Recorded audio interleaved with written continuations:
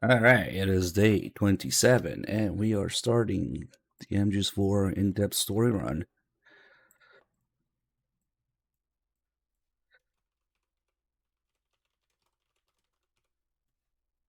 So, if we look at the XMB, before we even start the game, we have this very loud music playing over and over. But it starts here with the background, the image called Dissolve. MGS4's main theme being sense, specifically the sense of that which cannot be passed on. Again, Kojima with the theme of legacy and passing on his message, passing on the series. With MGS2 going nowhere, unfortunately. Being called back for various reasons, including death threats for MGS4. MGS4 is very much the realization that Kojima cannot pass on the sense of the series. And so we have this image, Snake dissolving, fragmenting into tiny little pieces of a little bit of everything in the series. There's characters, bosses, weapons, vehicles from throughout the series. It's actually kind of fun to look at it, maybe a higher resolution version, which I tweeted, by the way. The stream announcement for this. I tweeted a full image in full resolution so you can look at it. You can find things like weapons. I see Sniper Wolf, I see Solidus, I see the Hind, I see the Easy Gun, I see there's a little bit of everything there. There's the Mark 22. It's fun to look at and spot all the things you can spot. But the reason for this dissolving and fragmenting is all the characters in MGS4 taking a 180 and not learning from their character development in the series. MGS4 is very much about that. So we have the keyword for MGS1, Gene, MGS2, Meme, MGS3, Scene, and MGS4 is Sense. Specifically, the sense at which cannot be passed on. Kojima saying something along the lines of, even if you try to pass something on, whoever inherits it doesn't necessarily have the ability to read your mind, and so the sense of it is lost. Or maybe it just means it doesn't make any fucking sense. I don't know.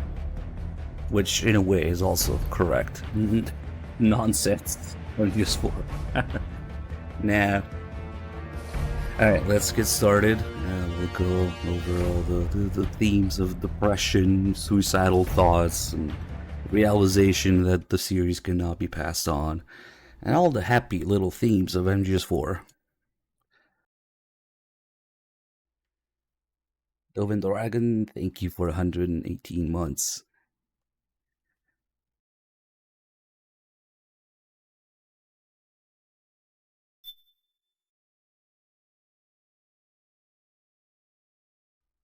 And the first thing you see in the start screen menu is Snake ready to shoot himself at the graveyard.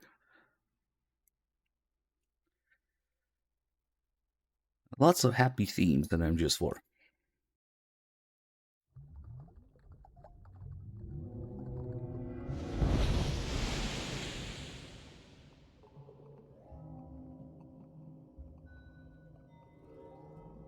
No, Bad Humans, I just tweeted that the Franken guns are back. First thing I noticed.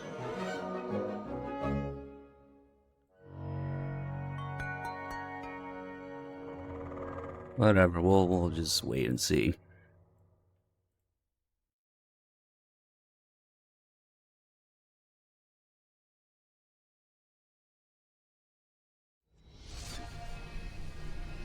The beginning is the end.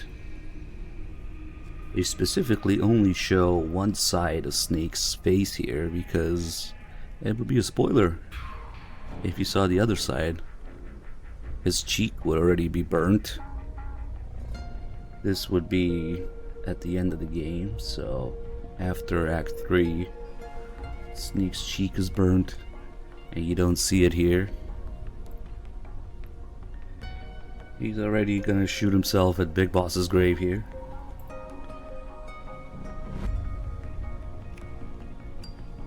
God damn it, Apache, you couldn't you couldn't message me on Discord 5 minutes ago? I was hoping we could talk before I start the stream, but okay.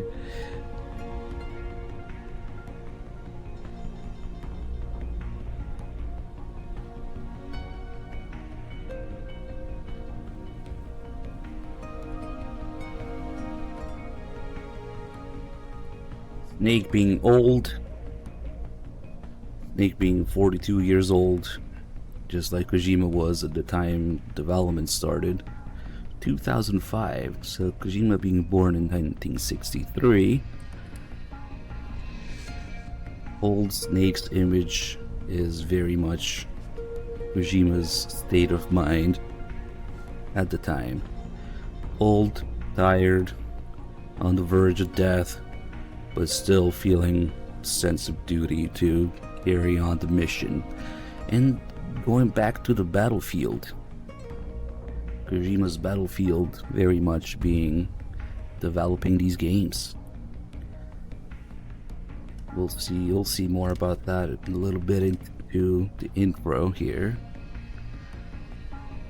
But yeah, let's finish unheroing here. I'm no hero. I will unhero.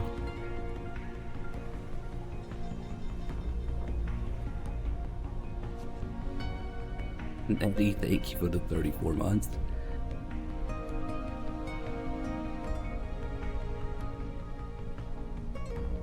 And the camera just goes up before we can see, and it goes into PMC commercials. Oh, damn, it got me. I almost pressed start in time. These are the same PMC commercial you see when you start a game. Some crazy TV programs, and then some PMC commercials after that. So you can just start the game. Your new game plus, now that we have everything finally after 8 playthroughs.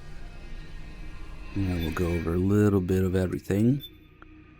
Load game, 8 completions.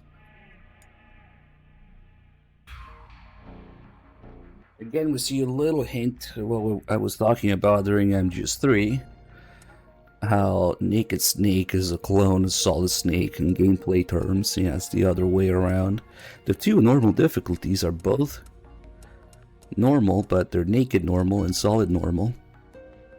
Normal setting for Europe and North America. So they make Naked Normal for Japanese and Solid Normal for Europe and North America. But really, it's interesting that they even bothered with that. They did a little bit of what happened with MGS2's original release, the original Sons of Liberty, in Japanese having one difficulty level, being one difficulty level below the Western releases. So like what we call normal is hard in Japanese. That only goes for the original Sons of Liberty though, not even Substance, and certainly none of the HD edition, so that's really not the case anymore, but they do a little bit of that here as well. Liquid, Naked, Solid, Big Boss, the boss. Also signifying that the boss is superior to Big Boss. So yeah, she lets him win in MGS3. Anyway, let's get started. The first thing we see is basically what you'd be seeing flicking through TV channels in the world of MGS4. Just to give you an idea how crazy the world has gone. There's all these crazy TV programs, documentaries, PMC commercials, nanomachine endorsements, David Hayter interview. Ripped from the comfortable childhood in Canada, thrown into the turbulent. And that's Big Mama's voice actress there too. did you stay afloat? You mean in high school? Well, my dad got transferred overseas, and He's got the solid eye. The news, the scroll on screen during this octopus documentary, they're pretty crazy too, if you take a second to read them. It's just supposed to give you a sense of how crazy the world has gone. This disgusting cooking show, where everything is obviously gross. But it's Kojima doing another food analogy, of course. The chef's wife was mad because he hadn't made the meal sooner, yeah? Just like Kojima, who also appears here. I wonder if we're too late for that cameo. And she has to pretend to like it.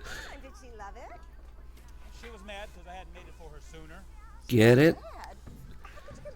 People were mad because he hadn't made it sooner. Well, no, I was just kidding. Susan is a great woman. Love her. Wait a minute. Damn, I would have missed Kojima's cameo in this. Are now ready for the ceremonial snake cutting. You all know what that means. It's not terribly subtle with the snake's life ending here. Come on down, Chief. Don't be shy. I don't bite, but this guy might. This is the last chapter in this snake's life.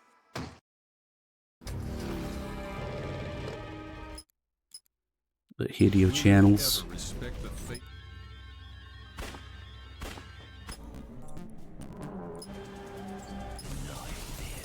Where's the Booba PMC?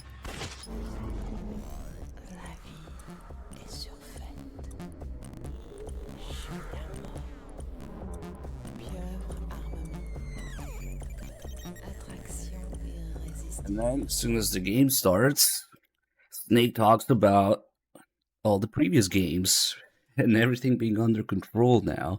So if you pay attention to the way he lists things, genetic control, MGS1, information control, MGS2, emotion control, MGS3, battlefield control, MGS4.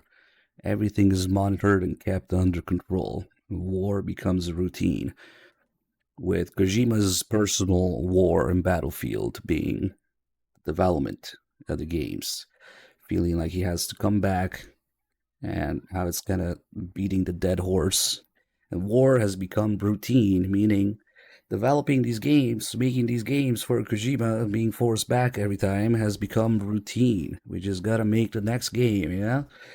Even though he's old and tired of it and going through his midlife crisis, and he's got still all these people telling him not to fight, not to do it, that he don't have to do it throughout the game. Snake has multiple people, you know, telling him that, but he feels like he has to do it. So it's pretty much Kojima's state of mind. A tired battlefield, war has become routine. In the not too distant future of 2014, which I guess they specifically adjusted the year, so Snake would be 42 years old here. Mango, thank you for gifting sub to Delicious. I wish I slept 24 hours. That would make things easier. I don't think I'm physically capable of sleeping for 24 hours.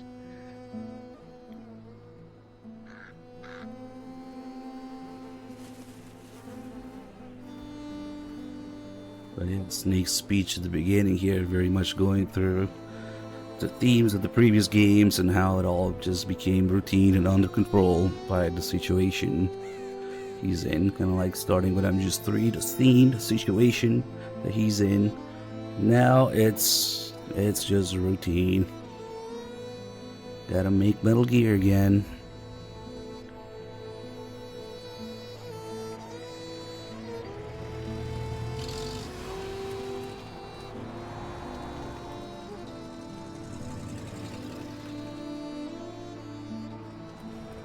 Good to see everyone. Hopefully I'm well rested enough and I messed up the sleep schedule just enough to do this.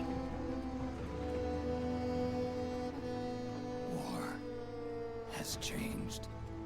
Amen. It's no longer about nations. ideologies, or ethnicity. It's an endless series of proxy battles fought by mercenaries and machines. War and its consumption of life has become a well-oiled machine. War's changed. ID tag soldiers carry ID tagged weapons, use ID tag gear. Nanomachines inside their bodies enhance and regulate their abilities. Genetic control, information control, emotion control, battlefield control. Everything's monitored and kept under control. War has changed. The age of deterrence has become the age of control. All in the name of averting catastrophe from weapons of mass destruction.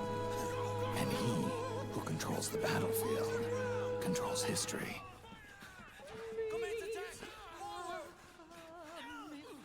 War has changed. When the battlefield is under total control, war becomes routine.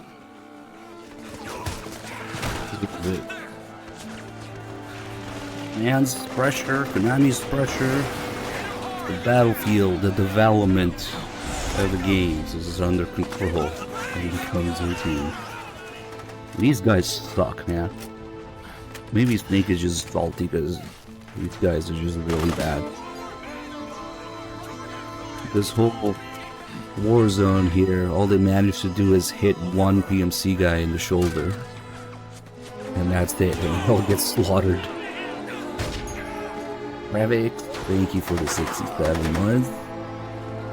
Thank you for the announcement. Why do you work for Nvidia or something? Or AMD? I forget which one's memed with the announcements. Yeah, I don't know what Snake was firing at. To get this pretty nice transition from cutscene to gameplay.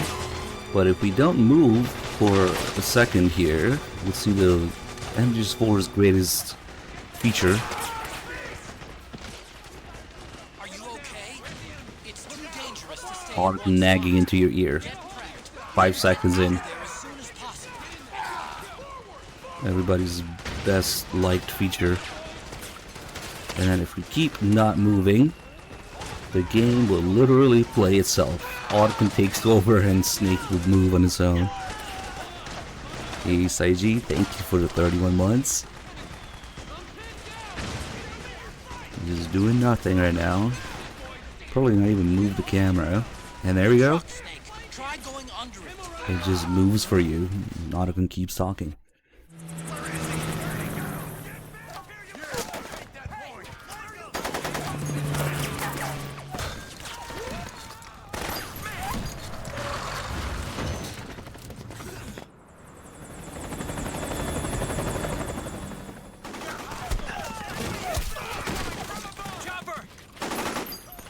It's probably my internet being shit. That's new.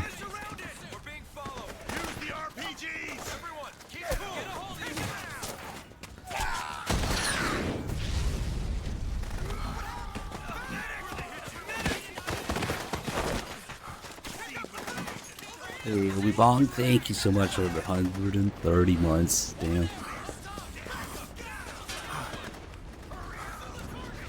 And so now you can look. And I tried not moving here also. Unfortunately, the game no longer plays itself. It only does it in that one screen. It's pretty funny. And look at a couple things here. If we call Otacon, he hasn't been formally introduced yet, so we don't get to see him. Instead, we see the philanthropy logo. PMCs and the militia is heating up. We'd better practice those basic controls now, while there's still time. Use the left stick to move. Depending on how much you tilt it, you'll either walk or run. Keep practicing until you get the hang of it. And don't forget, the faster you move, the more noise you'll make. Pressing the crawl button changes your stance.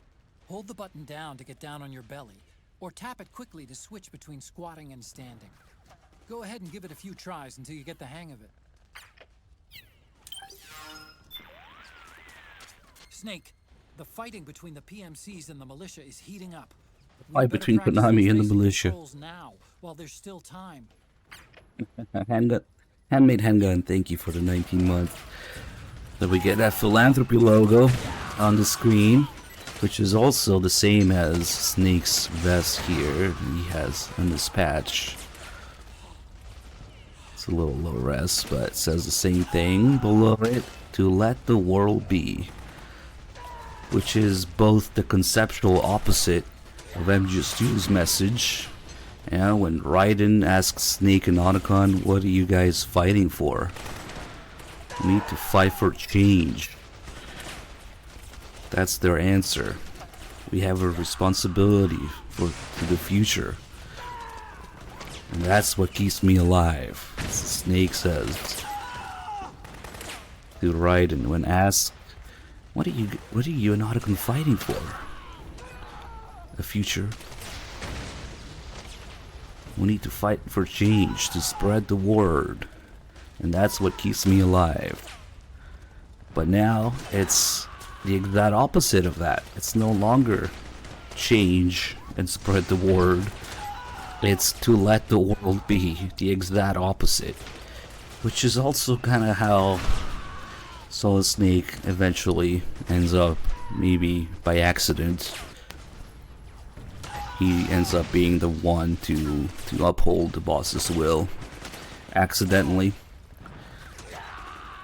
But very much the conceptual opposite of MGS2. Yeah, very. Snake, the fighting between the PMCs and the militia is heat. Yeah. Let the world be. Kojima realizing that no, he cannot pass things on. And everything is routine and tired now. So next we got 4 different ways, 4 different cutscenes, depending if you have a gun equipped or not, or if you go left or right. So we'll go with a gun, we'll go right. That way we'll see the gecko kick the truck. These guys getting slaughtered some more. Just keep moving.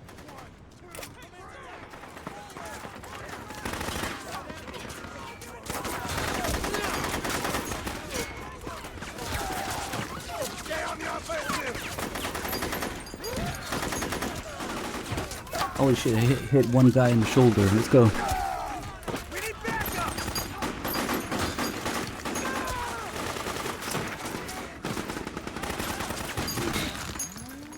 Hit him hard. What? It's Bluebots.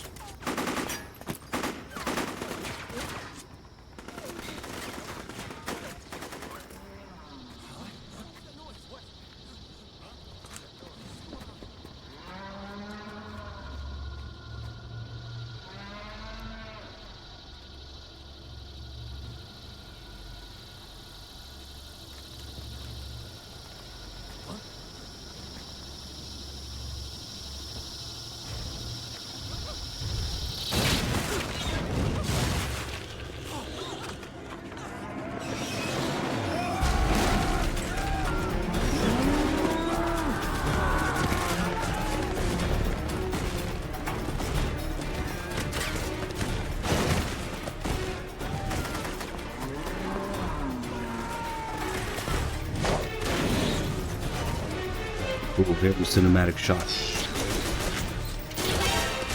Head north, and try not to run into any gecko along the way.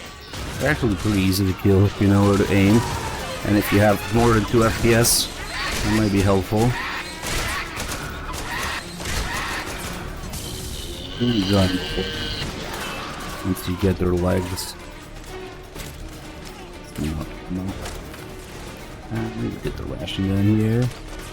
Hey, Eddie, thanks for gifting the sub to land.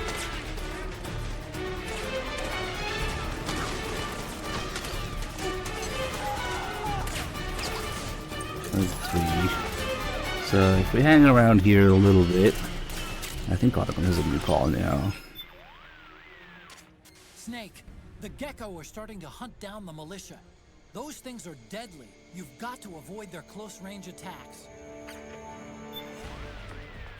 This isn't a fight, it's a slaughter. With the firepower they've got, the militia don't stand a chance against the gecko. Be careful not to get dragged down along with them. Stay out of that monster's sight, Snake. Judging from the state of things, I'd say north is your best bet. Of course, it's always north. Snake, head north. That's basically all he says now is to head north.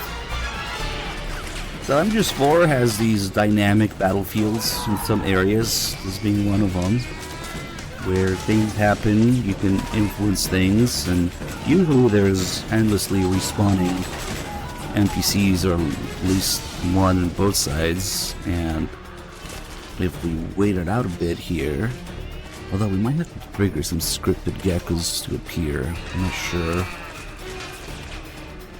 But throughout the game you have these active war zones where you can either sneak through it or influence the state of things, or obviously kill people on one side or the other. And eventually, so if we step to certain areas, like if I go here, there'll be a scripted gecko.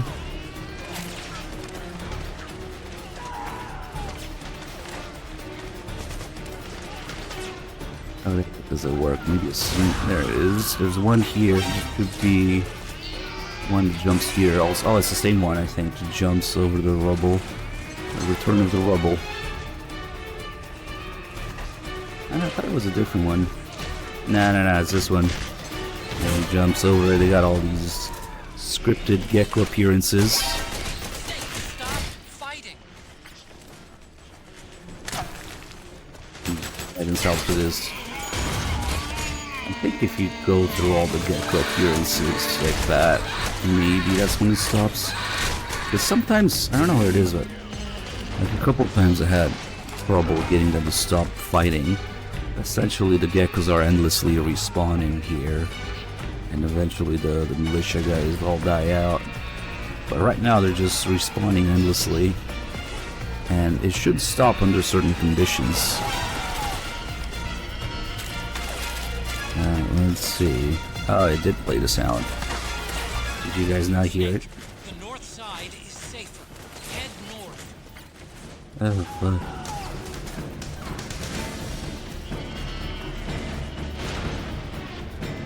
The game's loud. Yeah. No, the sound alerts work. Let me see. Oh, I think I might know what it is. Let's do... Oh, fuck's sake.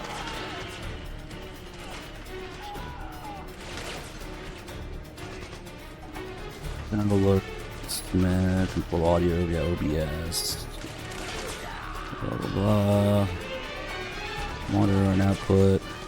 Okay, well, if it didn't work earlier, it should work now.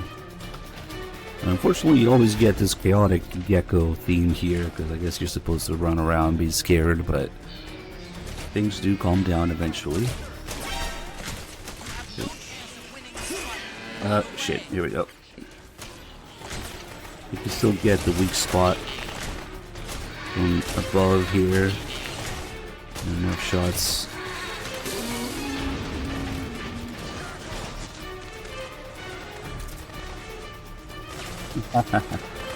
We're doing a slow, in-depth story run. We can get that one here. There's really no point though, because eventually they win, and instead of fighting, they actually go to patrolling normally. Which is kind of interesting how the conditions on the battlefield change in real time. No, you can't knife them. You can hear a squishy stab sound, but it doesn't do damage, unfortunately. It's not like Raiden. I tried. You need some sort of bullet weapon.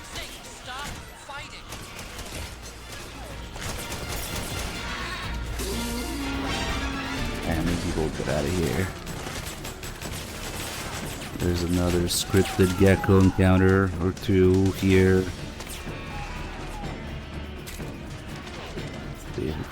side.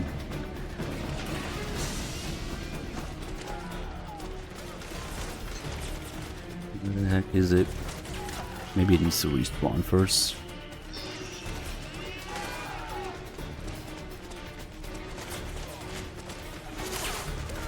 These guys are still... Oh, there it is. Okay.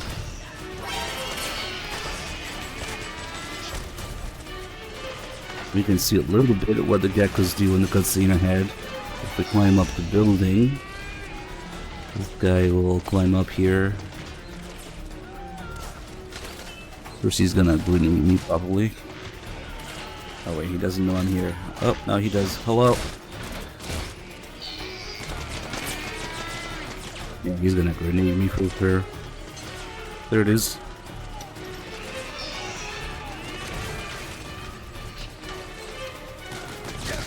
Oh shit, it hurts. He gives up after a while. Right. Only because they respawn endlessly.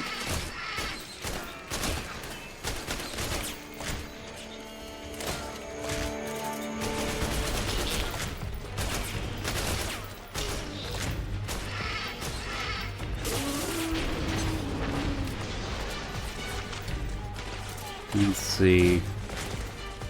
I'm not sure how long it takes or even where you need to be for it to happen. There's another one.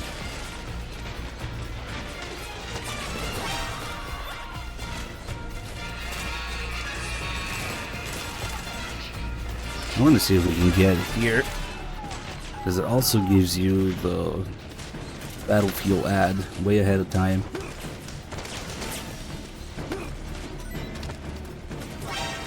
Take that.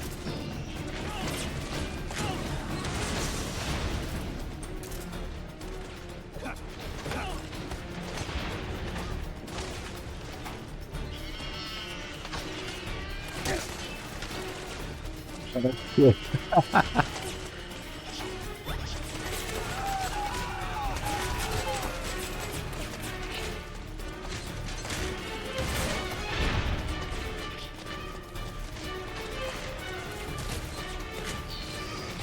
Maybe because I killed too many geckos, it's taking them a minute to calm down. You know, I think it might be almost done.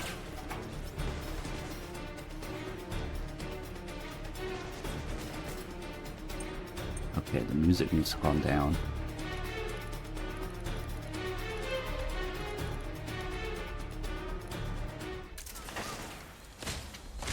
There's still that one guy. Did he just walk past that gecko? He did.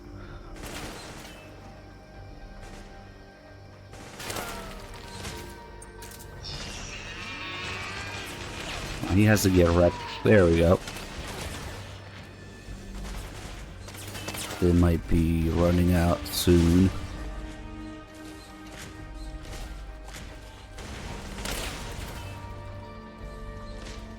Still a little bit of shooting going on.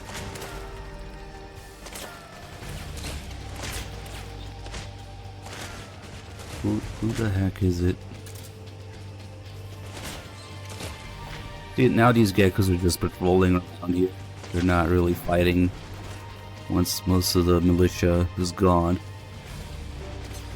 Except, yeah, there's still that guy there. I think he's getting grenaded.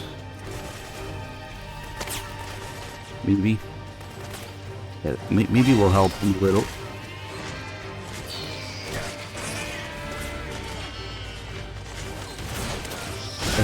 Good. I forgot that that guy jumped up there.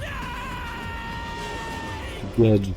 Yeah, now we gotta wait for it again. Okay, this time I won't destroy any geckos. Maybe I'll speed it up. Yeah, they have all these scripted areas where they can jump to. That's one of them.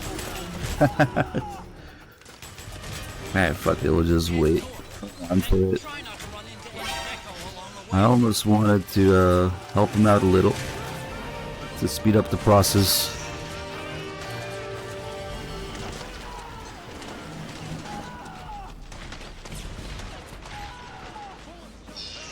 I'd like to just kill those guys myself, maybe. Does that work? Actually, I kind of want to find out if... Fuck it.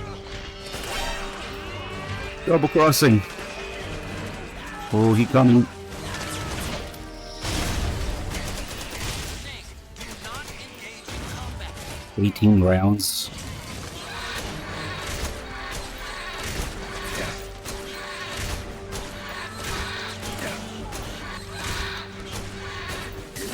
Ooh. Ooh. There's some ammo here.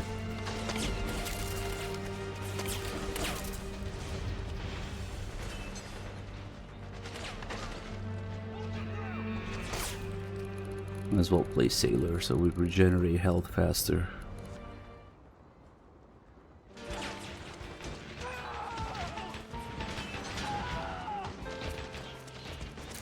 Let me help him out a little.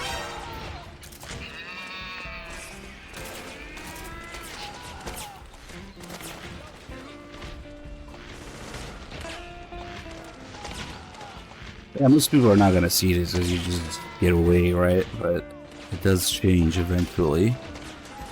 It sucks that I died earlier. It was almost done, I think.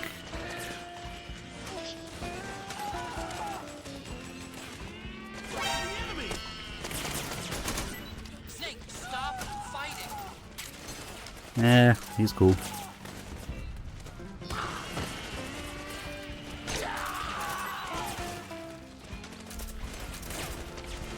Happy slaughtering.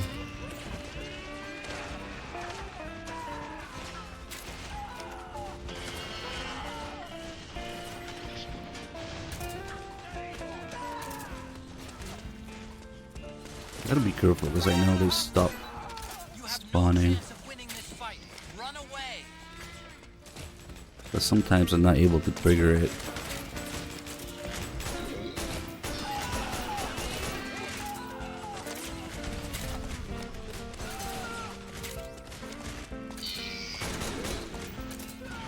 I'll leave him alone. Originally, it was the idea that you could help either side. They had much bigger ambitions for the mechanics. Avoid combat at all costs. As it turns out, you can only really help the rebels in the final game.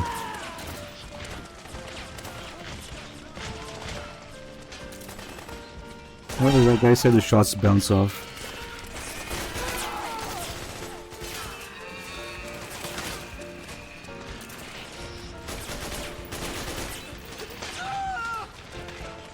He's screaming. Snake, stop fighting.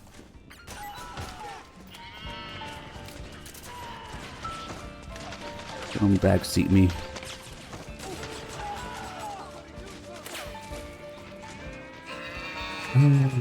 These guys are so slow at killing these guys. There we go. Yeah, right. So that corner is not the greatest spot to wait. It's much better.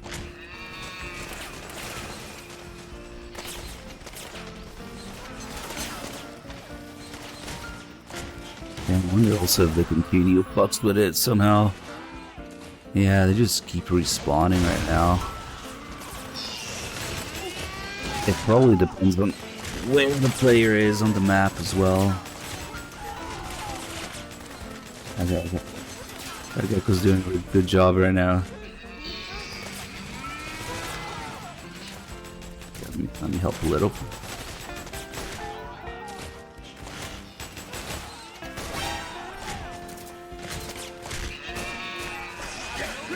Oh shit, again, same shit. I gotta really figure out how to get them to calm down. Maybe helping is too chaotic. Let's just not do that. Head north. The situation should solve itself eventually. Because I think they spawn from back here, so maybe if I'm here, they don't. It seems to kind of have worked earlier when I was going through the scripted Gecko appearances. Let's see. That one.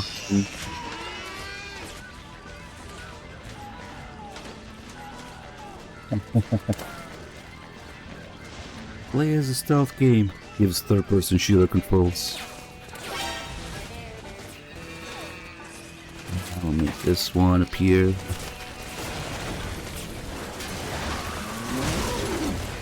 Holy shit.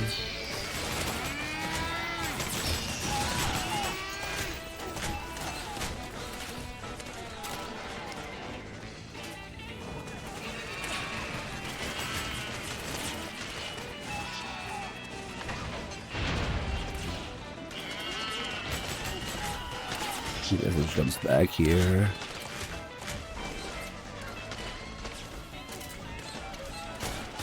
Snake, do not engage in combat.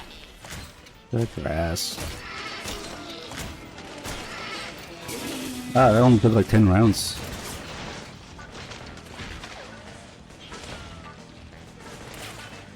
Gotta be somewhere that's somewhat safe.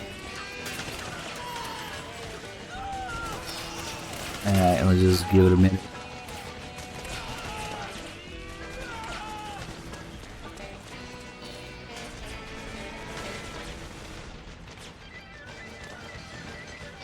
Here. They can probably only grenade me here.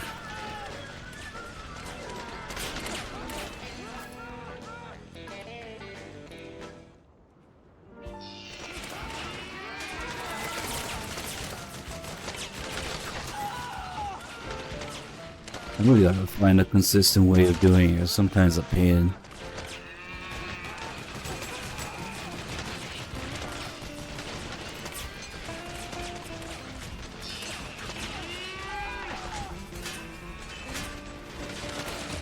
You get that little camo index there because of fighting going on.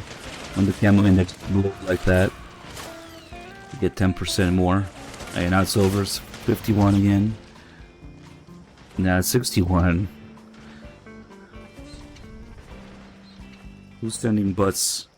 Wait, hold on. The fighting is finally dying down a little.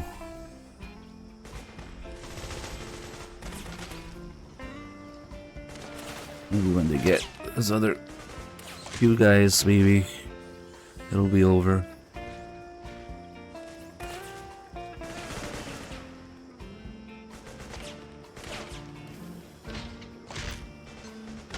Come on, geckos, so maybe go down there and kill him. HOCE, thank you for the ride on.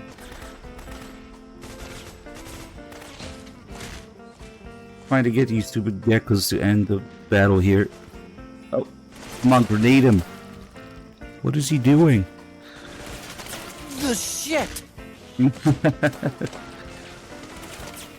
He's literally just like ignoring that guy there. There's all these scripted gunshots and sound effects and whatnot. If there's even just one guy still alive on the other side. I don't think anybody else is shooting over there. See, like the gecko in the back is already patrolling, I think. Maybe not, because they're not walking, they're just doing whatever with their dicks out there. He's not finding that guy. Okay. Let's go into the mission. I won't kill him, but I can certainly help the gecko find him.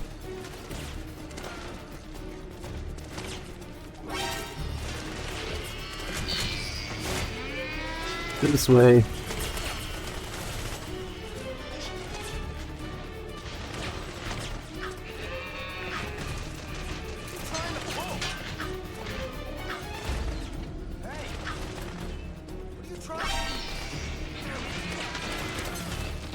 Come on, geckos. There we go. Finally, he fucking died. Now they're after me for a minute.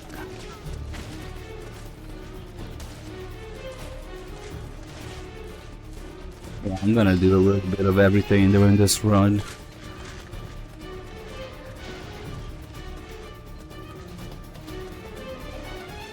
Okay, let's see. Okay, now that that guy died, there's no more random shooting. Scripted gunshots everywhere. Oh, and we have the geckos do the green thing. That green shit that you see coming out of the gecko is when they clear the area. Oh fuck, he's found me, but whatever, it's fine. We also see that in the cutscene ahead. So when the gecko's gonna clear the area, they have that green shit come out, which I think is supposed to be like a marker. Like to mark the area for being clear. So yeah, now they're just after me. So we'll just give them a second. If we get the Battlefield ad, it doesn't always play, it's kinda hard to get. Oh, I hear it again. The green poop.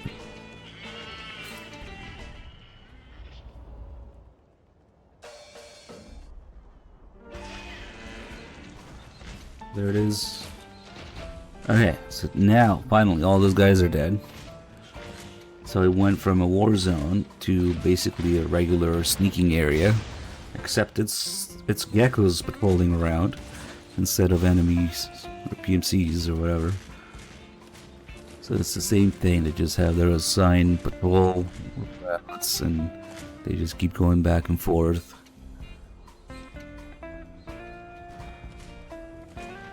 Maybe it took too long, or maybe it was fucking around with them finding me too much, but it should also play the same Battlefield ad that you see later in the game. Usually after the Octo Camo intro. But I've seen it play here too, it might be too late now.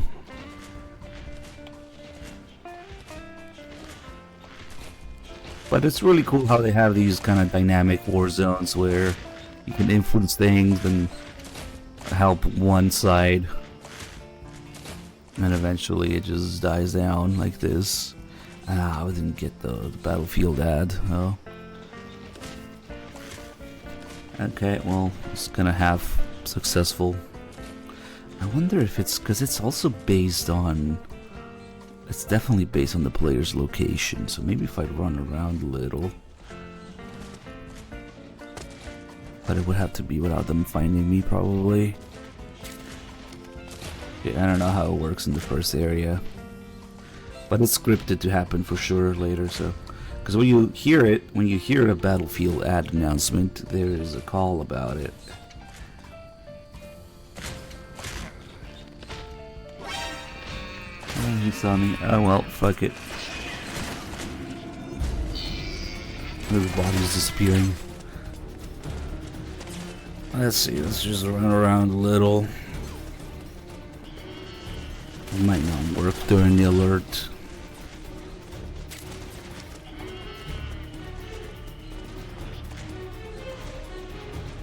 We still have some Battlefield ads here. Whatever PMC is on the chapter you're on. That's your loading screen, and there'll be these posters around, and they'll have their announcements on speaker in some areas. I'm trying to get to one here, but I think it might be too late. Ah, well, fuck it. If I can find a good spot to hide. And then you have all these things with the geckos. Man, what's a good thing that's like quiet? Let's see. This one's pretty beige. So you hear all these sounds when the geckos are around. Of course, there's the mooing, which is perhaps the #1 thing that people ask about all the time. Why do the geckos moo? Well, there's we have a command for an article for that in tweet. Is it a gecko? There it is. From Bad Humans, of course. Thank you.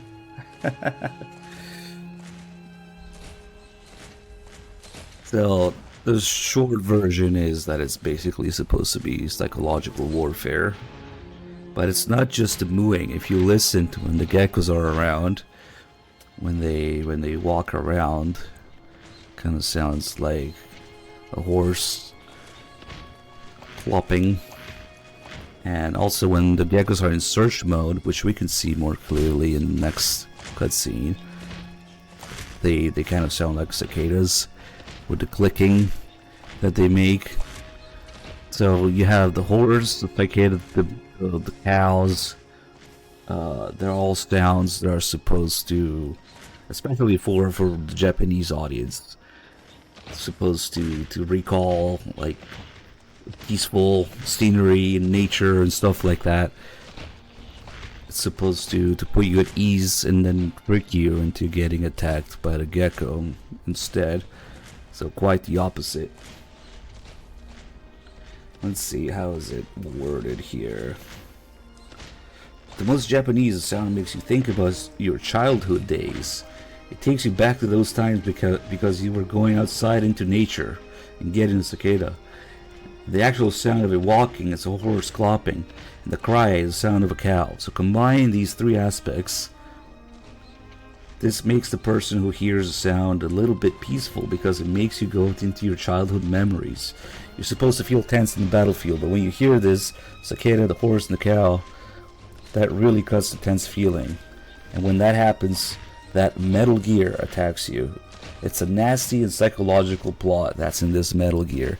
Interesting how this was in the early days, maybe during the trailers before release, they referred to, Kojima refers to the geckos as Metal Gears. But then there's a call, one of the first few calls with Otacon, where they specifically say, technically speaking, they're not Metal Gears, because, you know, they're smaller, they don't always have nukes, they're made for more granular indoor operations. So strictly speaking, they're not Metal Gears. They might as well be. Yeah, they're the shape and the walking, of course, all that stuff. Dark Dylan, thank you for the 120 months. But it also goes to show how, you know, the other games, the Metal Gear itself was this kind of a big deal. You know, kind of big hulking final boss kind of thing, right? But in MGS4, you see them right away, and you see them everywhere. You see them being smaller, much more prominent, mass-produced, even more than the Rays. And it also kind of goes to kind of take away from that special individuality of the Metal Gear. And it goes with the theme of the game, where developing Metal Gears becomes routine, and now there's just a whole bunch of them. They're right in your face from the beginning, and they're just not so special anymore, which is exactly how Kojima felt about this game's development. Yeah, all the sense of duty of continuing developing the games, which is beating the dead horse. Maybe that's why they sound like horses too. Nah, probably not, but it also goes with that. And then I think the added benefit of those animal sounds is that even if you do survive an encounter with a gecko, they would now, those sounds would now remind you of the battlefield, even if you do make it back home safely and hear those sounds in nature again. Now it would fuck you up. It would make you just trigger PTSD from nature sounds that are supposed to be peaceful. So that's all these reasons combined. We have all these things that kind of work with how the geckos are. But yeah, it's definitely not so special anymore. Just like Kojima felt about the games. We gotta make it again. It's routine to be on the battlefield, to be on the development. We'll see in the next cutscene how these games' development is very much Kojima's personal battlefield in many ways. Let's get into it. Of course.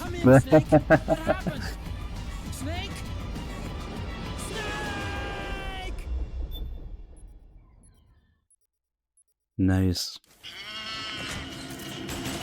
Now we can just go there. Now we go. Try not to run into any gecko along the way. I'm kind of sad I missed the battlefield back, but whether I've only seen it like a couple times here. So in this next scene, suddenly Snake forgets how to take down geckos with an AK, unfortunately. And we got something pretty heavy in terms of this game being the undoing of the series, the undoing of the characters, their character development, and their identity, their essence of their being. As soon as Snake is introduced formally, he is disguised, fly off, and we see the title card with the name. If you pay attention, something happens here. So we're about to see when it says Solid Snake at the bottom there for a second.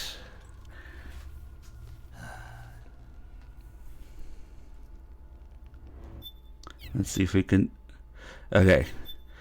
Unfortunately, the pause menu is really dark, so we can't see it during the pause menu.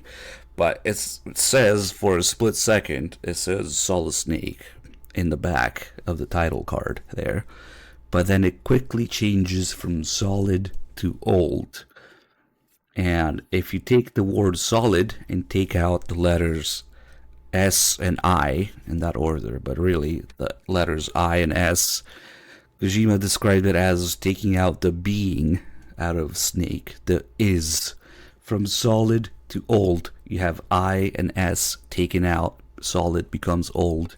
So I and S, the is, the essence of Snake's being is taken out. So we see it here very quickly change from solid to old. And honestly, if Kojima didn't tweet about this, I would kind of be like, okay, it's grasping a little bit, but yeah, Kojima does it again. Take I and S out of solid, take the being, essence of his being out of Snake, and becomes old Snake. You can see it here very quickly changing. And then, oh well, I missed it, but you can also see the motion actor if you press R2 during that. So again, the game being the undoing of the characters in the series and their character development.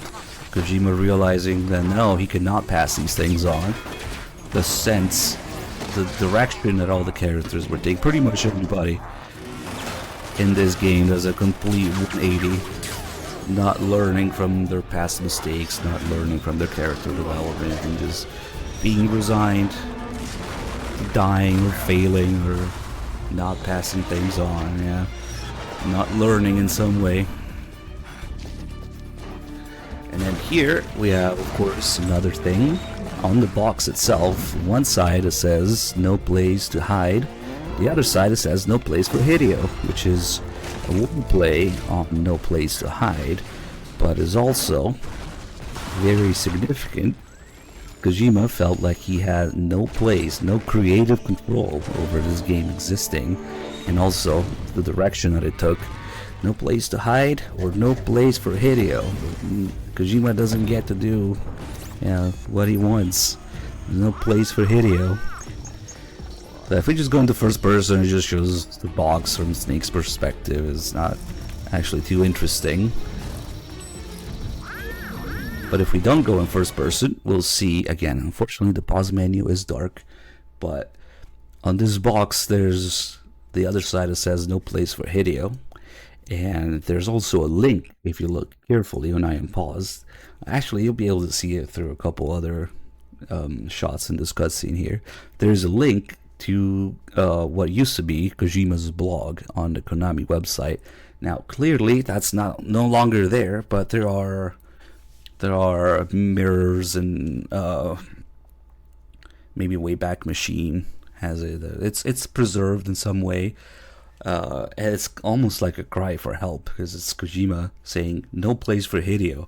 Please visit my blog, where Kojima would blog and talk about his state of mind during the development of this game. That's right there. Please look at my blog. And that's where he would constantly compare the development environment at Konami to his own personal battlefield. So when MGS4 talks about battlefields, there's a green poop when the geckos clear the area. Kojima's very own personal hell battlefield is having to develop MGS4, and the realization that he will, at the time, thought was always gonna be forced to come back and beat the dead horse some more, and keep developing the games. So that's his battlefield. And when we see here in the credits, it goes into the credits for the love theme. So when it shows up, I'll pause for a second. We should be able to see that during the pause screen too.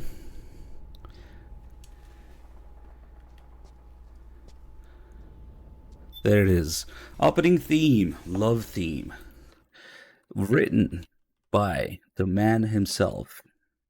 So MGS4 love theme lyrics. If you look up lyrics by Hideo Kojima, now it was probably translated, who knows, the song is in Hebrew, but who knows how many times it translated over from Japanese, English, Hebrew, back and forth, I don't know.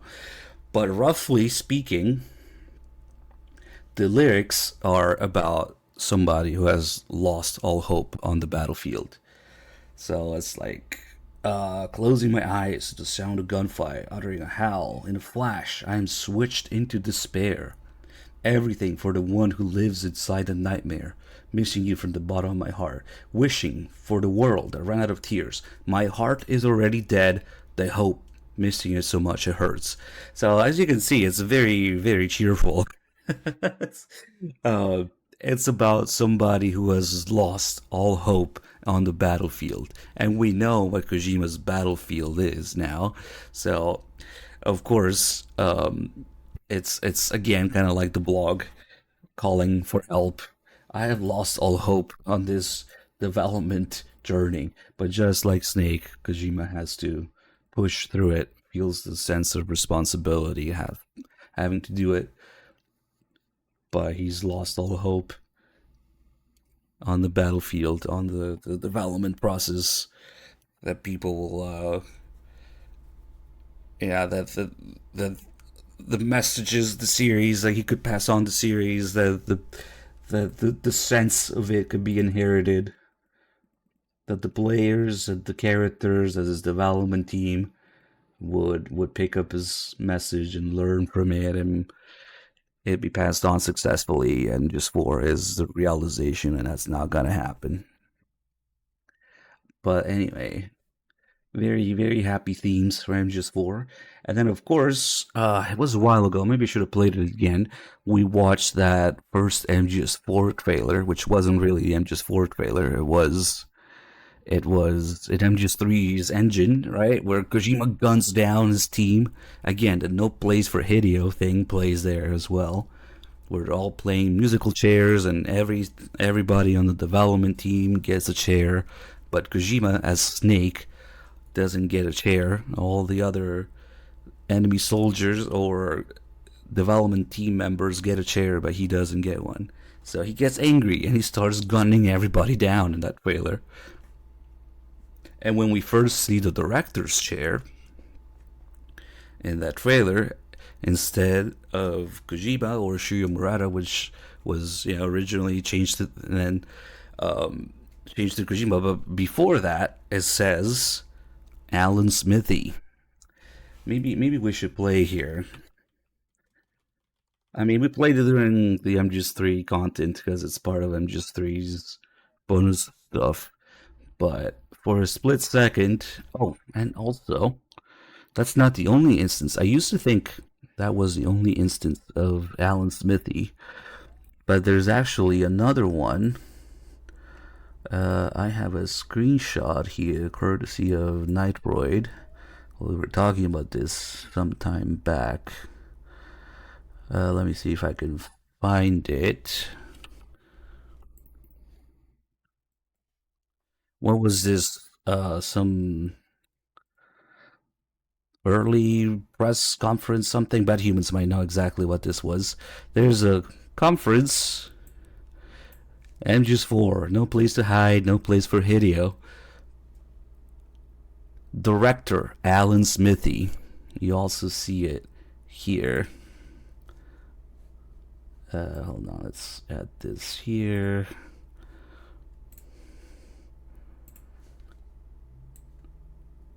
So that MGS3 trailer is not the only instance of the appearance of Alan Smithy. And if you don't know what Alan Smithy is all about, it is a pseudonym used by film directors who wish to disown a project, indicating that they felt like they had not been able to exercise creative control over a film. So, the pseudonym officially used by film directors who wish to disown a project, dissatisfied with the final product, proved to the satisfaction of a guild panel that they had not been able to exercise creative control over a film. The director is also required by guild rules not to discuss the circumstances leading to the move or even to acknowledge being the project's director. Yeah. So it's in the Chair Raise trailer, and it was at that conference where they were showing it. Alan Smithy, Kojima just disowning the project. So MGS4 is the biggest example of Kojima not wanting to make these games, although it started with MGS3. If you ask me, the only exception is, of course, after 1 and 2. That's a given. The only exception is Peace Walker. But anyway, incidentally, those are my top 3. 1, 2, 2, 1, and Peace Walker are my top 3 MGS games. It just happens that way. But MGS4 just constantly rubs it into your face. The self-biographical, like, the auto, like, masturbation of Kojima. Wait, no. I should say obsession, or in some way being not wanting to be there, basically. Yeah, of course, Kojima tries to use a director's pseudonym because he always wants to be a director at heart. Memes calling MGS4 a movie notwithstanding, because there's like 8 hours of cutscenes. Yeah, but there's a very personal autobiographical aspect to MGS4 is perhaps the most pronounced. It's the most pronounced of all the games, although it's always there. The games are always a result of Kojima's ideas, thoughts, feelings, messages, or whatever the fuck he was going through during life at the time of development. The games are always about that, but it is perhaps the most pronounced in MGS4, which perhaps makes it one of the most interesting games, as bad as its premise is, and its writing and its reason for existing. You know, it makes MGS4 one of the most interesting games, even though it melts, it dissolves the characters and their character development as a sign that people just didn't learn, whether it's the characters, the writers, the development team, the players. So I don't know if, I mean, there's many things that are written in MGS4 for the sole purpose of shutting people up. People get bitching about, Vamp and Fortune and the Patriots and Liquid and being Snake and whatnot. And that's a large part of the reason why MGS4 exists, to address those things with really little explanations that were never meant to be the original explanation in the first place, because it was supposed to be up to you how to interpret MGS2, but of course people wouldn't do that. We need to be spoon-fed and told by Kojima what it was. Like, for example, Vamp's existence in this game is the only reason Vamp is in the game at all is to explain his powers with nanomachines, and to finally see him die so that people will shut the fuck up about it. That and the death threats and burning his house down and whatnot. Kojima might have played a role too. But anyway, more on that later. Let's look at Snake's ass for a while.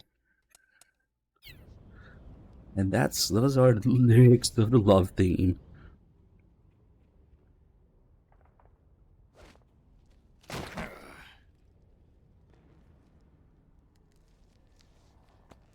It's both trying to tie loose ends that were never supposed to be explained, and it's also showing how all the characters just complete 180. Regressing into Snake's dumbass again, because he has to be the playable character. And Naomi, Otacon, like, none of them learn and repeat their mistakes.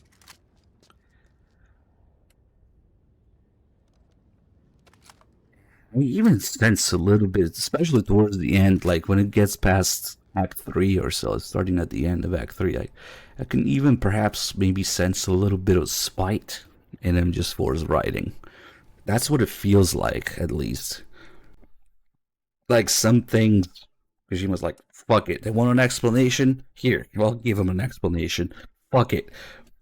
I just write random shit in Act 3, or about Raiden, or about Vamp, and man, all the stupid shit in Act 3 is pretty bad. And perhaps something that also has something to do with it is that MGS4 is by far the horniest game in the series.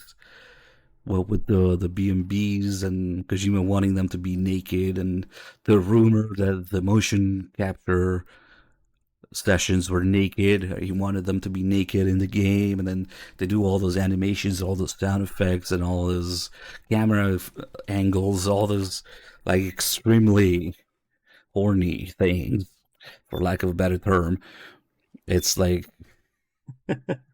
it's like if Kojima didn't want to do this, but at least like he was like, fuck it, if I'm gonna do this, I might as well get something fun in the process. Yeah,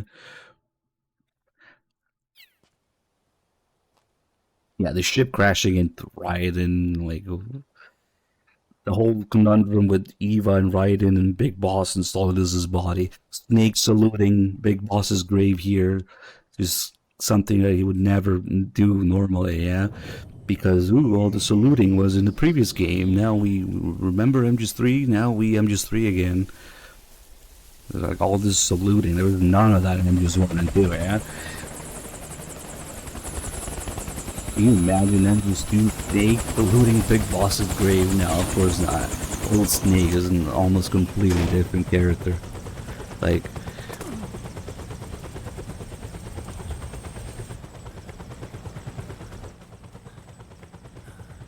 Otacon, even the dead have ears. Snake, we've got to go.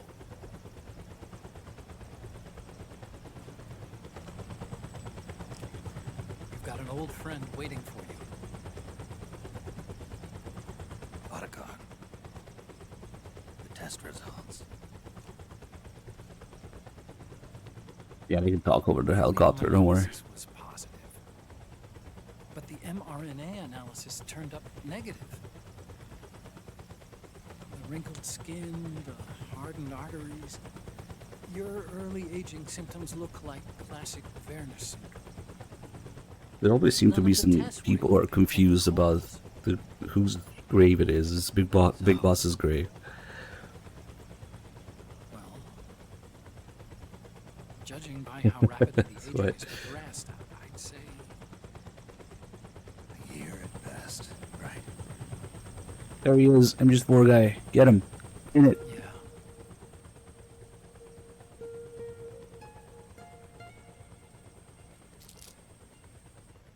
No, he doesn't get what Snake. he just gets timed Let's out. try another doctor. It won't make any difference. I'm not an ordinary man to begin with. Not to mention Fox Die.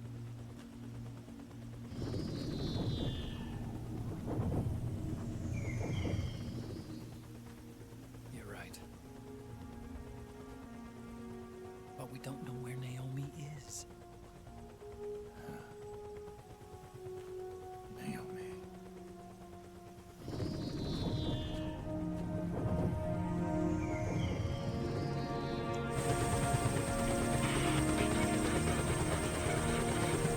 No, Snake doesn't have any clue who the boss is at this point.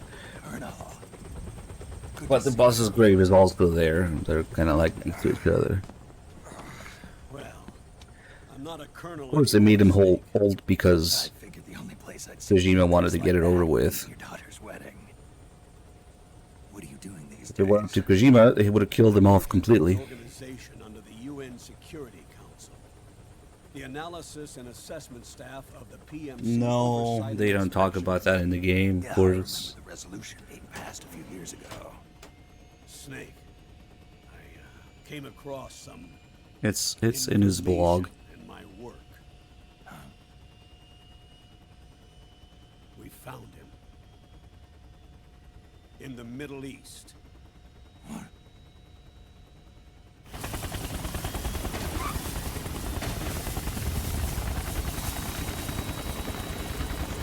I'll explain along the way. We've got to stop him. Now. Before it's too late. Campbell coming out of retirement for the 50th Liquid's time. made his move. We found him.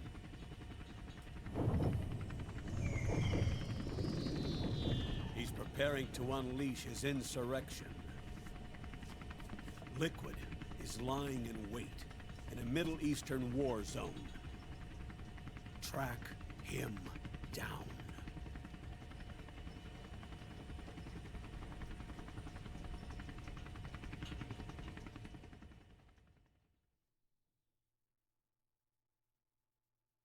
Yeah, you just have all the characters repeating their mistakes. Yeah, Campbell coming out of retirement, somehow working again for the government because we gotta drag the player back into it because people just want to find Liquid after MGS2.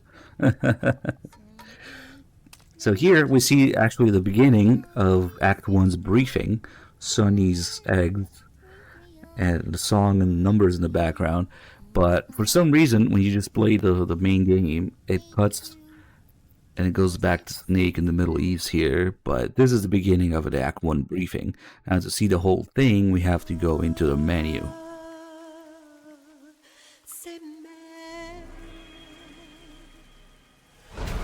I'm not entirely sure why they would do that if they thought it was too many cutscenes. Is that even like really a thing you can think about at MGS4? I don't know. So yeah, it cuts to here again, but we'll go back and watch the briefing.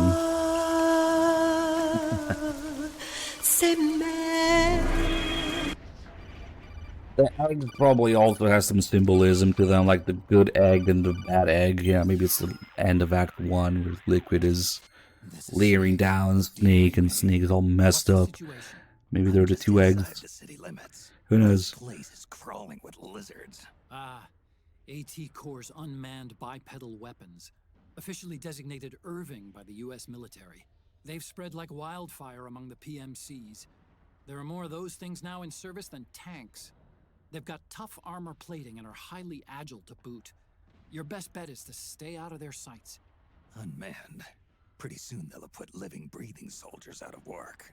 Even so, that's an awful lot of gecko for this scenario. Their numbers exceed the war price for that region. It must have something to do with Liquid's arrival on the scene. You really think he's here? You'll have to find the Army's operatives and ask them yourself. Oh, and Snake, I went ahead and used the Mark II to scout out the area before your arrival. You'll find it up ahead. Mark II? It's a remote mobile terminal. Sonny and I built it. The Mark II will provide you with a map of the area as well as any battle situation data. You should find it before you do anything else. Okay, got it. The rendezvous point is marked on your map. I'll be waiting for you there. Really, Otacon? We don't have the Mark II yet? Then what the hell am I using right now to call you and to look at my backpack? What does it say on the side there? Metal Gear Mark II. This is the Mark II's interface. But okay, I guess maybe they planned for that and changed it later for some sort of gameplay reason. Who knows? Really odd. You had this little segment without the Mark II, but the menu works and everything. Anyway, let's go to the briefing. And yes, all the yada yada, fine, liquid, ooh, PMCs. But what's interesting about it, to me, is the very first line after Sonny's eggs. The real briefing begins there, and the very first line, the very first thing that Campbell says is commentary on real life events with the series. The Manhattan incident triggered a serious public backlash. What's the Manhattan incident? MGS2, of course. The very first thing you hear is how MGS2 triggered a serious public backlash. And that's how everything went south in the series. Everything became about itself, became about sacrifice and failure to pass on one's will. And Snake just not understanding it, and the boss's will creating this huge rift, ruining the world because people wouldn't get it. That's exactly what happened to the series itself. So lost, sacrifice, misunderstanding, failure to pass on one's will, and the world going to complete shit because of that.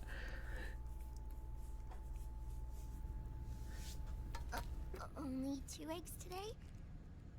Solidus must have taken the day off. Solidus is a chicken. We'll take a look.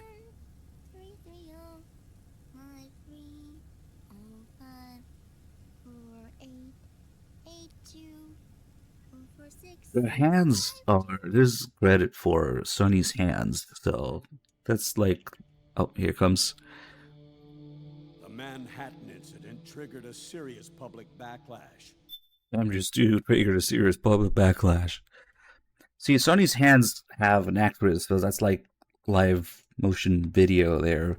But I have to assume at some point the eggs get altered with CGI because they start doing all sorts of weird shit when they join into one, yeah, or they break exactly a certain way. So I think the eggs are altered in some way, but the hands are real. But yeah, there it is. Now the U.S. has to think twice before intervening militarily in other countries' affairs. This has fueled a push towards military privatization, with PMCs at the heart of that movement. And now we got all the yada yada, PMC, liquid, whatever. PMCs have no main hook is just, we want to find liquid, because that's what people wanted. Driven by profit. In addition to dispatching mercenaries to war zones, they secure weapons and train local soldiers. They're contractors for war itself, and business is good. Their clientele includes developed nations like the U.S., rebel factions looking to seize power by force. I don't think eggs do that, no matter how many times. Their own. Even terrorist groups. They're in the Americas, Asia, the South Pacific, Europe, Africa, the Middle East. The rise of the PMC has spawned a war by proxy, and it's spreading across the globe. Sonny, we'll eat them later, okay?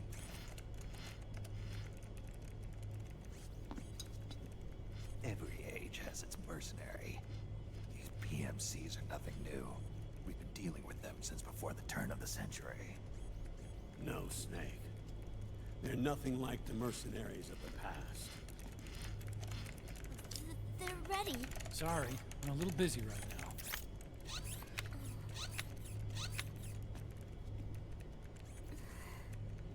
The Pentagon's new battlefield control system has produced a decisive difference between hired guns and the PMCs of today.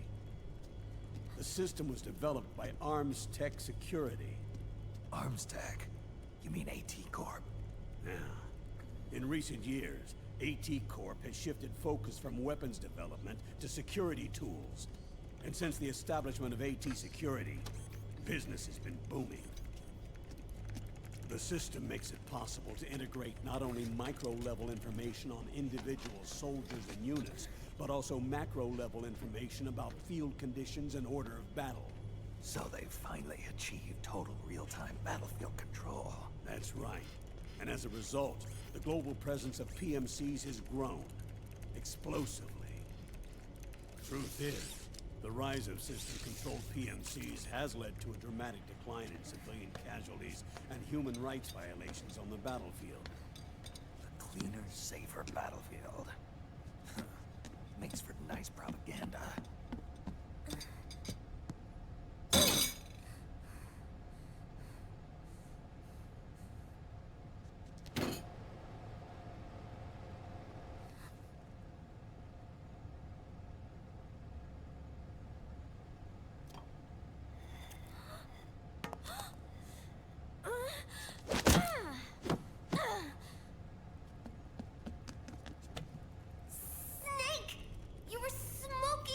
Weren't you?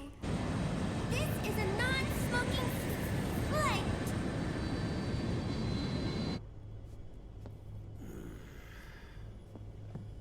There's more. State governments and rebel groups can't match the maintenance price of standing forces. PMCs, by comparison, are reliable, easy to use. It wasn't long before everybody had them on the payroll.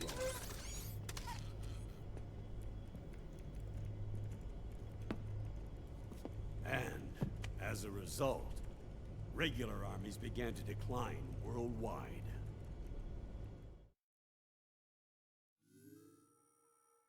It's hard to believe, I know, but PMCs are beginning to overtake conventional armies in terms of scale. Nowadays, it's the PMCs who serve as standard battalions. They already make up 60% of all combatant forces in zones of conflict. 60%? The fact is, the world now depends largely on PMCs for waging its wars. I thought it was the UN that authorized the PMCs in the first place. The US abstained from voting on that resolution. In effect, Washington was endorsing PMCs without ever revealing its true intentions. Until they got wind of the uprising, that is. The US has exported too much military power, and now she's paying the price. That's exactly it. America has now turned war into a form of economic activity. Analysts are calling it the war economy, in that it's picking up the slack for the downward-sloping oil market. But I, for one, don't intend to simply stand by and watch it happen. For the PMCs, market expansion entails fanning the flames of war. It means more refugees. War orphans. Child soldiers. Yes. Even as PMC soldiers get more specialized, they're also getting younger. Mercenaries spun off from state armies. Unmanned weapons. Child soldiers. Proxy battles in a new Cold War. There are hundreds of PMCs in business worldwide, and their numbers are growing. Currently, 5 of them are big enough to be labeled global powers. 2 in the US, and 1 each in the UK, France, and Russia. Reconnaissance has revealed that those 5 PMCs are run by a dummy corporation that acts as a single mother company. This mother company embodies the 5 largest PMCs. Her name is Outer Heaven. Outer Heaven? You mean? That's right. It's Liquid. Liquid? He's taken command of this immense army and is now preparing to unleash an insurrection. I watched him die. His will lives on, in the body of the man once known as Ocelot. He aims to fan the flames of war even higher, to create the perfect world once envisioned by Big Boss. The one world in which soldiers will always have a place. He must be stopped before it's too late. Alright, here comes the best feature in MGS4, being able to run around as the Mark II. Whoops. Any means necessary. In real time, Liquid's insurrection. as the characters are talking, we can That means look around, pick things up. We can look at the hands here. Team Solid, Liquid, and whoa. Isn't that right? What are they doing? Solidus. And Sonny was saying Solidus was taking the day off. Only 2 eggs today. I know. If you look at Sonny's egg memo, Solidus has 1, A hired hit. 2, couple missing eggs there. Works up targeting I the guess head of a major it's multinational corporation. March right now, and Solidus is missing a couple eggs. Why me? Because of the military Then we might of have PMC the cannon and the effect weapons, they have on the economy. Sonny's shoes, War is to the toys, 21st books. century what oil was to the 20th. The pillar that supports the global Mainly it's interesting because you can go upstairs and see what Sonny's up to. recall a rather alarming report issued by that American think tank during the Cold War. Ottoman's just like, do What was nothing right described now. a new model for perpetual war. What we're facing now is a whole new ballgame. Iron Mountain Delphi technique. That was fiction. It existed only on Where'd she paper. go? Reality Where's the oh, is far more yeah, I serious. missed her somehow. The global community is It's the concerned. box with the PSP and the noodles, which opens later. Collapse and to do anything about it. The UN too. And of course the remote. Sounds pretty self-serving to me. Snake. This mission isn't an order from Washington. Not like the old days. 'Cause everything is Not just something the so UN detailed can and sanction either. going on in real time Can't in any just look the direction. other way It's really cool. while Liquid plots this insurrection. If we fail to act, he'll become the greatest threat the world has ever faced. Snake.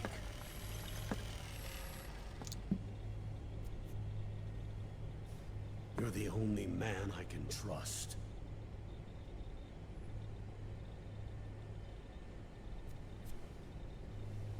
Fine. Let's hear it. Is that what when he clicks the remote? No, Campbell, don't do it. No. Damn it. Put it back. Our intelligence on Liquid's uprising originally comes via reports from U.S. Special Forces, who were mobilized after we at the UN reported our findings. Don't even back They're upstairs. tracking Liquid's movement. About 18 hours ago, he was spotted. She's looking at Olga. There's a rebel army released, made up of ethnic Backup minorities, kitchen timer. waging civil war against the regime in power. Hey, Fox, thank you for the 12 months. Is provided by one of the PMCs under Liquid's control. What about the rebels? The local militias have hired small numbers of operators as trainers and field commanders. And of course, they've got help from the local PMC. We got the MGS4 PS3. Of course, the radio. PMC versus PMC. A quagmire of war. All too typical victims of a new world economy. Snake, you'll be sneaking into the conflict zone via transport truck, disguised as one of the rebel army's hired operators. Your first objective is to make contact with our informants, Rat Patrol Team 01. They'll be expecting you. Rat Patrol, huh? It sounds sneaky. They're a special forces team assigned to the Army's PMC investigation unit, CID. CID. Real rats of the Army. No. I can vouch for them personally.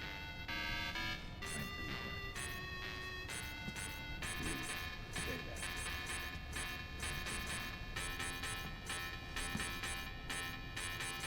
Transportation to the area will be provided under cover of a UN humanitarian aid mission, with support from the U.S. A lot of concerns are bad. From there on, though, you'll get no protection. And No, guarantee- Sonny, there's port on the TV. You can't be here.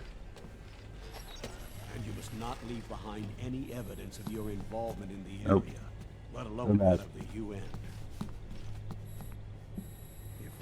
this ever leaked out, it would spark a global firestorm.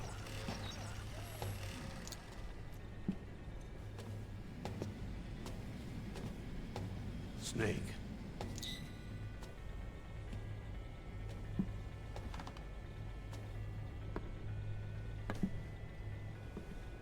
Will you do this for me?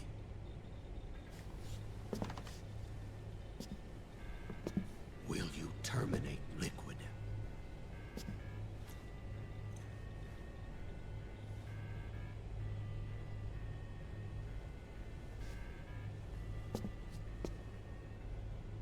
I'm not like the BMC. Naomi tells her she needs to put the lid on. I don't need your money. Eggs. Thank you. But if you're going to spark something, spark this.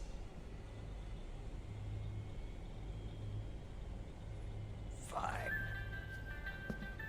I'll start my own fire. Liquid has changed. Quick, zoom in on the boobs. I think we changed the timing of it. Usually zooms in on her boobs at the end. Alright, that was Act 1's briefing, which is really easy to miss. I would imagine that most people haven't seen it, because you have to go out of your way to see it in the menu. Yeah, that's Sakina too. Alright, now we can go back here.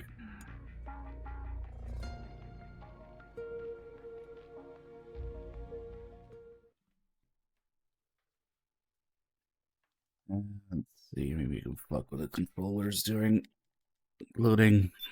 Okay. Alright. Now, all of Otacon's extra calls in this are always in the same order.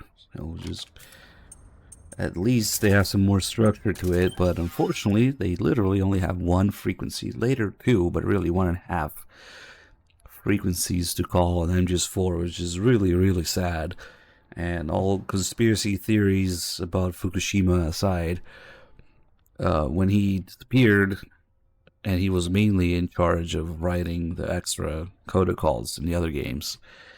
There's some people who believe that he was the real genius keeping Kojima at bay and real reason that the games were good before this. But anyway, conspiracy theories aside, what you can quantifiably verify is that as soon as Fukushima's gone from the team, the codec becomes like bare bones. There's 1.5 frequencies to call, and there isn't nearly as many optional calls in MGS4. So something happened there for sure. Snake, your first order of business is to rendezvous with the Mark II. Okay. Octocamo is a newly developed camouflage technology that's capable of almost exactly mimicking the appearance of objects and surfaces. It's easy to use, too. All you have to do is press up against a wall or object, or lie flat on the ground while wearing the suit. It can be a powerful tool if you use it right. So tell me, how does it feel? Not as itchy as I'd have thought. That suit can mimic the color, pattern, and even the surface texture of walls and floors. Kinda like procuring your own camo on site, right? I do just fine with the regular stuff. I'm not a chameleon. You've got it all wrong. We're not talking about lizards. This is Octocamo. In other words, it's based on the camouflage capabilities of the octopus. Octopus are sometimes called ninja of the sea. They fool their enemies by mimicking not just the color of Who their the fuck calls surroundings, but octopus also the ninja? shape of the terrain. Let's That see. suit takes its cue from Otacon. defensive deception found in nature. Besides, you may not have known this, but there is a snake that can change its body color too. It's called the Capuas mud snake. It's a poisonous reptile indigenous to the Capuas River on the island of Borneo. Its coloring is normally a reddish-brown, but sometimes turns to white.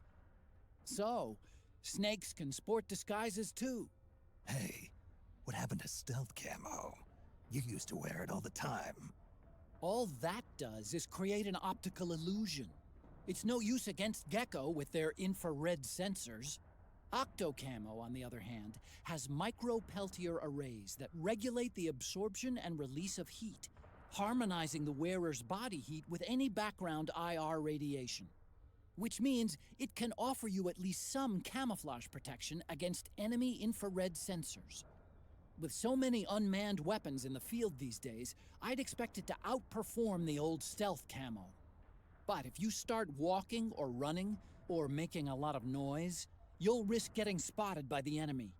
And get this, the suit also reduces the weight load on your body and amplifies muscle power. The inside lining sends a weak electric current through your body that stimulates phospholipid production inside your cells, improving circulation.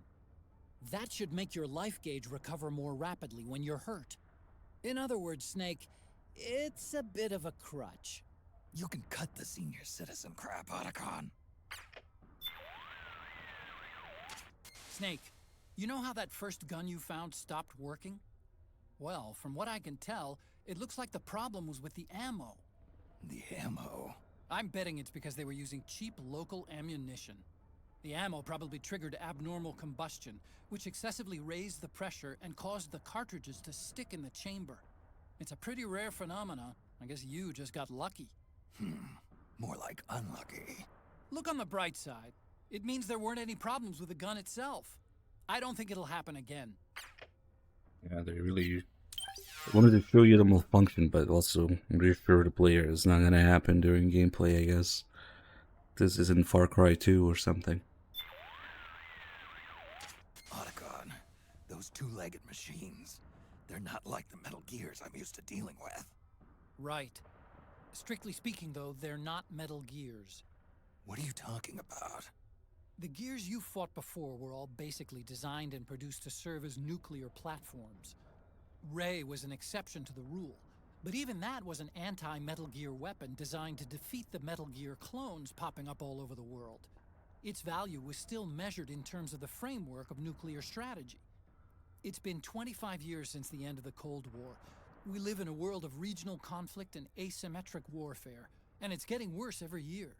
The age of the war economy is upon us. The value of Metal Gear as a weapon, the very concept itself, has changed with the times. You might even say it's evolved. Nowadays, a Metal Gear needs to be more than a nuclear attack platform. It needs to be adaptable, well-suited to fight in large numbers, traverse urban settings, and work alongside infantry. The Gecko were the answer. There are different types of Gecko designed for different missions, and not all of them are equipped with nuclear capabilities, so technically, they're not Metal Gears. Of course, there are still some of the old Metal Gears around. Their primary job is to launch nuclear strikes. But these days, Gecko are the first name in bipedal war machines. They may have gotten smaller, but they're as ferocious as ever. Whatever you do, don't underestimate them. Don't worry, I wasn't planning on it.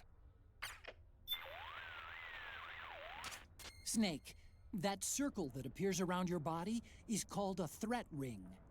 It's a visual display of the sense you get from entities all around you. When you're crouching or lying down and concentrating, it forms a perfect circle. Your sense is represented as waves. The stronger the sense, the greater the wave. Hostile entities are displayed as colors. Get acquainted. It'll save your life. Oh, and one more thing. Your senses will suffer when your psyche gets low. The ring will reflect that, too. Keep it in mind, okay? They brought back the threat ring in Metal Gear Survive, of all things. And it just tells me there's people there around the corner, but I guess it's kind of useful if you don't want to deal with the solid eye. I don't have that yet. Otacon stinks in here. Snake, I'm sure you've noticed the dust bins used for trash collection in that area. I'll bet they're big enough to fit inside. It could come in handy if you need to stay out of sight until the coast is clear. To get inside a dust bin, stand in front of it and press the action button. Stand in front of it. Press the action button. Got it. Once you're inside, tilt the 6-axis wireless controller to sneak a peek outside. You can also launch a first-person attack that way. When you're ready to get out, press the action button again. Snake, I know you already know this, but there's no point in hiding if the enemy sees you doing it. Make sure no one's watching. You got all these environmental factors influencing Snake's stress and psyche, like the sun. If we go out in the heat, stress is slowly going up. And if we get into the dust bin, as they call it, get in the dumpster here, the stress also starts going up immediately because of the smell this time. Also, 6S is for the least precise way in the world to move and open this thing. That, I don't know, it just has a mind of its own. You can just use the D-pad if you want to open it. Much more reliable. Pick one direction. Okay. Let's stay here for a bit.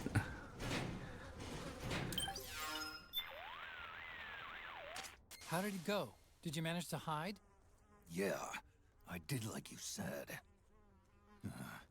Looks like this is where they dump their household trash. Huh. How can you tell? Because it stinks in here. Bad. Leftovers from last night's dinner, probably. Ugh, leftovers. And there's some bugs crawling around. His reactions are the best part. Feels like roaches. There's a whole bunch of them scurrying around. Make sure you get the smell of them off you before coming back here. Yeah, I'll see what I can do. Ugh, seriously, doesn't it make you sick? I'd crawl into a toilet if it kept me out of sight. Something crawling up my leg. Ugh, I can't even imagine. Ugh. You know, you might want to get out of there as soon as the coast is clear. Yeah, not the best place for a nap. No kidding. Right. Now, if we get out, we'll have flies all over Snake, and the stress is still going up from the smell. And Snake doesn't quite know how to get rid of the smell. Snake, you've attracted a swarm of flies. I think that odor's really stuck on you. Yup, I stink. The stench must bother you, right? And it can't be good for your mental well-being. Also, the fumes could alert nearby enemies to your presence. Odor carries downwind, so be especially mindful of enemies in that direction. Believe me, I know. I learned all about how deadly smell can be back when I was a scout. Then why not hurry up and find some way to get rid of the smell? Right. So they really took a different direction than MGS3. Snake is talking about it, how he can't smell anything in MGS3, being much more fourth wall breaking meta in your face, because we could see the game, we can hear the game, but we can smell the game. But now suddenly old Snake can smell, and it influences your stress. And like Otacon was talking about, both if you stink, the stink and also the cigarette smoke, I would imagine if you equip cigarettes, enemies can actually smell it in this game if you're too close to them. And also during the Crying Wolf fight, the direction of the wind, all these things carry and matter in that direction, which is actually what that arrow in the top right is. Now it just happens to be pointing where the goal is, so it might be a little confusing if we look at the pause menu here. That arrow is not the direction where the goal is, it's the direction of the wind. So it's actually very specific. They even show you the weather, temperature, humidity, wind, direction, and speed. And I wonder exactly how much it changes, maybe the range at which they notice you. I know it matters during the Crying Wolf fight because you can smell Snake.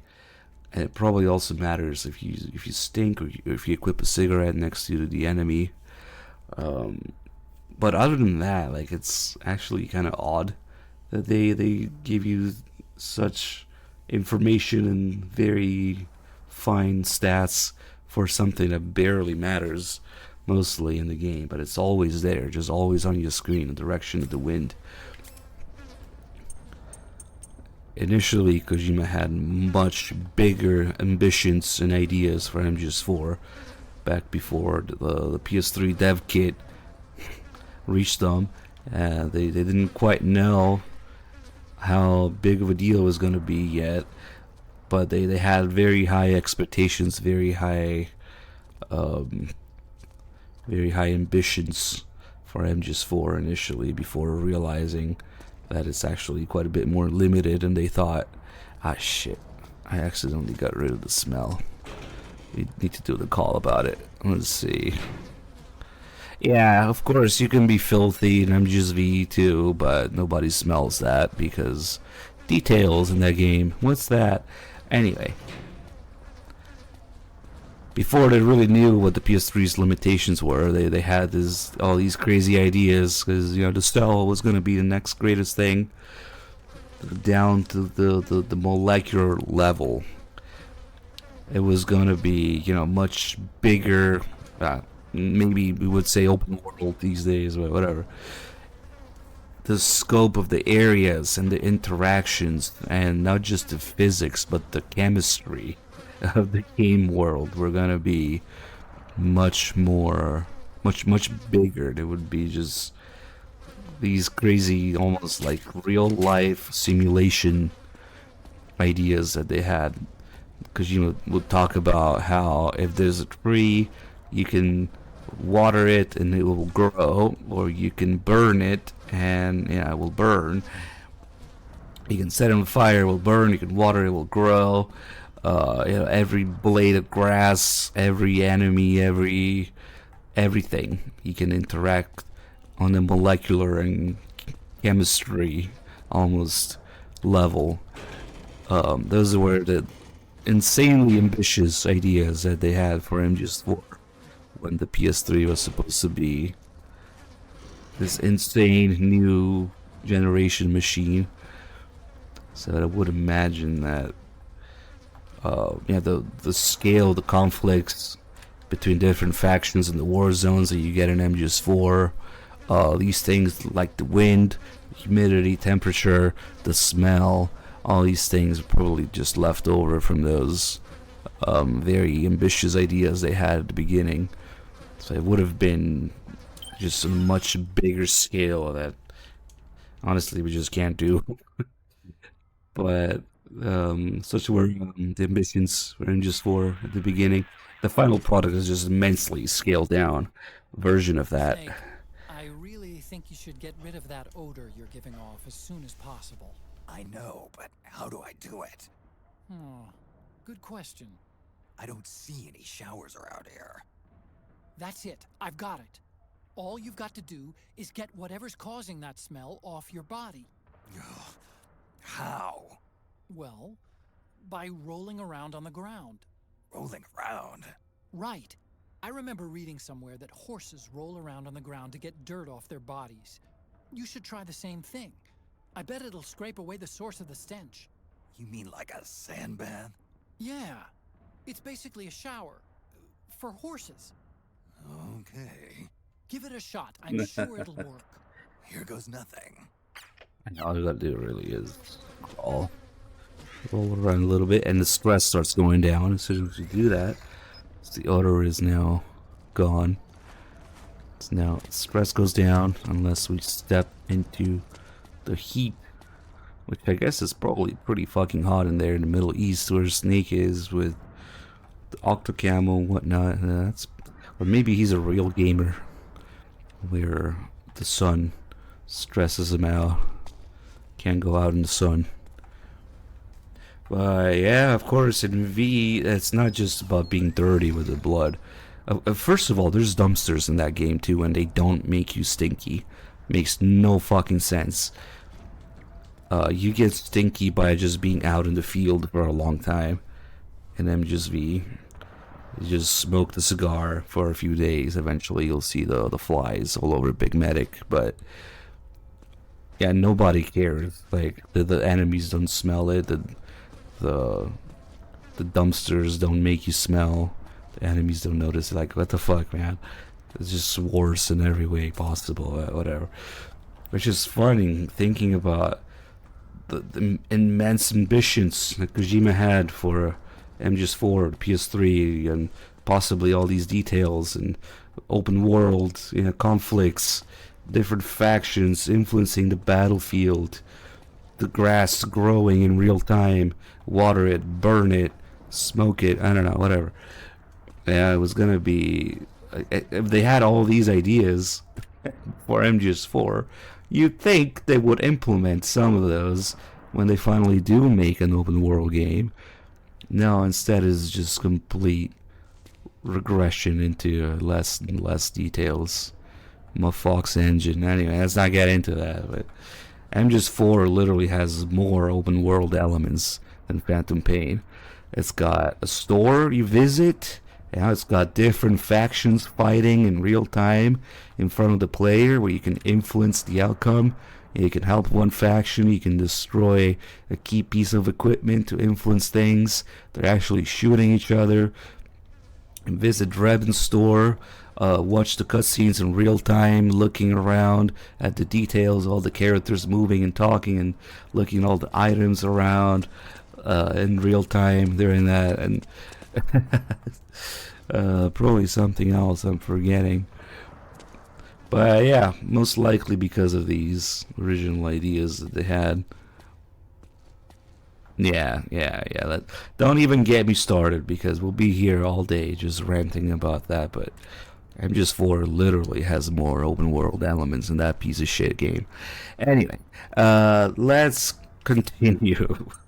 We'll go here slowly. And we're gonna distract these guys and prevent the little cutscene, but we're just gonna take it slow. This is absolutely ridiculous.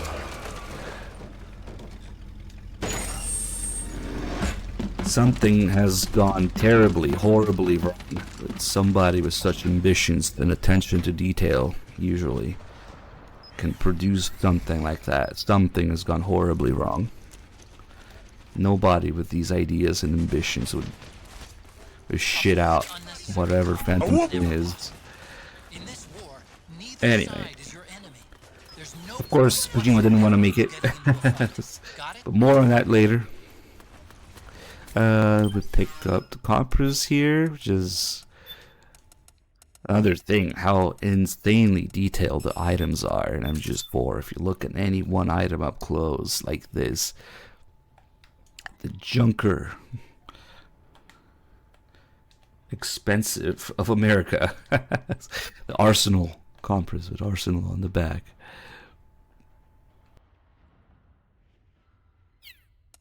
The cigarettes, the Boss brand, with the plastic wrap there, depending on how you turn and how you look at it, all the little shiny effects on it. Really, if this game had 1080p resolution internally and maybe higher resolution textures, like, the polygon count is there.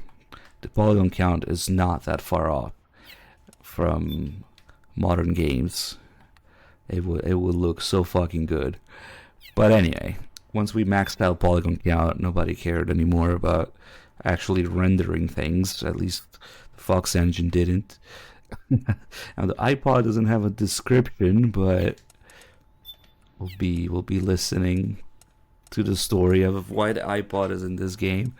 But yeah, any given item and weapons especially, we'll get more later, but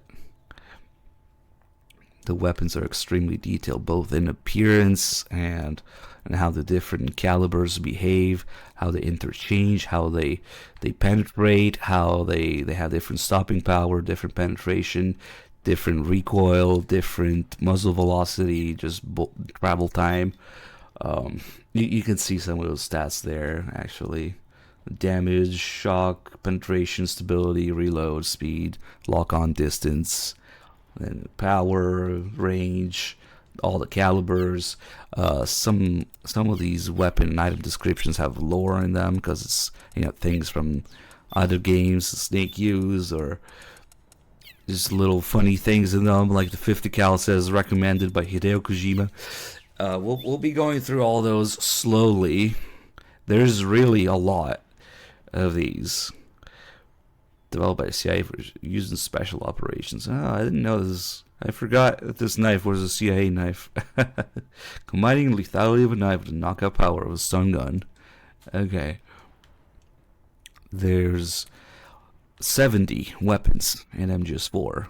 So there's quite a lot of these text descriptions. I kind of wish you'd be able to call it Drebin, because, you know, Drebin calls you throughout the story. And have a bunch of weapon calls with Drebin, kind of like we used to with Nastasia and Snake and MGS1, 2, and the boss and MGS3. But I can see why they didn't do that, because there's so fucking many. And they've already run out of space on the disc.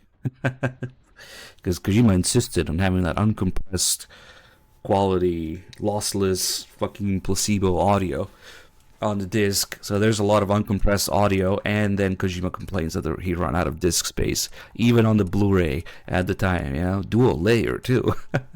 Like, god damn it, man. Like, people are gonna have the equipment or the audio file equipment or appreciation to really tell the difference and appreciate that. What a gigantic waste of space. But yeah, well, there's so many because originally there were going to be 108 guns in MGS4 as a reference to the 108 Temptations or 108 Sins. But I guess sometime during development they stopped at 70 instead. So that's why there's so many. Like, the AK here has the rail on the side for a scope mount, which is interesting, but they never use it. Maybe they didn't know what it was for, because it's, you know, the non-conventional AK mounting system. K102 is the export version of 5.56. Plastic magazine holds 30 rounds. Most basic of weapons, ample stopping power and penetrating power. And this game actually gives you a reason as to why there's an AK in 5.56. Unlike another game where it has no place in the story or time, context. But whatever. Let's not get into that. Maybe they just model that rail there without knowing what it was for, so you can't put any optics on it, unfortunately. But there's many, many little gun details in MGS4. MGS4 having the best gun details and gunplay in the series by far. It's not even close. So once we get the Mark II, since I farmed and grinded and unlocked everything in this save, once we get the Mark II, actually we'll get all the guns. So we're really gonna have to space it out a bit, maybe go fast for a couple of those, but I want to go through all those descriptions again because it's been a while. Probably forgot some of the stuff in it. There's a Battlefield ad.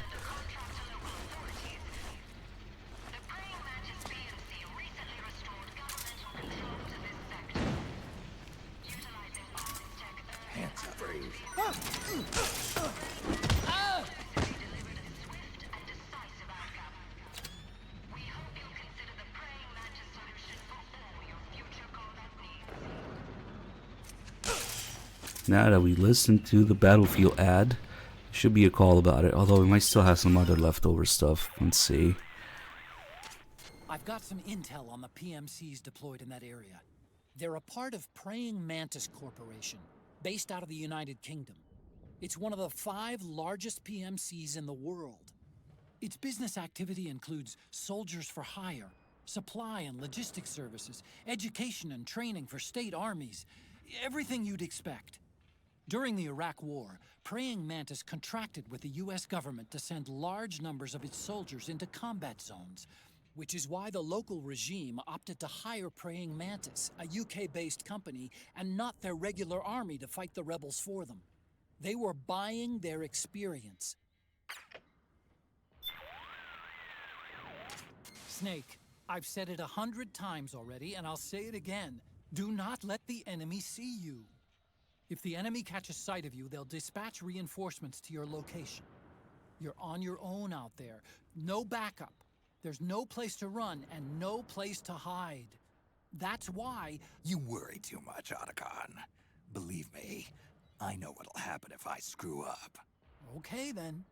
Just be extra careful and stay out of sight. That was a silly little call. Otacon, seriously, what's with all these ads? Oh, you mean Battlefield ads. Battlefield ads? Is that what they're called? On the street, anyway. It's what people are calling any ad having to do with the war economy. Privatizing the military has inevitably created intense competition for market share among PMCs and defense industries. Everybody wants to expand their market, get a bigger piece of the pie, so they're churning out truckloads of ads, exactly like the ones we see every day. But war's not something you can just write off. It may seem that way, but the war economy is an enormous driving force in the world today. There are people whose livelihoods depend on those ads. Same goes for internet ads, TV commercials. The world's gone mad, and us with it. I know, but that's reality. Maybe hinting back at the TV programs we see when we first start the game.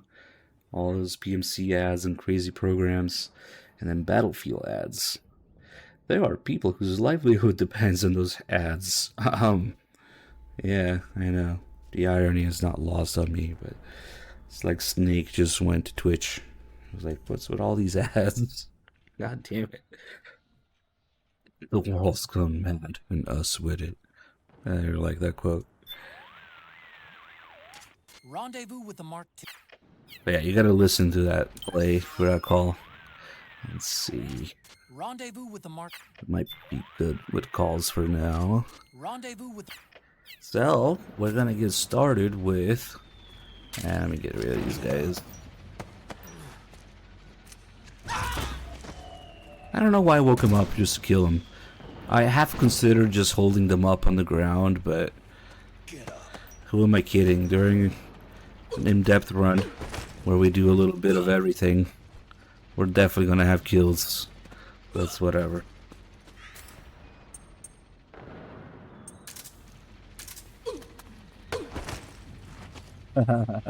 We can also... oh wow. Look at that. Collision detection. The legs bending. We can copulate to death. And if you do it a little bit, it stuns them. If you keep doing it, you suffocate to death.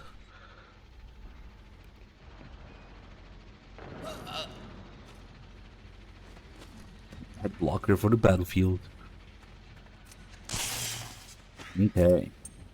So, my back hurts. Killing people hurts my back.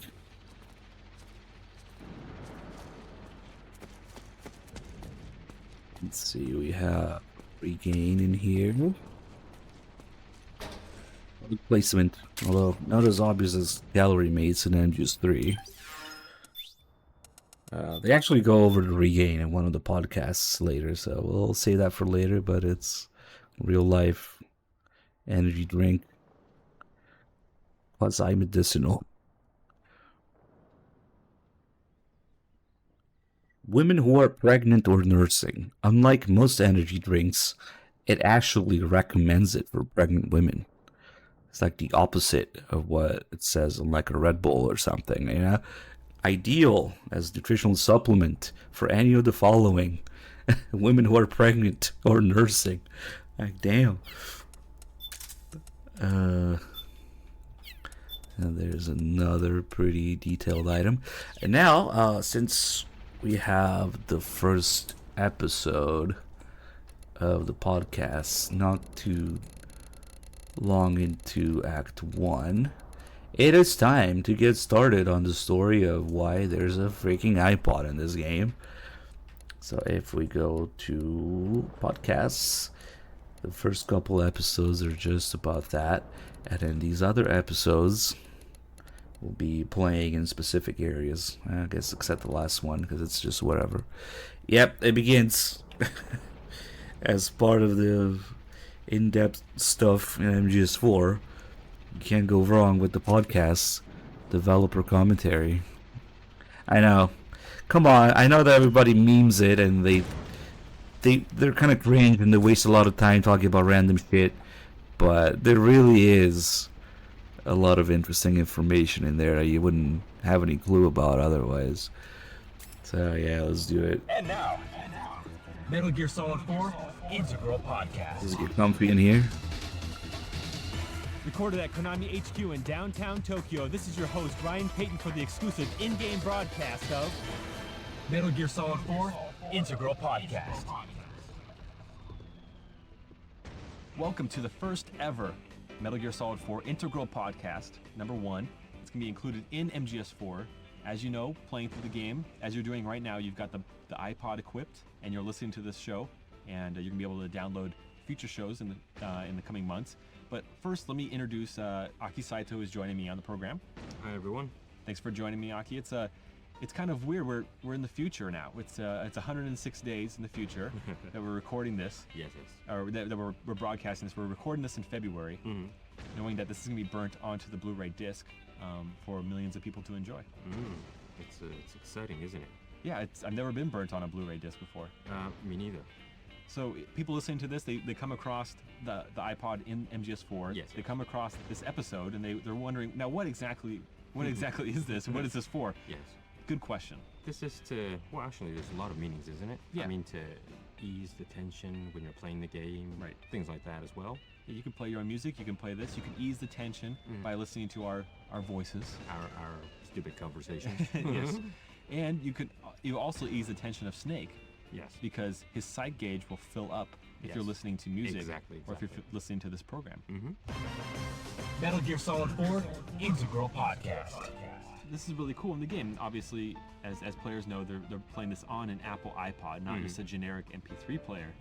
Now, Aki, you worked on this project. You worked on getting approvals from Apple. Can you talk about that process of getting the iPod into the game, which is very cool? Yes. Well, Kojima Production always comes up with cool ideas, and at that time still is. Everyone has an iPod as their favorite music player, and we thought, as Hideo, Mr. Kojima is a great Apple fan as well. We thought that why not we put the actual iPod in the game and for Snake to use as an item, which is a cool idea. So it was really fun working with Apple because they're really nice guys actually. And you're a super fan of Apple. Well, yes, me too. Hideo and I are the last sole survivors within the company to have the Mac PCs on our desks and work on it. But you take it a step further. You have a competitor's laptop. It's a PC-based laptop. Yes. With an Apple sticker over their brand, over their logo on that laptop, so people from a distance think you're on a PowerBook or something. Yeah. Well, that's actually I customize inside as well. So because at home I've always been an Apple user, and it's I changed the inside as well, and it's I don't know, it's just more fun when you're working. Right. You don't get dull, and you want to work on a computer that you love. Well, you like to be that rebel, Yeah. Well. But it's funny. But it's funny because you don't have to be a rebel if you're outside of Japan, like especially like in the States. You see Macintosh, you see MacBooks and all over the place. But but really the iPod is synonymous with MP3 players, and so we've gotten the game. Did you have to go through a bunch of different checks? Well, I did a couple of rounds of trying to get approvals, but what I did was, this was really cool. They actually wanted to see how what you guys are playing right now, how this will work. So what I did was I went to the studio and I made a video with the staffs of Kojima Productions. Thanks, guys. And we made a cool video, and made sure that can be played on an iPod as well. Oh, slick. So I sent that DVD over to Apple, and they really loved it. and they gave me approval on that. So cool. screenshots, usually, you know, this happens only on screenshots and text-based explanations. Sure. But I thought, this is. You want to see you want to see it in motion, right? Yeah. So you know, usually you kind of ask them to come into the studio and that kind of thing, but that wasn't possible. So I made a cool video, and they seen this part of what the players are doing right now. So everything was recorded, sent it to Apple. They loved it. It was great. Perfect. Metal Gear Solid 4 Integral Podcast. So the plan for this podcast, and I can actually say podcast now because I kind of steer away from that word sometimes because it's really a radio program and not necessarily everybody's listening to it on an iPod. So why call it a podcast?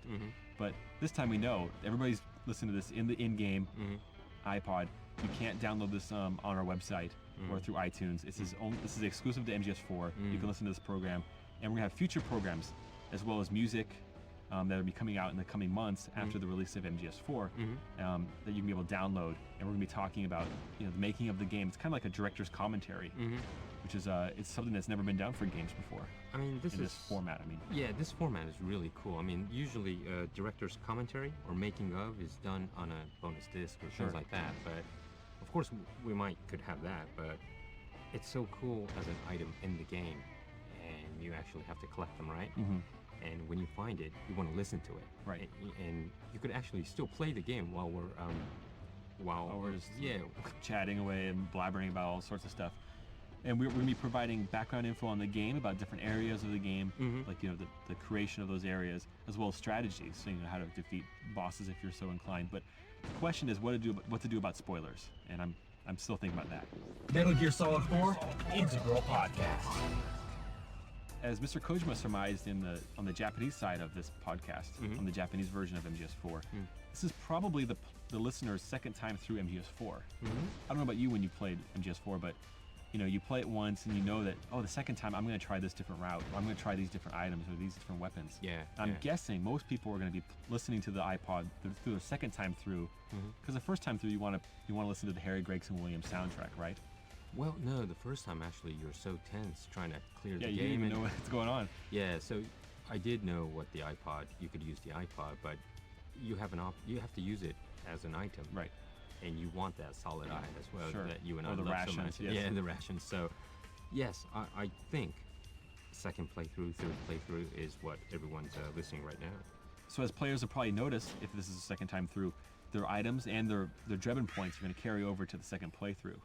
And so they can use the second playthrough to try to hunt down items that are not found in Drebin's shop, or rare items like some kind of face camos.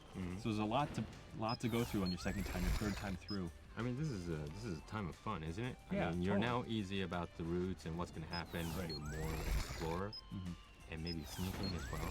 You're better at sneaking. Yeah, you're going to try a lot of things. Since you're listening, actually, you should be more easy and enjoying the game, actually more relaxed, listening to this radio program at the same time. I think it's a fun experience, isn't it? Yeah, absolutely.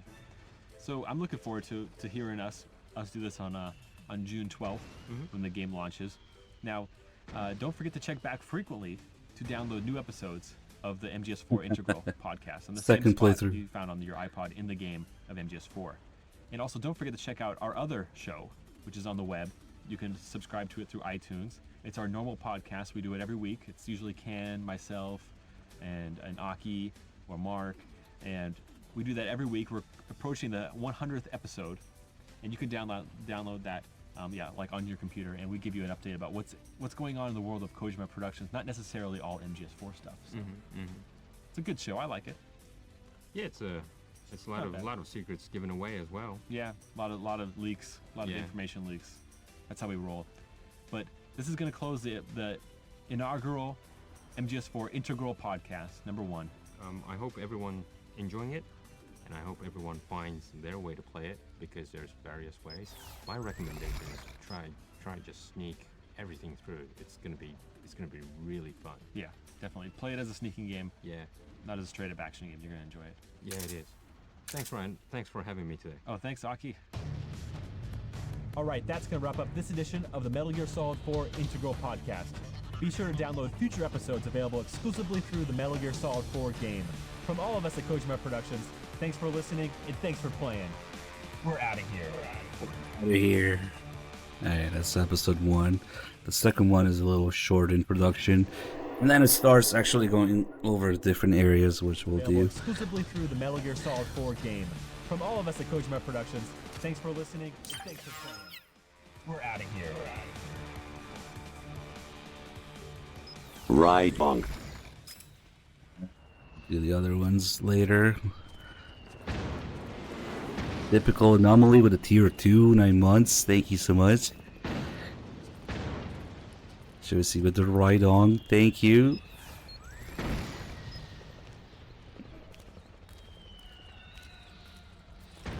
It's almost MGS4's birthday too.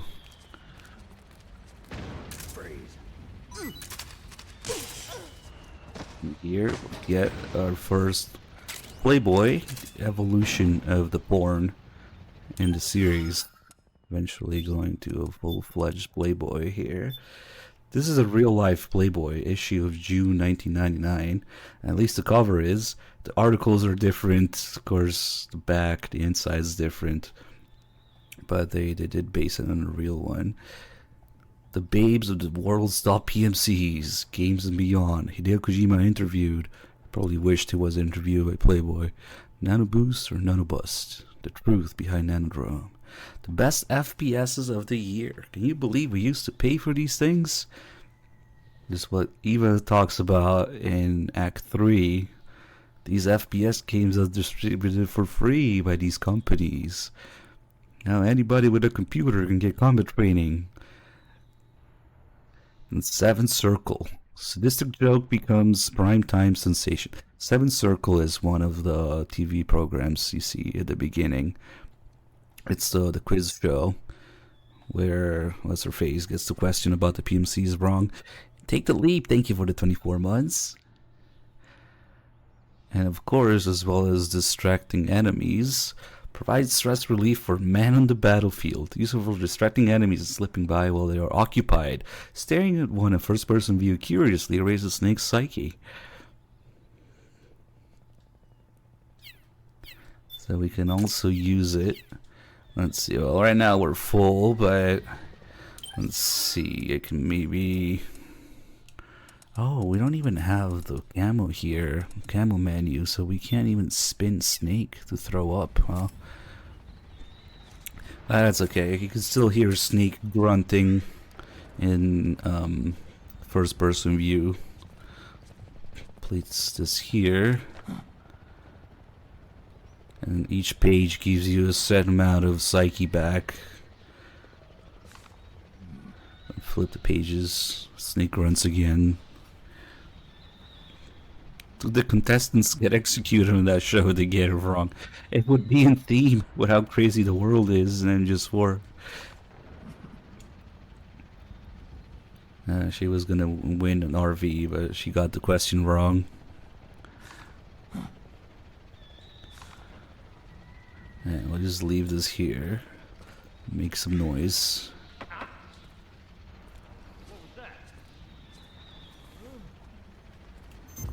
Oh shoot, I forgot this guy. I forgot the stuff in the locker. Oh well. Whoops. Hold on. Oh man, I'm probably gonna die here. They actually hurt a lot in MGS4. No, we forgot the porn. Damn, I wonder if I can lose this alert. Wrong locker. Oh, I can't go in there because there's a body nearby. This guy's crazy with a grenade. What is he doing? He's leaving? Okay. Ah, and that destroyed the other locker too. With the guy's grenade, probably destroyed it. Damn. I will. We'll just deal with it. I was gonna distract him with the porn, but I just forgot to stuff that guy in there. Well, they're probably gonna come check up here.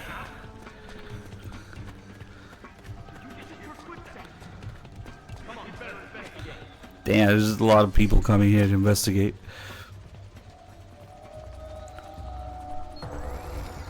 This So you can maybe get past here.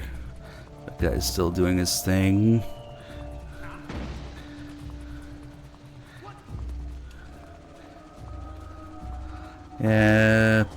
Whoop! Oh, they found the porn.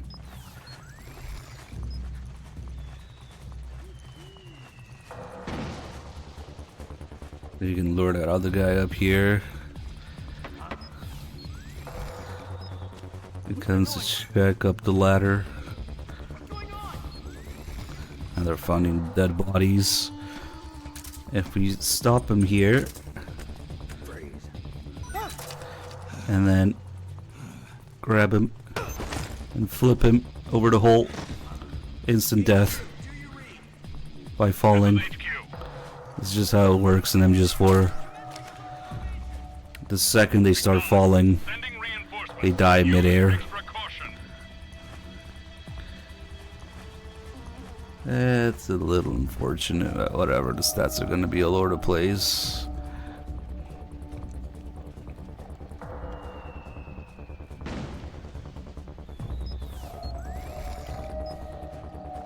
You guys do some gamba.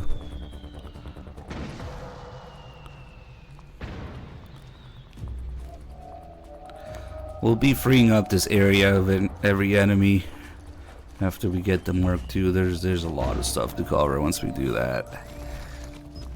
It's probably one of the most interesting areas in the game.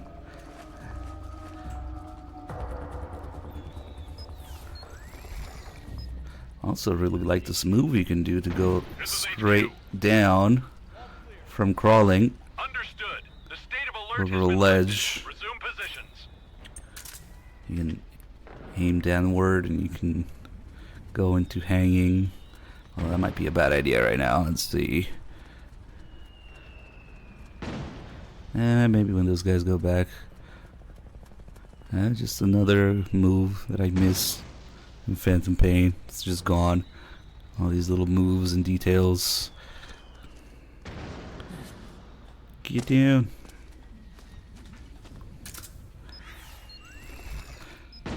Do we have some nanomachine inflation going on?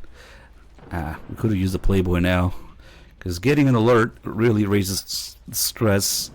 And when you have high stress over 50%, that's when Sneak Psyche starts dropping like crazy.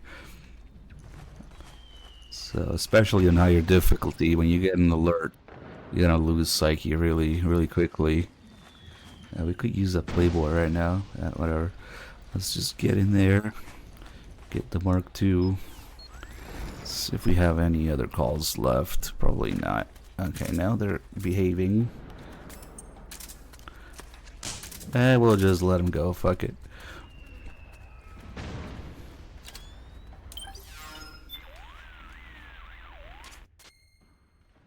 Snake, the PMC soldiers are using ID guns.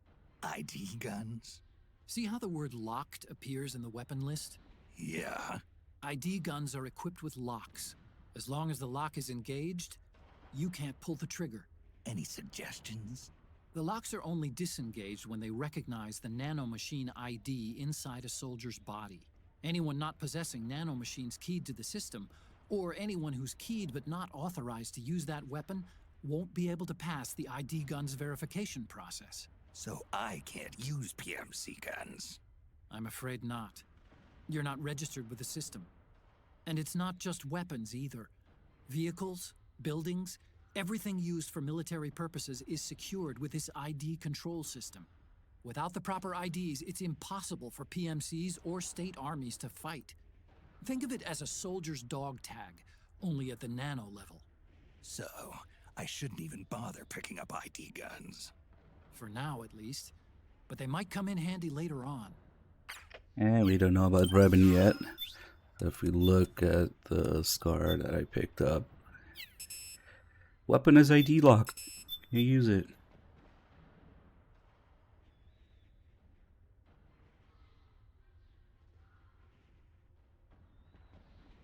.762 NATO is such a short barrel. Okay.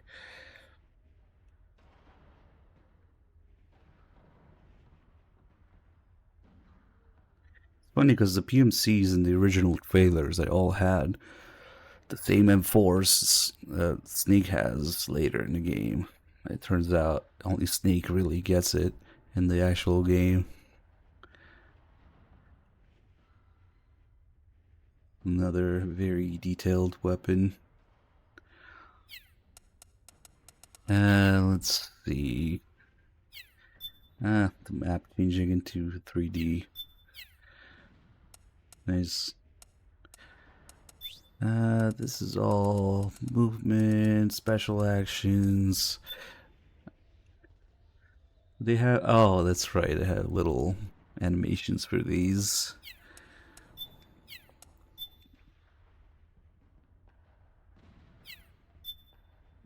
Let's see. FPS mode.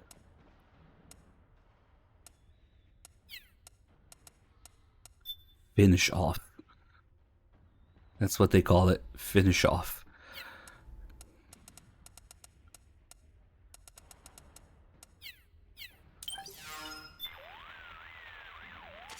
Rendezvous with the Mark II.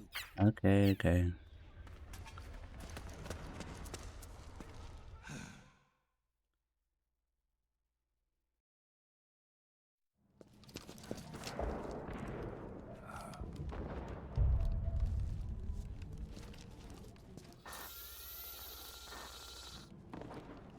The butt. Oh yeah, the butt heart thing. Yeah.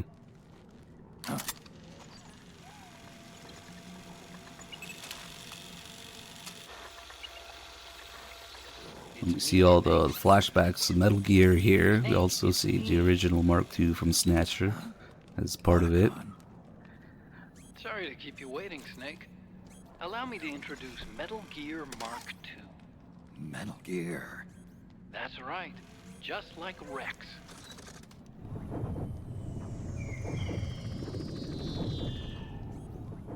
But this gear's not a weapon. It's a remote mobile terminal designed to provide you with operational support. Where are you? I'm in the Nomad. Where else? Snake think Otacon was inside there. I'll be watching you through the Mark II. Wish I was good with gadgets. Hey, I'll be with you in spirit. Anyway, because you had to dress up as a militiaman, I had the Mark II bring you some goodies. Starting with this. Put it on your left eye. Looks like an eye patch. I call it the Solid Eye. It's an all-purpose goggle that displays radar images and other data in 3D. You can also switch it over to light-amplifying night vision.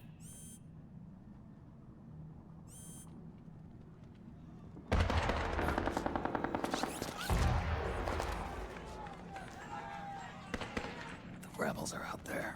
It looks like they've got the government's PMC troops beat, at least in numbers. And this is their own turf. Snake, I know this is a sneaking mission, but you'll need to protect yourself. Yeah, they also give him a holster, but no gun in it. Like the little detail Snake putting on the safety there before putting the AK down. I installed a suppressor. And here's a tranquilizer gun. There's 70 guns in this thing. Thoughtful. It predates the implementation of the system. By some miracle, it was never recycled. It's getting tough these days finding decent guns that aren't controlled.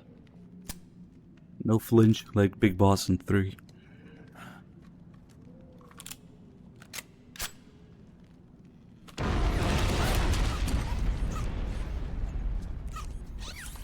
You coming?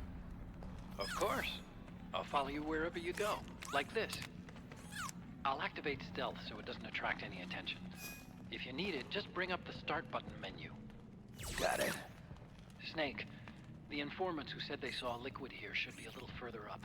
Head for the rendezvous point. I've placed a mark on the radar in the upper right corner of the Solid Eye. It's a war zone out there. Stay on your toes. For some reason, they wanted to have this little gameplay section with limited gear and items until you find the Mark II, which is not to be confused with the Mark II pistol. Solid Eye, Metal Gear Mark II. Alright, now we got everything. We'll be going over these slowly. They scraped off what operator, or I think it's supposed to say operator on the slide, but we can't have markings. And they paid for the name for the and the serial number too is also grand off. The names and the appearance, but they're all separate licenses. The appearance of the gun, the name of the gun, and the markings on the gun. So we don't have the markings, unfortunately. The only game that has the marking on the Mark 23 is MGS1 at the end in your score screen, unless you get a big boss run, in which case you get Rex. But usually you see the Mark 23 in the background, the score screen, and MGS1 at the end of the game. And it actually has the markings on the slide. Interesting fact, they actually removed that from the Master Collection. If you play MGS1 on Master Collection, finish the game, get to the score screen, there's nothing on the slide. Laser sight and the recoil spring guide rod.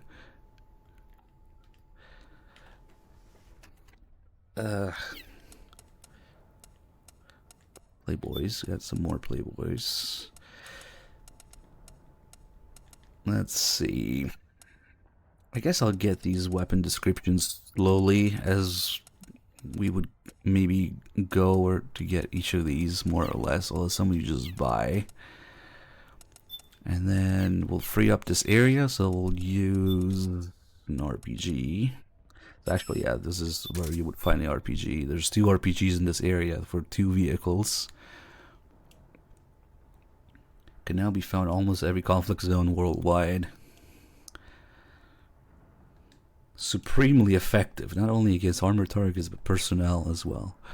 Lightweight, simple design, powerful, inexpensive, and easy to use, making it favorable in an array of groups ranging from state armies to terrorist and insurgent groups. Interesting, because in MGS3, SIGINT says that it's not exactly portable. It's so heavy. It weighs almost 20 pounds. Here it says it's lightweight. Okay. You also have, again, because of New Game Plus, you can get the disguise back a little earlier. We also have the Assassin's Creed outfit, which also functions as a militia disguise. They just treat you like your disguise is one of them, too. And we'll fuck with that later. Put that back on for now, because those guys don't like me otherwise. Okay, we'll just go and clear the battlefield here. Actually, the first thing we want to do, which is easy to forget, the first thing we want to do as soon as this gives me control here, we can equip the Mark II and run outside. The Mark II is more than has to stretch first. It's got a lot of other functions as well. Try Put on stealth. Look at the building in the background. This is very easy to miss because it happens pretty quickly. If you're not looking there, you can miss it. But there's a call about it, so the call can be pretty confusing. They bomb the building and it collapses in the background, like in real time, while you're playing. And that's the collapsed building that we had to go through after meeting Drebin. That had just recently collapsed there. And now that we saw that, once we get the call with Otacon about it, it won't be so confusing. But that call isn't for a while anyway. And Sneak's tired. Maybe we should. I had drink a regain. Okay. Now we have all these calls about the Mark II, what it can do, and how it works, and what it is, and the Solid Eye as well. And of course, Sneak is using a DualShock 3 6-axis to control the Mark II. Again, one of the extremely detailed items in the game, down to they even have a little player 1 thing on there, a little light. It's a little hard to see, but the player 1 light is on. The little mini USB port.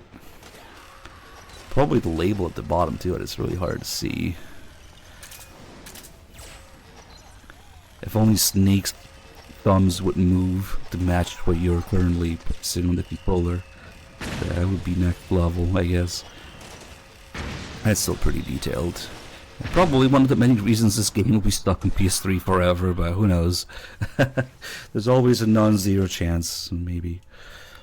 I was kind of hoping they would announce Volume 2 Master Collection the other day, but nope. Instead we got MGO with MGS4 Franken guns.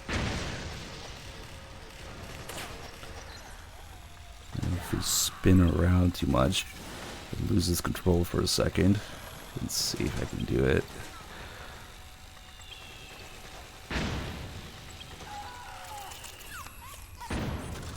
Like that, loses balance.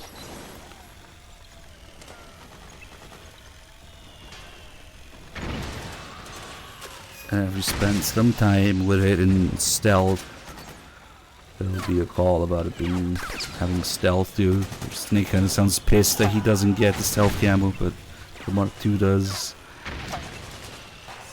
While these guys are engaged in combat like this, their AI is actually slightly different. So if you walk up to them and they hear your footstep noise, or like if I knock on the wall here, he doesn't really go investigate. He turns his head a little bit, but he doesn't fully go investigate it like when you're sneaking around. So they mostly ignore gunshots and footstep noise and stuff like that, or knocking on the wall like this.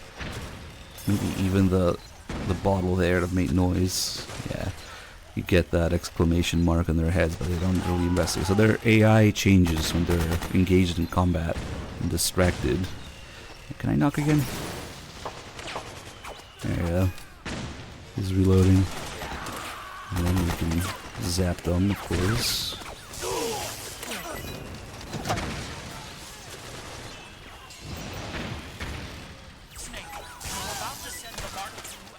And it's got a limited range. And we lost control because it's too far. You've gone outside the Mark II's manual control area. If you need to maintain control, select the Mark II again from the item window. Alright, let's get some calls about the Mark II here.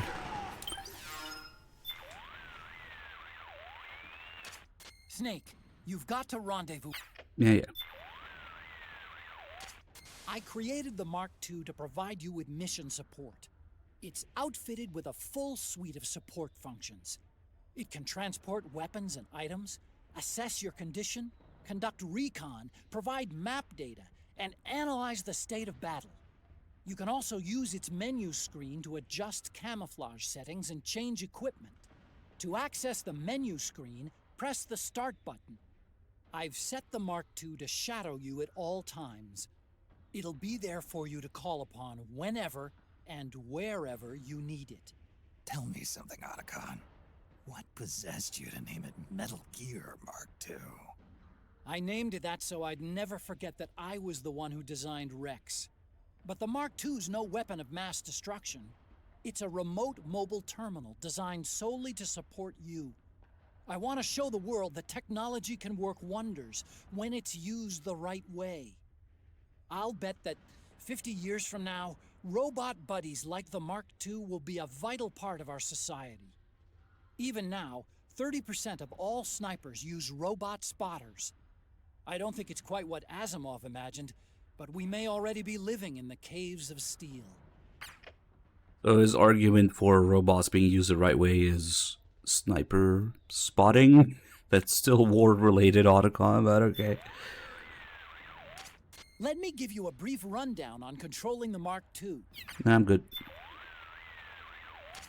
Snake, the weapons you pick up will be temporarily stored in your backpack. Not an interesting call. Those guys really know how to put on a show. I'm sure it was old and decrepit already, but I've never seen a building go down like that. Okay, that's the building we were looking at. It's really confusing to get that call if you see the building go down. Don't forget, Snake, this is a battlefield. Conditions are changing all the time. Sometimes those conditions make it easier for you to lay low. Sometimes they make it harder. Always be on the lookout for the tides to turn. If you see an opening, grab it. For example, if the enemy is locked in battle, they won't be watching their backs. You might try sneaking behind them. During manual control, the Mark II maintains a wireless link with you. But the control signal range is deliberately kept short by an attenuator on the transmitter circuit. The distance varies by environment, so I can't give you an exact figure, but even under the best conditions, it can't exceed 50 meters. 50 meters? That's pretty short. Why impose a limit like that? Seems more useful if I could control it from further away. Of course, I need plenty of signal when I control it, but in your case, you have to be conscious of the danger from DF. You can't risk using a high-power electrical signal for too long. It's like holding up a big sign saying, "Hey, I'm over here!" So try and keep the Mark II close to you when you use it. Keep that in mind, and the Mark II should serve you well. Snake, this should go without saying, but just so we're clear, you're practically defenseless while controlling the Mark II. So if you're going to use it, you should do it from someplace you're not likely to be found. Okay, now we can piss off Otacon a little bit. Yeah, there probably are some tricks you can do with the Mark II, but usually I just mostly ignore it. You'd think it would be pretty useful because it can go invisible, it can make noise, it can pick up items, it can stun enemies. But I just mostly go without it. There's a couple fun things you could do though. You can piss off Otacon if we let people attack it. Let's see. Hopefully it can reach. Maybe I shouldn't have taken those guys out. If he gets spotted. Hello?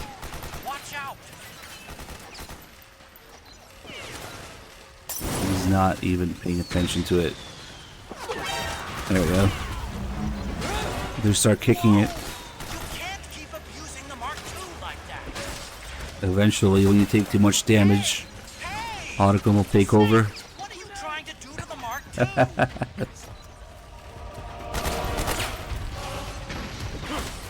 Hey! Snake, what are you trying to do to the Mark II? We're so mean to it. Hey! Snake, you've got to be more careful with the Mark II. It's gonna break if it keeps taking damage like that.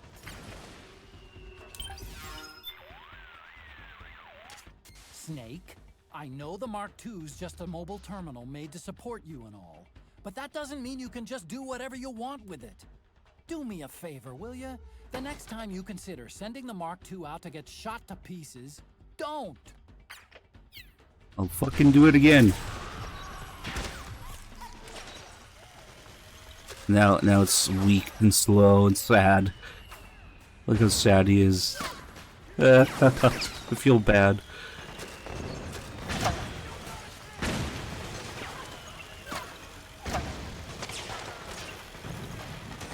Oh, get it. Damaged again. Sad. Mark II. Snake, you're about to send the Mark II out of range. Watch out! Hey! The Mark II can't take much more abuse!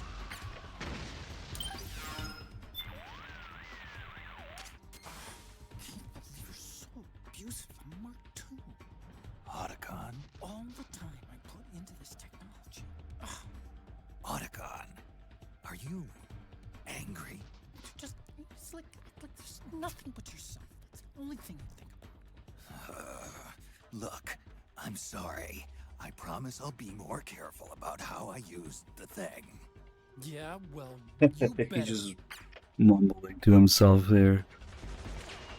If we do it again, it's just the same call again. But this is just a funny call where Otacon's mumbling to himself.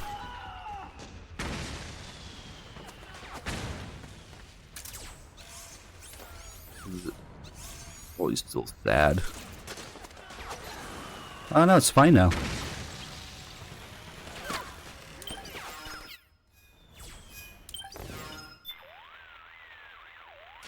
Right now, the militia and PMCs are at a stalemate. and just about the whole area is lit up with gunfire. Things are dangerous there, even for a guy like you. But if you could somehow tip the balance... I might be able to divert the hotspot elsewhere. Bingo! I'll bet you could shape battlefield conditions to make sneaking easier. Maybe by destroying a key weapon that one side relies on. You can kind of use it against the BMBs, yeah.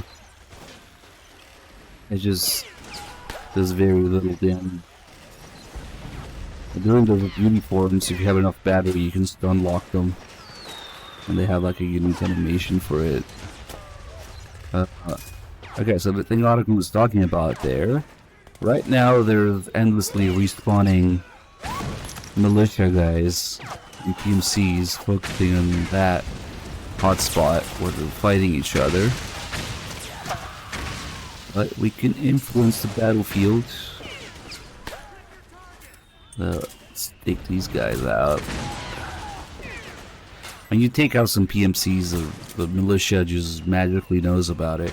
So they go from being hostile to being neutral. Eventually, if you help them a lot, they would become friendly. Let's see if we can see the guy freaking out here. Yep, there you go. That guy starts screaming in the middle of the battlefield. We'll go over how these emotions trigger and what exactly after we free up the area. You can see it happen here, and eventually he's gonna pass out, foaming at the mouth.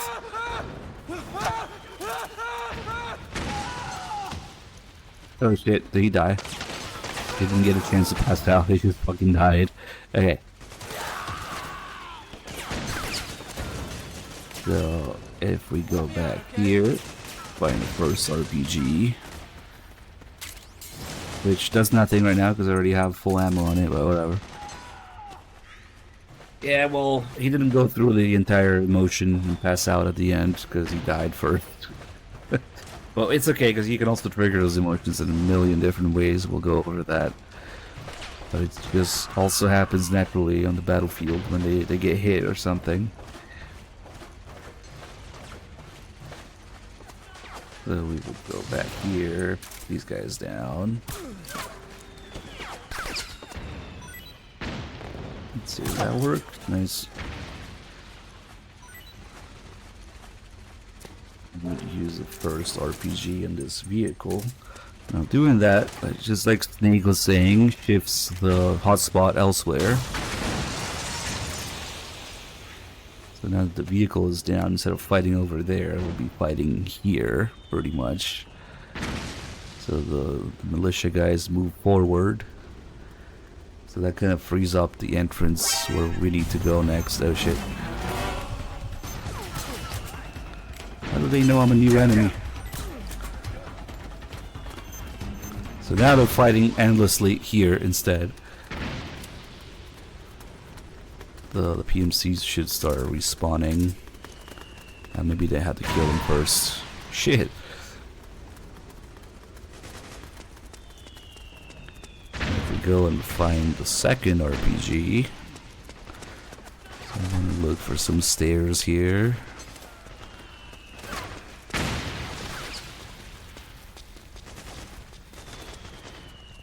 You don't need to be a New Game Plus for this because you can already find 2 RPGs in here. One by the exit and one right here. And a couple noodles too.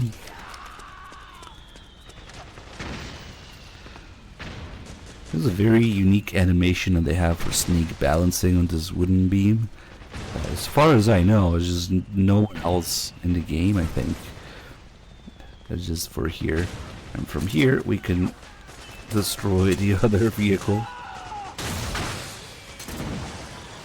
Okay, so now that stops the PMCs from spawning for good.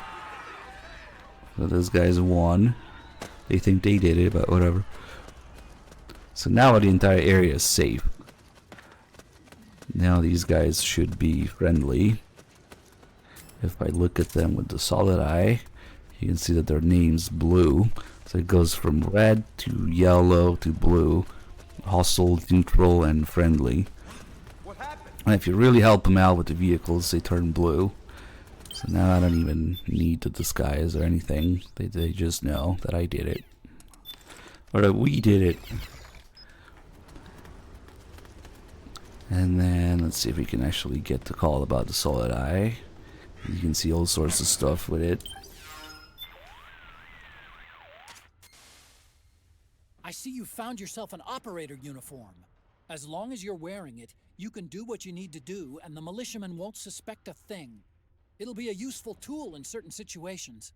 But be careful. Hurt a fellow militiaman while wearing the uniform, and you'll blow your cover. Got it? Snake, you need to rendezvous with our... Snake, you need to rendezvous with our... Oh, come on. Otacon, you gave the Mark II stealth capability? Yeah. The Mark II doesn't have to worry about damage from EM waves because it's a machine, and its surface area is small enough that cost isn't a problem. The trade-off being that it can be easily spotted by heat-seeking unmanned weapons. Keep that in mind, okay? The device you're wearing over your left eye is the solid eye. 3D glasses, huh? I remember having a toy pair called Tobit Acid back when I was a kid. Tobit Acid? Okay. Never heard of it. The solid eye is a multi-purpose goggle equipped with a variety of functions. It has the same night vision capabilities as ENVGs, as well as a monocular function. It can also display a wide range of data as called for by the situation at hand. It's capable of using visual cues to pull up target data on any soldiers or weapons within its field of vision. Say, for instance, the target is a soldier. The solid eye will display the soldier's physical and emotional state based on body temperature, heart rate, and even sweat secretion. You can toggle the solid eye's functions in the item window. So Snake mentions the Tobit Acid in that call. That's what the real-life solid eye was called in Japan. And then outside of Japan, it's just called the solid eye, which was just a little piece of cardboard with lenses, 3D lenses that came with Metal Gear Acid 2, that you would snap onto the PSP to see those videos, mostly porn, but also some MG3 cutscenes in Metal Gear Acid 2. You could watch those in 3D by using the solid eye, or Tobit Acid as it was called in Japan. That's why Snake mentions it. So with the solid eye, we could see all sorts of stuff. We can see their name, we can see the weapon they're carrying, the distance, health, stamina, and also the orange colored square in this case is this guy's innate emotion. So if we look at, for example, the emotion rounds here, each emotion has a different color. So orange is rage, and basically that's like an emotion meter that fills up the more battlefield actions they take, or I guess when they get hit, when they get punched, slashed with the knife, even grabbed in CQC, it just slowly fills up that emotion meter that they have, and it will become full color. So that's why we saw that guy freak out there. He probably had a really close to full. He was, what was he doing? He was screaming, so it was green probably. So if I grab this guy a few times, each of those counts, his orange thing pulls up, and then he starts raging. So the raging emotion just makes a mag dump on whoever's nearby, enemies nearby, I guess. So if there's nearby enemies, they will shoot more aggressively. But I guess there's no enemies for him right now, so he's not gonna do anything. He's just gonna rage a little bit, and then he's gonna pass out. That's why I was waiting for that guy to pass out. They start foaming at the mouth, and then the rage meter empties again. Drop his gun.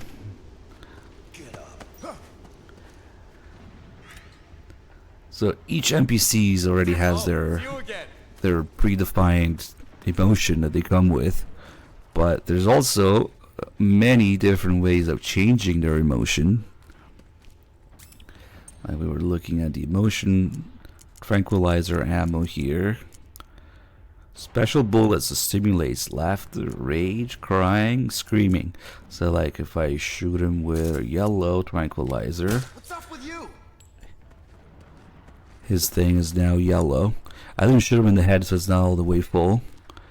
But now we changed his rage into laughter. If I grab him a few times, now he should start laughing.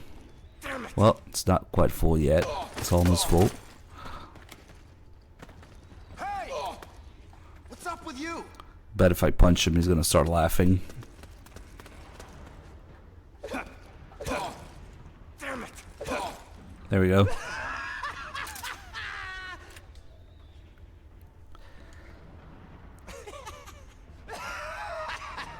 So when they laugh like this, it makes them attack friendly. It's just friendly fire. I don't think snake counts though, so we didn't have to worry. If we do another guy next to someone, they'll just start shooting their own and then pass out. Actually, let's go do it to the other guy here. So if you shoot him in the head, it'll be instant emotion change. Let's see if we can get these two guys together. Maybe.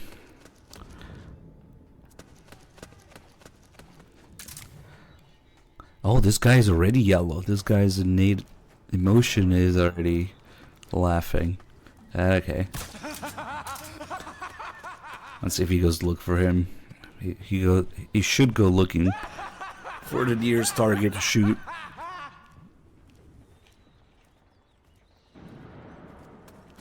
But sometimes they're dumb and they pass out before they can do anything. He missed. That guy's like, what the fuck? Damn, he really sucks. He's not hitting anything. And then when they pass out, they lose their weapon, and now that he has no gun, he's gonna go punch him, I think, if I do it again.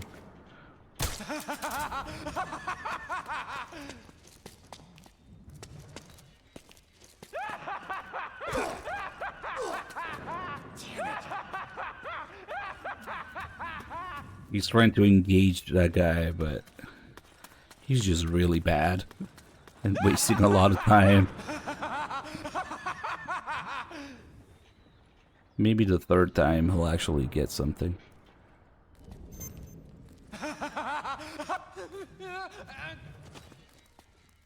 We're under attack? Oh, I got him. Oh, it was you. Wait, no, get back.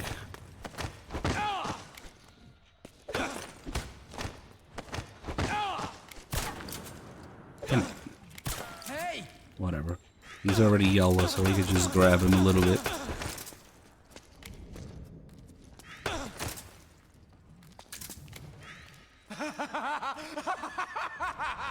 He's gonna land a punch finally.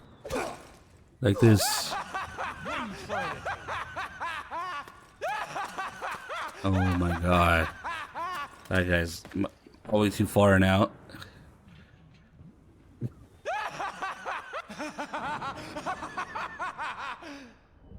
Damn, he really sucks.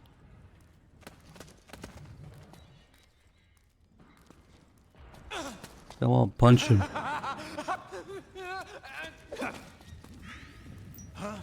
Get up. Yeah, he dropped his gun after the first time. I wonder maybe if I hold this guy in CQC. Come on, give him a little punch. He's just wasting time.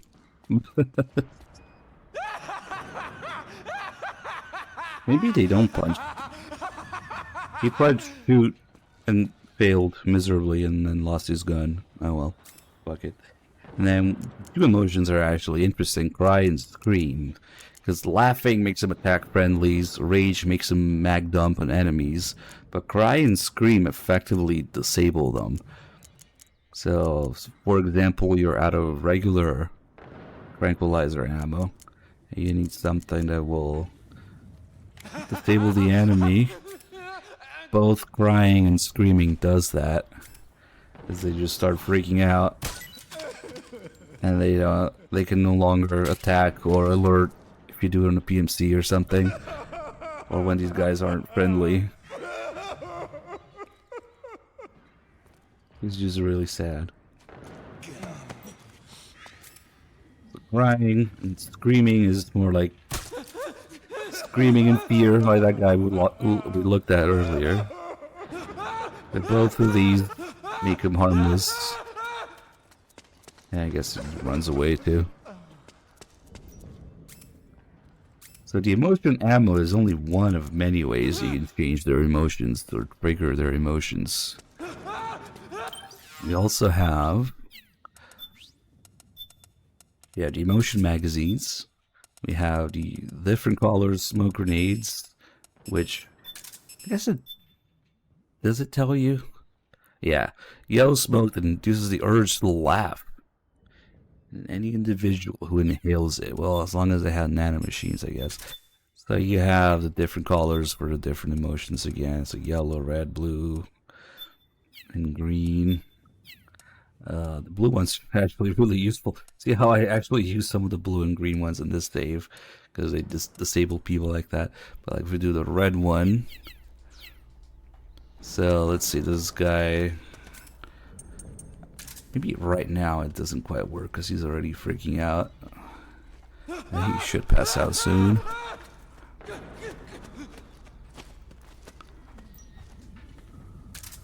So right now, does it go back to his other emotion?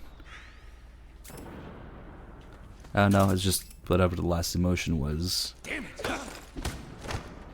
So now if we throw the red smoke at him, that changes into rage. Triggers it all the way too. Yes, he's gonna start raging now. And then the emotion magazine, which actually changes on New Game Plus. On New Game, you get the beast form on the cover, but on New Game Plus, you see the beauties on the cover. Can be used to confuse enemies and ambush them or avoid them. Photographic magazine filled with pictures of Beauty and Beast Corps members. Soldiers who look at them set to break down and lose control of their emotions. So depending on which B&B you show them, of course, it gives them their respective emotion. Raging Raven, Crying Wolf, and Screaming Mantis, Laughing Octopus. So if we leave one of these here, like you would with porn, let's say we leave this here. And then, oh, the other guy saw it. Oh, I thought that guy was already crying, though. Yeah, he's already blue. Hold on, let's give him another emotion. Oh, maybe he saw the guy here. Let's leave a couple of... Oh, Snake's also grunting at these. Let's leave a Laughing Octopus magazine here. You okay? And... Oh, it was you! Yeah, fuck it, we'll do crying again. So when they see that, the icon's gonna change from rage to laugh. There we go. Damn it! Oh, this guy's already crying, so he's just gonna cry all the way now.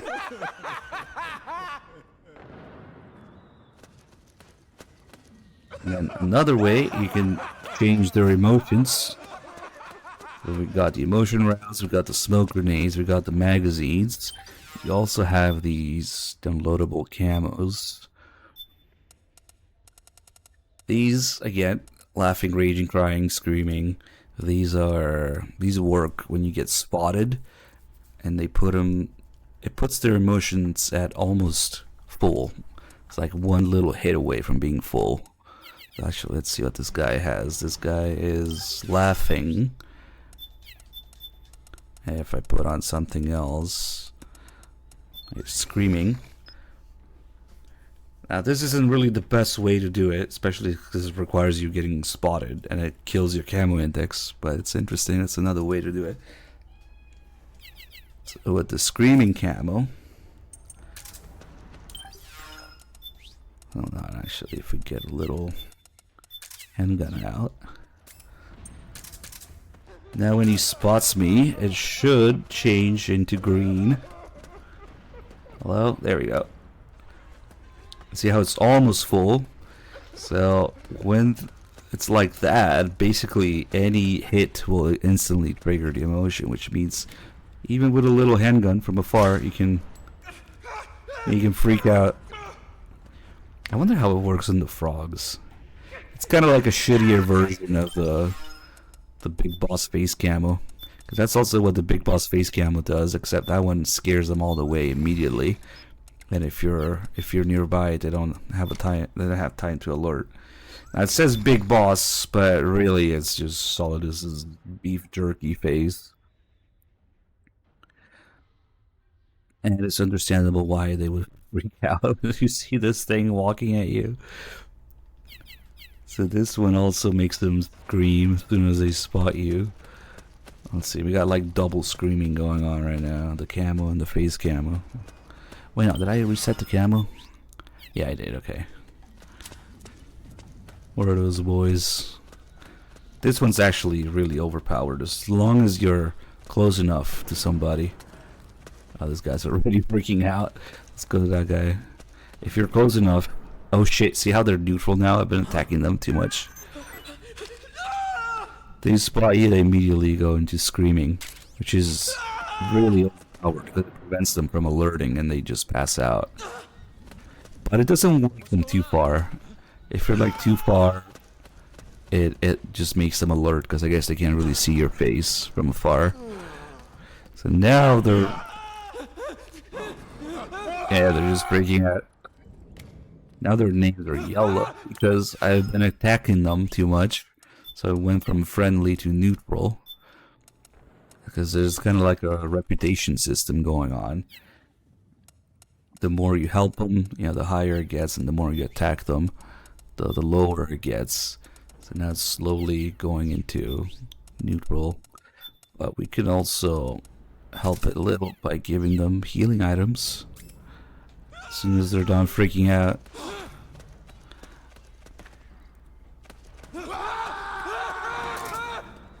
But just chill.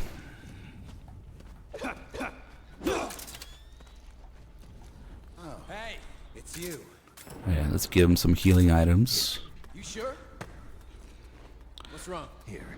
You sure? You're on. Oh, he almost gave me stuff back. Here. You sure? I think he noticed somebody. Let's see. That might not have been enough. Oh, no, that was enough. They're back to blue now. Just a few noodles. If you have a lot of reputation points with them, they don't even care if you kill somebody in front of them. Here. Hey, thanks. This is also how you would get some of the music from on the iPod. You can only get it from these guys by doing this, by giving them healing items. With enough healing items, they eventually start giving you stuff back. I guess not yet, though. I guess you need a certain amount of reputation points with them. And yeah, this is all very cool stuff that could have worked in an open world game. Here. Hey, thanks. Here you go. Now he likes me enough to give me stuff back. Suppressors, ammo, porn mags, music, unless you already have all of them, which I do, so we're not going to see any here. But hey, thanks. sometimes they give you their rusty porn mags. That's ammo. What are you trying to do? Let's see, we have another way, actually, speaking of iPod music. That's also a way that you can change their emotions. Except I forget which one's which. Let me see real quick. You think maybe the Fury would give him the rage? Let me see. Let's see.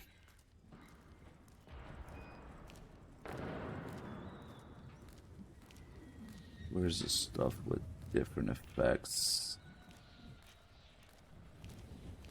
So the iPod Music has all sorts of different effects. Some make you more accurate by reducing your hands shaking. There's one that puts enemies to sleep when you grab them. Makes you heal faster. And also, there should be some that change motions. Okay, so... Okay, found it. So, the MPO Plus theme, for example. That is a laughing song, apparently. Let's see. The Poops Plus theme. Yeah, let's see what this guy has. I forget. Oh yeah, he's sad. Oh no, he's scared. He's green. If I equip the iPod MPO Plus theme and grab him, maybe give it a second. Can't see it because we don't have the solid eye equipped now, but let's see, let him go. Now he's laughing. So another way you can change their emotions is with the music. I want to see if the Fury makes them rage. I really hope it does. No, it doesn't? What a missed opportunity, man. They have the Fury's theme on the iPod. It really should make him rage. Damn. This guy's also green. No. Sorry. Choked him too hard. Man, it's gonna suck with no pressure sensitivity on L1 and R1 if and when they re-release this game. Hold on, maybe the wiki is wrong. Come on, the Fury has to make him rage. It does. I fucking knew it. The wiki just doesn't say it does anything. Another win for the Metal Gear wiki. Missing shit or getting shit wrong. Anyway. Let's see. There's one that makes them scream. And one that puts them to sleep. Okay. So the Fury's theme makes them rage. Whoops. Which one's the badge song? Oh, this one.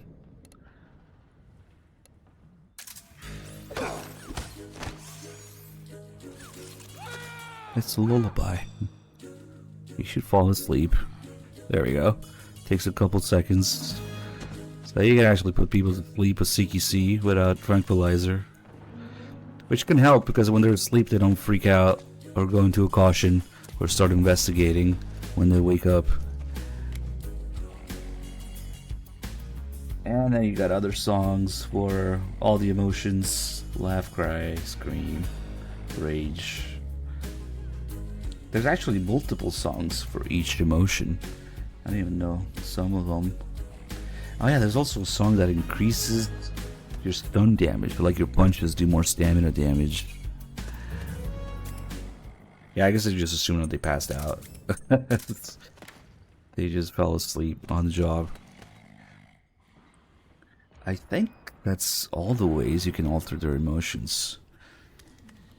You got music, camos, emotion mags, emotion tranquilizer rounds, and smoke grenades. It's unfortunate that it's all these little details, but there isn't really too many areas or excuses to use them too much. Although I remember that back before I knew where all the tranquilizer ammo was, I used to, because you can only hold 50 on extreme. I used to occasionally switch to the cry and scream ammo. as an additional way to disable them. And actually, I still do use the smoke grenades, because there's no sleep gas grenades in this game.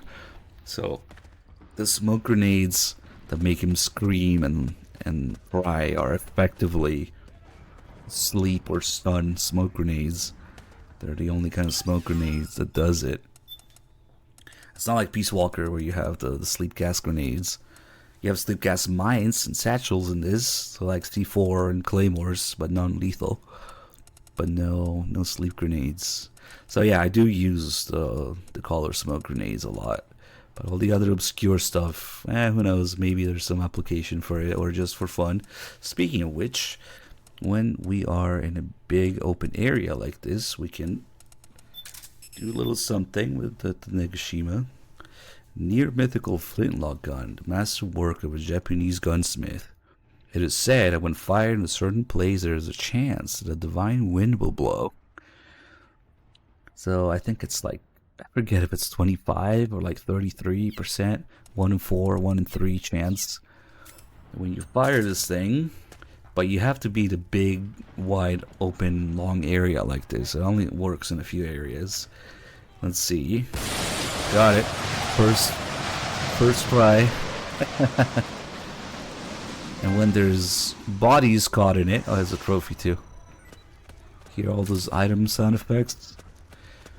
When there's at least 1 or 2 dead bodies or enemies caught in it, it generates a whole bunch of items out of nowhere. That's the divine wind. A bunch of rations and ammo and whatnot. And I'm pretty sure it kills people too. I'm not sure if it counts as a kill though, because it's kind of like indirect maybe. I don't know. But those guys were already dead, so it doesn't matter. I wonder if it works here. Probably not. It's probably too narrow. And they have the whole long ass reload animation. Although you can cancel animations in this game. For the reload animations, it only really matters until you see the bullet show up again in the icon. So if you pay attention when it shows up, that's when we can fire it again. You don't have to complete the rest of the animation. That's pretty close. And for most things it doesn't matter. You could do that. I guess with the M4 is kind of relevant. Well, we're not supposed to have it yet. You can speed up the reload a little bit as soon as the bullets appear. Because Snake has this habit of running the charging handle every time you put in a new mag on rifles. You don't really need to sit through that.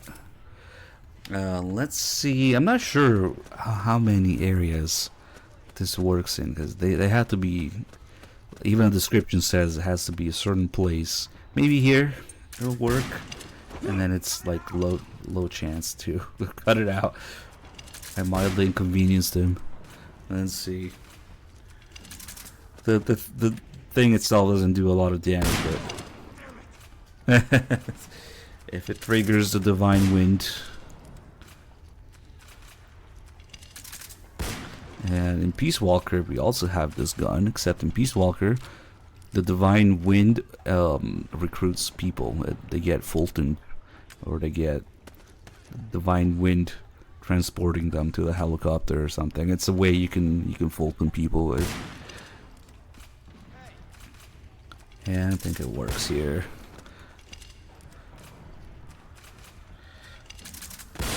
There we go.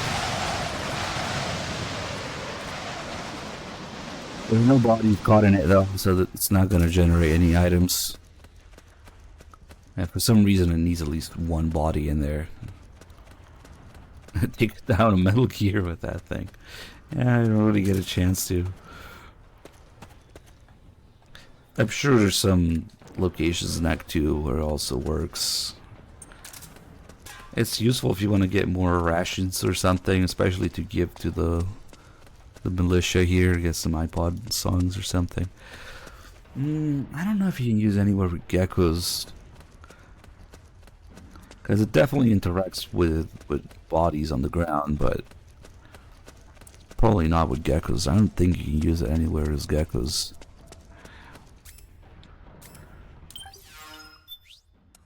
Okay, let's see if we got a few more calls. They have all these little details that it's so easy to miss and just barely used in gameplay, or unfortunately just level design doesn't really call for it much. It's really only Act 1 and 2 where you can fuck around with these things. Where most of the core sneaking gameplay is. Snake, the Solid Eye's night vision mode can give you a clear view of footprints. Yeah, okay. I designed your radar exactly to your specifications, Snake. The baseline map, shown in the upper right of the screen, shows a visual representation of what your senses tell you, including scents you're not even conscious of. It compiles and amplifies data on surrounding temperature, humidity, sounds, and smells. Think of it as a digital expression of the feel of your environment. The feel? You mean my close-range senses? That's one way of putting it, yeah. The stronger a feel is, the more vividly it shows up on the radar. But if you're somewhere with a high baseline, in the middle of a combat zone, say, or a panicking crowd, it's tougher to pick up that feel. Granted, you tend to stick out more when it's quiet around you, and it's easier to slip by unnoticed in a commotion, but it also makes you less alert to threats. Living organisms, such as soldiers and moving objects like unmanned weapons, give off strong feels, so they'll show up clearly on your radar. The radar also displays the strength of the ripples you yourself send out to others. The more you stick out, the bigger and brighter your radar presence will be. On the other hand, keeping quiet, staying still, and using octocamo to blend in with the environment makes your radar presence smaller, indicating that you're less likely to be detected by the enemy. The feels. It's actually kind of cool once you learn how to read. I remember being confused about it at first. It's like you're used to the radar or the sensors at MGS3. It's like, what the hell is this thing? The camo index increases. You can see the circle around Snake. Basically, that tells you how far enemies can see you with your current camo index. Which also, you get 10% less in sunlight. It only goes up to 75. And if you do it in the shade, it goes up to 85. And then if you put on face camo, of course, it goes to 99%. So the circle is basically non-existent. They basically had to be touching you to notice you at 99%. If I move this a little bit at 90%. And then all the little things making noise on the Solid Eye. Like magazine, grenade, other stuff.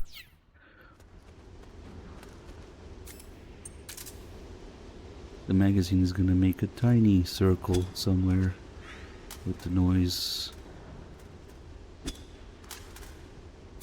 Like if you do a grenade, first the grenade itself hitting the ground will make noise, and then the explosion, of course, will make a big one. I heard an explosion. And see how that gives you 80% cam instead of 70. When there's some sort of commotion going on, gunshots, explosions, whatever in these battlefield maps, it gives you a camo index boost for a second, and under the right conditions. And then another thing that's kind of impressive is kind of like how the octocamo has textures for everything, how like granular the camo index is in this game. Because in MGS3 it went by increments of 5 basically with everything, and in this game it goes by, sometimes if you're just in the shade correctly, say like it's 92, move a little bit more, it's 94, 95. It's like it can do 1% at a time depending on just how much the Snake's body is in the sunlight, like 91%, like that, 92. It's actually kind of detailed.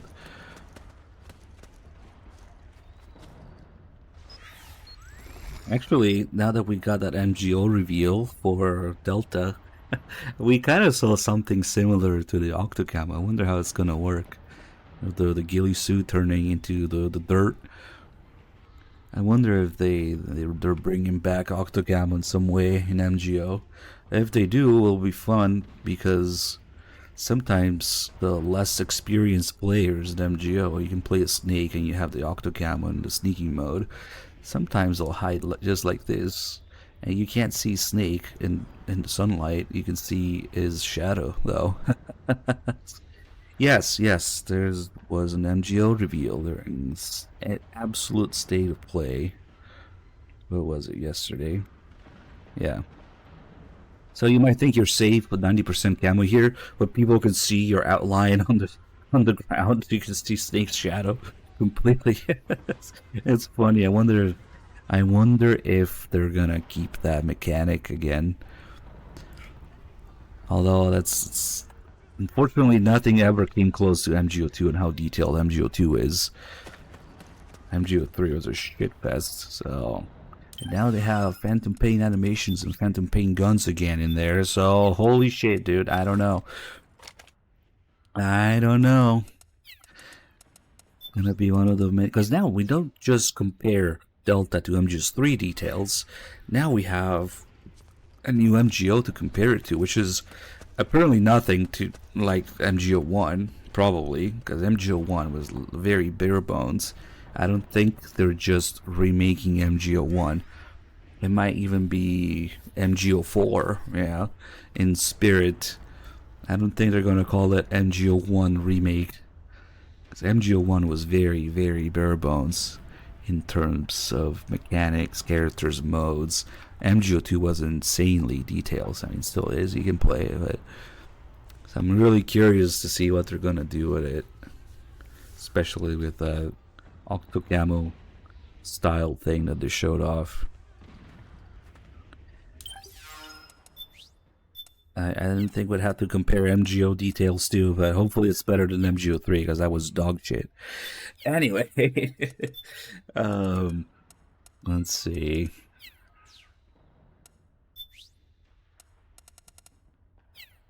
Maybe call Otacon a little bit more. It better just not be a reskin MGO3. Or even MGO1. I mean, MGO1, of course, started everything, so it was more like an experiment, a test, very bare bones in comparison. I say this as a mainly MGO2 person who went back to MGO1 and checked it. All the mechanics and things I'm familiar with, it was just not there, but that's not to say it was bad or anything. It was just kind of like the beginning of it. So they actually really have 3 directions they can take here. They can make a reskinned MGO3, which will suck. Or they can remake MGO1, which is bare bones, but at least it'll work. Or if we're lucky, it'll be as detailed as MGO2. Who knows which direction they're gonna go. The militia fighting against praying mantis are mercenaries belonging to a small-scale local PMC. Most of them are from around here, but it was more than ethnic ties that motivated them to pick up their guns. The country suffers from chronic high unemployment. There are lots of households just barely scraping by. Kids that grow up in that environment don't have the chance to get a decent education. And there aren't enough opportunities for them to go abroad and find work either. PMCs are one of the few options they have to earn a living. And for that, they go out and risk their necks. It's not a respectable trade by any measure. Still, for some reason, I can't bring myself to condemn them for it. It's complicated, you know? Head for the building where... Yeah, I don't think they're gonna have animation canceling. But at least the CQC details, the unique characters details. Proxy wars fought between the 2 superpowers. Now that it's over, the ethnic conflicts that were simmering beneath the surface have erupted into full-scale civil wars. Even today, the political situation is fragile. The land and its people have been ravaged and exhausted by years of constant warfare. With food scarce and the economy near collapse, the country's barely being kept afloat by aid from developed nations. And despite all that, the current regime is still hiring PMCs to put down the anti-government militia, or terrorists as they call them. I know security's a big issue, but come on. If you've got the money to buy bullets, you should be using it to buy your people bread. That's how a lot of people would put it, yes. Makes sense to me. Nah, but the cool stuff like developing and equipping skills differently, you know, the CQC stances, mechanics, the different unique characters have different lines and different play styles and different skills and different little quirks and things you can do with them. The gameplay modes and the way the stealth gamma works, the weapons you have available, you know, maybe Dragon points, maybe it'll be GMP or whatever. Fuck, those are all things that are easy to fuck up. All the knife mechanics, holy shit, a knife and CQC and stances and maybe most of all, the freaking netcode. Yay!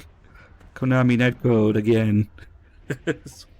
We'll see if it's still a peer-to-peer laggy mess when one player sees one thing happen and the other see another thing happen, and then they accuse the players to see something else of cheating because they don't understand how peer-to-peer server client communications work.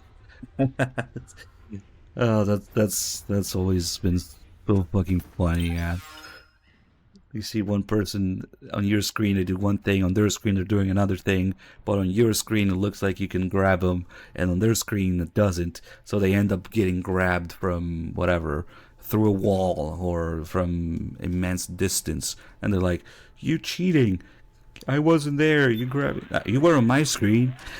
Notice the camouflage option. Yeah, okay. Snake, you need... I who knows, they'll do something better. Head for the building. Head for the building where our informants are waiting. Where's the other call here? Snake, you need to run. God damn it, Otacon. Maybe we can still get it later. Snake, you need to run. Head for the building. Okay, I don't think Otacon's cooperating. Head for the building. Fuck it, we'll just move on then. Snake.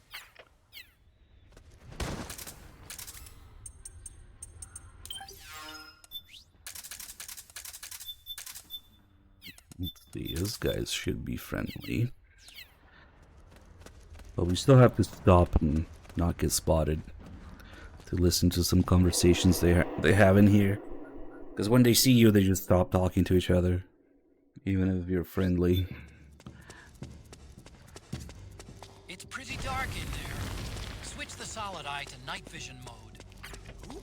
What are you doing here? Because they have to comment and say something instead.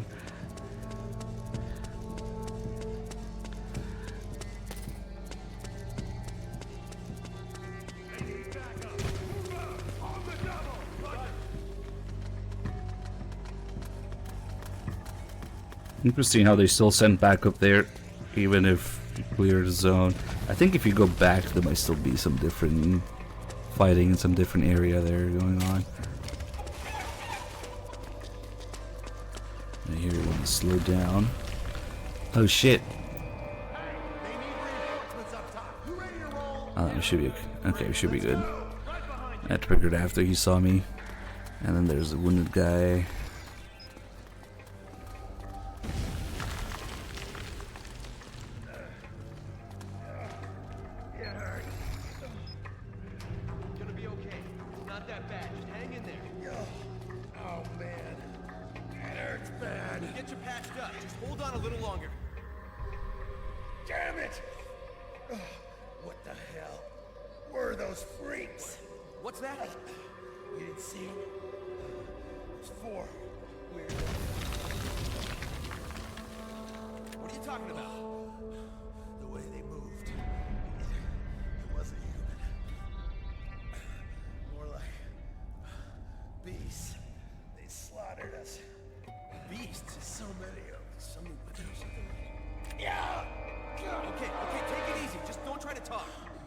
The foreshadowing. We listened to both of these conversations, so we should get a call with Otacon about it. This is the one that's easy to interrupt.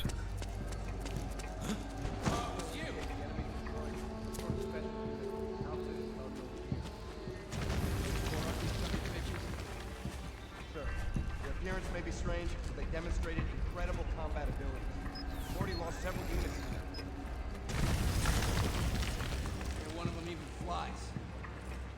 One of them does indeed seem capable of flight, sir. At the same time, it also maintains control over several UCAVs, increasing its air attack capability.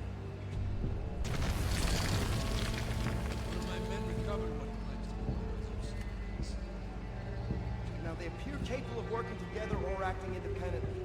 My guess is that they're building an aerial surveillance network, sir. See, the more intel they have in the area, the more effective. Exactly. And you can tell by the way they're placing their snipers. They've got an edge. They must be getting full terrain data on the entire area.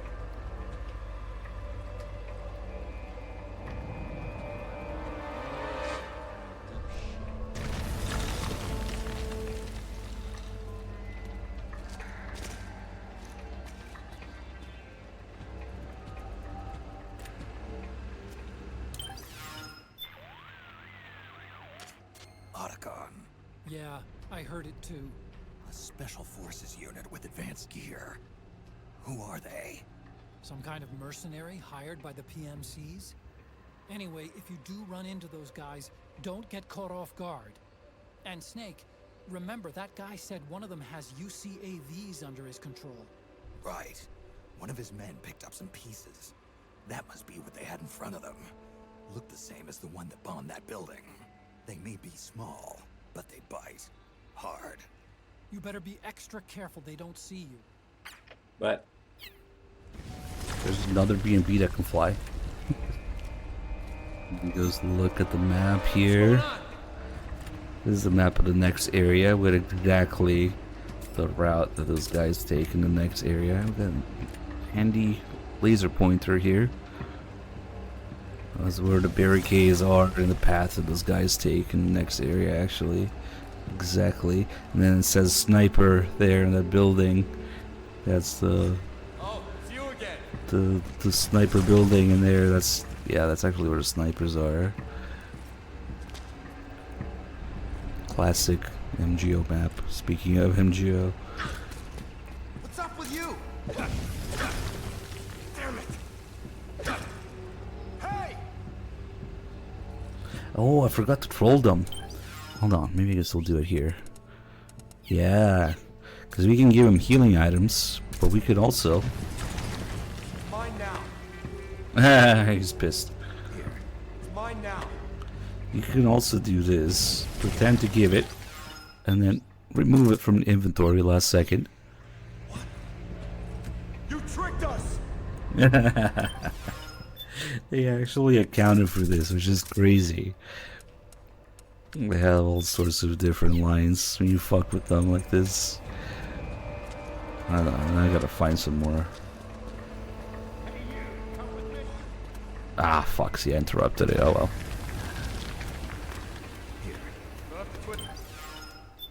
Just kidding. What's gotten into you? I need to find the guy who says, what the fuck? Usually I do this outside. Whatever.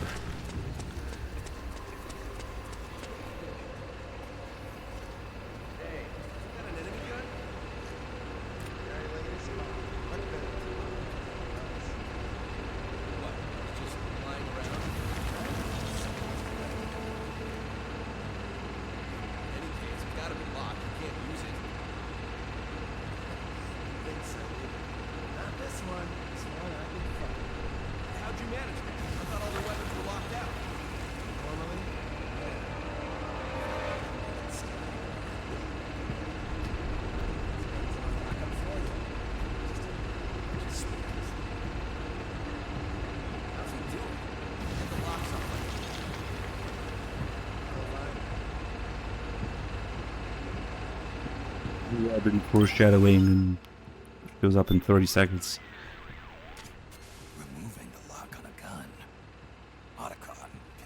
do that. Sorry, I don't know the specifics. Give me some time. I'll see what I can dig up. Let me know if you find anything. Will do. Somebody should tell Kojima that a gun is a metal tube and a pin. That's all you need to make a gun. Okay. Impossible. Removing the lock. Fuck it. So this guy really likes his new gun. Which is why we'll take it. There we go.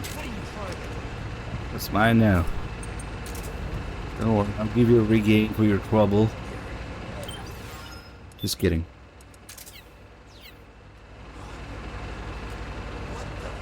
Oh, perfect. He's a what the fuck guy, too. You can just barely hear it. He's about to say, what the F? It would have nearly been the first F-bomb in English in the series. Instead, Laughing Octopus gets that.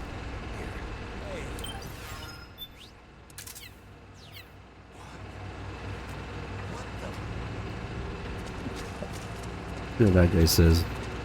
Where'd he go?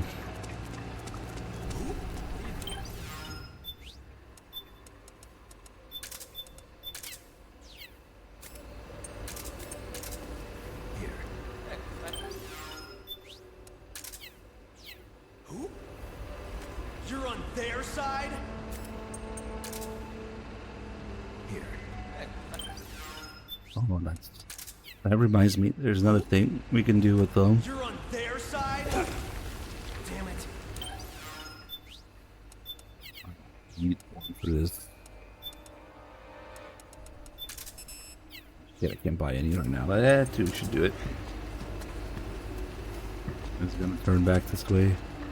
Oh, there's. Okay. Let him find some porn.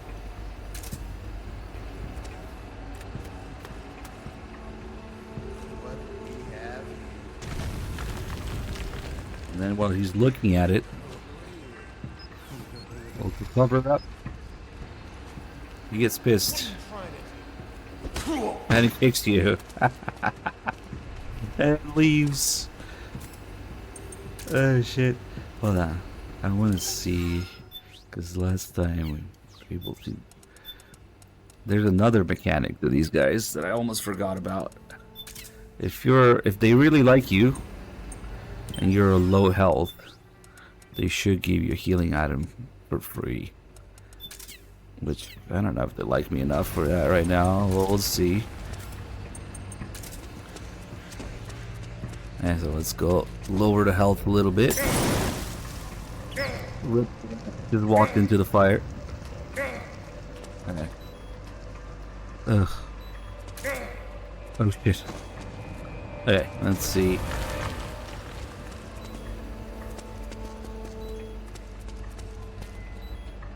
Hello? Yeah, maybe they don't like me enough. I was fucking with them a little bit. What's up with you? I did just punch him.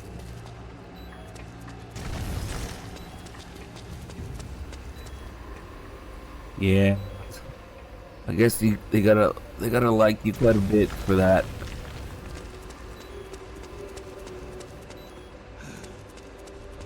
I probably need to give him more stuff for that to happen.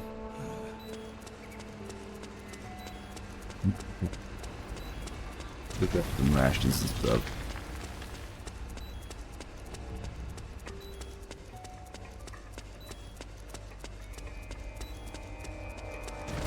Beeping noise. I think we can at least get rid of the beeping sound.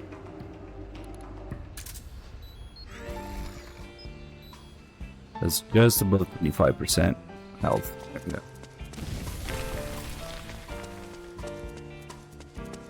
Bees.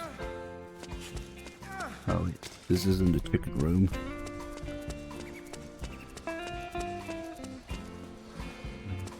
Here. I did kind of abuse them a little bit earlier. There should be a regain here. Noodles. Was there a regain too somewhere?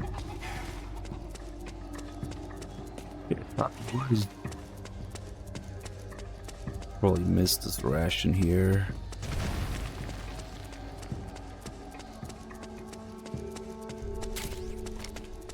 Actually, let me see what it looks like out there now. Because it could be different.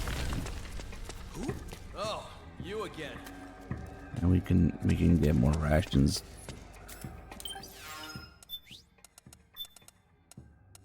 I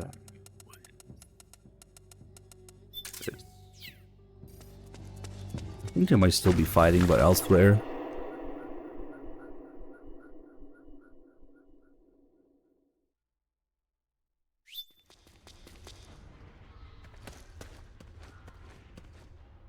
No, I guess not, because I cleared the area. I think if you leave them fighting, they shift where they're fighting later. Oh, and then how could I leave without doing the most important thing in this area? I think I came back. I haven't played with my dick on stream yet. Hold on.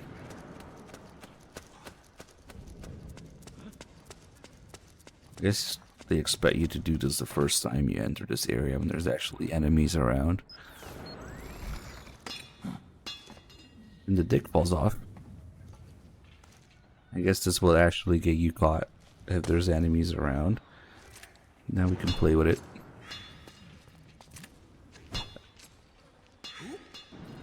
Ah, nice. It was my dick. I accidentally dropped it. And let me get some more healing crap here.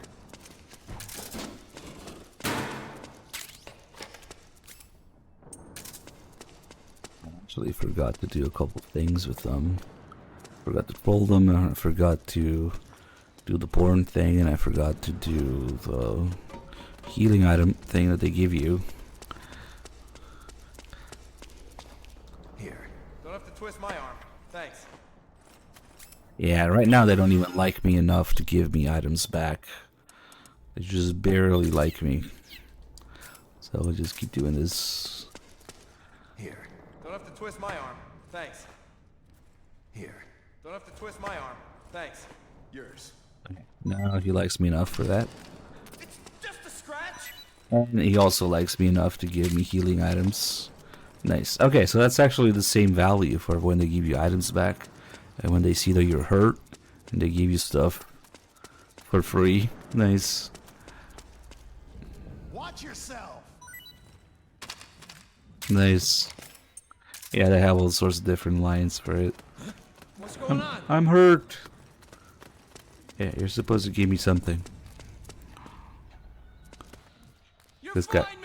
It's all doodles. Nice. Give it back to him. You sure? Need this? Ooh, rusty porn mag. I actually kind of wanted that.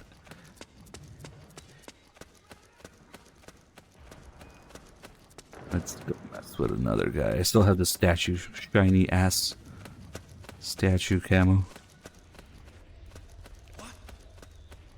Okay, so if I... Another noodle. Wow, they actually give you one each every time you see them. Nice. But yeah, it's probably once per area. So they just know. They can see Snake's health somehow.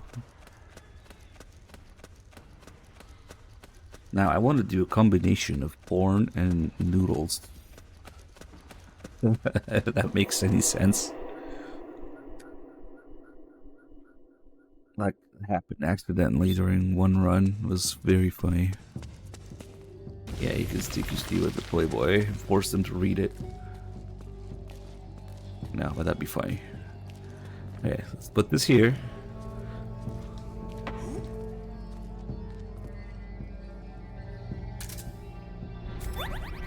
Oh, why the fuck did I heal myself?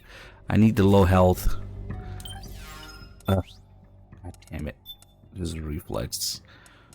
I need the low health for him to give me something. Hold on. Now he might smell cigarettes. Yeah, hey, we can accelerate the rate at which it does damage by equipping the Haven camo, where you take double damage but have 99% camo as long as you're standing still. Okay, he's gonna be busy with that plot anyway.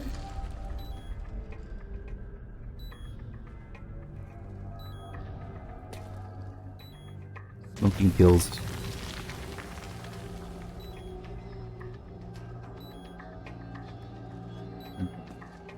Now, say one more tick here. Okay, switch that back. Let's say I go and obstruct his view of porn.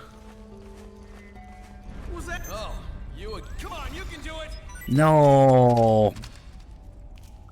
Okay, I see what I did wrong. Hey, nice spin. I see what I did wrong in all this. I accidentally forgot to have him notice me in the first place. Otherwise, it would have worked. Damn it. Okay, hold on. Snake, respond. Snake.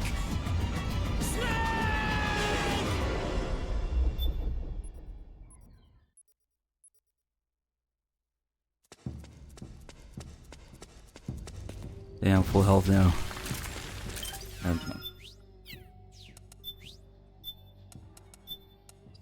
Haven camo. Cigarettes. And have him notice me. Oh, you again. He smelled cigarette smoke probably. Okay, now he knows that I'm there. So he won't act surprised. Then we'll put the porn down.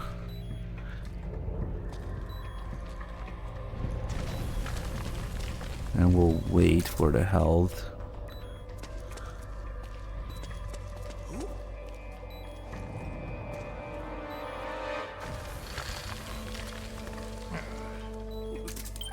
Okay.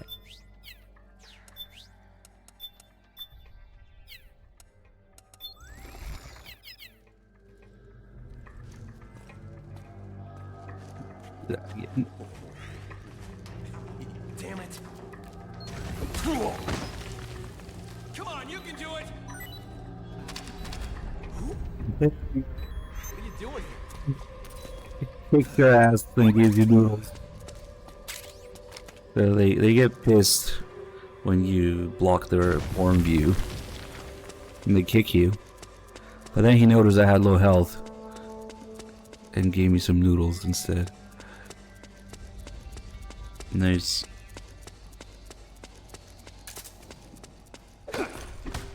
Big playboy. Eat it. Look at it. No, don't look away. Look at it. I said, look at it. Yeah, you can kind of put it in front of them. Does that do it? Yes, now he's looking at it.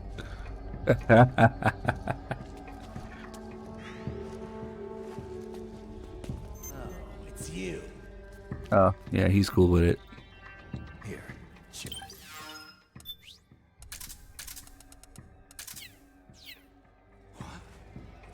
What the hell? Nice. Alright. And that's just about everything you can do with these guys. You can also use them to farm alerts. But that's a different advanced technique. You don't really need now.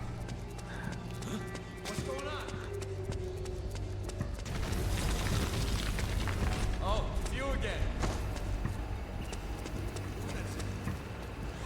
So that's where you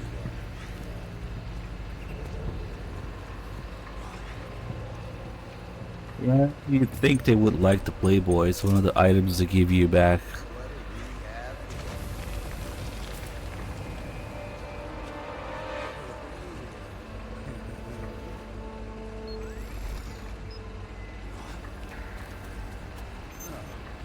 So that's where you This is technically the plain dead animation. Then you do this, they check on you, they think you're dead, and then they check. Enemies also do this. So that's where you But then he realizes I'm alive. So he reacts as if he just saw me. But if we equip the corpse camo, that's what the corpse camo is for. Dead body disguise. Holy shit, I lagged. Let me save before shit freezes and crashes. This works on enemies, maybe makes a little bit more sense in enemies. They come check on you and then they realize you're alive and alert. These guys realize you're alive and just say hi. If I do it with the corpse camo, oh no, I'm dead. That fools them. Now he really is gonna think I'm dead. He's gonna shake his head. It's like, no, he didn't make it. Rip. Oh, but then he's not surprised at all that I'm alive. Yeah, it makes a little bit more sense against enemies. And you can do full dead body here with both the corpse camo and big boss face camo here.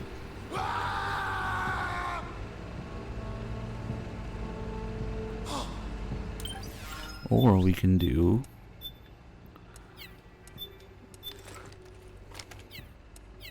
nice. The twin Grebins.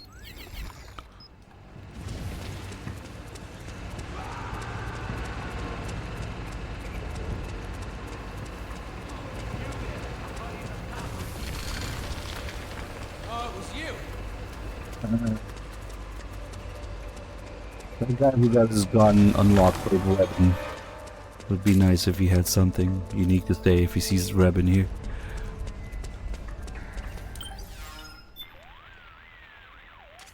Snake, if you find there's not enough light... Yeah. I don't know why Ottoman thinks it's dark in here. Snake, you need... Okay. This is gonna be a little confusing, but it's just funny as fuck.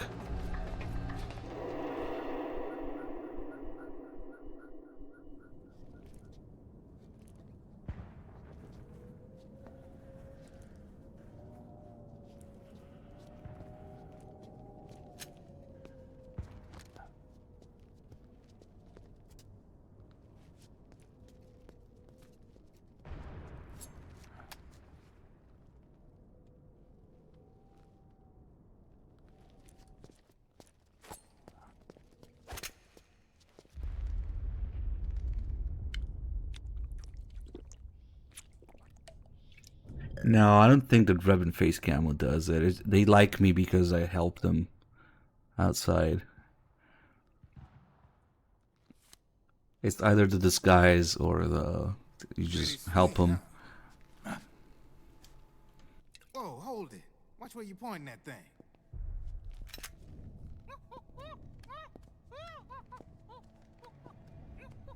Who are you? Neither enemy nor friend. Voila. You're not with the militia, and you're not PMC. I'm a weapons wholesaler.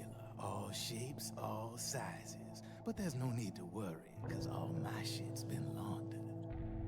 Laundered?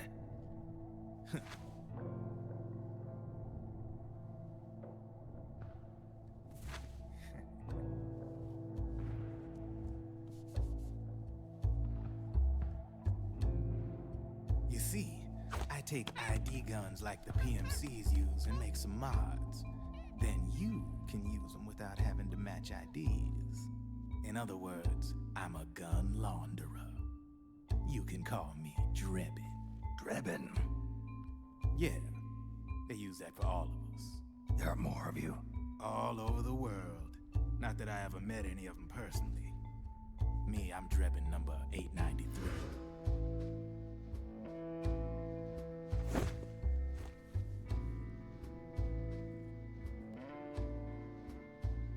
You ain't a registered PMC employee, are you? You need a guy like me.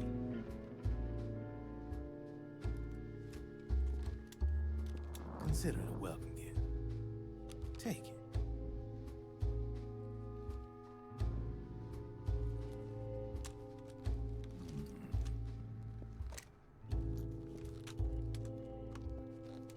the M4, the official carbine model used by the U.S. Army, developed from the M16 service rifle.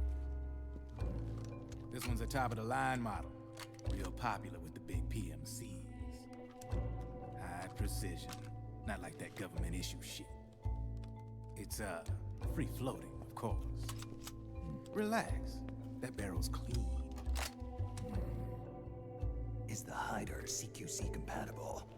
The beauty of this sucker is that it's got a lot of customizable parts. Change it up the way you want to meet your everyday needs. Flip-up sight, rail system. Not bad. Yeah, well, you know, I get a lot of noobs around here. And if you need them, I got a wide selection of aftermarket parts as well.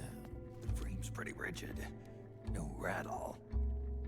Go ahead, give her a squeeze. I can't pull the trigger. Really? That's weird. What's weird? Wait, I got it. I bet you're using an older generation of nanomachines. Older generation? Sometimes they don't really jive with the new system. Seriously, who are you? Whoa. Slow down.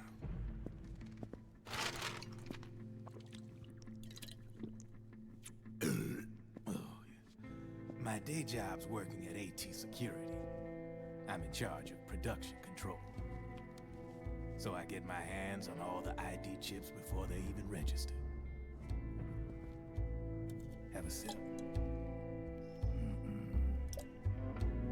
It's a side of AT the public don't see. From the looks of it, you ain't with any state army. But you ain't exactly green, neither. You've got last-gen nanomachines. So I'm guessing former U.S. Army. I don't know what you're here for. But you want to be well-equipped, am I right? So, can we talk business or what? You won't regret it.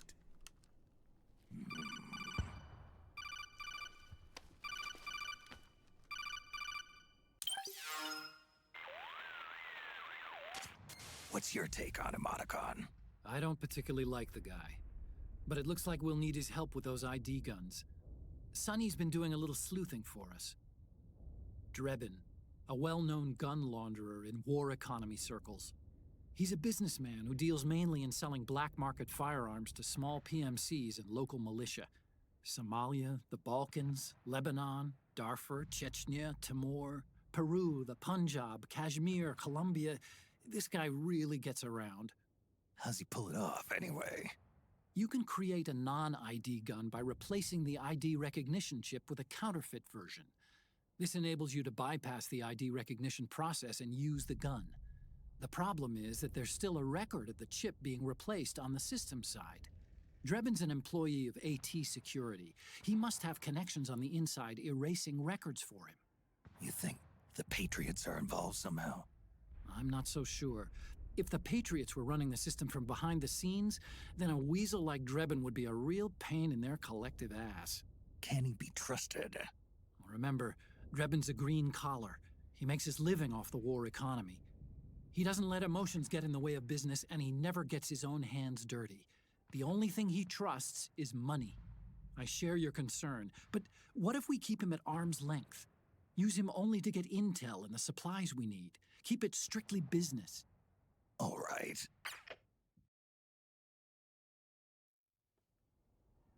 So, we ready to make a deal or what?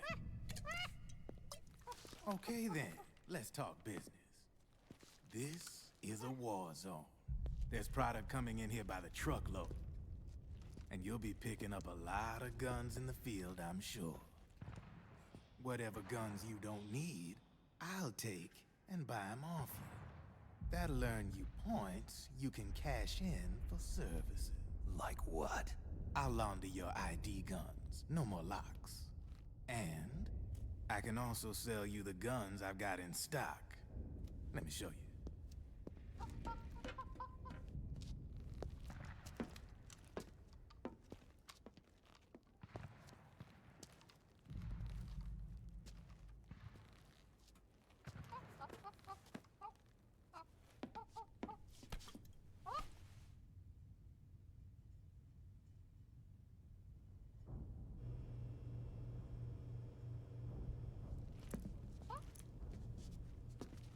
To ensure you can use non-ID guns, I'm gonna have to suppress the old nanomachines you got in you. Otherwise, they'll interfere with the system. Here, stick yourself with this. It's full of suppressor nanomachines.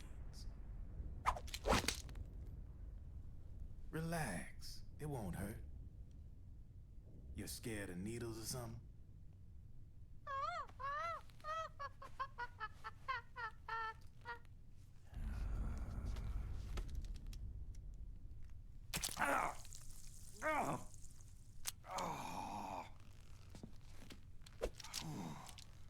See? No sweat. Now you can use non-ID guns, no problem. Hey, be nice to our guest. Step outside.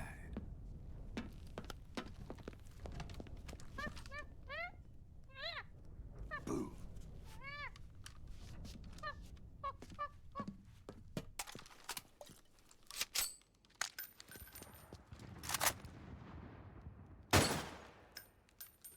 There you see? No problem. From now on, when you pick up an ID gun that says lock, you just let me know. You name it, I can launder it. Of course, it'll cost you. The going rate depends on the war price at the time.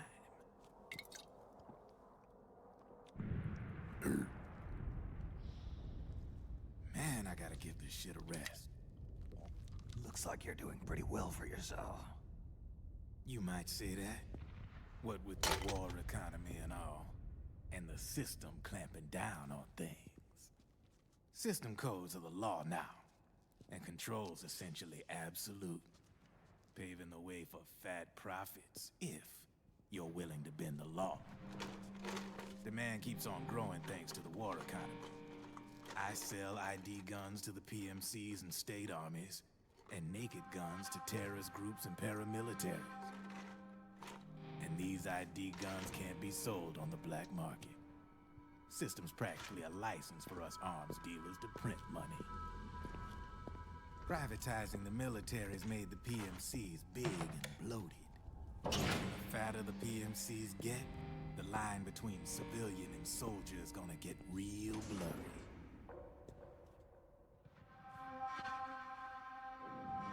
Sooner or later, the whole damn human race is gonna be green collars. More like we're all gonna be fighting proxy wars. But hey, this war economy puts the food on my table. You're a green collar too, aren't you?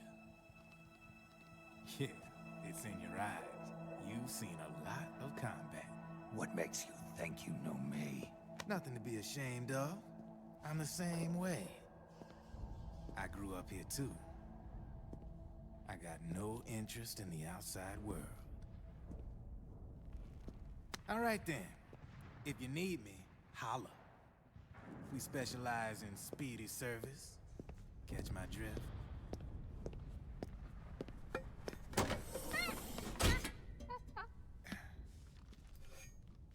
I have you.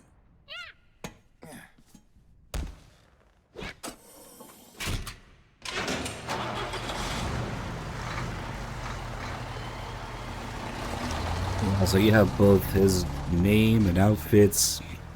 Well, the actual Drebin outfit, snake suit there, twin Drebins. Now he refers to non-ID guns as naked guns. And his name is Drebin. So as a reference to Frank Drebin from the Naked Gun movies, of course. It's kind of interesting that Kojima decided to reference like a comedy movie. Usually some pretty heavy stuff, gets referenced, some serious stuff, but especially seeing it turn into something serious, like an arms dealer. And then his outfit being, the camel pants at the bottom and the suit jacket at the top, representing his affiliation, half business, half war business. And then, of course, the 893 thing that reads like Yakuza, yeah.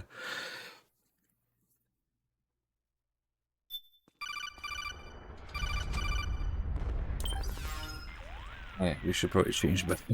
I know what you're thinking, but Drebin does have a point. He The gets world depends on stung with Fox Eye again. war economy. Can you imagine Of what would happen course. if war just disappeared overnight? Otacon, you and Drebin both mentioned something about a war price earlier. What did you mean by that? It's a kind of market price, one that fluctuates according to demand, not only for PMCs and military industry, but for the production, distribution, and energy supply networks that support them. It's been growing by leaps and bounds, and investors are really starting to take notice. As the fighting in any given area becomes increasingly intense and prolonged, the war price goes up. No doubt Drebin's rates are linked to that war price. The longer and bloodier a battle becomes, the higher service prices are going to get. To put it another way, the quieter things are, the better the bargains. Snake, we'll use the Mark II to deal with Drebin from here on out. He's what you might call a street vendor. The Mark II can act as a kind of delivery boy, connect you with him. I'm adding a Drebin menu item to the Mark II's weapon menu. Whenever you pick up multiple units of the same weapon, any extras will automatically be sold to Drebin. Any ammo that's inside gets added to your cache. In other words, you keep the ammo, and the weapon itself gets traded to Drebin for points. I see. You can then use the points you've earned to unlock ID guns or buy new weapons. Sounds good. We should assume Drebin has other agents collecting guns for him besides you, Snake. You know, freelance green collars who collect weapons in exchange for services? Guess I'll have to rely on him for now. Okay. Now go meet up with our informants, Rat Patrol. And in true MGS4 fashion, Snake does not learn from his mistakes or his character development and repeats the exact same mistake. Let's just let a random stranger that you just met inject you. Yeah, at least in MGS1 wasn't really his choice. He didn't really have a choice. Here, he just gets injected with nanomachines and Fox Eye again. And why? Just so he can use more weapons. Because weapons are cool. It was very much in theme with the bone this game had to pick with the FPS craze at the time, and the thing Eva talks about. There's a gun. How the players want to be like fighting, and they think combat is life, and the FPS games is distributed for free to do. Perhaps this is commentary about that. Kojima originally was going to put 108 guns in the game as 108 temptations. No, he got more Fox Eye. How many times have we played MGS4, dude?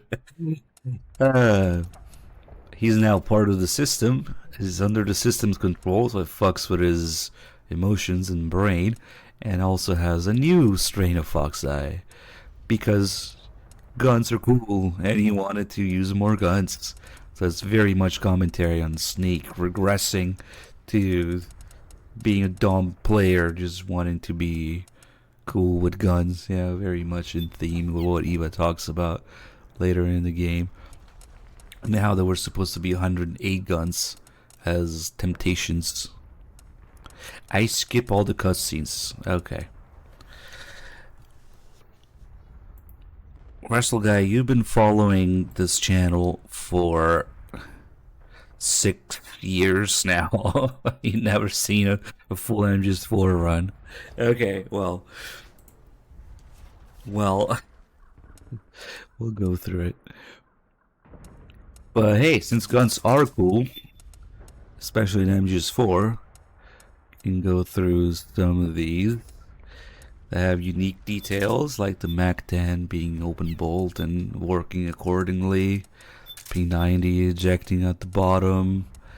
And what else do we have? Snake putting his hand in the hole in the stock of the PKM, and the belt links and stuff. And actually, I don't think the PKM is disintegrating links, but they just went with that. The Mark 23. Yeah, we can look at it.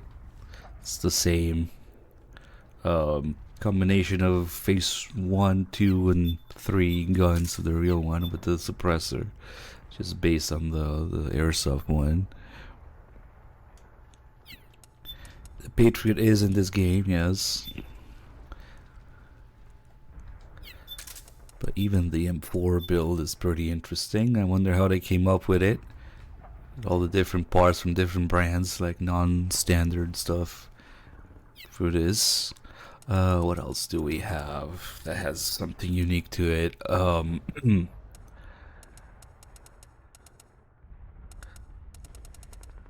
yeah, the air burst grenade, ABG. This we'll fuck with this. In Shadow Moses, we'll get the Easter egg. Oh, the 2 Easter eggs with the camera and the gun.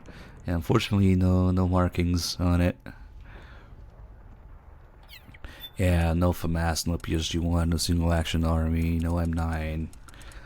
Who knows? Because, like I said, originally we're gonna be 108 guns, and it's only down to 70 now. Maybe those missing ones would have been some of those. Who knows? Let's see. Oh yeah, the AN-94. They all do something a little unique to them.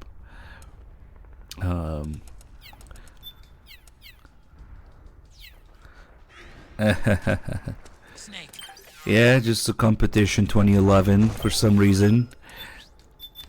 It even talks about the power factor, just barely enough pressure. Yeah. In the description of it.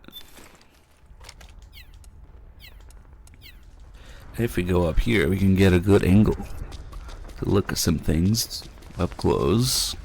I really like how the camera works, where if you're auto aiming, you can click in the right stick and rotate it any way you want. So you can really just approach things different camera angles, just walking towards the camera or sideways or whatever while still aiming. Another thing that's missing, of course, with new and improved engines. Let's see, we should be able to take a peek inside there.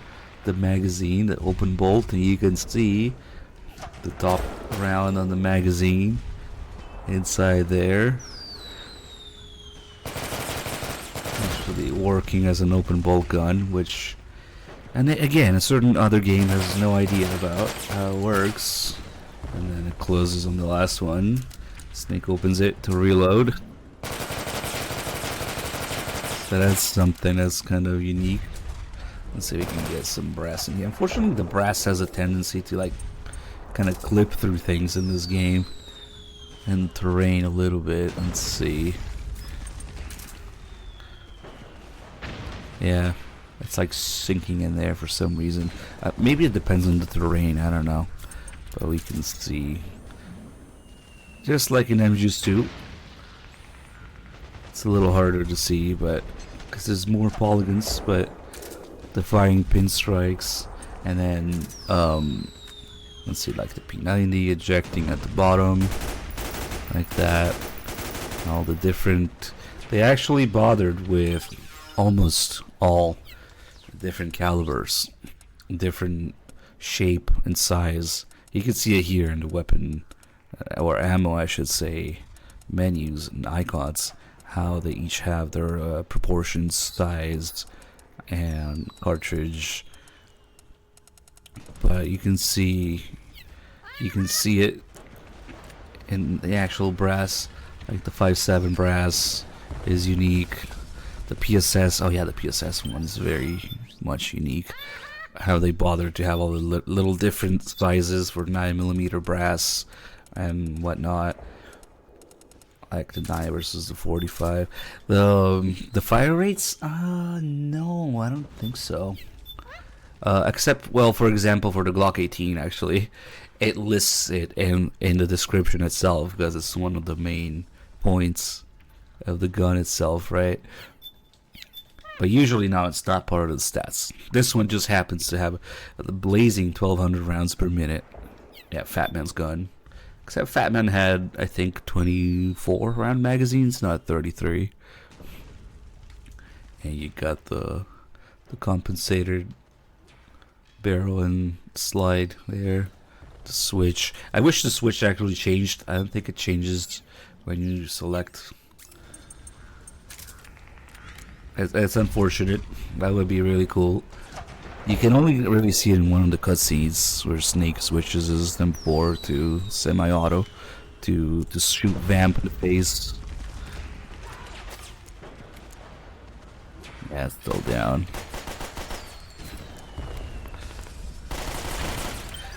It might say something about the MAC-10's fire rate, yeah, because it's really fast too. Yeah, there you go. Firing rate of 1,000+ rounds per minute.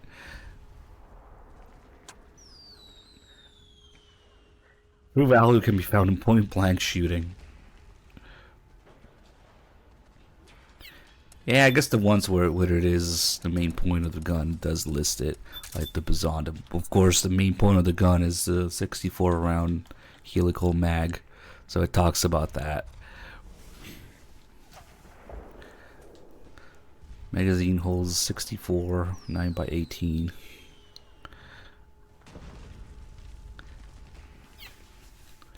Let's see.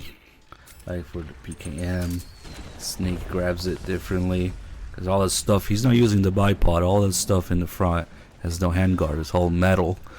So you either use the bipod or you put your hand there in the hole and stock.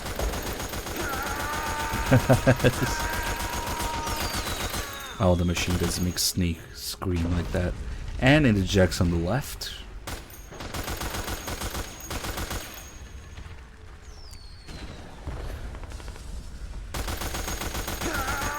I don't think the belt links are supposed to disintegrate on the PKM though, they just use that for all machine guns.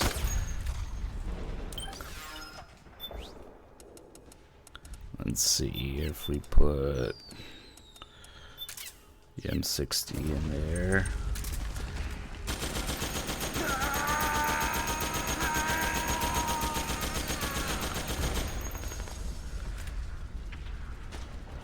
You got the 308 brass. They're all just different sizes. This grenade launcher, you can adjust the position where you want it to burst the grenade in midair. 5 meters minimum, I guess. So it tells you exactly how far what you're looking at is. Up to 100 meters, I guess.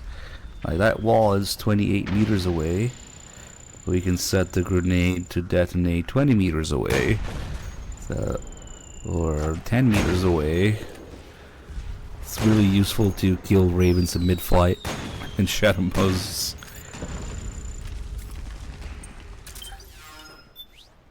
Let's see, what else was I gonna look at? The PSS. The PSS having its silenced pistols use a special type of soundless ammo. The piston is located within the cartridge, trapping the firing gas inside. This makes the ammo virtually silent and eliminates the need for a suppressor. Amazingly quiet and easily concealed, achieves its silence at expense of performance. Magazine size is a paltry 6 rounds. Low noise makes it well suited to stealth missions. This is actually the gun Olga has originally in MGS2. The first gun that Snake makes her toss overboard before she switches to the USB. It's a little blockier in MGS2, but that's what it's supposed to be. Now the grenades only go up to 5 meters as a minimum distance. So you can't make it hit yourself, you know. Like the PSS, since it has this unique brass with the piston inside and wrapping the gas. If you look at the brass, you can see the piston sticking out of it. If I can face it the right way. There we go. No, I wasn't a macro.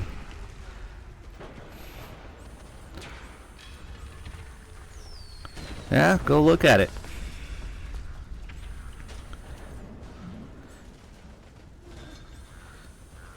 The firing pinstripe in the back, piston in the front. Yeah, that's crazy.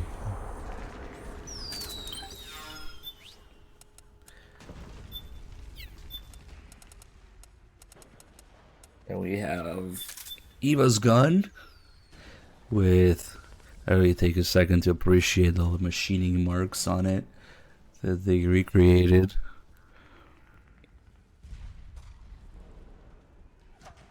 It's really blocky on PS2, yeah. This one having a stripper clip. Snake doesn't reload until it's completely empty. Like I'm hitting circle right now, it doesn't do anything. You can only reload when it's completely empty.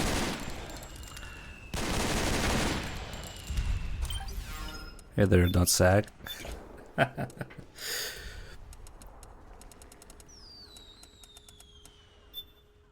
And then if we grab, say for example, we grab the 50 cal, so we can see more closely. Break, like when Snake reloads the rifles, he kind of has Ocelot's habit in MGS3 of cycling the action every time. So we can eject some 50 brass here. Hey, thank you for the resub, nutsack.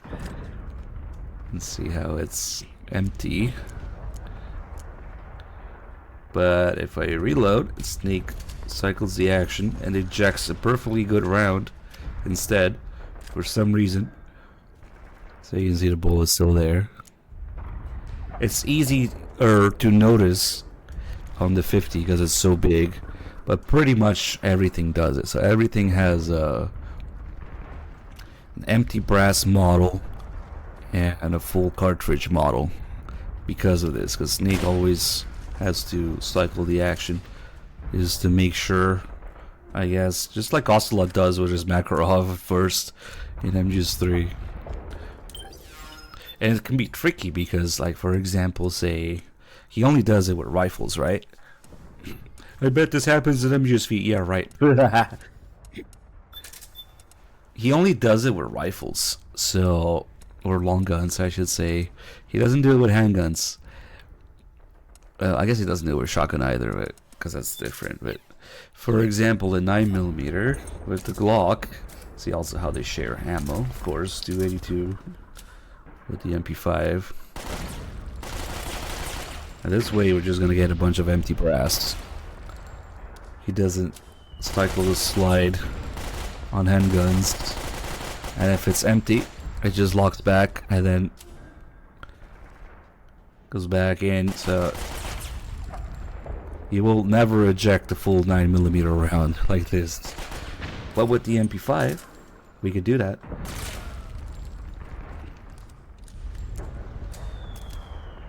So Snake also does the thing that is pretty much in the manual of arms, most HK stuff, where you lock the handle back first.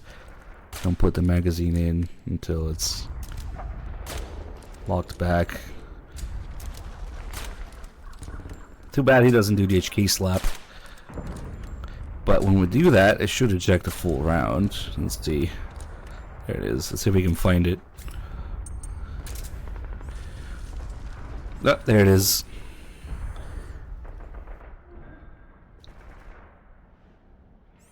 Oh, there's a couple of them. I guess that makes sense. They landed nearby each other. There you got the empty and the full brass cartridge, I guess, with the bullet still in there depending on what's using it. And then you have the AN-94, of course. The description tells you the main point of the gun being unique two-shot burst firing mode with a firing rate of 1,800 rounds per minute. Production is limited at present. It's currently distributed on priority basis, special forces, and other elite units. Shares the same magazine as the AK-74, using 5.45 ammo. The only 5.45 gun in the game. High-performance rifle is rapid two-shot burst, which allows for effective enemy takedowns. The whole point of the gun being that the second shot, the recoil doesn't hit the shooter until both rounds have left the gun. That's why it shoots so fast, so that the recoil doesn't disrupt the second round. And you got that canted magazine on the side to accommodate for the crazy fucking firing mechanism in there. It's almost like to accommodate for the rate of fire for those 2 rounds. It's got 2 chambers, almost. It's got 1 chamber and then immediately like a pulley system to put the other round in there quickly. Yeah, you can see that in action. 2-round burst mode.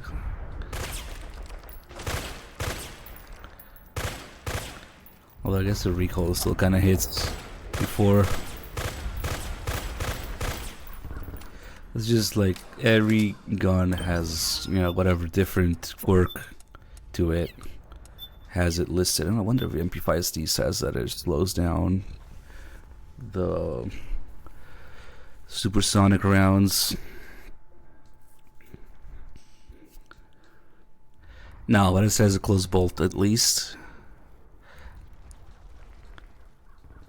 Oh, it doesn't say that it slows down supersonic rounds to subsonic. But at least it talks about it being close bolt. Nice. In what is it? MGS1. I forget. So in MGS1 integral, if you play on very easy, you start the game with this gun. Infinite ammo, infinite suppressor, fully suppressed, infinite ammo, MP5 that you have from the get-go in MGS1 that replaces the FAMAS completely. The FAMAS just disappears from the game when you have that. I forget if they have the straight magazine or not in it, because those came later, like in the 70s, 80s, maybe 90s. Because the one in Peace Walker still has a straight magazine. Then we have, of course, the legendary custom handgun used by Naked Snake during Operation Snake Eater in 1964. Even after 40 years, this gun is still in prime condition. Spark worked together with match-like precision, resulting in both unparalleled performance, remarkable fast handling. Well, has an extremely quick rate of fire and high stopping power.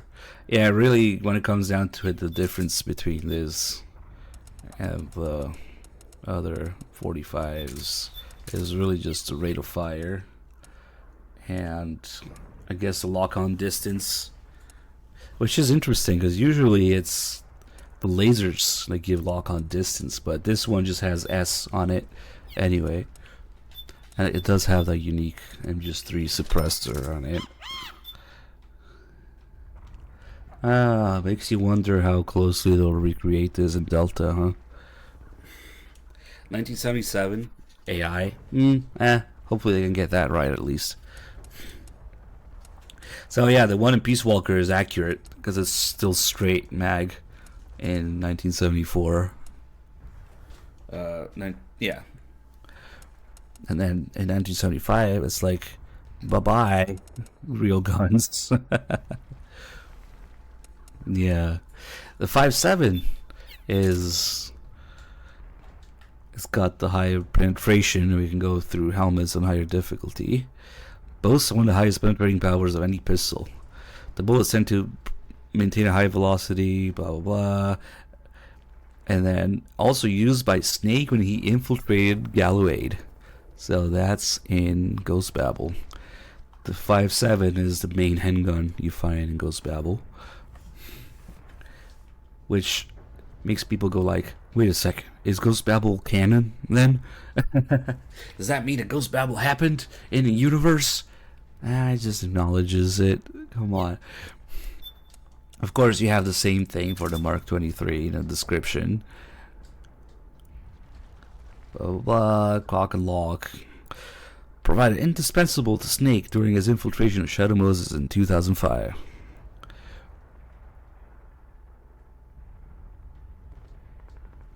A slightly larger magazine of other weapons of the same caliber until FN came around.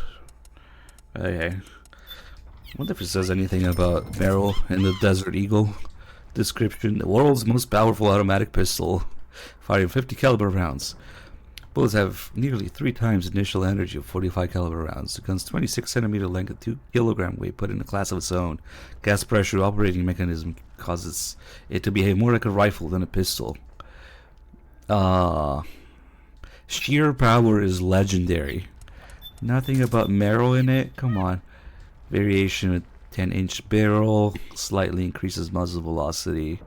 Scope. Damn.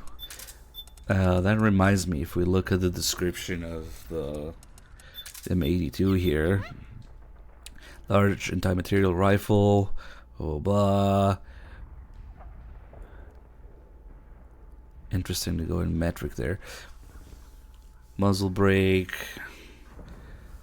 10 rounds, virtually invincible against any enemy anywhere from close or long range. Recommended by Hideo Kojima. Fuck. That's the funniest part about this. Recommended by Kojima. Okay. The actual bullpup version of the M82.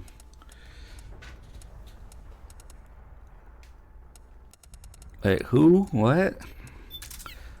The VSS tells you that it's slow, high penetration, quiet weapon, necked up from 7.62, steel penetrators, subsonic ammo, limited utility at long distances, suited for eliminating enemies from close to medium range without alerting others. It only shows a range of 150 meters. So everything is just immensely detailed gun-wise. Both the descriptions, the stats, the calibers, whether it's either of those, how they behave. You know, bigger, slower caliber penetrates less, but dumps all the energy in the target. Meanwhile, faster, smaller caliber penetrates more, but it doesn't dump all the energy in the target, which is reflected actually when you shoot people like with the 5.7 versus the 45. The complete two opposite rounds, slow and fat versus small and fast. And the enemies sometimes don't flinch at all when you shoot them with the 5.7, but they always flinch when you shoot them with the 45. Now that's an approximation, of course, of real life. Real life, nothing is consistent like that, but at least, yeah, they have the right idea. The MP7, of course, when you talk about the MP7, same concept as the P90, 4.6, similar to the P90's 5.7. It just does the same thing. See, on extreme difficulties, most enemies have helmets that require 3 headshots with other guns. So you need something with high penetration like the MP7 or the P90 or, you know, stuff in 7.62. Yeah, we were looking at this earlier. It says flintlock, but I'm pretty sure it's a matchlock, right? Yeah, Snake has a very lengthy reload animation for this. No way it does a divine wind here. Snake is just insanely fast with it.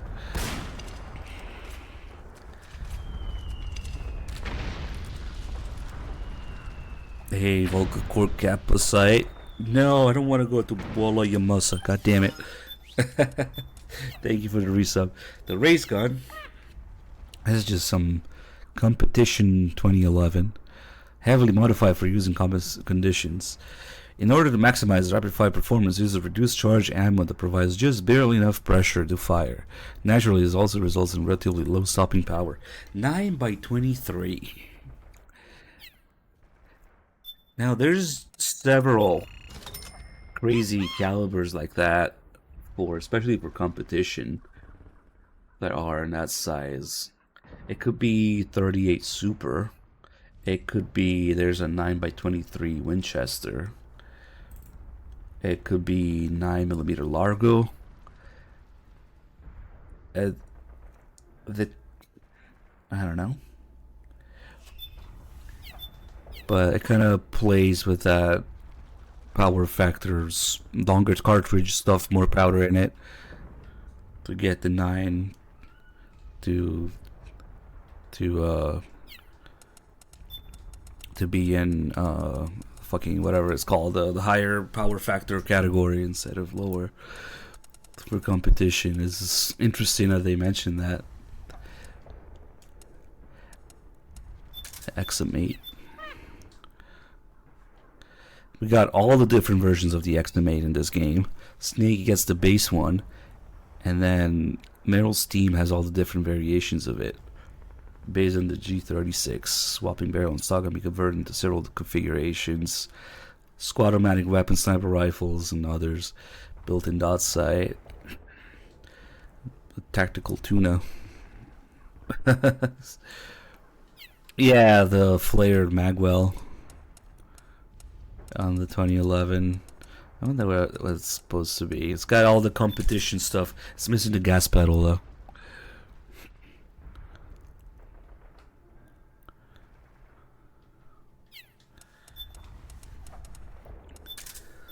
Ocelot's gun for some reason. He likes this thing. Single shot hand rifle made using 1911 parts.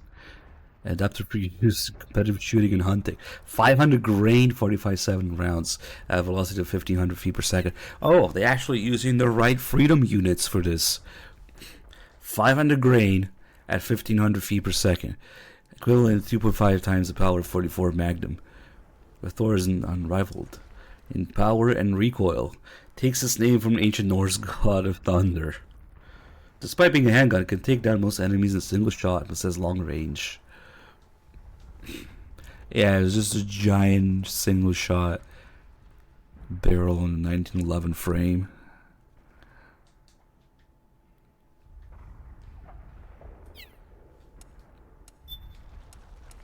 It's weird that, yeah, like the Call 50 cal. Well, I mean, if you look at the ammo next to each weapon, they're mostly right. It says BMR instead of BMG for some reason. I wonder if it's a typo or was some sort of licensing issue, or maybe because they wanted to tell you just how big the round is. It's the same thing with, you know what? It's the same thing with 300 Win Mag for the DSR-1. They call it 7.62 by 67, but I guess it's kind of like the successor to the PSG-1 in that aspect. Okay, 7.62 by 67. It's just 300 Win Mag, but okay, and then it's got 2 magazines, one just to hold one. It seems like Delta's keeping the MGS3 guns, but for MGO, they had this fucking Phantom Pain Franken gun again. Who knows? They showed a little MGO clip, and the guy had the fucking Phantom Pain's suppressed tranquilizer thing. Ugh. I don't know, man. It really depends on what the hell are you trying to do with it. There is no one gun suits everything. Fuck it, P90. It's the best gun in the game to headshot people with if you want kills. What does the Patriot say? Hand rifle. Oh, this calls it a hand rifle. Isn't it interesting that it's under some machine guns? Well, technically, it's a pistol in a rifle caliber. It's the opposite of a submachine gun. A rifle in a pistol caliber. It's in 5.56, but it's under submachine guns. Maybe following the same philosophy as the AK-74. Or even the 47, like they call it a submachine gun at first. Primary weapon the boss used against Snake when he was dispatched to assassinate her after her defection to the Soviet Union in 1964. Oddly shaped Patriots formed from an M16 shortened so much that its performance as a gun is unbalanced. Few, beside the Mother Special Forces herself, could even hope to wield it effectively. Seen it from the front, the magazine forms the shape of an infinity symbol. It requires no reloading during combat whatsoever. It sucks that we don't have the single action army in this game. The freaking race gun has that roll, it ricochets.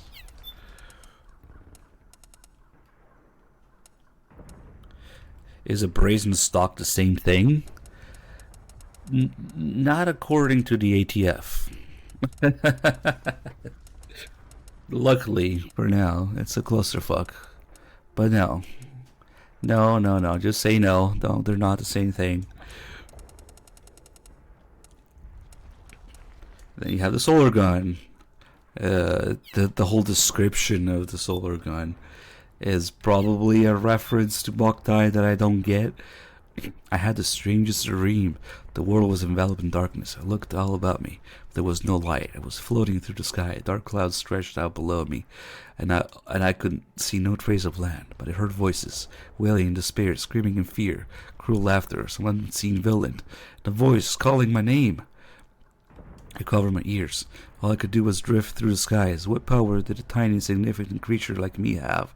But no matter how I tried, I couldn't shut the voice out. Who was it? Why was he calling me? I'm just Sonny. Tiny, insignificant Sonny. Then, suddenly, I felt a light, a faint flicker emanating from my body, and the words came to me. I don't remember where I heard them, or when, but they were warm and strong. May the sun shine forever in our hearts. And then it hit me.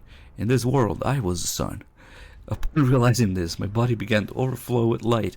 It was so bright that I closed my eyes, and then I was back in my bed. I saw him. I know it. The moment I shielded my eyes against the light, I saw him, the boy who was calling my name, standing on the earth. I saw his face beaming brightly, and I saw the weapon he held up high, the solar gun.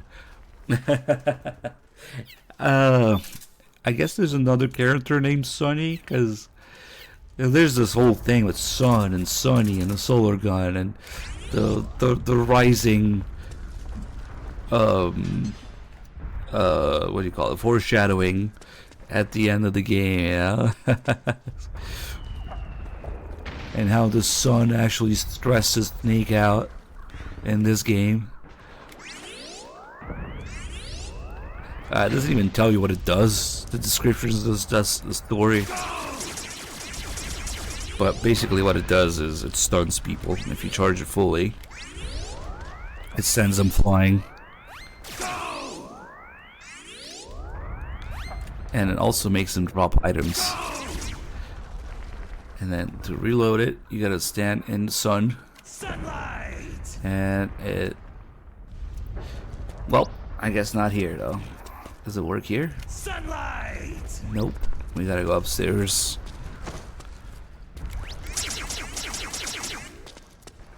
It's got a holostone sight. Ha ha ha. Very useful for big boss runs, spike chase. Sunlight. Yeah. They had this whole sun thing planned, how Sonny references rising being the next thing. Sort of like the sun. It's rising again. But no, none for Snake, yeah? The sun stresses him out in this game. He's not gonna be around to do that. The sun is not for him. Interesting that even when you're supposed to have infinite ammo, so like during the bike chase, or if you equip the bandana, the solar gun still has limited ammo.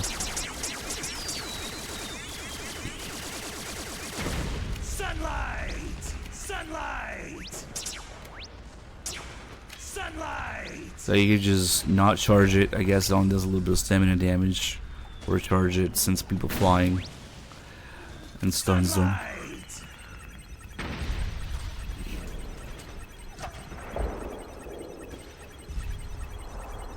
Nice PS4 hardware. Damn, that's the new improvement.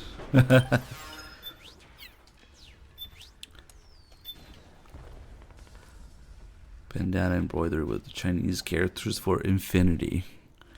Gives her infinite ammo.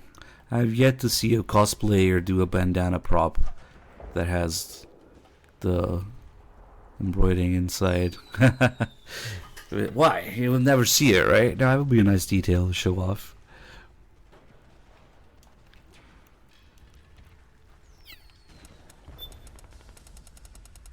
What else are we gonna look at? The stealth camo.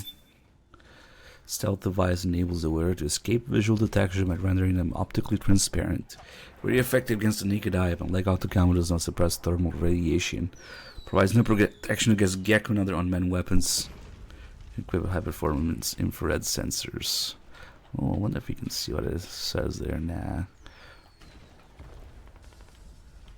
There's some text on it, but it's at least it's not a fucking calculator like in Phantom Snakes. In the Twin Snakes. Ugh, whatever, man. I always mix this shit up. Bad games with bad games. The Phantom Twin Snakes Revengeance. The Mark II has very detailed text so you can read. See instruction manual for weight limit. One thing about the Japanese stuff says year of development 2014, designated designed by Otacon. Caution: do not open flip up toggle to open case cover. Caution: high powered LiDAR. Nice. Long duration lob device dry. What the fuck? I didn't even know it said that.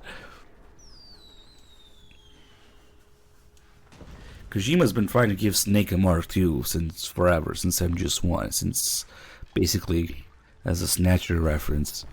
The very early trailers of MGS1, when they show a little bit of gameplay and they open the inventory, there's a Mark II icon in there. Who knows what I was gonna do or be.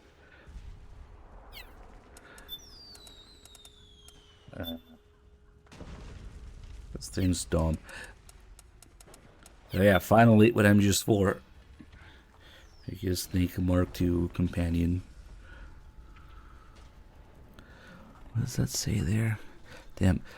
I kind of wish you could move this thing around freely. When you zoom in, it only zooms in the exact middle. Press center and rotate right at the top. That's what it says. Okay. Long duration. That's how you know what year it is. 2014. Nice. As the source in the game. Anyway. The box is just not as interesting now that we get the ship barrel.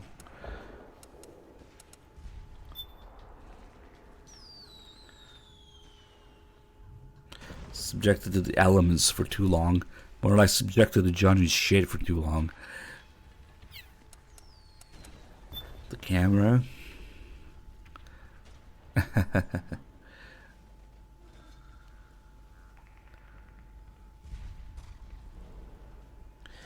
High compression system developed by Sony herself.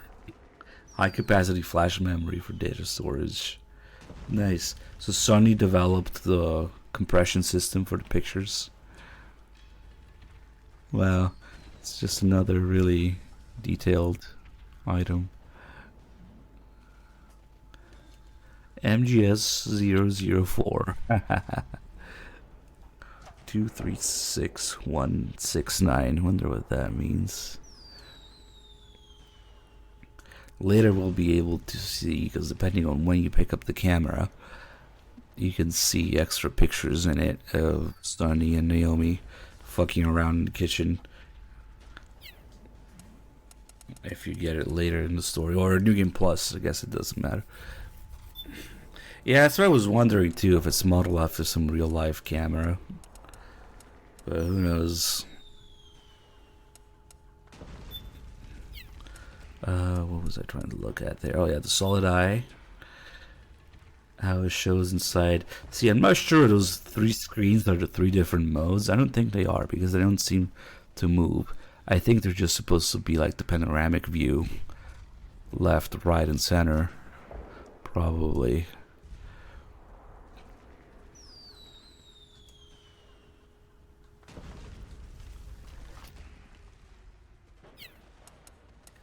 so many insanely well-detailed items in MGS4. If only they had 1080p and high-res textures.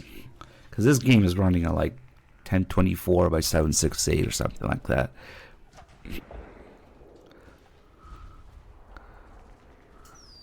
Nano Korori 573 syringe.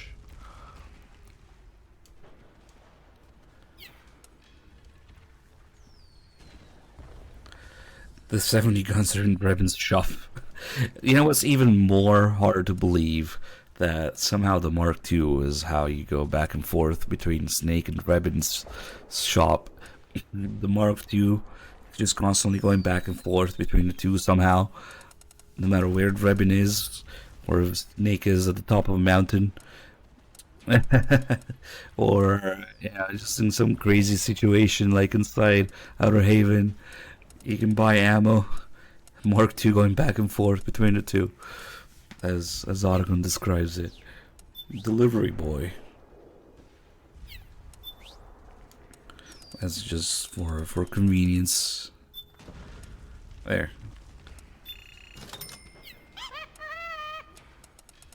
Alright, enough yapping. Let's do more yapping of the podcast guide. Because we're about to enter the first podcast area. So let's do the second intro episode.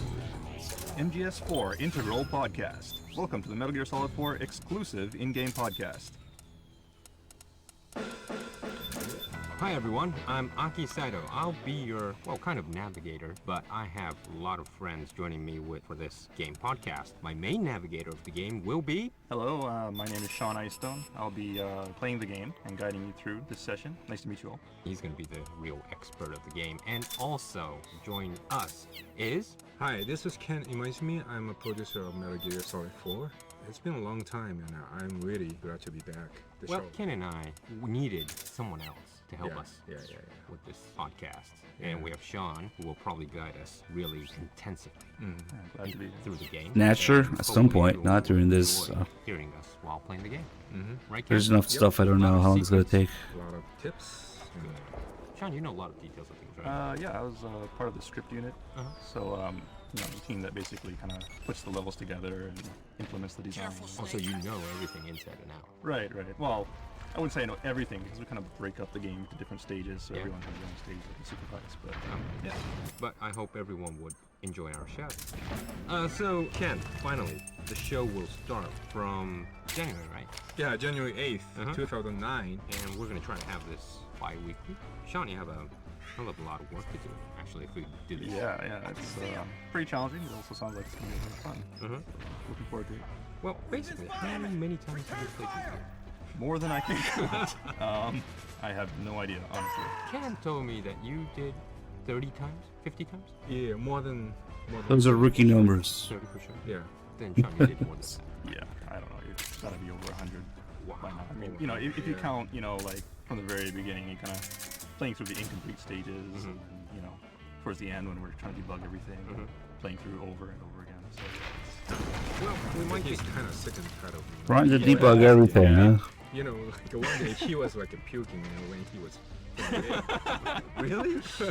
In the studio? Wow. Motion sickness? No. A lot of things going on in just sickness. Wow. Okay. Well, anyways, we're gonna try to guide you through, you know, a different perspective of MGS4, and guide through everyone who's probably will have a good time listening to this podcast. Yeah, and playing at the same time. Yeah, totally. It's more of a developer's take on the game. You know, giving a little behind-the-scenes input to the players. Well, since you know Ken's gonna be probably useless, I'm counting on you. Oh, that's cold. I'm gonna watching you guys. Great. Ken's gonna just have some coffee and just gonna play his, you know, his games on his phone. Anyways, three of us will provide you Integral podcast bi-weekly, and hope everyone would enjoy. And make sure you tune in on the 8th of January. And Sean, you have some notes that we use, right? Yeah. So 8th of January, what we want you to do is everybody to tune in and gather at the Advent Palace lobby. The Advent Palace, of course, is the stage in the Middle East. Yeah. One of the first stages in the game. And what we're going to do is we're going to walk everyone through the game. and through that stage. So what we want you to do is go to that stage, enter the Advent Palace, and be sure to trigger the checkpoint. Once you trigger the checkpoint, save the game, and be ready to load it 2 weeks from now, on the 8th of January, and we'll give you a walkthrough. All right, everybody, you got that? You memoed that? So you have to be at the Advent Palace lobby, and make sure you save it so you can start it from there. Ken, anything you want to add? No. Yeah, it's low because it's the VSS. Sean, I'm really relying on you. I'm just okay. All right, thanks, guys. Well, Peace Walker also tries as much as it can on the PSP. You know, I would say if they were in the same platform, it would be comparable. Peace Walker also has all the different versions, the guns, the calibers, the you know, different historical iterations of it. The calibers having different stopping power, penetration, and whatnot. But of course, it's limited by PSP technology, which is unfortunate. But if Peace Walker was a PS3 game, it will probably have similar mechanics to MGS4's, because even the controls are pretty close to each other between Peace Walker and MGS4. Wow, I actually never realized you can farm kills here too, because we're gonna need kills for a little Easter egg ahead. Oh yeah, you can see how the VSS takes a while to actually get there. They reflected that it's low subsonic ammo, I guess.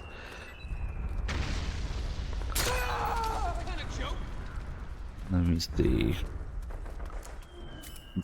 If we do the M14... Oh yeah, that's faster.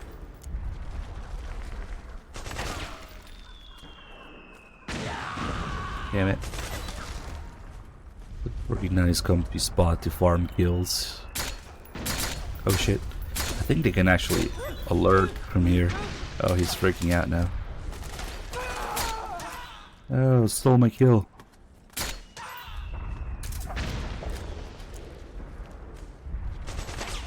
At least this game has factions actually fighting each other.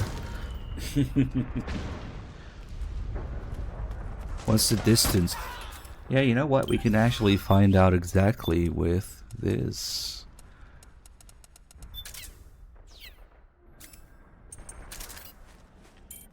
The car is 41, 42 meters away. I guess that guy's 44 meters away. Roughly.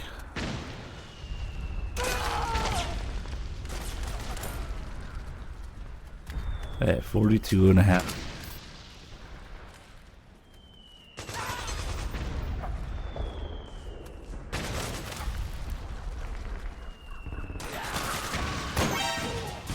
Yeah, they can actually alert. Here, nice. Oh shit. The drop on those grenades. Yeah, we could calculate it, yeah. It probably is subsonic. Like 900 to 1,000 feet per second, no more than 1,000. You don't want to go too far over 1,000. Nice. Alright, fuck it, let's go. We'll finish the kills up ahead. Get that liquid Easter egg first. The shit barrel where the game's plot writes itself.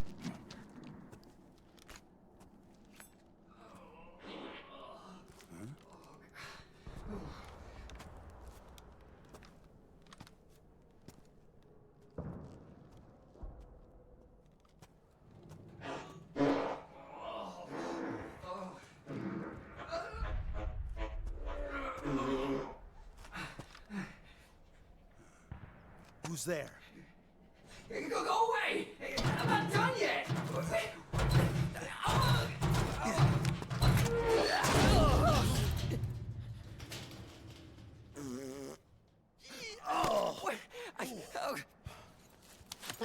Stop! No.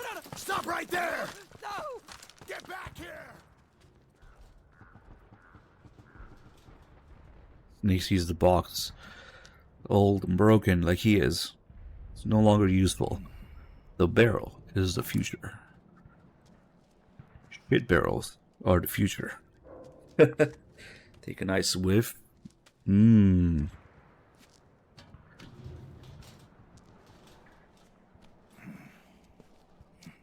Now, wait a second, this thing rolls.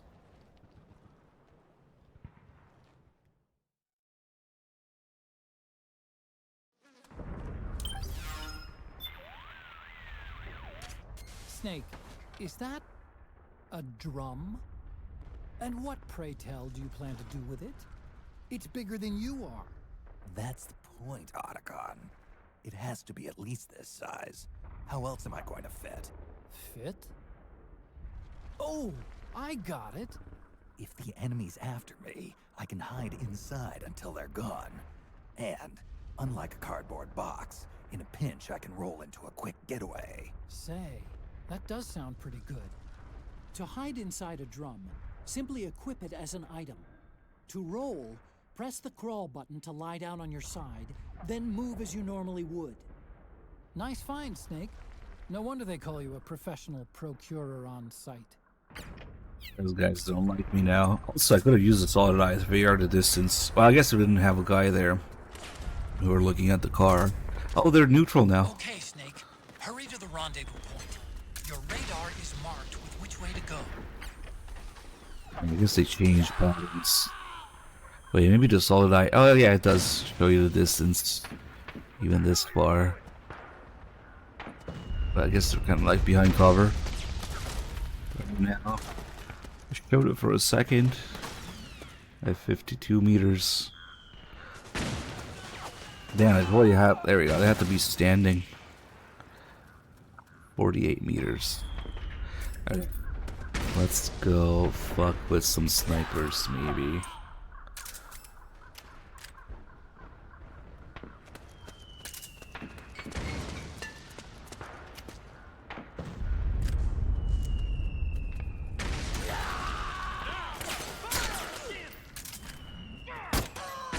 Yeah, it's way faster at the M14.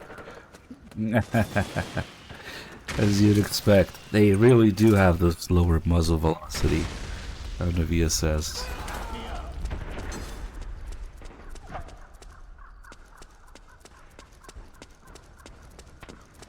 Help me out here!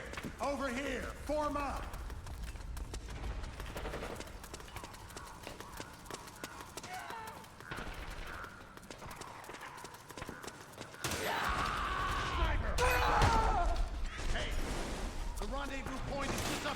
Watch these guys get over. Roger that.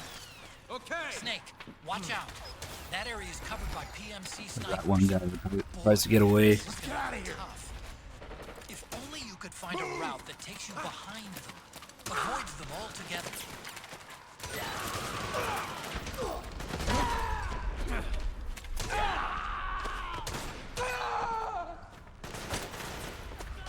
Oh shit, I didn't unlock but a freaking I hate shotgun people in MGO. Holy shit. I think, if I remember right, who was it? Ragnarok? Young Snell? Those shotgun hitters at MGO. Typical. Please God, let Delta MGO be good. Please.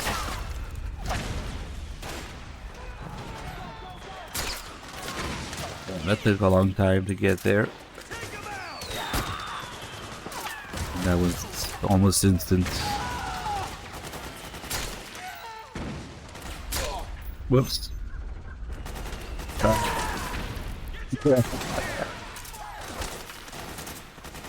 Oh yeah, let's go fuck with the snipers here.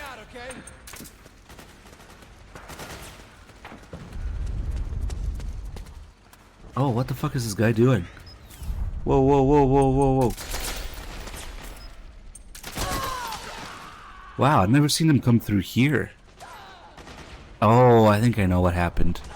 This must be the guy that's usually upstairs. Since I went past the building, he already came downstairs, maybe? Let's see.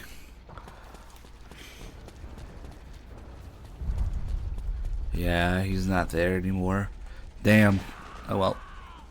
I missed a little conversation. Oh, what the fuck? The sniper's gone too. Damn, walking past the building really fucks with them. That one's gone too. I know the guys are dead. Oh well. Okay. There's just a bunch of little scripted areas where enemies appear and talk here. But damn. They're all gone. Depending on which path you take. I guess because I went too close and I sniped those guys. Anyway, we gotta farm some kills here. It's one of the few interesting, endless respawning areas. I got the helicopter too.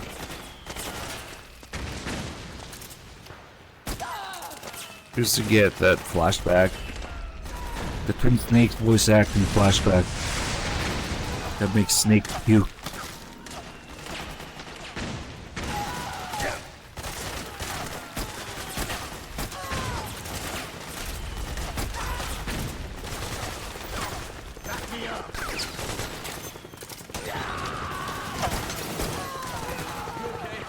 I wonder what weapons work against the helicopter. Usually I just do the M82, obviously all the rocket launchers, and the Stinger is just made for that. Budget, and just one hind boss fight.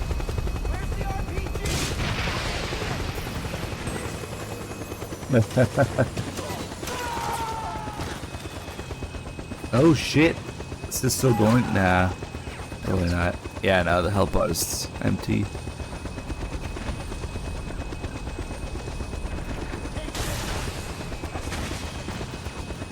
You just take a second. Oh, are they leaving? No, no, they're not. This isn't Phantom Pain with the helicopter having. Oh, what the fuck?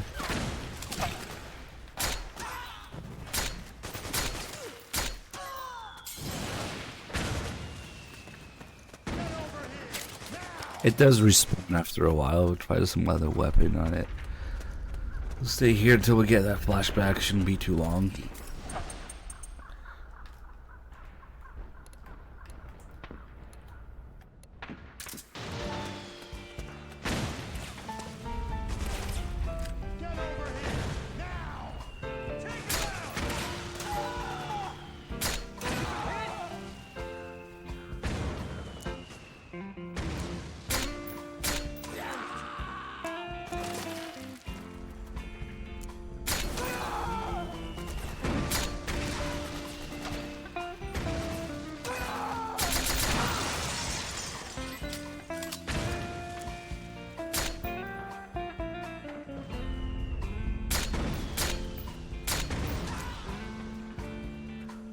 God, it's so slow.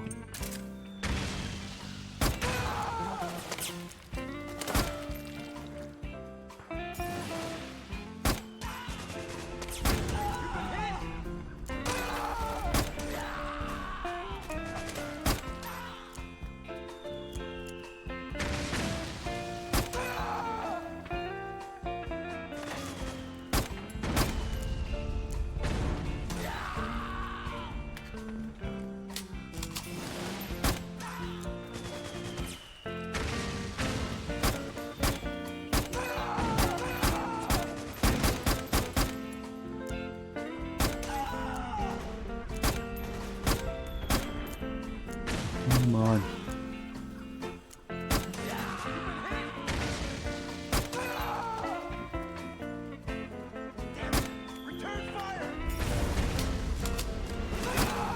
Ooh. Oh, helicopter's back, I think. Maybe. What the fuck was that?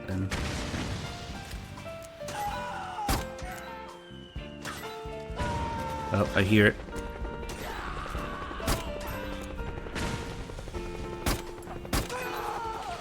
There it is.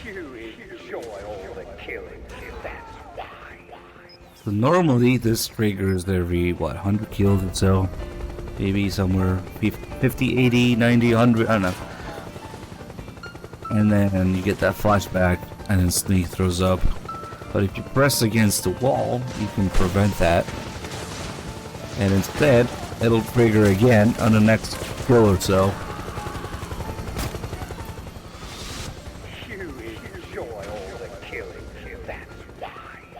This little trick, you can hear it over and over if you so desire. I don't know who will want to do that, given that it's Twin Snake's voices, but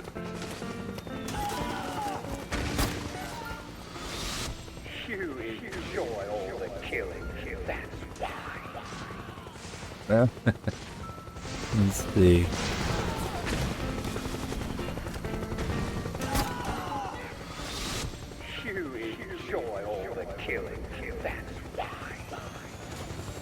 Oh, let's fuck with the helicopter. I wonder if we can keep that up the whole game. Not probably resets an area change.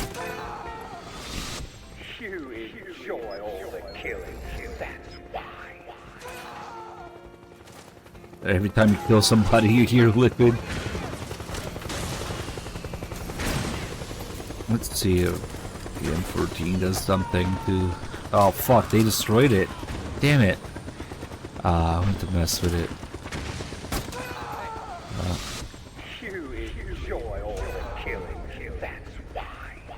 You get one big puke at the end.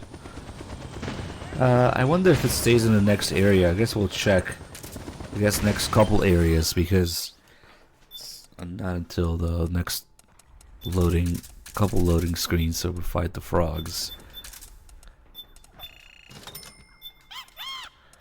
Okay, and in there we have the first real episode of the Integral Podcast.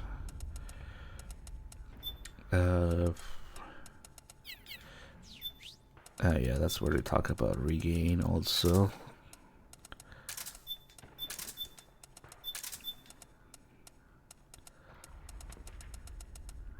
Shit barrel, where are you? Alright.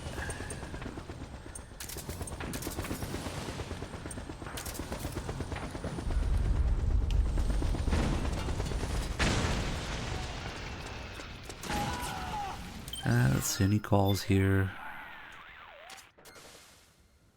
How you liking that iPod, Snake? They say certain types of music can help relieve stress. Ah, that's right. If you're feeling run down, why not take a break? Listen to a few tunes. Yes, this call will definitely make it in the re-release. There are two gauges at the top left of the screen. The one on top is the life gauge. You're probably used to seeing it by now. If the gauge gets low, you can replenish it by eating. Or you can lay low in a safe place and wait for your octo-camo suit to restore your life. The gauge underneath your life gauge is the psych gauge. When your psych gauge gets low, why do your they hand call it will shake psych? more when aiming a gun. Your life gauge will recover more slowly, and your radar will become less effective. In short, oh shit, your forgot about overall that. combat ability will suffer. Wait. The solid eye radar becomes less effective on low stamina or low psych. What? Why do they call psyche psych in this game? I don't know.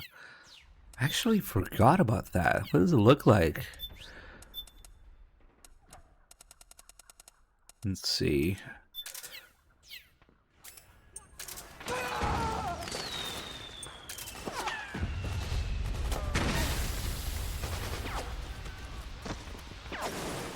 Damn it!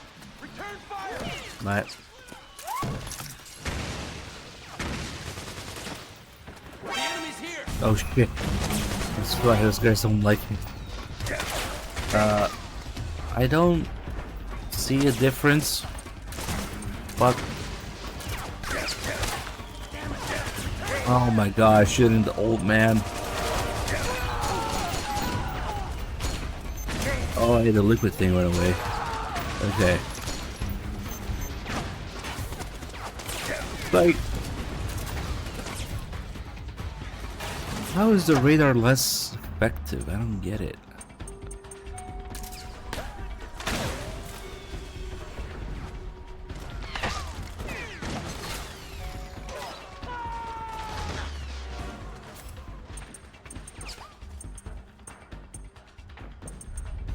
Why the fuck do I have Potassium in my inventory instead of... Pretty sure what this... Doesn't look like it's worth or anything.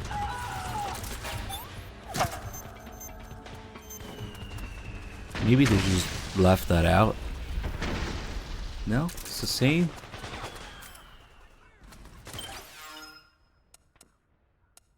It's like...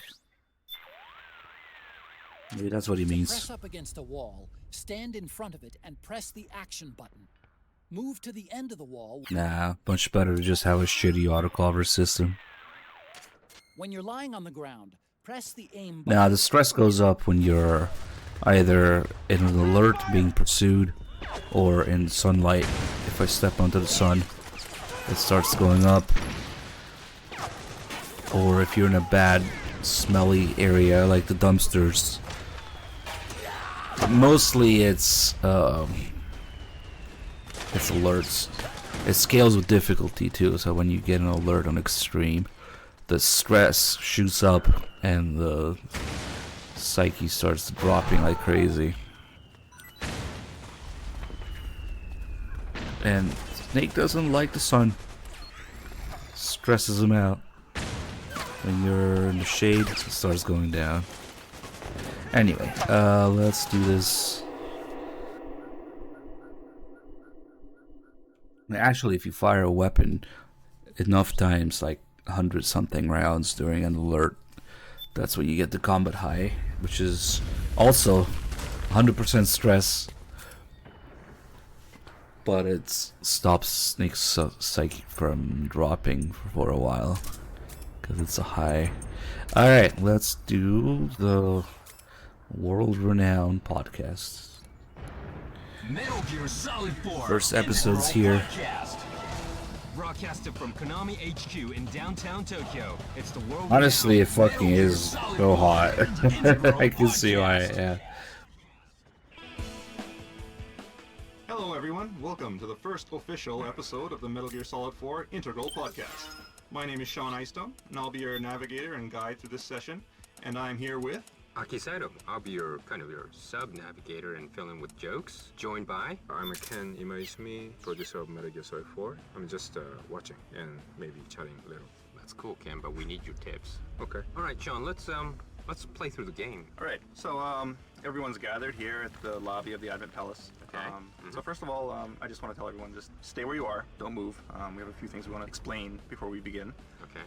Okay, so throughout this tour, and this doesn't apply to just this tour, but through all these game guides, there are going to be parts, sections where we're going to tell the user to maybe equip a certain item, like the solid eye. Yeah. And that's really useful for looking around for items and especially night vision. Right, night vision and things like that. But the only problem, of course, is that you cannot equip night vision. You cannot equip the solid eye. Oh no! Well, Oh, we fucked up. Yeah, right. That's true.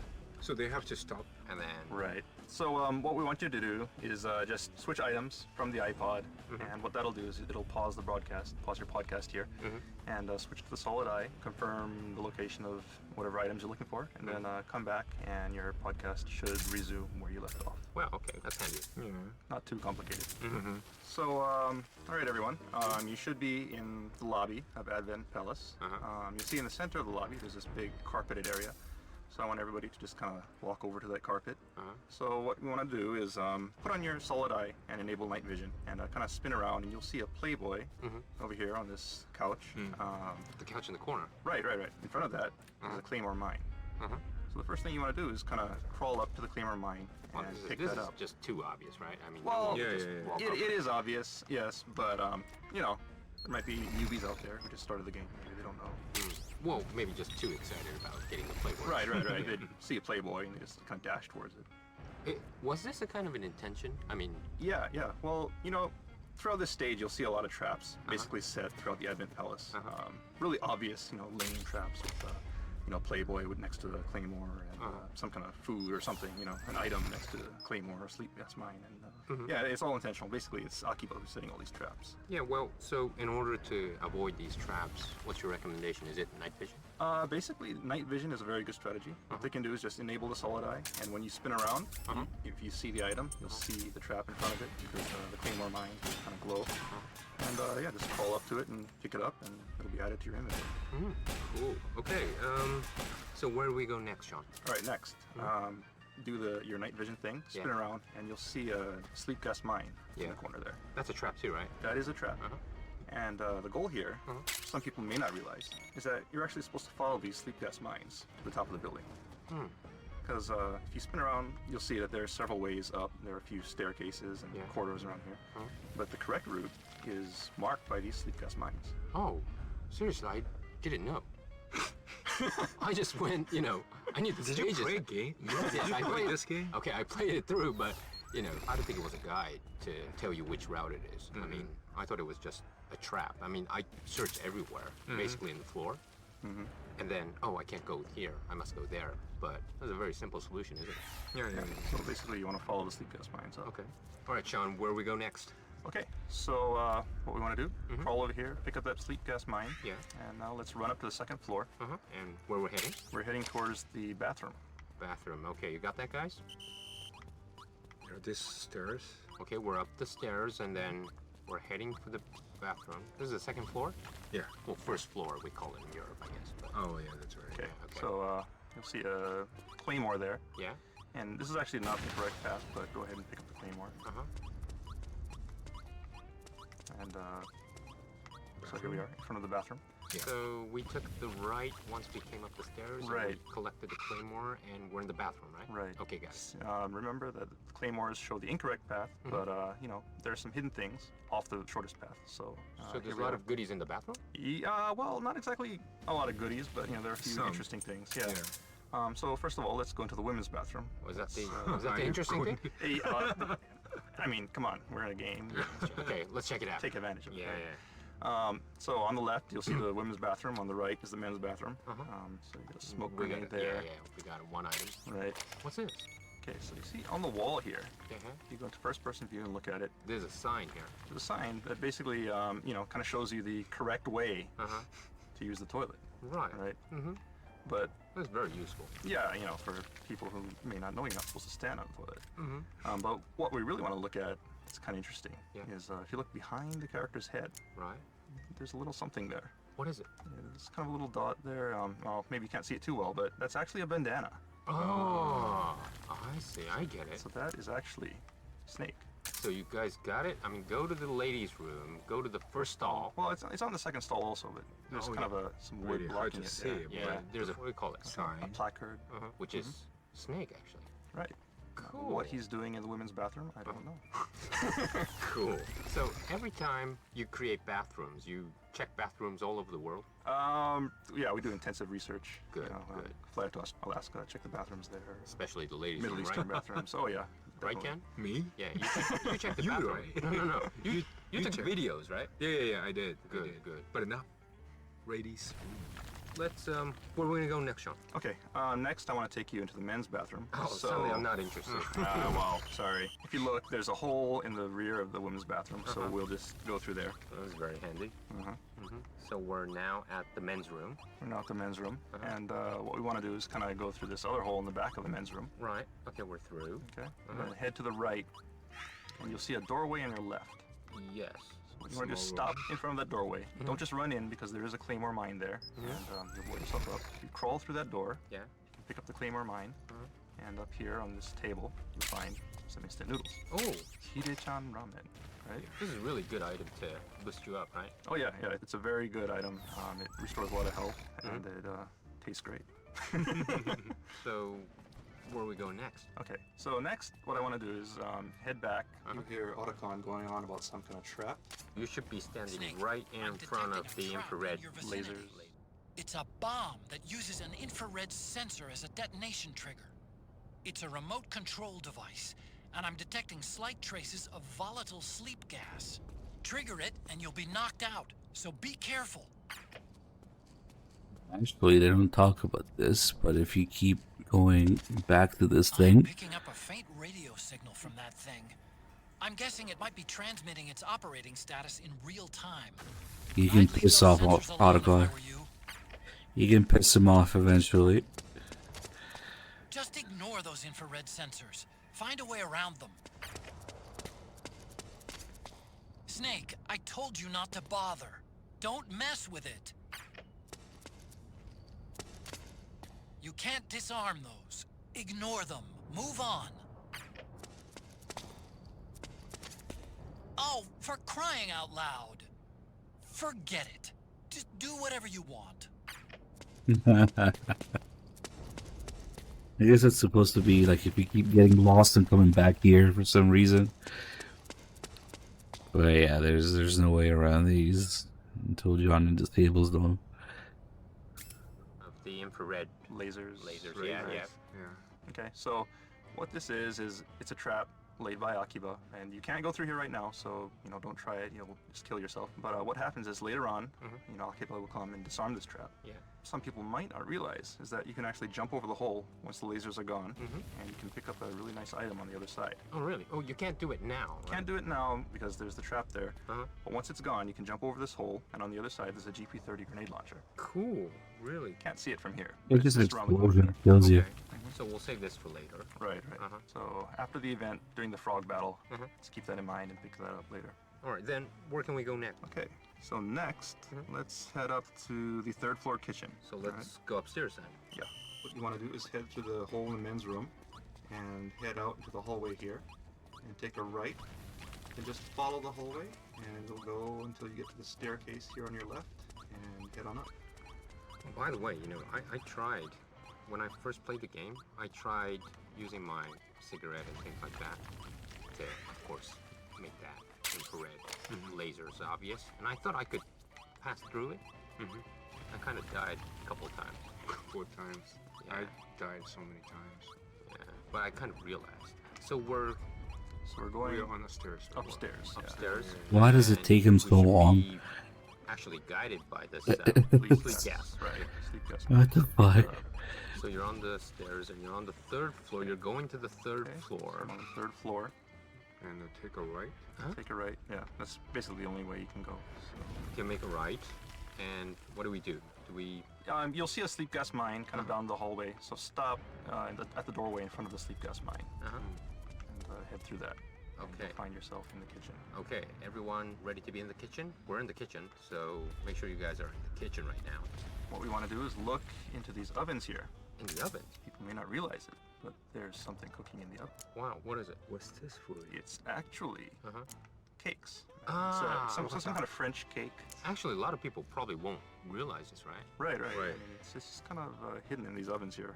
Okay, so next we'll head up to the dining room, kind of across the room here. So we go out of the kitchen to the dining room? See these windows on the opposite end of the kitchen? Yeah. And on the other side of that, there is the dining room. Okay, everyone go to the dining room. This is really a well-built facility. I mean, there's the kitchen and the dining room. Oh, we're in the dining room? Yeah. We are in the dining room now. Okay, so what we want to do now is there's some items here, and so once again, we want you to use night vision, and you'll see some items here. One of the first iPod tracks is right here in the dining room. Yes.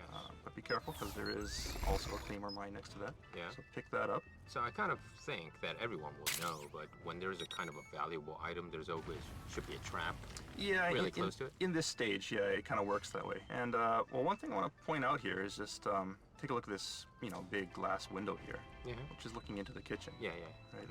Okay. One thing that people may not realize is just how much trouble it was to get this glass window in here. Why? Why is that? Because it actually, consumes quite a bit of resources and memory. We started out with this glass window here, and as we were going through and the stage kind of filled up with things, we were told that, there's not enough memory, so we had to get rid of it. So it was taken out. Yeah. But now it's back in. Towards the end, basically, we had the programmers kind of scramble and do what they can, and, the designers trying to find shortcuts and tricks, and finally be able to get this glass window in here. Oh, so definitely we shouldn't break this window, right? You should not be shooting it like I am. Yes. Right now, Sean's shooting through this black, big glass window like crazy, and he shot all of them. I think everyone probably does it. That's the fun thing about it, which is really fun to break something. Yeah, it's just okay. break everything. So I want everyone to remember how difficult it was for the whole team to create this big glass window, right? And bottles and... Okay. All right. We're gonna step out from the dining room, Sean, and then... Okay, so next, let's head over to the bar. The first thing that you want to do is face these windows here, and the door that you want to head through will be on your right-hand side. So turn to your right, and there's like a little table next to it. So let's go through that doorway. And then we want to go to the bar. Yeah, the bar. So we go through the bones and then we find the bar. Yeah, Right. Cool bar. Okay, so there's a bar here. All right. Okay, stop once you get out to this kind of open area. Yeah, in the hallway. Yeah. In the hallway. Take a look up, and you'll see this big canopy. Yeah. With some nice light shining down. Uh-huh. We really had to work hard to get this in here also, because you know what we really want to do is have like this really nice lighting effect, with shadows coming down from above, and really kind of an atmospheric kind of touch to it. You know, there's like dust floating around in the light, and, shadow coming down from the canopy. PS3 stuff. Yeah, right? very next gen. You know, very nice. And useful thing about this also is after you get to the top of this stage, you know, the Haven troopers. Yeah, we're gonna go into the battle. Right, they'll come in and they'll catapult in. And from this vantage point, you can actually see them coming in. Because the way they enter battle is they launch in using catapults. Yeah. And from this vantage point, you can actually see their shadows on the top of this canopy. Right. So you can actually see their route that they're taking. Cool. When they come to attack you. And so if you look at that and you follow the shadows, you can actually anticipate where they're going to come from. So, you know, if you have the time, you can lay maybe some claymore mines or something like that, and lay some traps for them, since you know where they're coming. Okay. All right. Let's head next. Okay, next we're going to head up to the 4th floor. Okay. Head over here, pick up a sleep gas mine. Is this the only sleep gas mine around here? There is actually another sleep gas mine. On the left? On the left. What we want to do is head to the right. When we exit the dining room and we head right, and then we take the stairs up to the... Which floor are we on now? 4th now? We're going to the 4th floor. Okay, let's go to the 4th floor.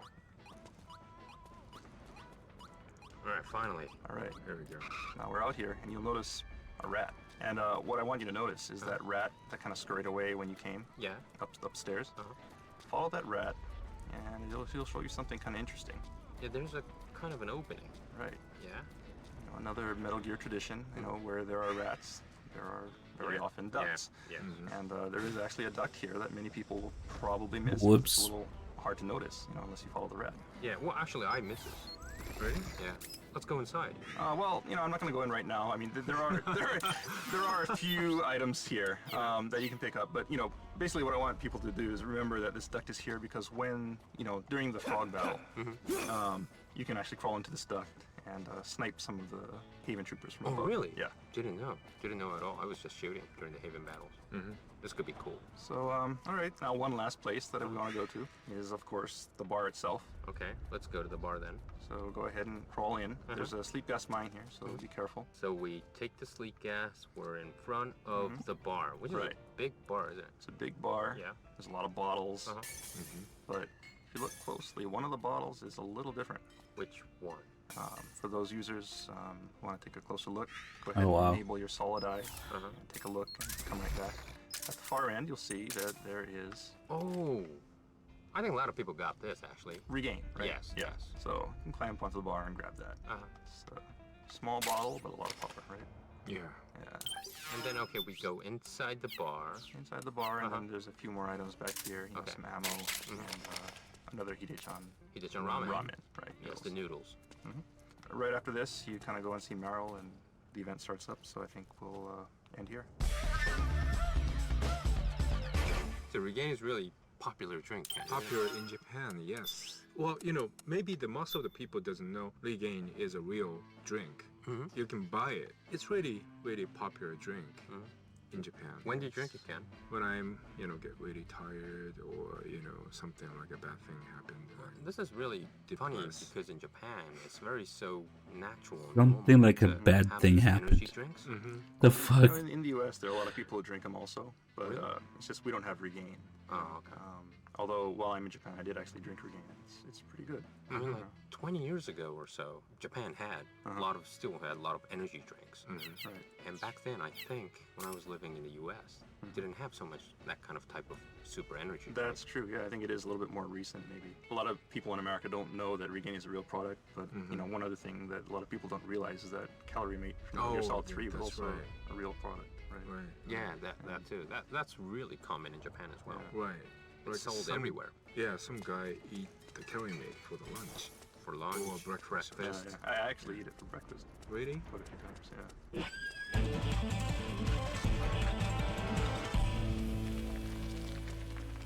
Okay, this wraps up this version of Integral Podcast. And Sean, what can we expect the next time? 2 weeks from now, we're going to move on to South America. Right. And we're going to tackle the Mountain Trail stage. And that's, of course, the stage right after you beat Octopus. Yeah, yeah. And you're tracking down Naomi. Yeah, that's So a we'll fun go for part. that. That's a really, really fun Yeah, part. it is. I mean, that's kind of like, you know, a pure sneaking mission, tracking down someone. So, yeah, that should be a lot of fun. Okay, so where's our meeting point, Sean? Okay, so what we want everyone to do is go ahead and beat Octopus. And once that cutscene ends, just go ahead and save it. And we'll start from there. Okay, all right. Thanks for all your navigation, and thanks for your input again, Ken. Okay. And okay, everybody who have comments or wants to hear more about this, or likes our talk, things like that, please make sure to check into Hideo blog, http://www.konami.jp/Hideo blog _E. And make sure you give us all your Underbar comments. E. Okay, thanks, Sean. Thanks, Ken. Thank you. Thank you. Nice. That link. Holy shit. Who says a link like that? Alright, that's gonna wrap up this edition of Oh, well. Metal Gear Solid 4 Different Integral times. Podcast. Check back next time for more tips, tricks, and insider info on Metal Gear Solid 4. Brought to you by Kojima Productions and Hideo Kojima himself. Make sure to send in your comments to Hideo blog. See you next time. That a shiny marble ass. I really like this marble camo for Metal some. Gear Solid 4. Shut up. That's also where they fuck up and go to the mountain trail before going to the power station, and people get pissed because they go back and forth in the different episodes. But we'll do it in order. They also don't talk about how if you do lose some psyche here, maybe in one of the sleep gas mines, there's all these bottles that you can destroy, and one of the many environmental factors that help Snake regain his psyche here is that shooting bottles is fun. So if we shoot these, it goes up every time a little bit.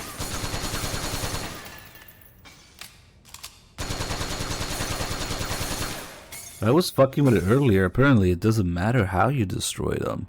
You don't have to shoot them. Even if they simply fall off and break. Yeah, it also goes up. Makes it go up. Nice. Let's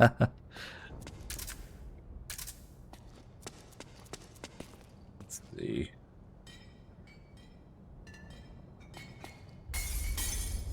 Nice. Of course, we have slightly inferior bottle shooting mechanics compared to MGS2, but what are you gonna do? It's a much bigger area, right? They no longer break exactly where you shoot them. They no longer have little pieces of different colors glass. They no longer spill the contents.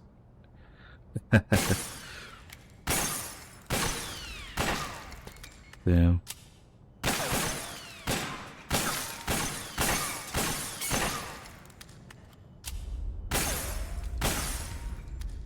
The bottles have just been constantly downgraded in the series. I'm just 2 to 4. 3 doesn't even have any. To Phantom Pain. At least they still break in half and you can still keep shooting them. And Phantom Pain will just disappear. And in Survive, you can't even break them.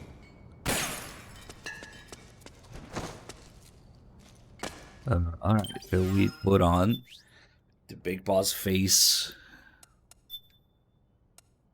Compared to other PS3 titles, MGS4 might be one of 2 or 3 games in the world that uses the actual cell processor as intended. So definitely, it's not.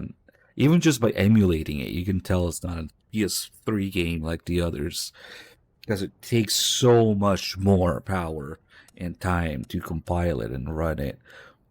Like early PS3 games, or even 2008, I guess it came out 2006, but 2008 for MGS4, Yeah, that was no comparison, I guess.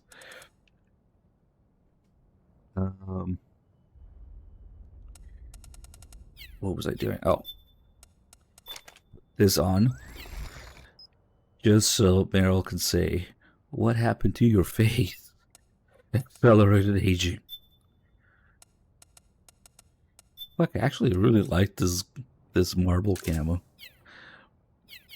I think it might be because the resolution of the octo camo pattern is actually higher than the resolution of the texture itself.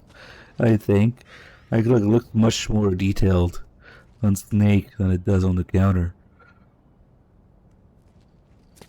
I guess it wouldn't matter because we'll use metal camo here. The metal camo is a downloadable camo that is essentially the body armor of this game. Reduces all damage by half. Which is unfortunate because technically the servers are gone.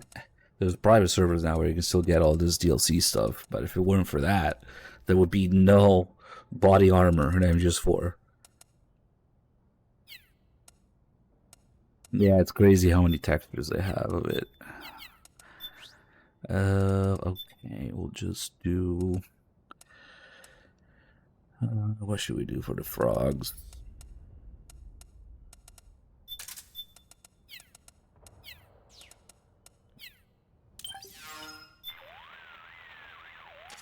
The rendezvous point is just up ahead. When your mental condition suffers, your combat abilities do too.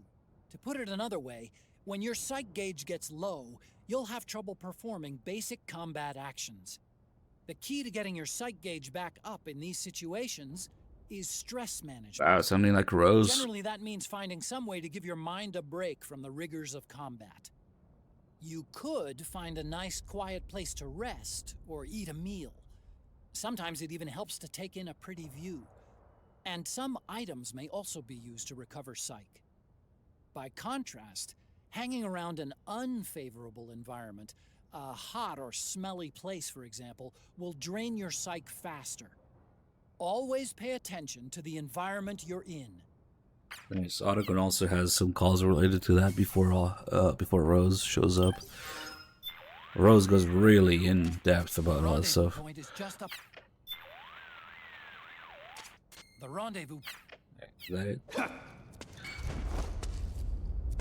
At one point during the podcast, they talk about how the octo camo is supposed to have the mixed patterns when you're in between two types of terrain, but that's a lie. I wonder if they were playing some. No, actually, we debunked this last time because you could say, oh, they were playing maybe an early build of the game. No, the podcast came out after the game came out, so I don't know. And they had those 2 weeks in between every time, so they were doing it in real time there as time went. So no, it's not even that. It's during the Power Station episode with Sean Eyestone's Sweet Little Lies, kind of like foreshadowing of his Sweet Lies in MGS4 trailers, where he talks about how the octo camo has two different patterns if you're in between two different textures. Yeah, no, it doesn't do that. Anyway, we'll go over that later.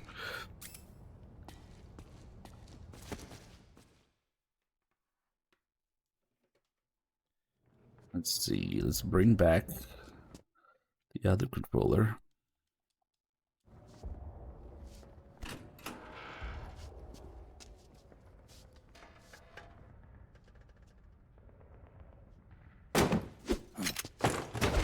Drop your weapon!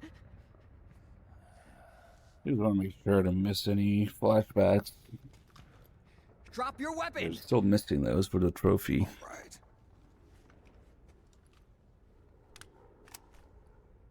Here. Easy now.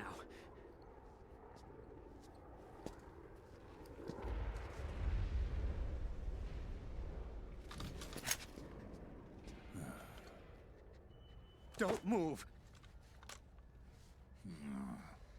You haven't even taken the safety off, rookie. Careful, I'm no rookie. I'm a 10-year vet.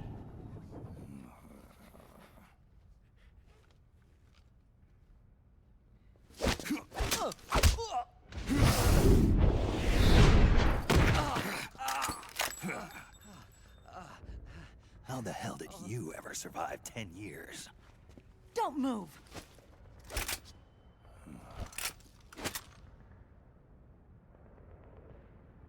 CQC.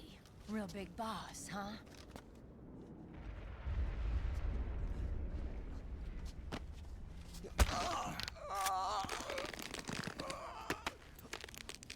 Lower your weapon! Slowly now. I wouldn't try anything funny if I were you. Fox. Snake? Snake? Meryl. Is that you?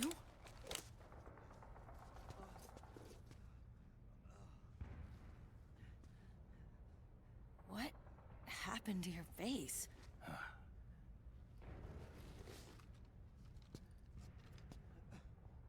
Accelerated aging. They don't know the cause. Oh my god.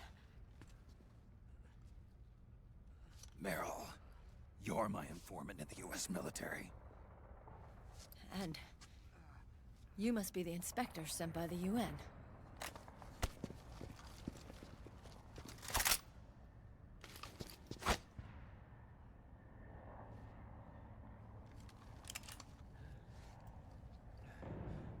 Akiba! Commander!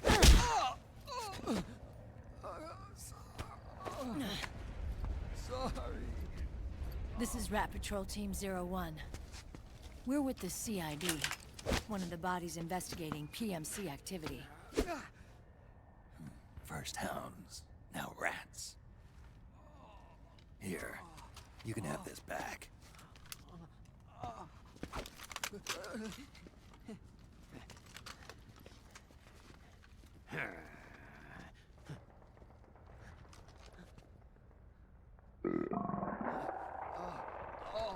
What is your problem? You okay?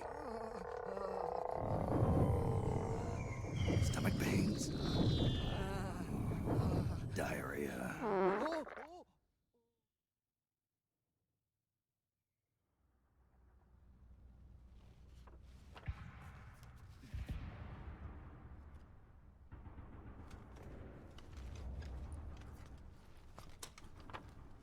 It's been 4 days since Liquid arrived in the area. And since then, this woman's been with him. She doesn't look like a combatant. Probably some kind of advisor, maybe a scientist.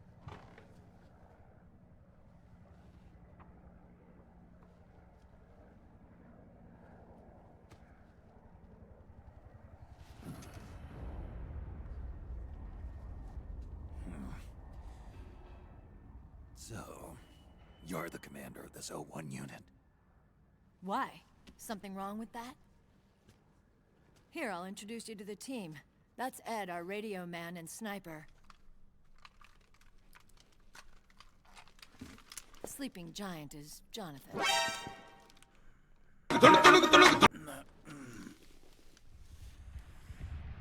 Don't stand behind him. He hates it when people go around his back. And finally... Johnny. Everybody just calls him Akiba. Commander, I've finished installing the sensors.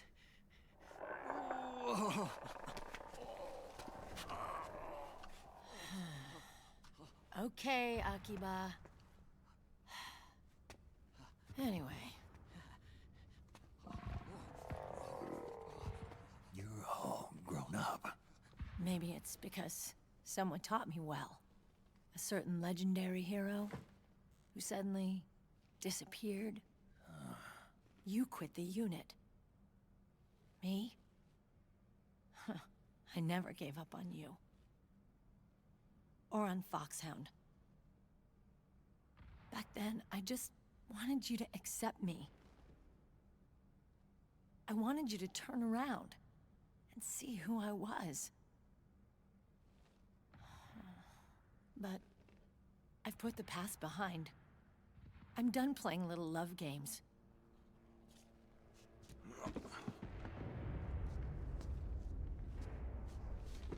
So, what are you here for? Threat assessment. The PMCs. Really? Because I heard a rumor there's an assassin out there targeting their leader. Well, that's some rumor. I'm only here because the UN wants me to assess the impact and effects of PMCs on their refugee protection efforts. That's all? More than enough for a retired vet like me. I know he's plotting an insurrection. But as long as AT Security's system is in place, there's no way he'll succeed. How can you be so sure? They've implemented a system that monitors in real time every single soldier engaged in combat action, whether he's State Army or PMC. Each individual soldier has been fully ID tagged with nanomachines injected into their bodies for that purpose.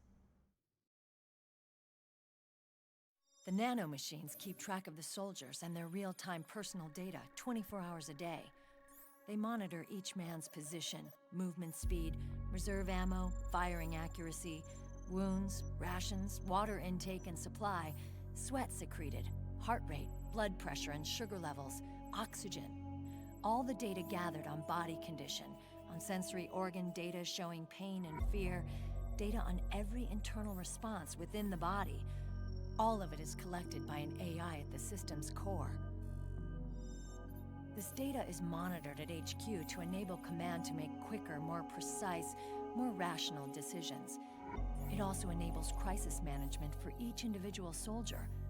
It's being used by the US military, by state armies in allied countries, by PMCs. Even police agencies are starting to adopt it. Unless they agree to implement the system, PMCs aren't permitted to send troops anywhere. You've got these system nanomachines in you too. Of course.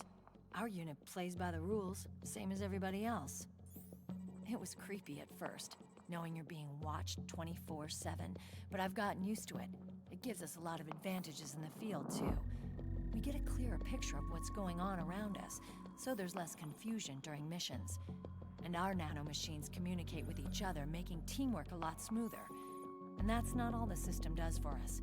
It's also a security guarantee against the PMCs. Security guarantee? That's right. The PMCs are combat groups without states or ideologies. They're not fighting out of nationalism or for a cause. They don't care why the war is being fought. They're just bodies fighting on someone else's behalf. They're mercenaries, a commodity. So it's easy to imagine them betraying their clients by joining the enemy or refusing to fight, or committing humanitarian atrocities. To keep these things in check, they ensured that no one can use firearms or military vehicles without the proper system ID. It's true for every piece of equipment out there. So even if the PMCs tried to mount a terrorist attack or coup d'etat, their weapons and equipment would automatically be locked out. They wouldn't be able to move, attack, or engage in combat of any kind. And there's more. All the data on their position, personnel, and combat strength is leaked to us by the nanomachines. Even if they managed to circumvent the system by getting the nanomachines out of each soldier's body, they'd be losing their IDs in the process, so they couldn't use their weapons. And the Patriots are behind this. Lalilulelo, what are you talking about? Never mind. So this system is foolproof, huh? Completely. They call it SOP. Sons of the Patriots. The AI that controls it is a tightly guarded secret both at Arms Tech Security, where it was developed, and at the Pentagon. There's no way a third party could get control of it. I just met a guy who said he can launder ID guns. The system does have holes. There can't be more than a few hundred of those gun launderers. It's just a grassroots movement. It's not like they can affect the entire PMC war machine. Anyway, Liquid would have had to register as a PMC in the system to assemble an army that massive. His PMCs might even exceed the US military in terms of numbers, but as long as they're registered, their soldiers' activities are constantly being monitored. So long as the US responds immediately when Liquid makes his move, we can take them down by force. By force, huh? When RSOC heard about Liquid's plans, they sent us to sniff around the PMCs. Even with this SOP keeping an eye on things, there are always trouble spots to deal with in the field. Disorderly conduct, disobeying orders, contract violations. We act as backup for the system by monitoring the soldiers. PMC inspections are always carried out on the battlefield. That's why we're authorized to carry and use weapons.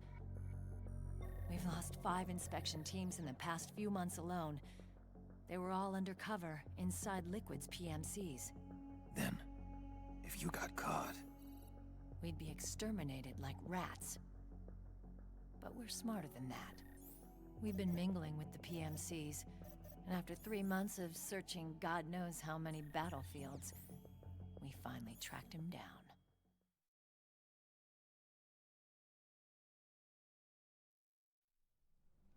When we reported that we'd found Liquid, our superiors ordered us to provide the UN investigators with intel.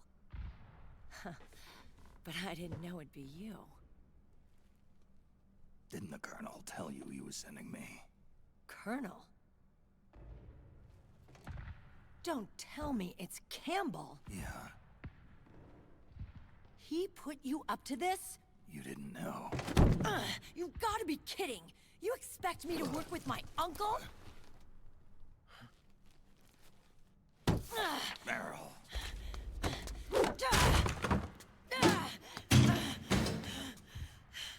This is bullshit! He's not my father.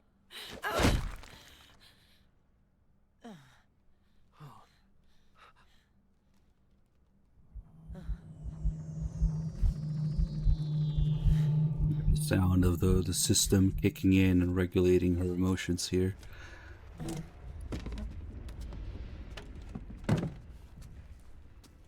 Meryl. So, you knew.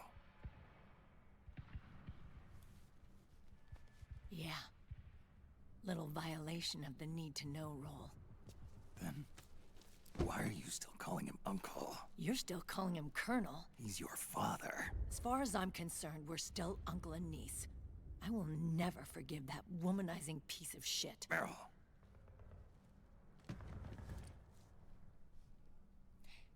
He, remarried. Really? His new wife's about my age. I hear she's even got a kid. It's as if he's given up on making up with his own daughter. Men. Selfish, egotistical pigs.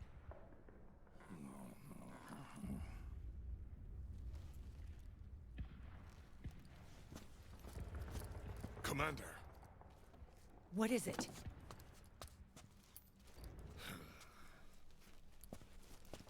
There's 20 of them. And they're not from that PMC praying mantis either. It's the Frog. His private troops.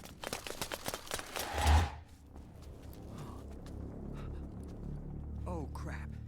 This is not good. Were you being followed? No.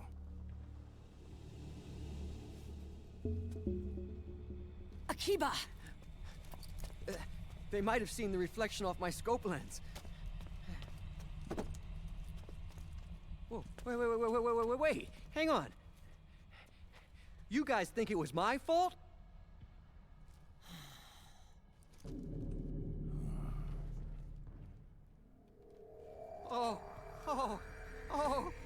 No. Oh, it wasn't my fault. I swear! It wasn't my fault. Oh, man. Oh, look, Dumbass! We're moving out. Meryl, where's Liquid? At a camp up ahead. I'll fill you in later. If we're still alive.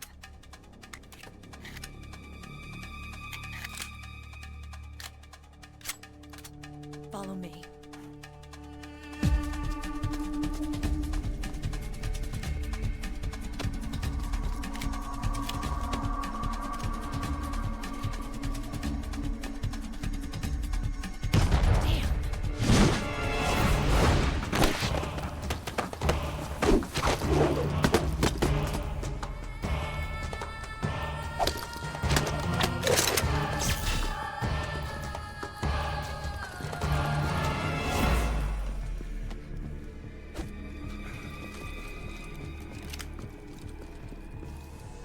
Eye contact.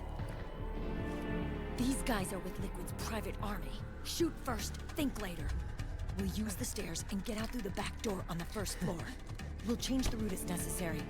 I'm on point. Stay close. Got it? Got it. Akiba, breathe deep. Got it. We've got a real live legendary hero with us. Try not to choke. Move! Such a weird grunt he does there. It doesn't even sound like Hater. Okay, so before we really get into this, Ryden's come to help. Controller. Okay. If we kill Johnny or Meryl, we'll get some MGS1 flashbacks in the game over screen. Oh my god! Meryl's dead! Their ass, of course. Snake? Snake! Oh my god. Move!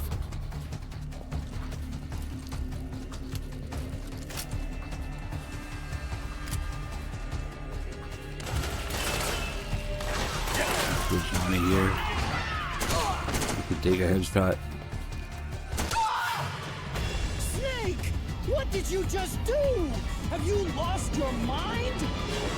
Oh no! What are we gonna do now, Snake? The flashback is from the Japanese version of MGS1, where he has his gray underwear instead of the pixels. Move!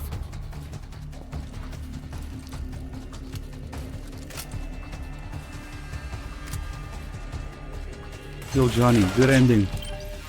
We'll take this off. And that makes it really easy here to complete it non-lethally because the frogs just pass out as soon as they see you.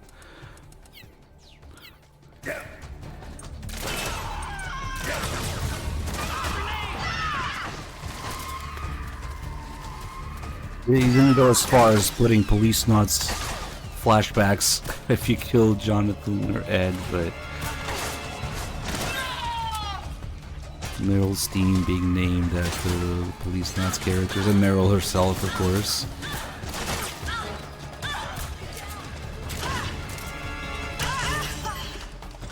And another little detail, if you put him to sleep... Damn, I missed.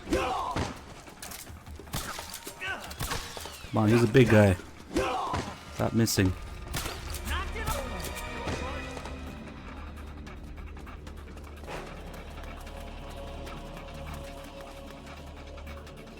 Get your ass up! You okay? See how they kick each other awake? What's gotten into you? But if Johnny is the only one left, he doesn't know what to do. He just sits there. Meryl has to do it. Are you alright? And if we put Meryl to sleep, wake somebody up. Since she's the commander, they respect her, they just gently pat her awake instead of kicking. But everybody else gets kicked because Johnny doesn't know what to do. Get up! Tiny little detail there.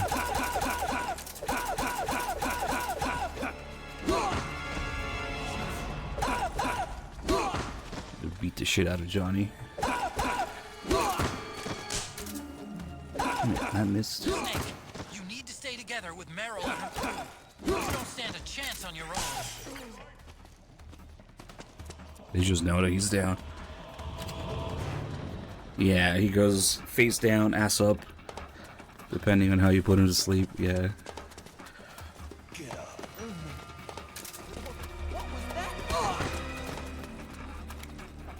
alright?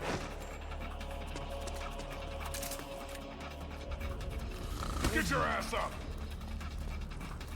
What?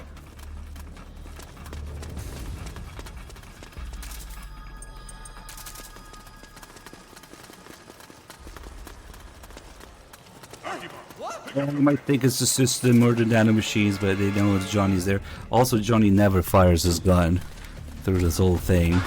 He doesn't really fire any gun until Act 5.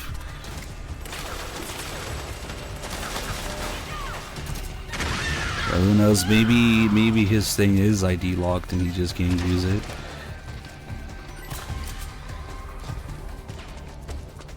I wonder if we can see the thing that we're talking about.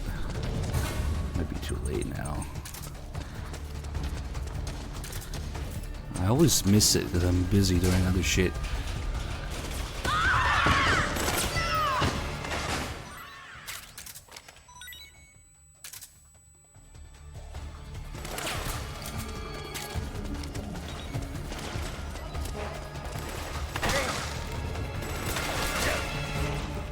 And then there's another thing that's a little hard to get.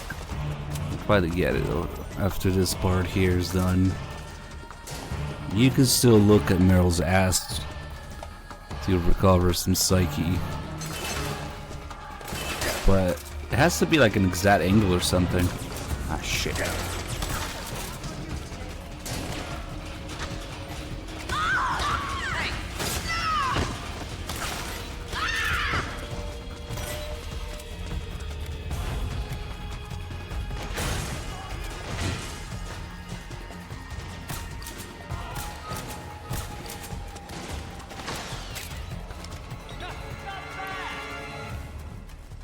Who knows? Maybe Liquid was creating her own. His private groups. Kangaroos with boobs.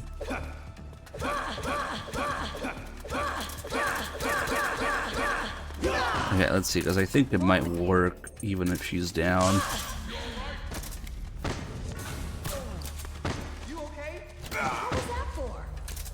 Oh, what? She's awake. Okay, well, Johnny doesn't know what to do, so he can stay. Let's see, let's lose some psyche here. He usually has some trouble doing this because I don't know what it is. It has to be like an exact angle or something. It doesn't always work. Let's see. Well, we'll hear the recovery sound effect, and psyche should go up if we look at Meryl's ass. But maybe it doesn't work when she's down. Let's see. Johnny, how does the shit work? Maybe she has to be awake for it. Get up. What was that for? You okay? You all right? What? You okay? Too much going on here. Get out of the way! Let's see, maybe if we can get her by herself. You all right?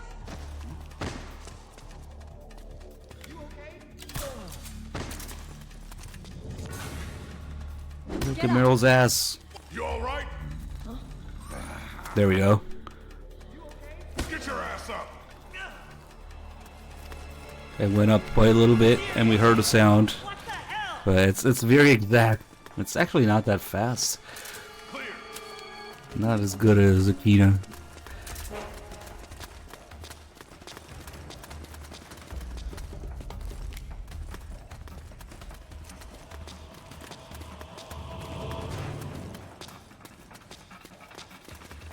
And then here, when they line up, it starts the scripted scene where Johnny shits himself. Yeah, I don't know. You're blocking my shot. Oh, do we get like a unique grunt for it too? So this next engagement doesn't depend on the enemies. They move forward once Johnny is done shitting himself. It's nothing to do with shooting enough enemies or anything like that. Hold on, I think some music should go with this.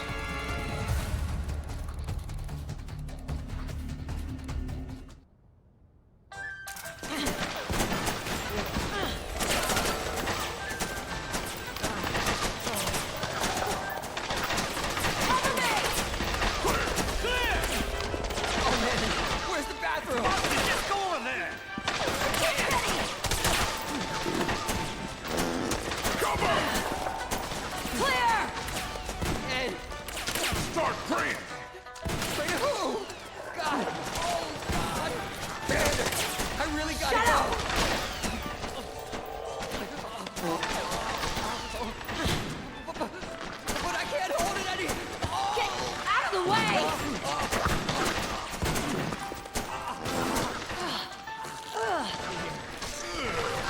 Akiba, get downwind now!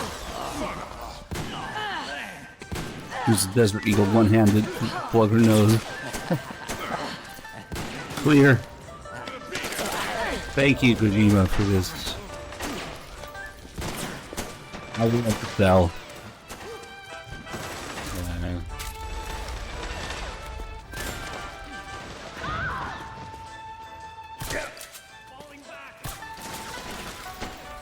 The shit!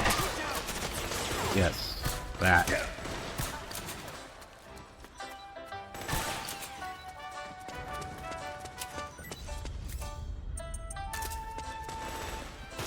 Some of these here.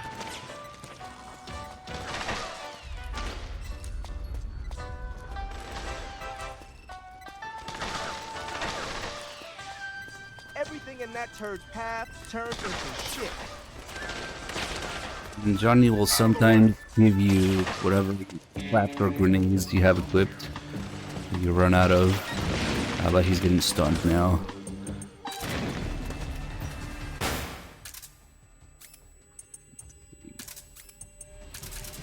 Good barrel, go! God damn it. Dead end. I forgot you said that. Okay, shit barrel.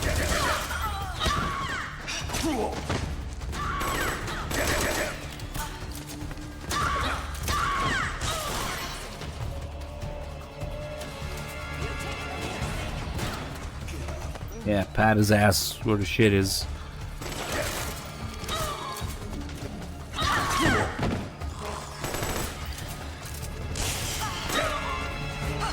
really thought I would get her. Unlock.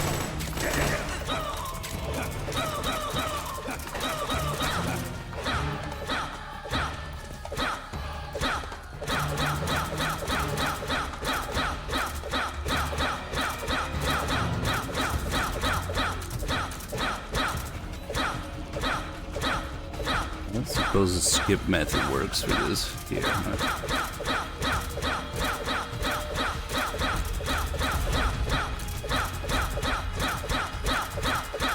Really not. That'll really soft lock the game.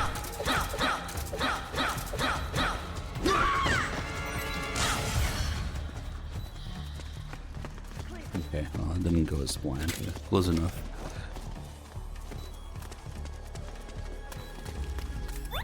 If you look very carefully at the way Johnny starts typing the password there to disable the trap, it looks like he's starting to type Meryl's name, like on the M-E on his keyboard.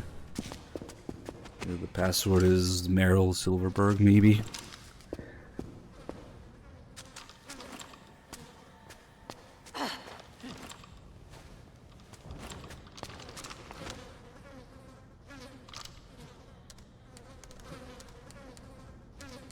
Oh, the first one's an M for sure.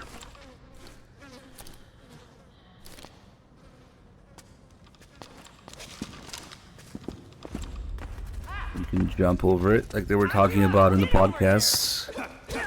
What the fuck down there? Earl 69 me. Get the grenade launcher for the AK. Not terribly useful, but at least it's there.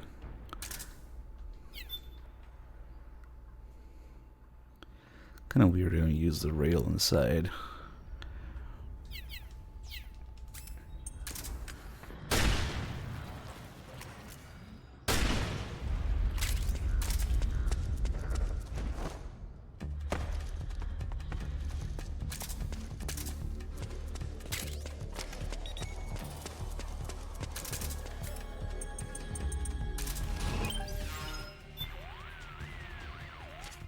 The enemy sent in a squad to hunt you down. You've got to get out of there as fast as possible. There won't be any way out of the building until at least the second floor. Work with Meryl's team to find a way down and get to the exit. You need to get out of that building now. Okay, okay.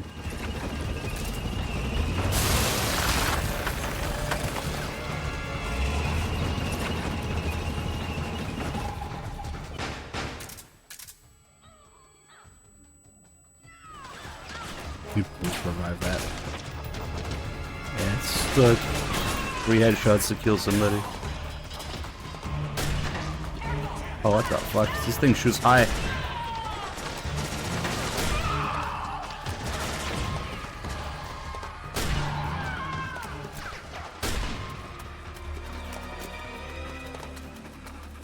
I forget if the call is now or after it's seen ahead.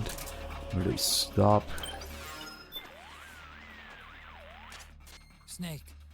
No, it's now. Watching Meryl's team? Yeah. They're incredible. The best of the best in special forces are pretty deadly, but Meryl's team is even better than that. They're like a well-oiled machine. Sons of the Patriots. What a system. I'll tell you one thing. I'm glad they're on our side. Then you better not make Meryl mad, for all our sakes. No kidding. You gonna be alright? I mean, you two do have a history. I don't know if that's oil or some other dark liquid holding it together. Let me see the irons. Johnny's smelling the shit on his hand. Alright,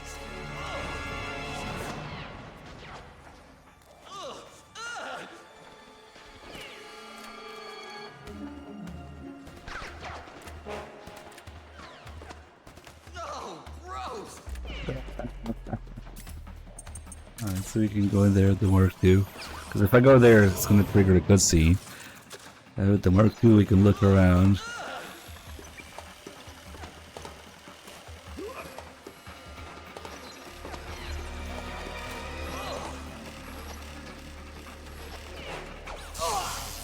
Nice. I'm right in the spot.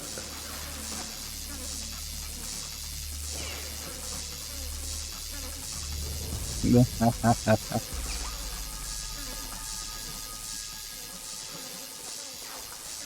you all right?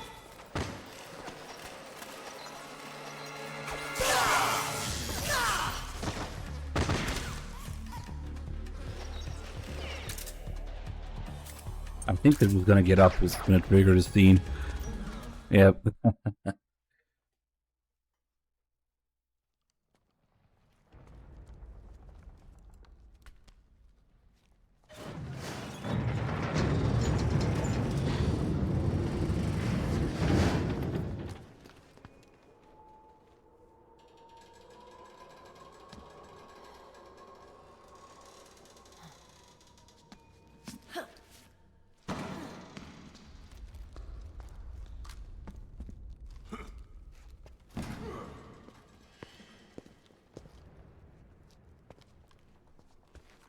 Hey.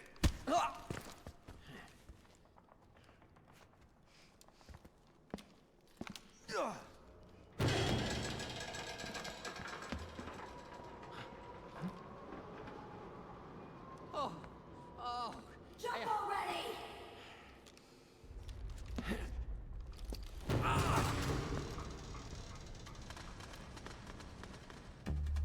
Sometimes you get different poses like this after a cutscene that stay in gameplay until you move.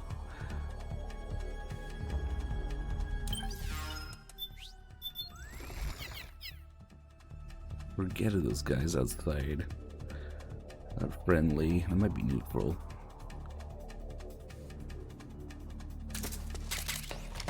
We have another little detail regarding Meryl's team. I'm gonna fuck around with some grenades for that. It's a little hard to get.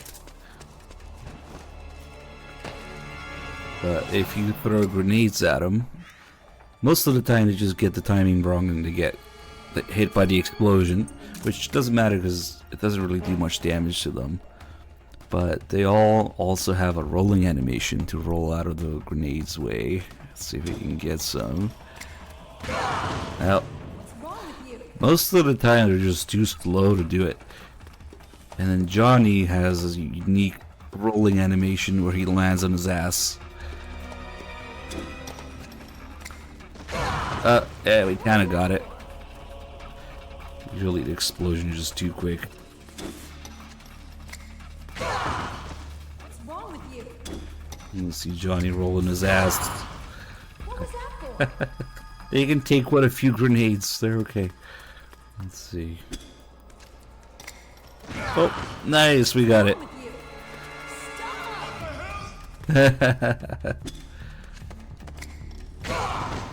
Whoops. Oh, nice. I forgot he said that too. Just like Otacon.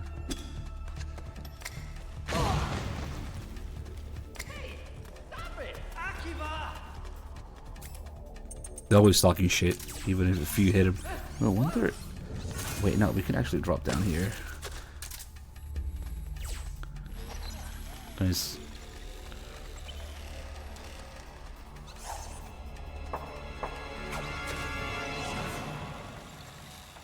Oh, invisible wall. Lame.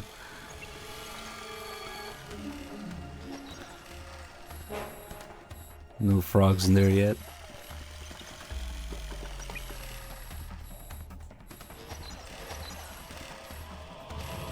You can see how they each have the different XM8 variants. Ed's got the long barrel sniper version. Jonathan's got the grenade launcher attachment. The HK grenade launcher. And Johnny's got the short barrel one. It's got the compact.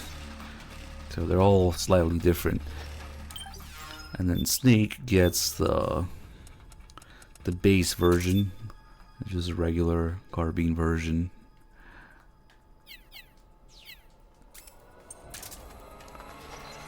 Can we see it? No, because of the controller.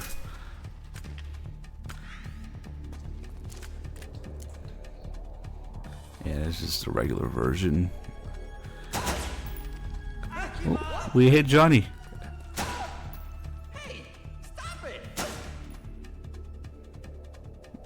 Nah, Meryl has 2 Desert Eagles. Meryl has these 2. Actually. The 6 and the 10-inch versions.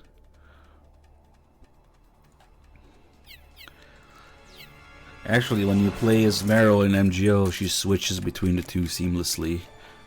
Reloading one while you fire the other, so she never really needs to reload.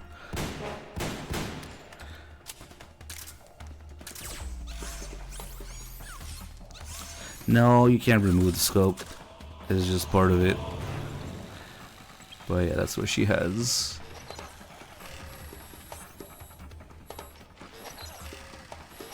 Competition holster on it.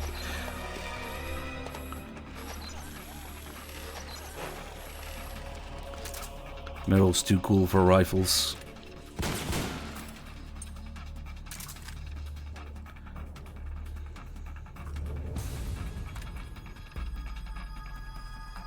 Yeah, you have the scope for one, irons for the other.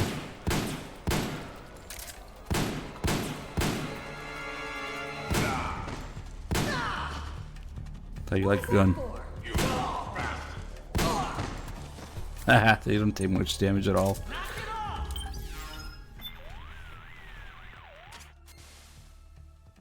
The exit's on a lower floor. Work with Meryl. Okay. What are you?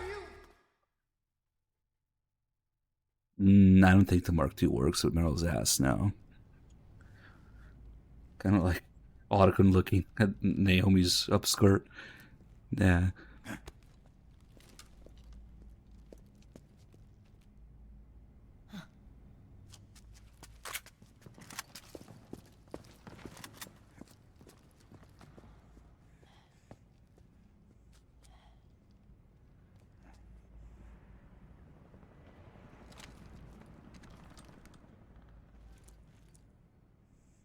It's almost time for the best call in the game.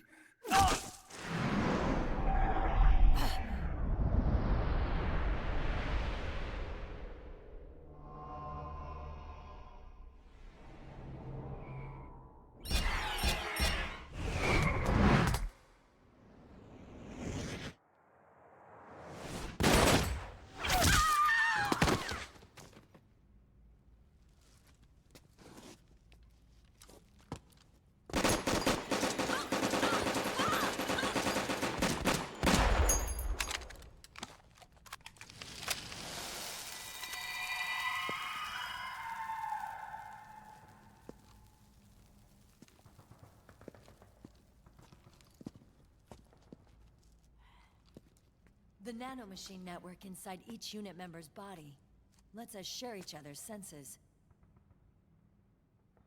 They can see what I see. And it helps control pain. Is that part of the system, too? With SOP, my team can literally operate as one. Well, except for a certain someone who's not much of a team player. So, what do you think? Is your age of heroes finally over? I'm no hero.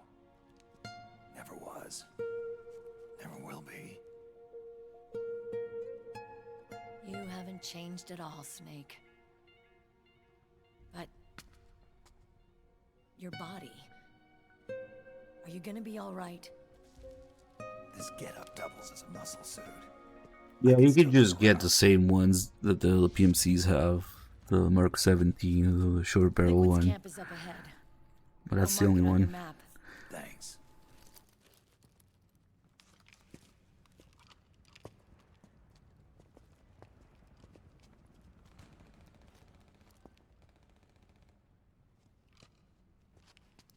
Akiba!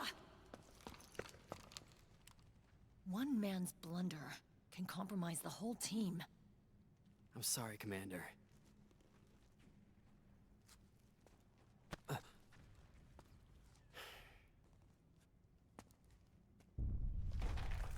Be careful, Snake.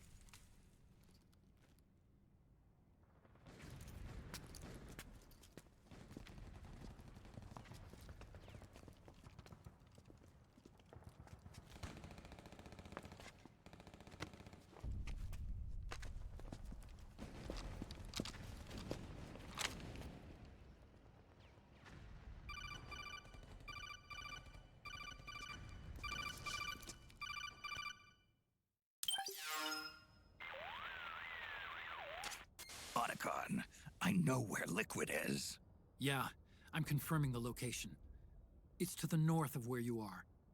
Meryl's really changed, hasn't she, Snake? She's a lot more self-assured.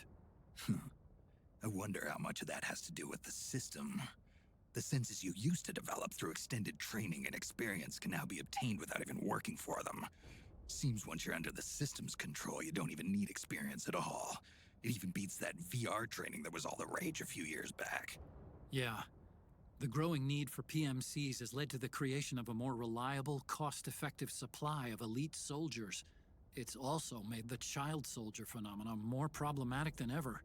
Can the nanomachines do anything to counteract post-traumatic stress disorder? Good question. They might provide a degree of psychological stability. You'd think so? That geek kid, Akiba, he was really starting to lose it. And technologically, the system should be able to optimize each soldier's personality traits. And that big guy, he didn't seem to be feeling any pain at all. Augmenting the soldier's existing experience and psychological fortitude. But a soldier's gotta have more than that. The times have changed, Snake. Just like Meryl. Snake, hurry to the PMC camp. Based on what Meryl told us, Liquid should be there.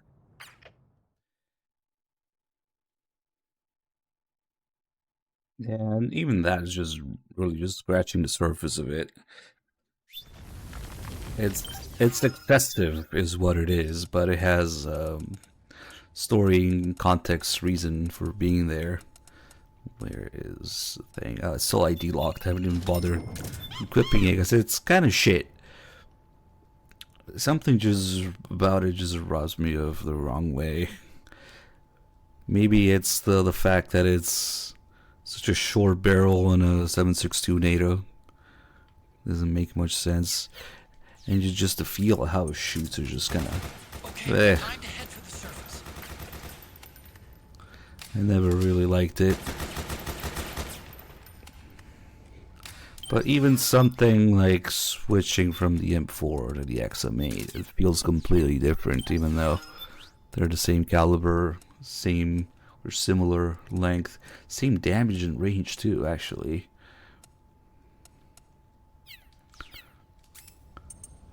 Like, it might be a thing from MGO, but Like if you have the XM8, it's more expensive than the M4, and it shoots. It just feels like, yeah. Look at that grouping. The grouping was a lot better.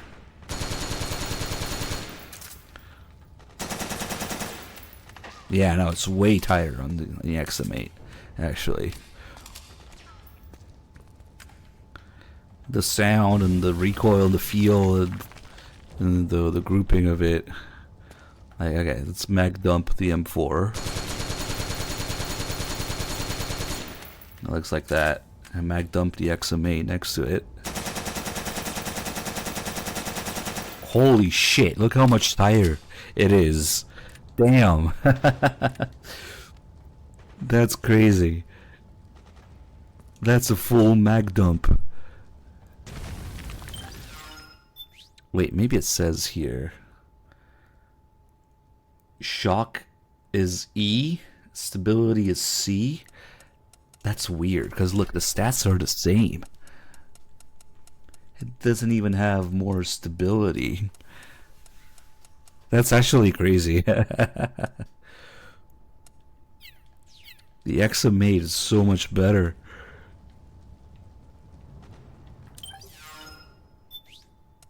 Yeah, the weight.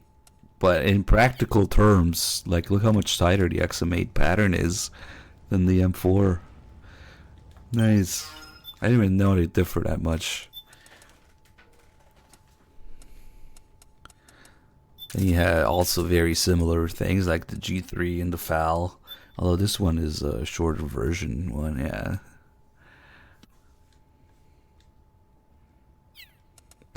There are no revolvers. I'm sorry. It sucks. There isn't a single revolver, no single action army, no nothing. Those are some revolvers in Peace Walker.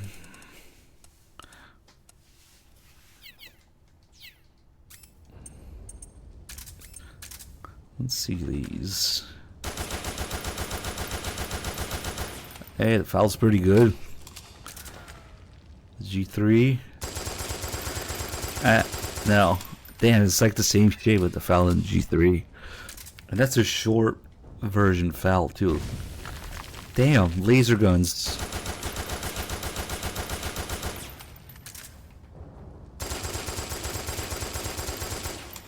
Like they should handle pretty similarly, yeah, but the FAL is just fucking laser gun. Just like the XM8. But yeah, the weapons in MGS4 are excessive, to say the least. With the intention of it originally being 108 guns, to be the 108 temptations, and Snake getting injected with Fox Die so he can use more guns. Basically, he repeats the same mistake. So that the players can use more guns. You know, in the context of the bone that this game had to pick was shooters. The FPS craze of the time, the early PS3 era, the classic, you know, brown and green shit piss filter FPS games of the time, very much in MGS4 as well, and how Snake gets in trouble for wanting to shoot all these guns, and how the guns are supposed to represent the temptations, and how, you know, the thing that Eva talks about later in the game. These children are using real guns, training with FPS games. They want to join a PMC and they think combat is life. And that's kind of like the 180 that the Snake does with the guns and the player does as well. No, there's only very select slots. Oh, we can actually do this. Nice. Like the XM8 only has a bottom mount. And it changes the color of it too. Take the whole, because that thing that's before Picatinny rails, or when they were going with this weird fucking oval slot system on the side. It's the M4 that has all the quad rails and stuff. This one has the most for sure. Yeah, you can turn this thing into a monster. Like, not a monster as in really good, as in like really ugly. You can put everything on it. That poor rifle is like, kill me, please. I don't know. I always really like the clean look of it. It's very much on purpose. The excessiveness of the guns in MGS4 is commentary on the players wanting to be badass action heroes and shoot all these guns. Snake gets in trouble for it. Eva comments on it. Yeah, even the Playboy has it here. The best FPS of the year. Can you believe we used to pay for these things? And then actually it's kind of in theme here because God, this thing is so fucking ugly now. Even worse with the master key. Oh, it's cool that they included it. Let's take all this shit off, please.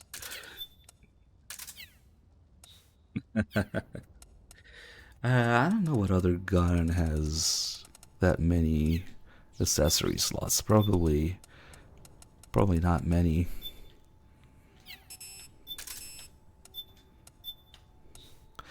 The M60 has a fair amount too.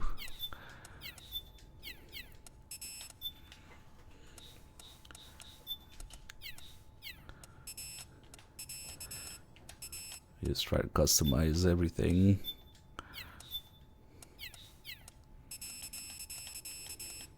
Customize javelin.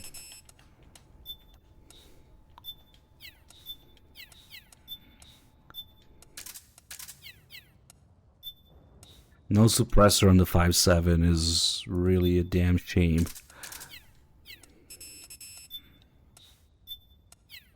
Just get the flashlight for most of these. They don't let you take off the lamp on the Mark 23.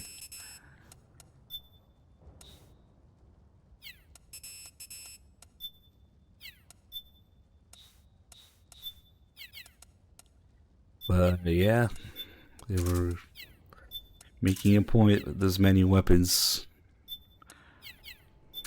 Oh, the MP7 has its own dedicated site. Is this some HK site or something? Nice. Usually they're generic ones, but this one has its own unique one.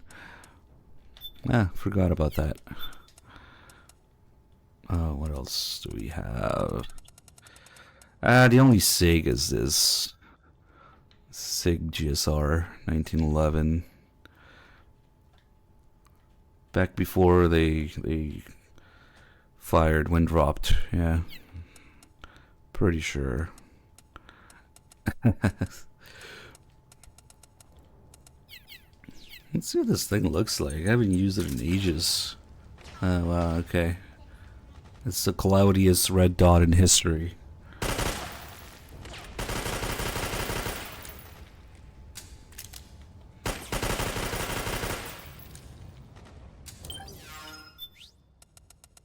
So, the players in Snake want to shoot guns because they think combat is life. Yeah, the exact thing that Snake was escaping in MGS1.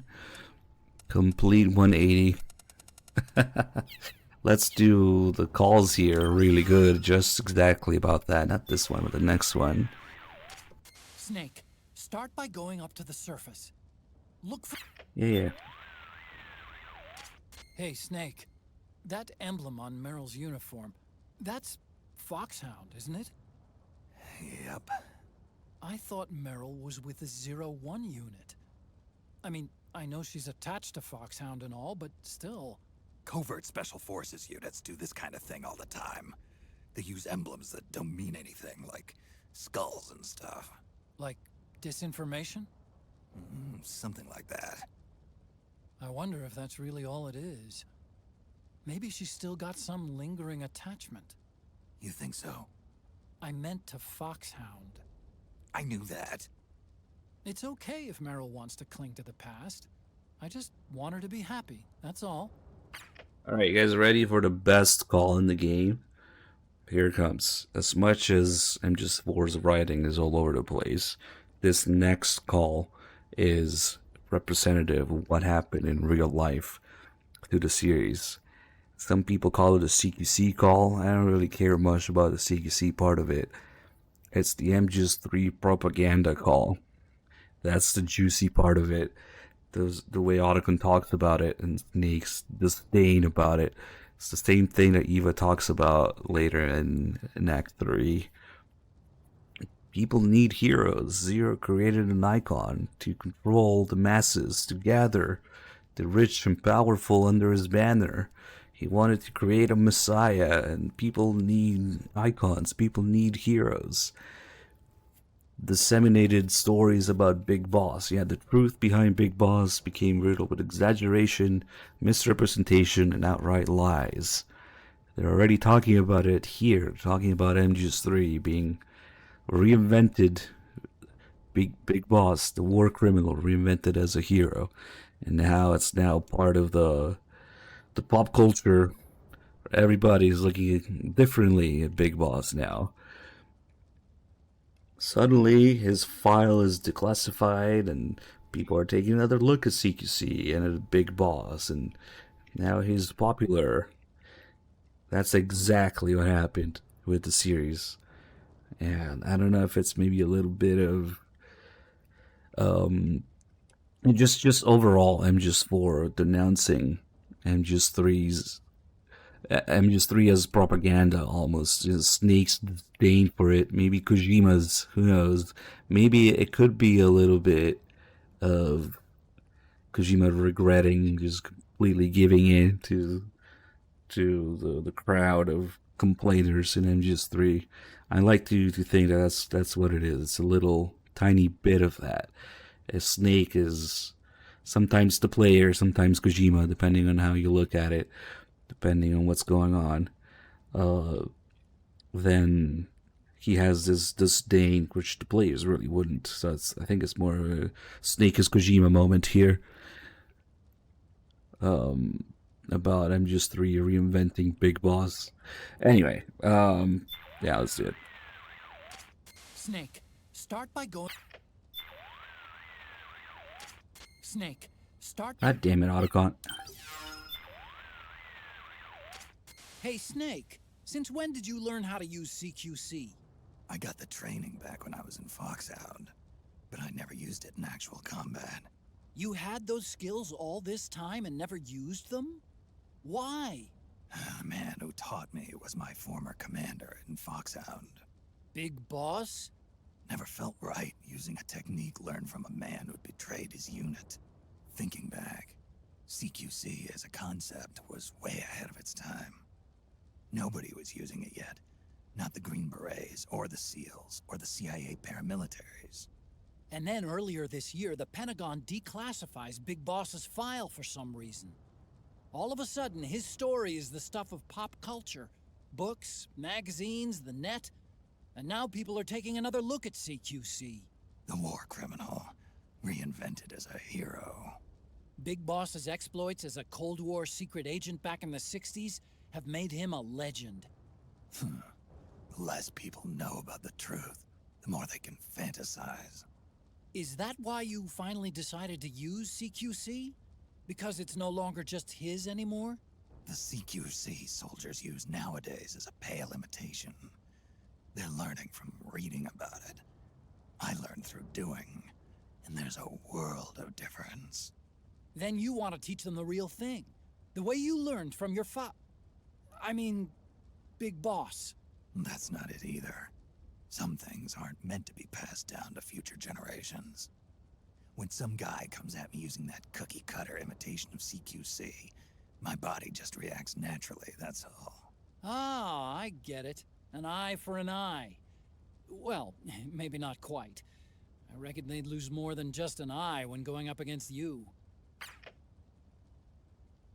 It's not just play Metal Gear 2, it's MGS3 taking the series in an entirely different direction. I wonder if maybe Kojima then has a little bit of glimmer of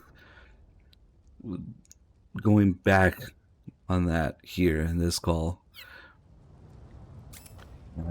Maybe he didn't regret reinventing things. All of a sudden, Big Boss is stuff for pop culture, books, magazines, the net, and of course, they're remaking MGS3 now.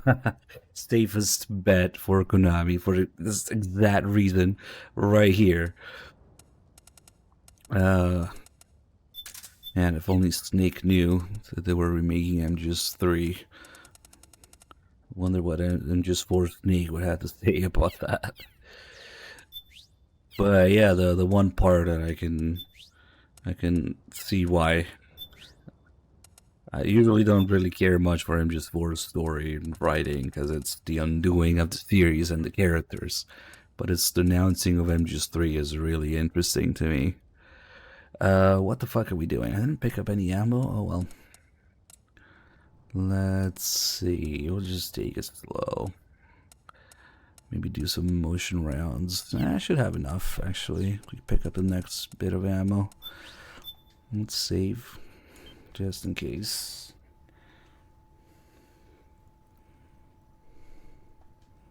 Oh yeah, now it goes from one of the best calls to one of the worst calls.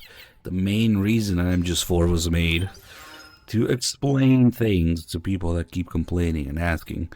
So now we're gonna get the vamp tape call. Snake, there are more Oh, differences between the not militia yet. and the PMCs than you may Should be think. next. For one thing, the PMCs are flush with cash, so they usually have the latest gear. Looks that way. Weapon systems, combat suits, tactical vests, communications equipment. All the latest toys. On top of that, they're running on the SOP system, which keeps them in constant contact with each other during battle. The militia, on the other hand, are little more than amateurs. Most haven't even had basic combat training. And their equipment is nothing to brag about either.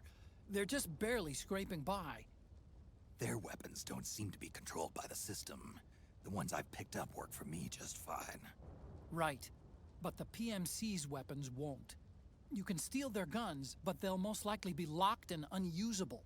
Remember that. It's actually a call you're supposed to get much earlier in the game. It's a demonic fiend. Snake, these There we enhanced go. soldiers seem to be using some sort of device to cling to the walls. Doesn't look like they have spikes or suction cups. This is only a guess, but I think their gloves and boots might have some mechanism that employs van der Waals force. It's a type of mutual interaction that occurs between two electrically neutral particles. Geckos use it to crawl up walls and across ceilings. Oh, that kind of gecko. But those things are a hell of a lot lighter than a human. Well, around 10 years ago, I read about an experiment where they reportedly suspended an object weighing 100 grams using a 5mm square piece of adhesive tape. Assuming the technology's advanced since then, I don't see why these guys couldn't be climbing all over the walls. Otacon, what about Vamp? How he ran up that support pillar in the big shell. You think that's how he did it? You mean, did he have this technology? He could have, yeah. So it wasn't that he had some freak supernatural powers. Oh my Hey, god. when technology starts to test the limits of our imagination, what's the difference? Yep, there you go. Completely fucking ruining things from MGS2 with tape. Not even nanomachines this time, no. Tape. Okay, but Vamp had this advanced technology to run up the pillar in a big shell. Oh, so he wasn't a freak supernatural power thing, right? So finally people can stop freaking out about that. MGS4 does so much of this, unfortunately. It just goes back to effectively retcon and explain things that were not supposed to be explained, especially not this way. And then, of course, it conveniently ignores that Vamp also ran on water. What is that, flex tape? Underwater tape? No, it just completely ignores that. Yeah, it completely ignores that Emma created GW. It ignores that Vamp ran on water. And that Vamp's shoes don't have any, because it's referring to the frog's suction cups or hooks on their boots, right? Vamp in this game is also wearing the same bottom and shoes as the frogs to kind of justify that. But in MGS2, he had regular ass boots. Like, what the frogs do to cling to the wall has nothing to do with Vamp, of course. See, one of the worst mistakes you can commit in the series is playing MGS4, listening to MGS4's explanations, then going back to MGS2 and be like, yep, now I understand MGS2 thanks to what MGS4 told me. Fuck no, that's like the worst possible thing you could do. Each game being made without a sequel in mind, being a product of its own time, a time capsule. The intended experience and the intended writing and the intended explanations or the intended message of MGS2 has nothing to do with what MGS4 does. But simply to have the canon explained and spoon-fed, we have to have these MGS4 explanations for MGS2. So, because a large part of why MGS4 was even made in the first place was because people get bitching about Vamp and the Patriots and nanomachines and whatever other things. The ARM, Ocelot's arm, Vamp's powers, and who the Patriots really are. All these things, they led up to death threats even for Kojima. If you don't make MGS4, we'll burn your house down or some shit like that. So it was pretty bad. So I just had to come up with some stuff on the spot to go with it. But that was never the intended experience of MGS2. Yes, it's a well documented known fact that Kojima got death threats to make MGS4. And then you have that TV program at the beginning, the cooking show where they make that cooking food analogy. My wife was mad because I had to make it sooner. And then there's Kojima standing right next to that guy making a cameo there. Very, very subtle, yeah?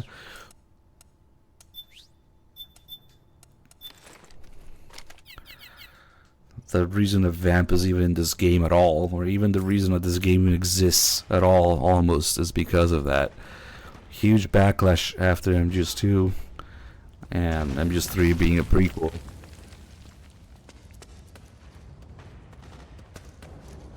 Yeah, nice.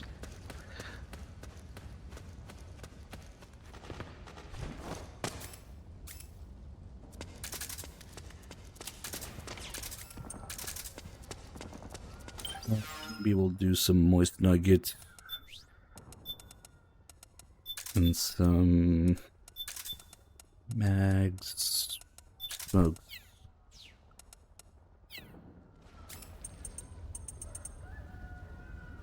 If you're not careful here, some of the stray gunfire does so much damage, like 80-90% of your health bar.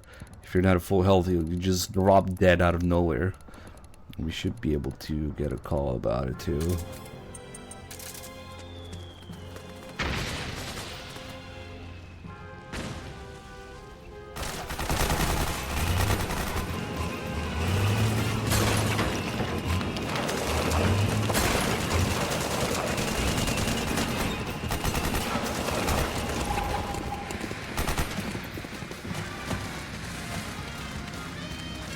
Look at those boys.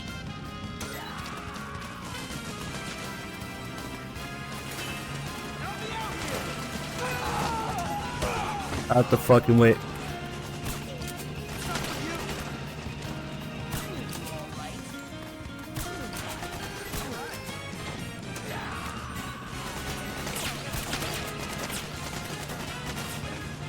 Now we can attack this tank from the tank busters, the guys with javelins. If you protect it, it gets all the way to the end and it opens the main path. Otherwise, you have to go around. It looks like the militia got themselves an armored tank. Yep, a BMP-3. It's an old Soviet-designed IFV. It's not quite up to MBT defensive standards, but it's got enough armor to protect it against medium-caliber machine gun rounds. The militia could use it as a barricade against PMC gunfire. Use it to your advantage to help you proceed without having to face the PMCs. Snake, use that IFV as a shield to... You like man. And now. Oh shit.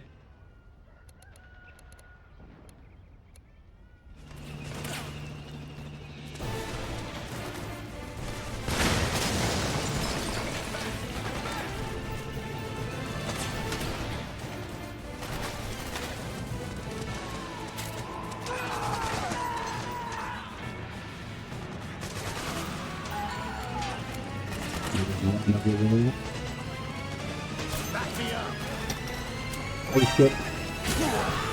That guy was just wrecked by the grenade, that's right. Oh shit.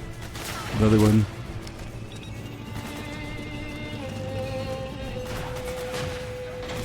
Oh fuck. Oh, he missed. Nice, that's pretty rare. Maybe it's scripted.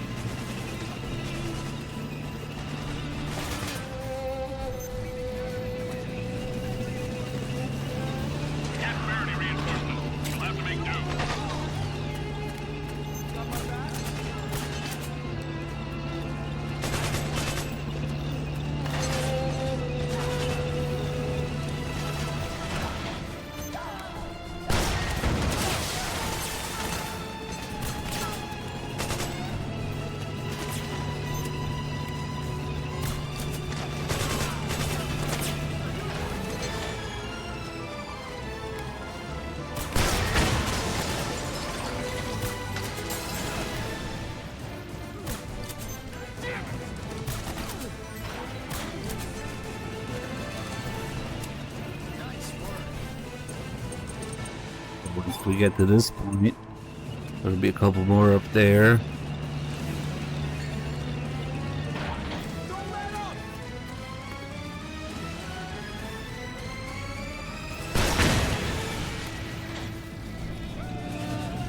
Peter, thank you for the resub, 105 months. Hey, you can still get that guy. Yeah, they might all be scripted to miss once. But then, if somebody makes full use of the Javelin's guidance system off building or off screen behind the building, that always comes over there, and you can't stop it because from somewhere off screen. So this is as far as they'll get. It takes to his. I think the next one's coming. There it is.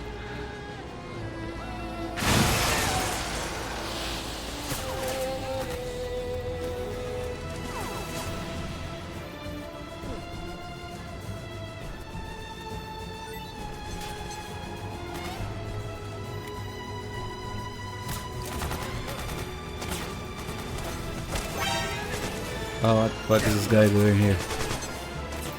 Damn, I gotta keep the health up. Ah!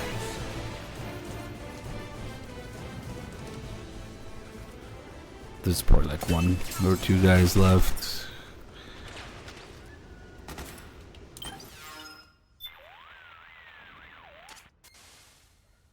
Looks like they just took out a BMP-3. It was one of those PMC tank busters. Nice piece of work. I'll say. But now there's one less shield for you to use. Watch out for stray bullets. The enemy's not too discriminating. They're not getting me on a cheap kill.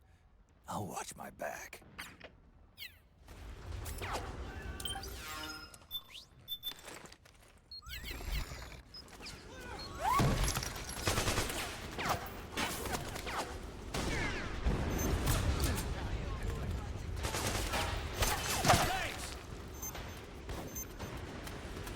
I'm gonna take you shoot it down now. Actually, does it say in the description Javelin? Because these things are like $250,000 each. Okay. Only a dozen or so years in deployment. Javelin has already seen plenty of action in combat, light and small enough to be man-portable.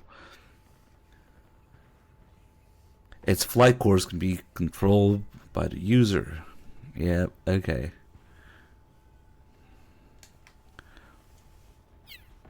So we can fuck with it with the right stick after firing it. But it's kind of hard to really control it because it's so fast. It just keeps going.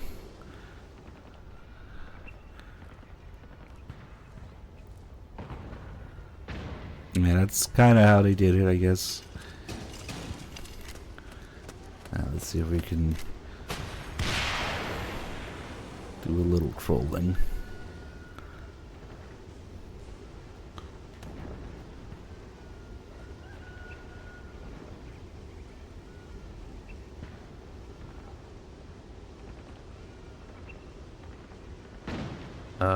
Fuck. Sometimes we can get him to land like that, but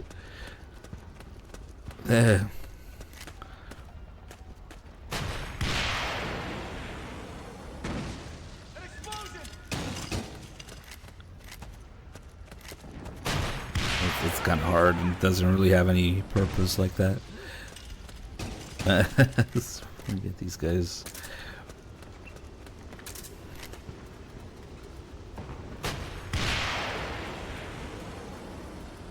Yeah, Snake just throws the whole thing away. Fuck it. Yeah. That makes sense. Why would you not reuse the electronics on it? And Snake just, that's just how he reloads every rocket launcher for convenience. Everything gets thrown away. No, actually no, the RPG gets an actual reload. But everything else, yeah, like the Stinger and this, just throws it away.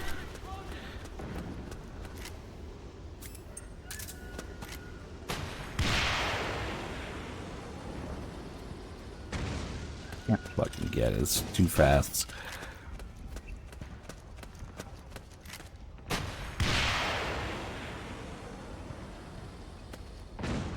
Ah, fuck it. Yeah, it doesn't really have any use, especially in this scale. Like how small the areas are compared to how fast that thing is.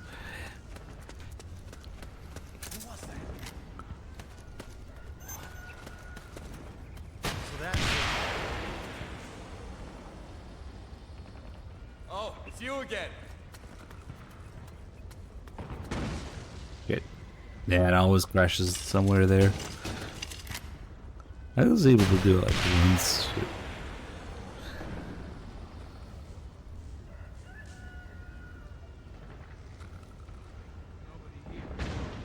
Ah, fuck it. This is the last we'll see of these guys anyway, so... Whoops.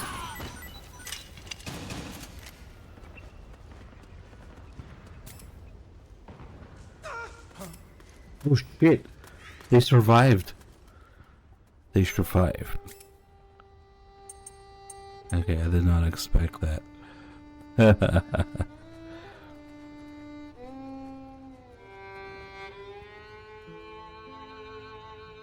Hey, man.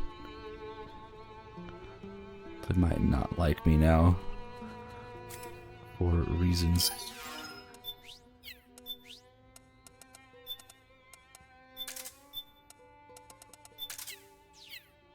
But yeah, this is the very last you see of these guys that get wrecked in the next stage, or in the next cutscene.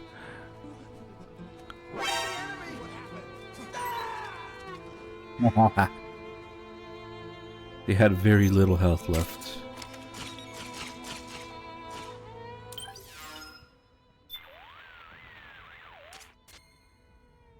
Liquid is in the They just know when you take down PMCs, they like you. When you hurt them, they don't like you. They just know.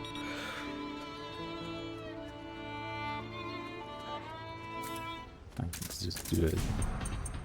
All 4 BMBs for these guys.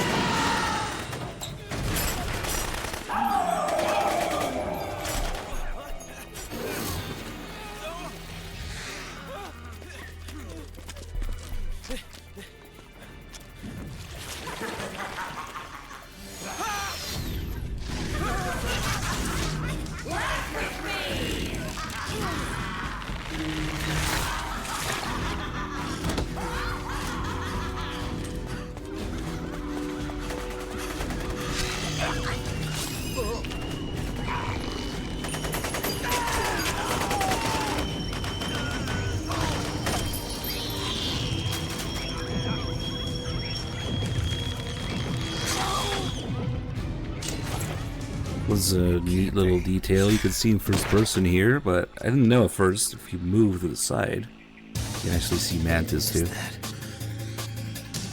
Forget Screaming Mantis, Psycho Mantis' ghost is here somehow. Could have been Profi or something. Because there aren't really that many scenes in MGS4 where you look around and there's more to it. I guess that says there's that one with Redding.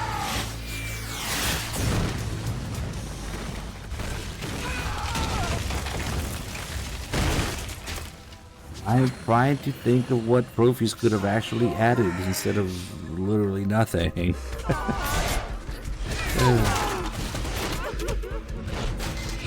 I catch a glimpse of Mantis' ghost. There's been one. Kind of like Vamp in MGS2 and Ocelot in MGS3.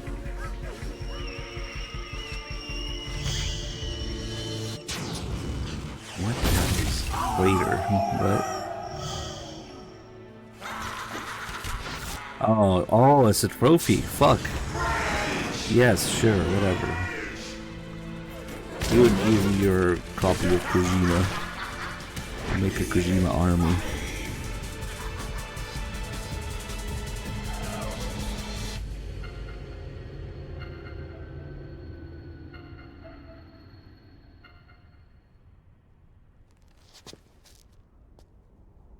You could multiply Kojimas in Peace Walker with enough patience.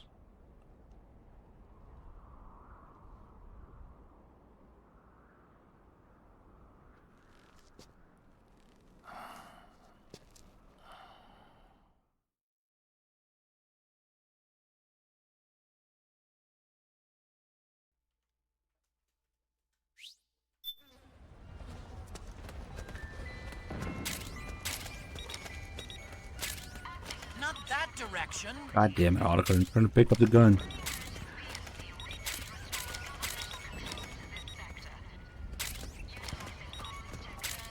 Look at all this GMP.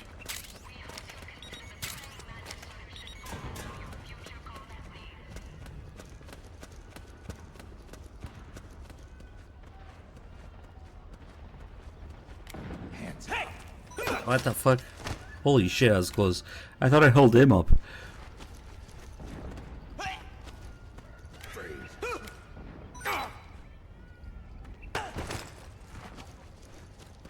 They're like, hey. Hands up. Do recall about the B&Bs here. The enemy's attacking.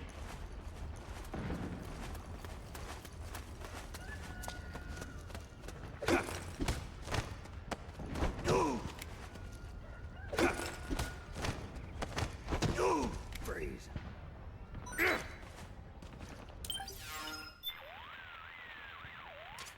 Those things just wipe the floor with the militiamen. Must be the special unit that wounded militiaman was talking about. And now the wreckage is blocking the way. Snake, head straight for Liquid's camp.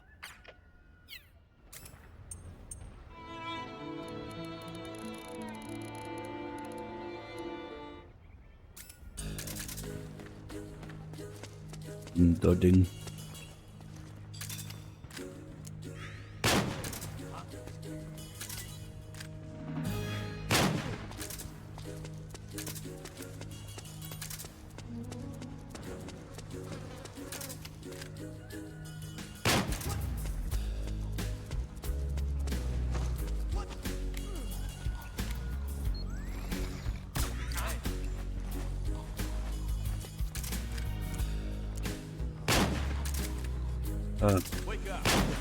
Why did I miss a shot like that?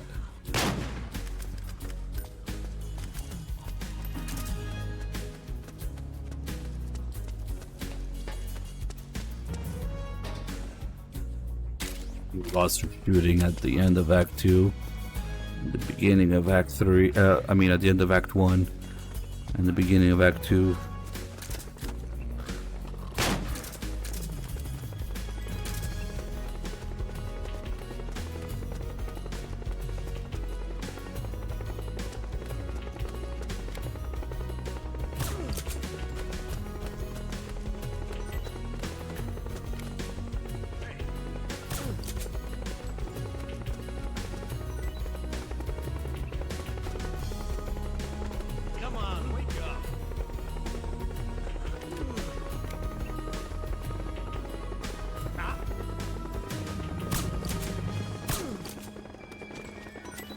get this stupid gecko call here.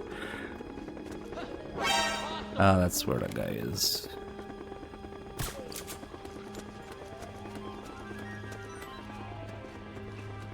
Geckos on the truck.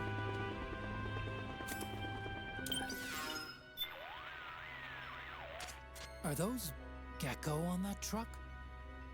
I always pictured gecko as these big, hulking things. But I guess they can fold up pretty small, too. Imagine that.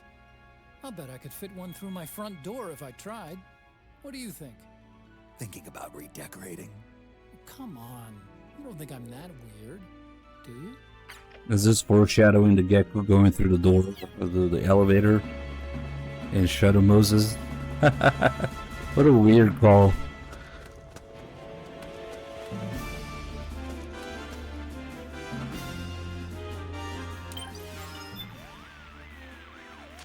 Snake, remember how I told you the militia were basically amateurs?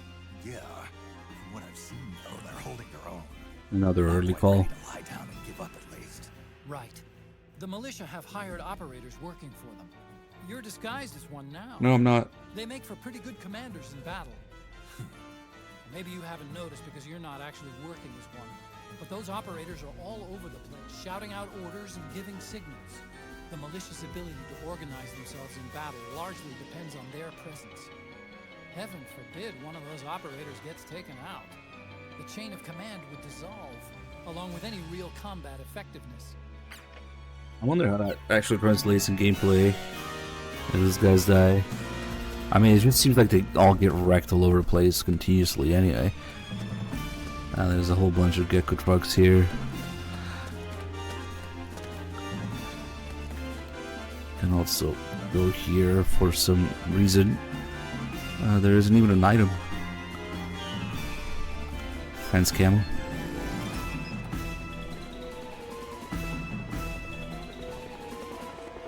Let's go before those guys wake up. They might actually be waking up now. Yep.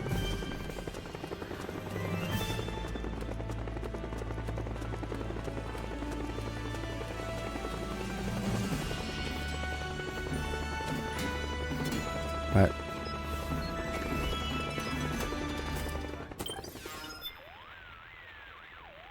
Snake, I've been doing some research. No. Look, those militia are generally made up of volunteers.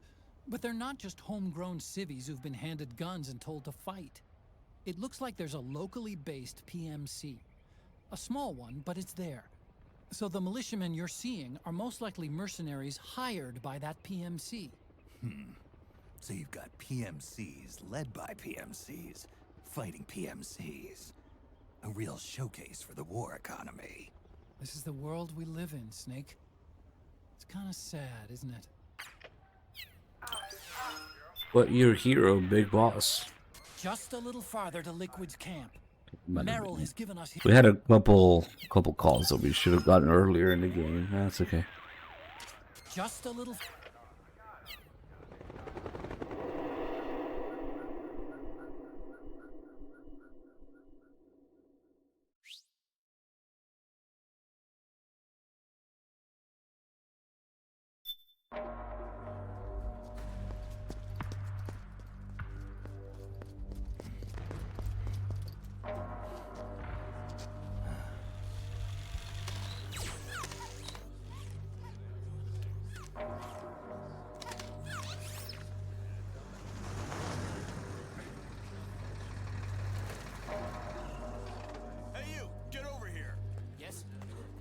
Connection problems. Go check it out. Yes, sir. Otacon, wait here.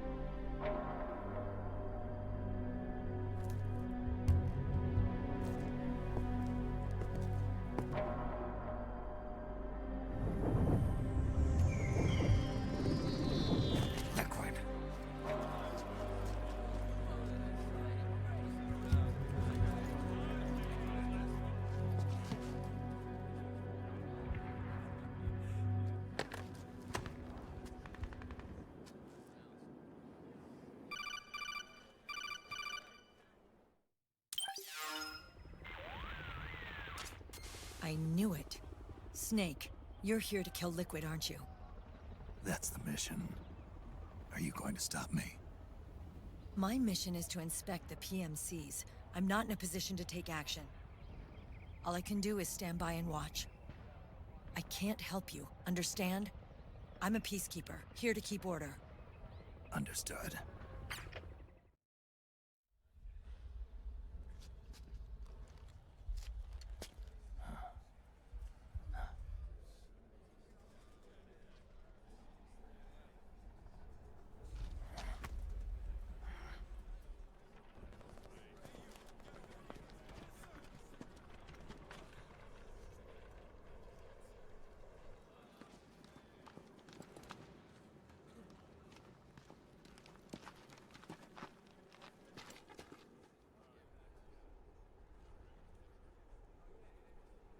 Activate it.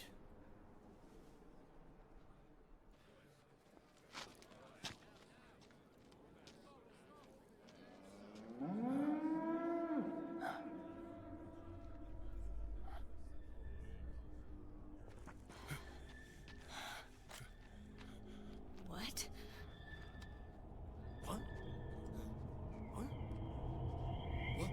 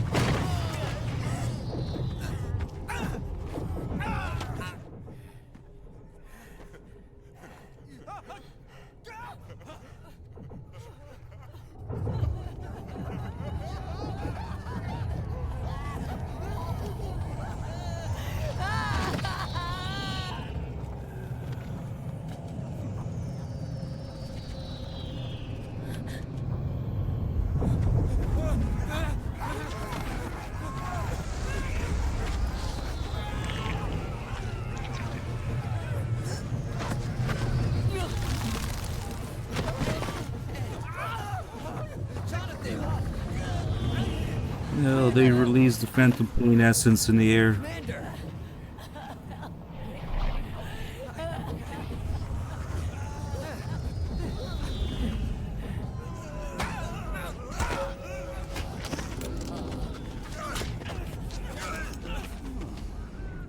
I never thought it would be so easy. But these results... refreshing.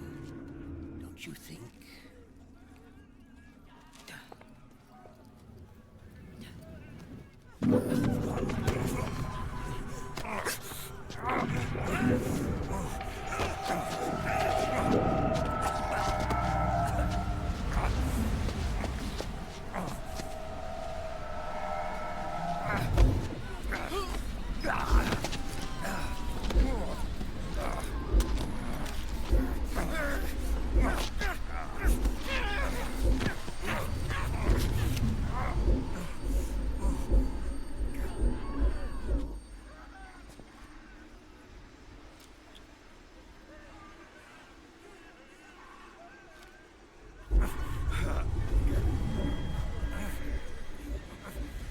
Brother!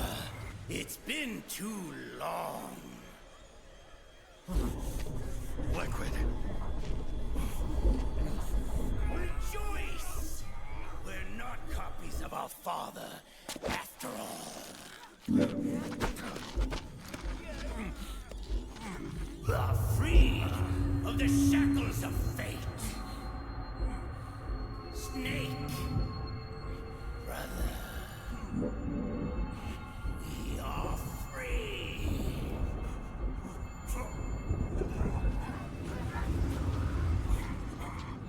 Watch, Snake. Watch as I surpass my own order.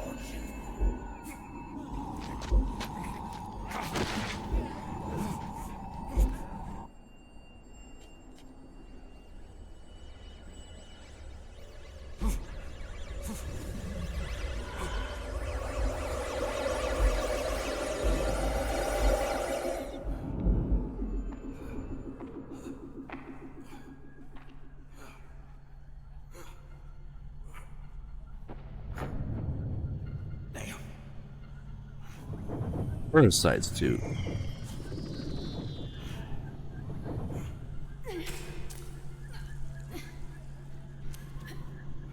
I forget how the stealth parasites work, but I thought it was more like an octocamel looking thing. Well, maybe not. Fuck, I actually don't remember how the stealth... Is there stealth parasites? Is that how they work? I need to fuck with that more. Then go. Fulfill your destiny.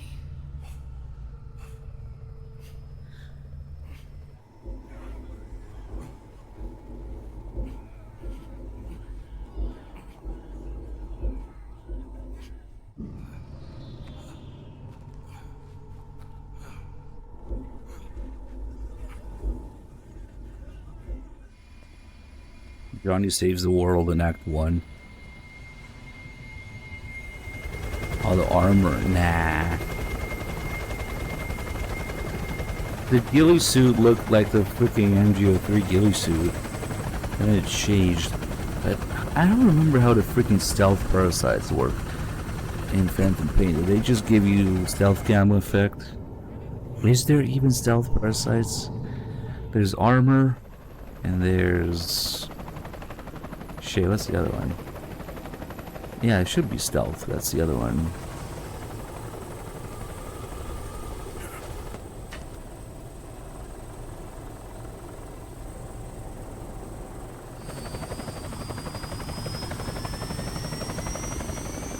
Well, gotta get a 48-hour early access, or rather, the real release date. It's actually not even 48 hours. I thought it was gonna be on the 26th, but it's actually on the 25th at 9 p.m. Hey, are you alright? Grab on. So the 28th, whatever, minus 48 hours, it ends up being the evening of the 25th. The Delta is released, at least for Pacific time. So, damn. Okay, it's just stealth. Yeah. And it's more like the octocam thing.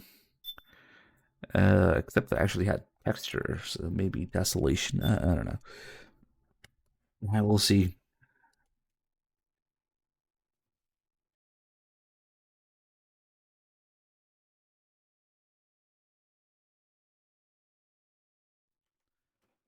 Let's do some controller shenanigans.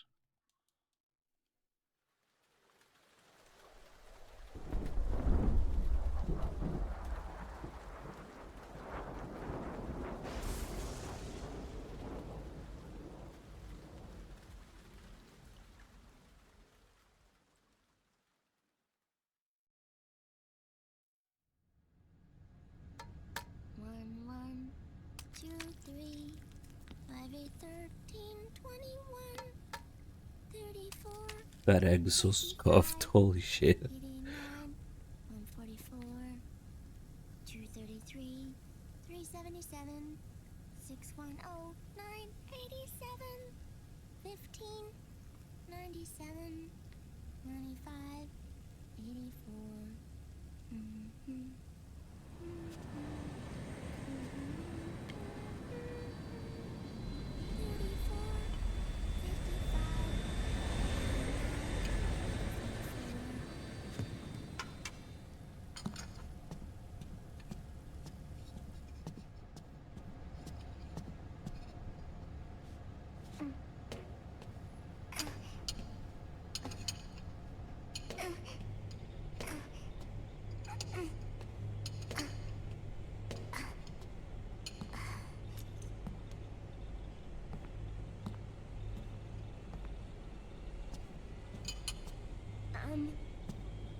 Uncle Hal?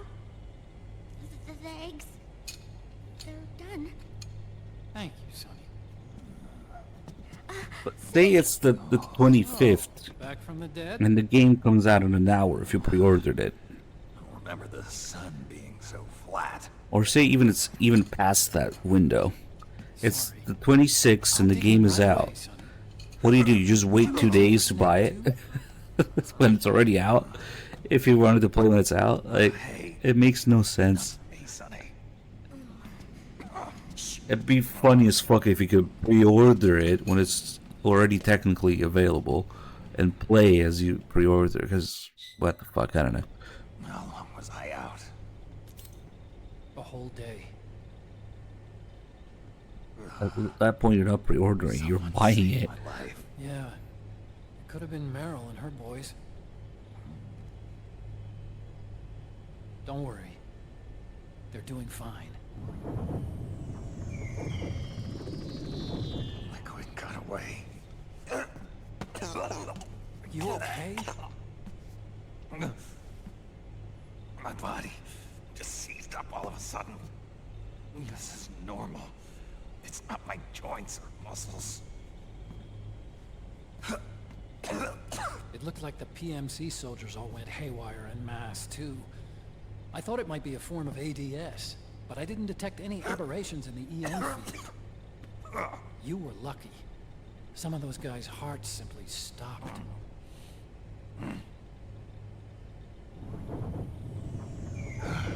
She was there. Naomi was at Liquid's side. Otacon, did you see her? No, but you're right. Naomi was there. I found traces of her DNA in that syringe you were holding. So it was Naomi. Why? Here, let me show you something.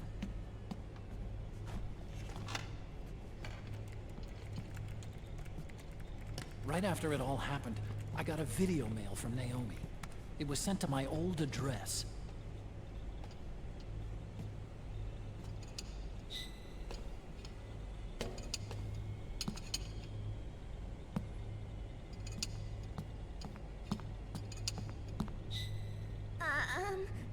Here you go.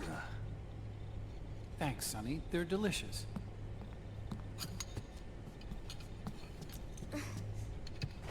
But you haven't even eaten any.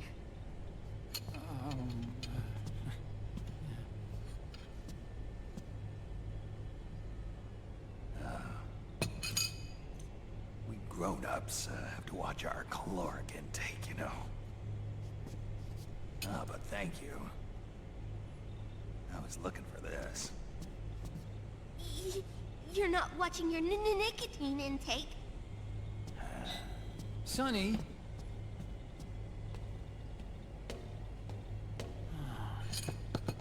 You really hurt her feelings. Yeah. Why don't you teach her how to cook eggs then? Oh, like I know how to cook. Hey, check this out. The data's been quarantined, no viruses. The voice print matches Naomi's, and I'm fairly confident the video isn't digitally synthesized either.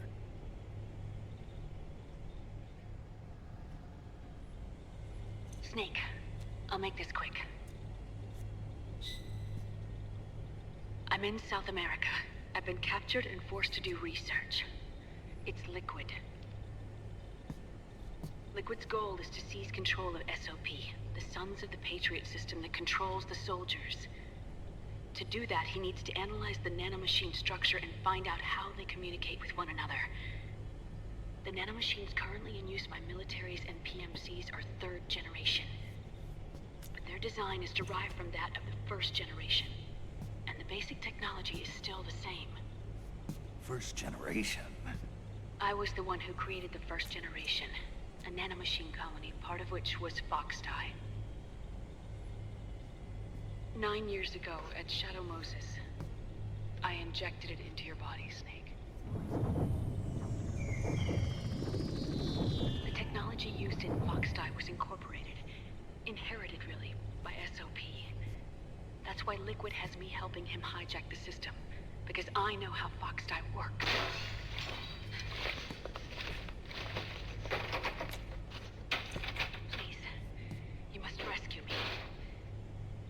Liquid's found a loophole he can use to get into the system.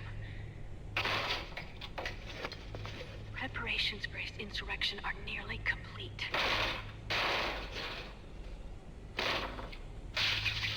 There's no time to waste. Snake, hurry!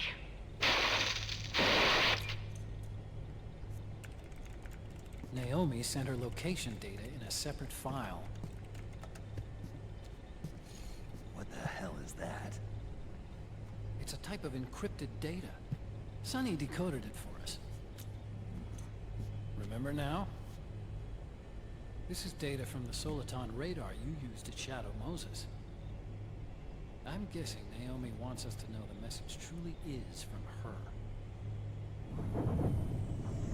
Sending the map data in Soliton radar format. Pretty clever.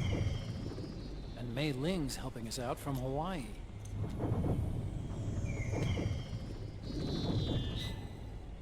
The data she sent was 4D sound data. I don't know how Soliton radar works, but all I had to do was change the audio data into video data. It was easy. This Naomi lady seems pretty cool.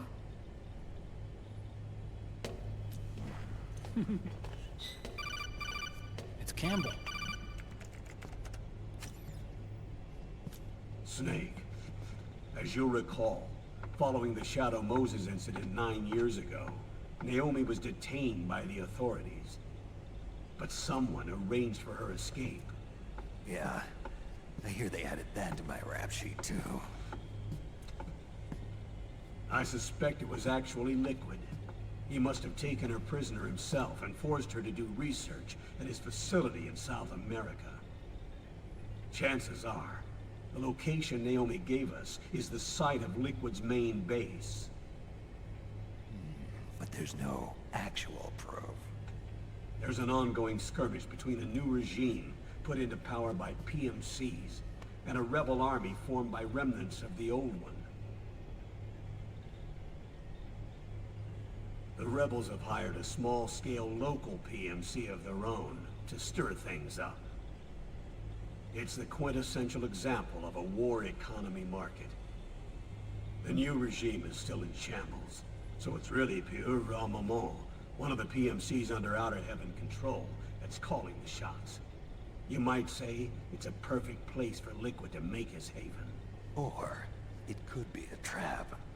True, but even so, the payoff would greatly aid our efforts. I had Sonny trace the origin of Naomi's mail. The address is fake, but Sonny was able to track the message back through its proxies based on access date timestamps and data transfer volumes. Apparently, the message originated from a server in South America. I wouldn't exactly call it 100% credible, though. Colonel, where's Meryl? I know she left the Middle East in pursuit of Liquid. I'm sure Arsak is on to us by now. We can't chase that line too far. Huh. Which leaves Naomi as our only lead. I've secured you landing clearance at El Dorado International Airport. You'll be acting as a UN inspector. South America. That's about 20 hours from here. Then what's the plan? I'll arrange for them to get you a 4x4. The location Naomi gave us, the PMC's base, is in a mountainous region surrounded by forests. Use the 4x4 to get as close as possible to the PMC security perimeter. For their own sake, it'll be a solo sneaking mission. No.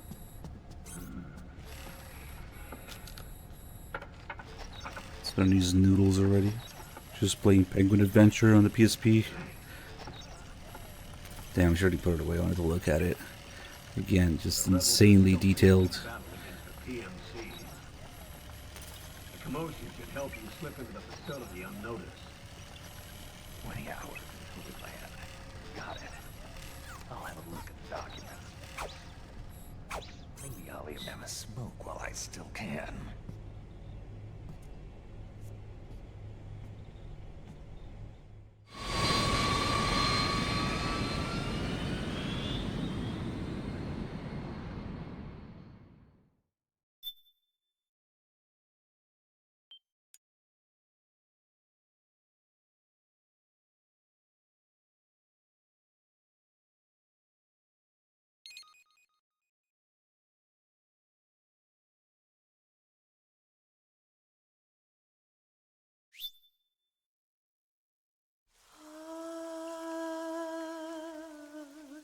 c'est mer.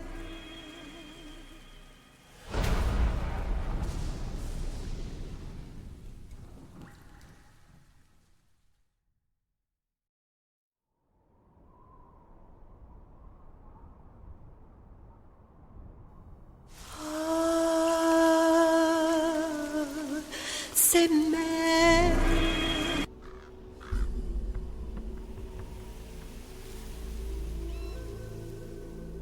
Colonel, how deeply are they involved in all of this? The Patriots, you mean? The data we got from Arsenal Gear was a load of crap. 12 founders who have all been dead for 100 years. Give me a break. We know they exist today. If the purpose of this battlefield control system is to control IDs, it fits in with their plans perfectly. Seizing control of the world's ID systems, and then using them to manipulate the economy and information flow. For the Patriots, that's the ultimate prize. You might say the Patriots are the embodiment of the war economy. Everything that Solidus feared 5 years ago, it's all come to pass. The Patriots are trying to protect their power, their own interests, by controlling the digital flow of information.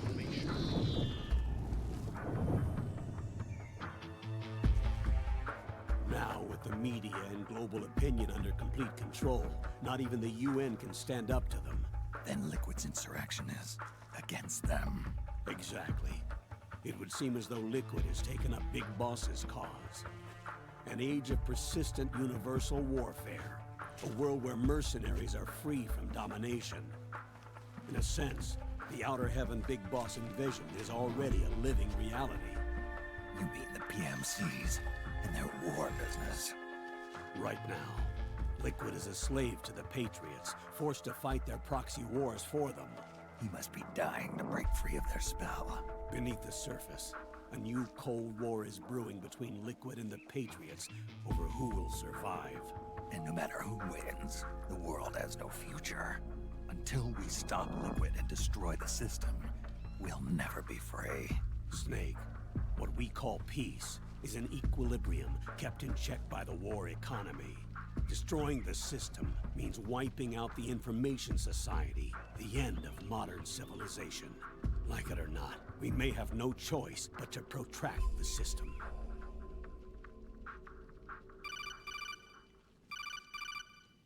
Snake, here's what we know about the current battle. Rebel guerrilla units are advancing on the base of the government PMC troops. That base appears to be Liquid's safe house. According to Naomi's data, she's being held prisoner inside the compound. That's where she is. Assuming the data is correct. And one more thing. What now? The government PMC troops have been operating at high altitudes.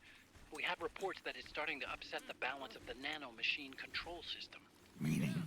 Meaning the low blood oxygen content seems to have an effect on their nano-machines, giving them a slight edge in battle. Be careful. Steer clear of altitude sickness. Got it.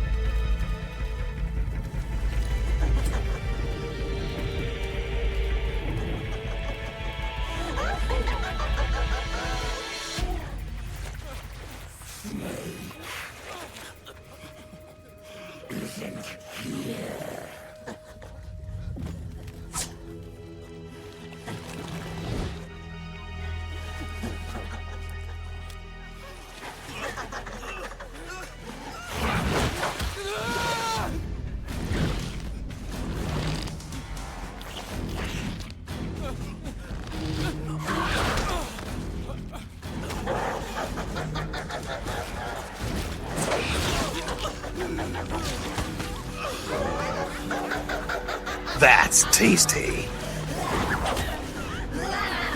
Go ahead and laugh.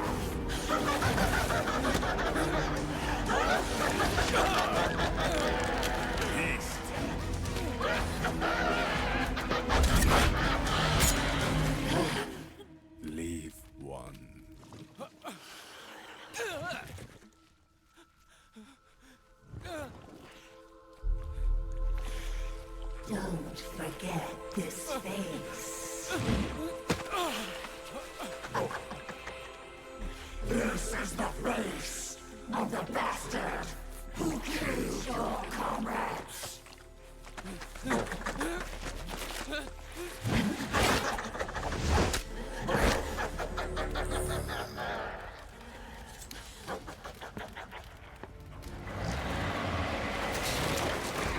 More guerrillas will be coming to storm the safe house. He must be among their numbers. Sooner or later he will come. Don't let down your guard.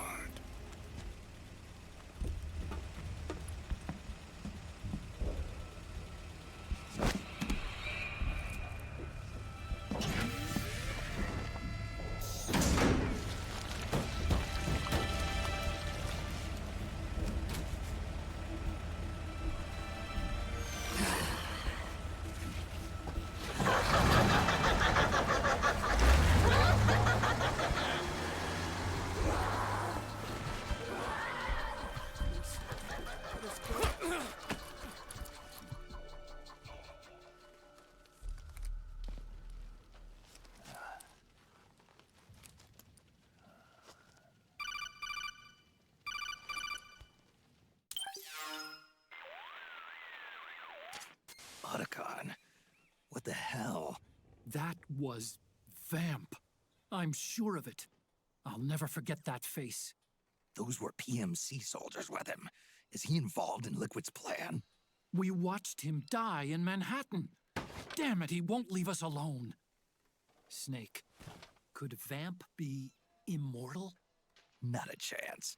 This is the real world, not some fantasy game. I swear, the next time he shows up... Not now, Otacon. Right. I know.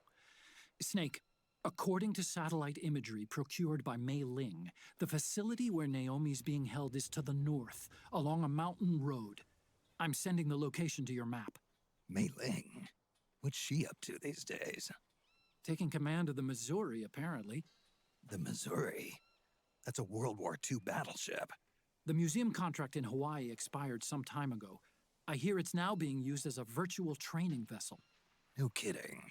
Not for actual combat training, of course, but rather to get sailors used to seamanship on an analog vessel.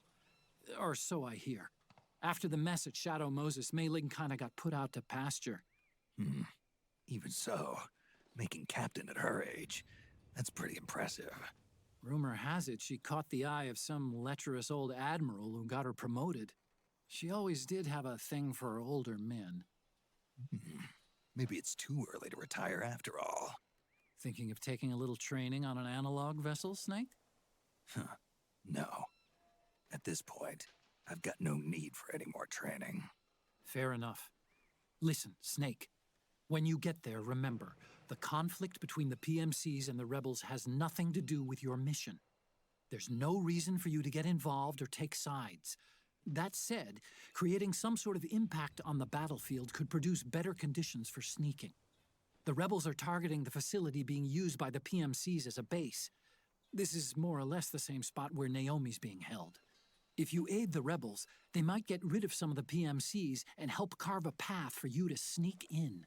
That freak I just saw, with the tentacles, was it using the same octo-camo system as my suit? Yeah? I thought that technology was of your own design. Actually, I kinda based it on some designs Sonny snagged off the net. And the data came from? DARPA. So in other words, we're on equal ground technologically. Sorry, I guess I should have told you. And by the looks of things, they know I'm coming too. Yeah, it could be a trap. Stay sharp. What did Kojima mean by this? Mei Ling caught the eye of a lecherous old admiral, got her promoted. What did Kojima mean by this? Could it be that Mei Ling is sucking old man dick to get promoted? Just another way we can ruin MGS4 characters. Come on, wake up. I guess that guy was looking right here.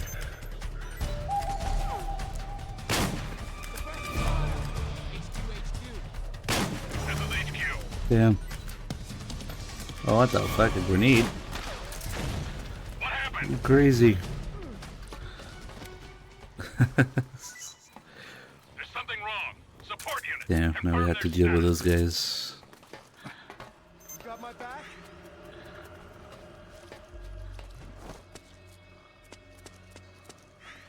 Careful. What's going on?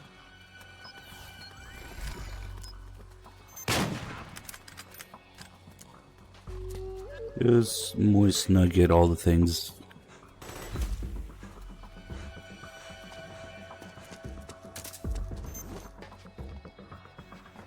This is it. Is it a dead end now? Can we? Oh, we can't do it hanging there. Oh, wait, here. I forgot how these buildings are connected, actually. Can we go all the way? Oh shit, maybe you can. No. Close. Well, technically we're still off the ground, and that's it. I gotta stop here and then go up here. There's this very unique jump here for some reason, rolling into hanging to get up here. Not used anywhere else in the game, as far as I know, to get some moist nugget ammo. I forgot to show these guys getting executed. I guess it's not that big a deal. What I really want is for at least one of them to survive. Oh shit, they're waking up.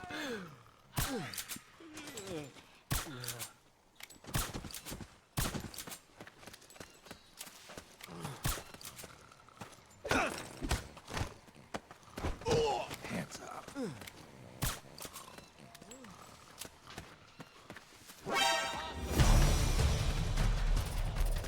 Because then they can open this door here, which you can't access otherwise. Well, we already have most of this stuff, but this is what you would find that this guy is here. Who's this guy here? Go away.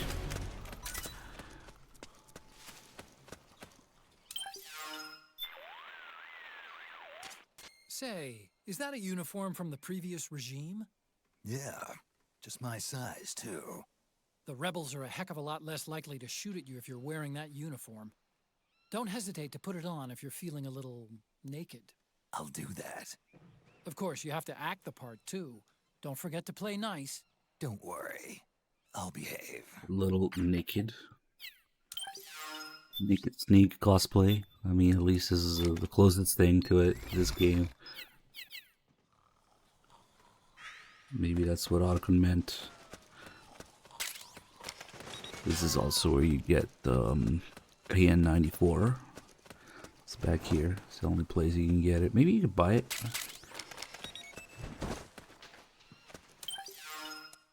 Oh yeah, let's take it off.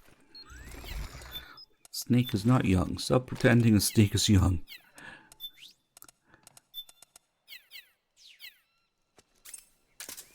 Yes, of course the game keeps changing the volume balance.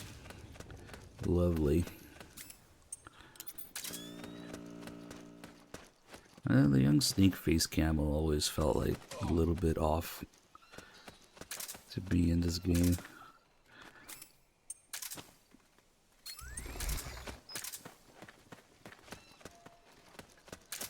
Let's see what are these boys up to. Oh, they actually got... Whoops, alright. What are you trying to do? They actually got somebody. Nice work. Missed. Nice work. We got company. You hit. Nice one. All that matters is that you put a tranquilizer somewhere in their body. Wow, they're actually hitting them today for some reason. Usually they miss a lot.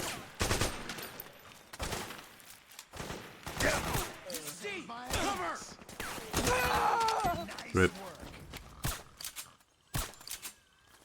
I'm surprised Dad didn't see me.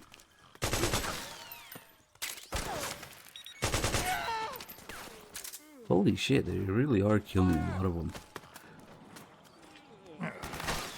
Usually they suck.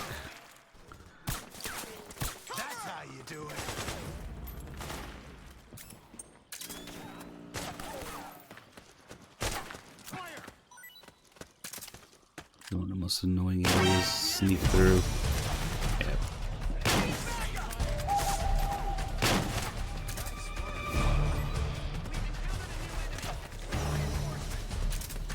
Understood. Stand by.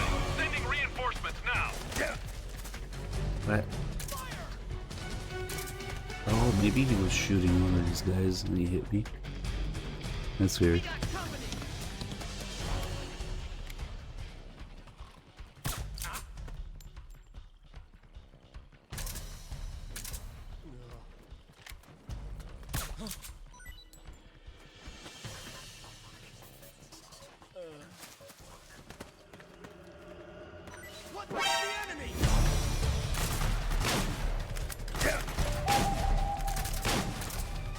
He should go down.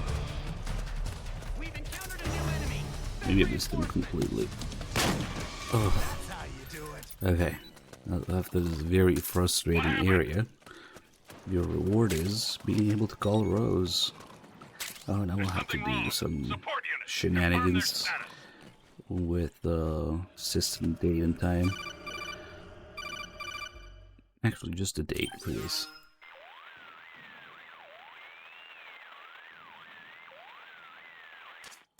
Snake, there's someone I'd like you to meet. A member of the mission staff. A psychological counselor. Psychological counselor? A lot of soldiers can't handle the stress of battle, end up panicking. She'll be useful in helping you understand the mindset of both the PMC and rebel soldiers. She? Rosemary.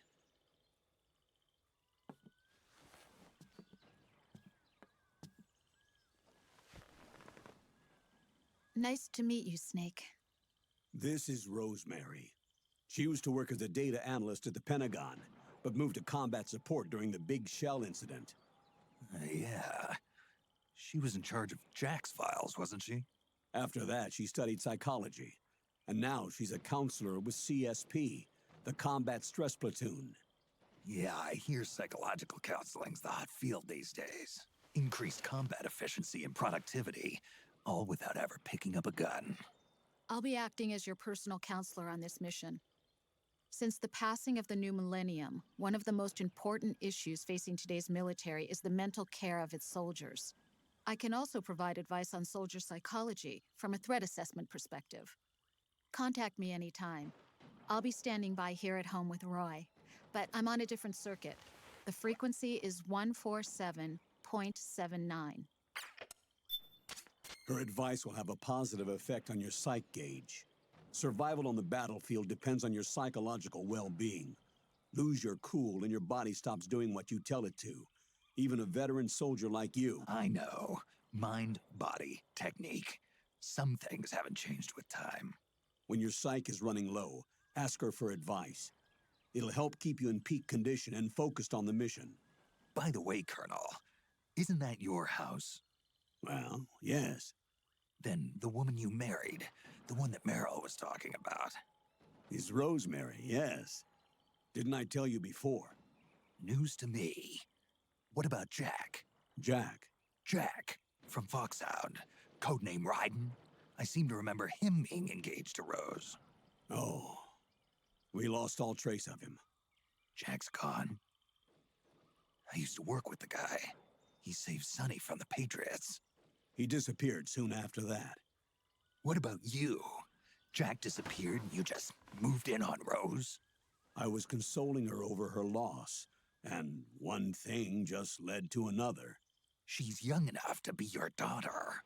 Yeah, lucky me, huh? Now I see why Meryl was so disgusted. Meryl said something about me. Yeah, I believe her words were, "I'll never forgive that womanizing piece of shit." I see. Colonel, you knew she was our informant in the Middle East, didn't you? Was it you who put her up to it? Yes.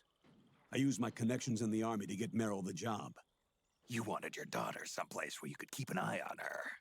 Look, everybody involved in the incident at Shadow Moses either lost their job and status, or in the case of Meryl and Mei Ling, got brushed aside. Meryl wanted to make a comeback, a difference. We can't all be as strong as you, Snake. Some of us can't bear living like pariahs. Since Shadow Moses, I've been branded a criminal. I think of it as my own small way of making it up to my daughter. My own flesh and blood. In any case, call Rosemary if you ever need advice. Okay, hold on. Now we gotta... Let's see what she's wearing. What day even is it? It's Friday. Okay. Oh, hi, Snake.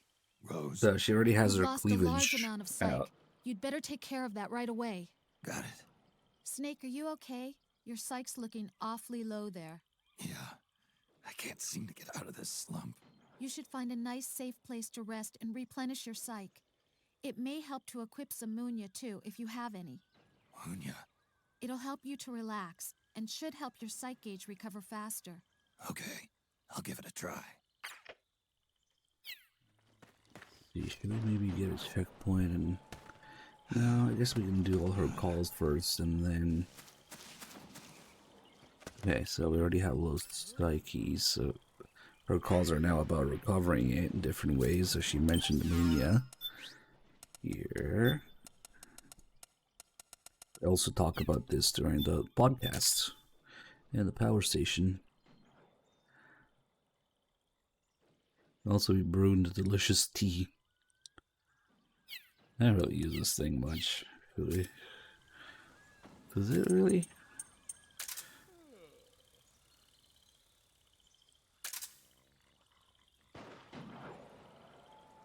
Yeah, I guess by a little bit.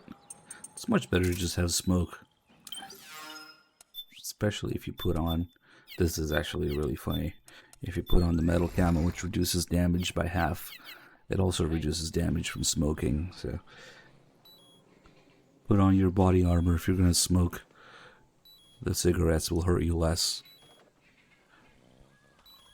The cigarettes also make stress go down by itself. Doesn't Munya do that? No, the stress still goes up with the Munya equipped. Damn. Let's see, let's just take those guys out. MP5 is D, let's go.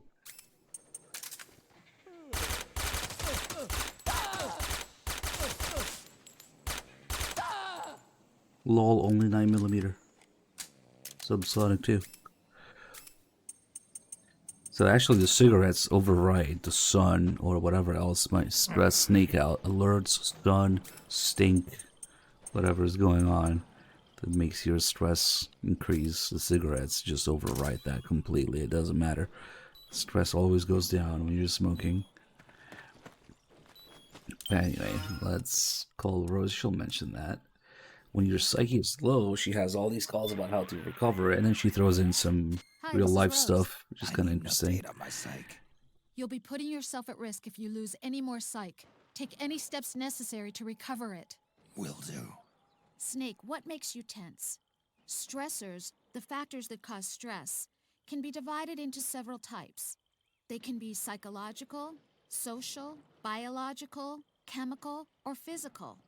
In battlefield terms, that corresponds to the presence of enemies, the battlefield environment, biological and chemical weapons, and physical wounds and hunger caused by combat.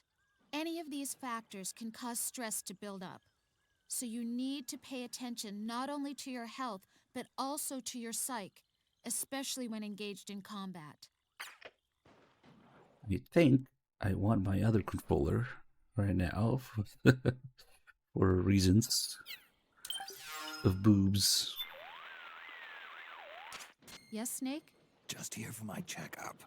Your psyche is at an extremely dangerous level. You need to take immediate action to recover it. Yeah, keep talking. Stress is an adaptive response your body takes to protect itself when confronted by a threat. It happens to everybody. There are no exceptions. Everyone gets stressed sometimes. Fear, anxiety, and worry are examples of psychological stress responses. Some people might not like to admit they have these negative feelings inside, but being aware of your own stress is essential to keeping it under control. You can't fight an enemy you know nothing about, right? The same is true of stress. To recover your psyche, you need to know where your stress is coming from.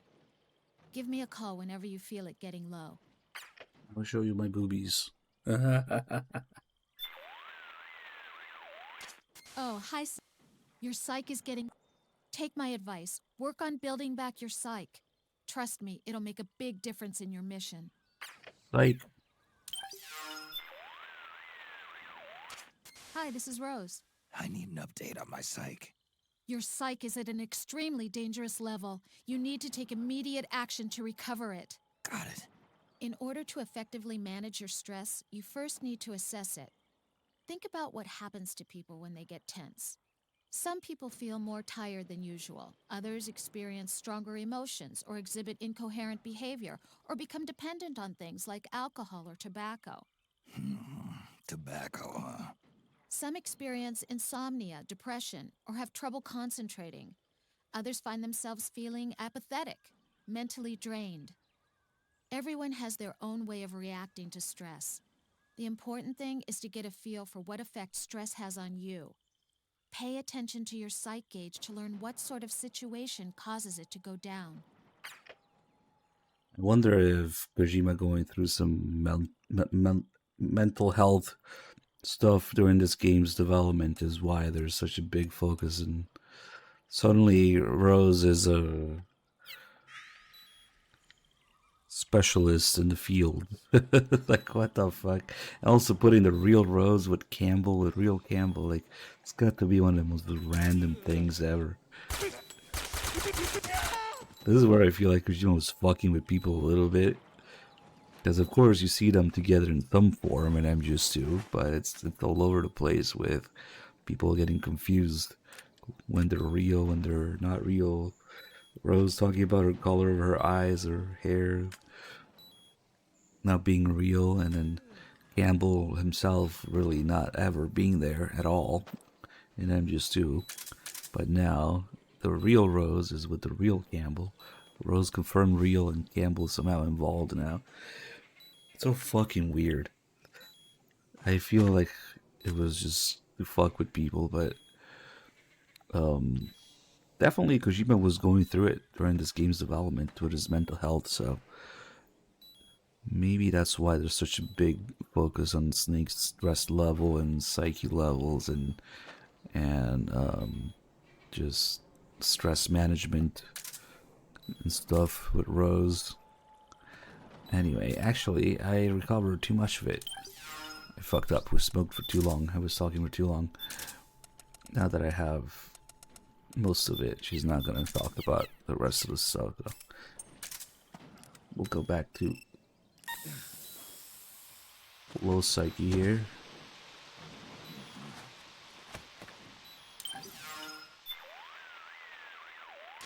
Hi, this is Rose. I need an update on my psyche. Yeah, also when you install the game. Down significantly. You should start thinking about recovering it. You're the boss.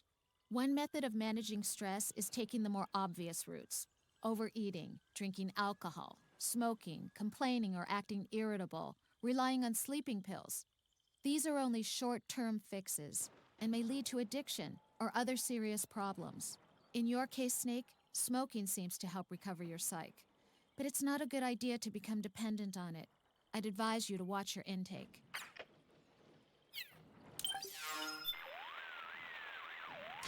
What's on your mind?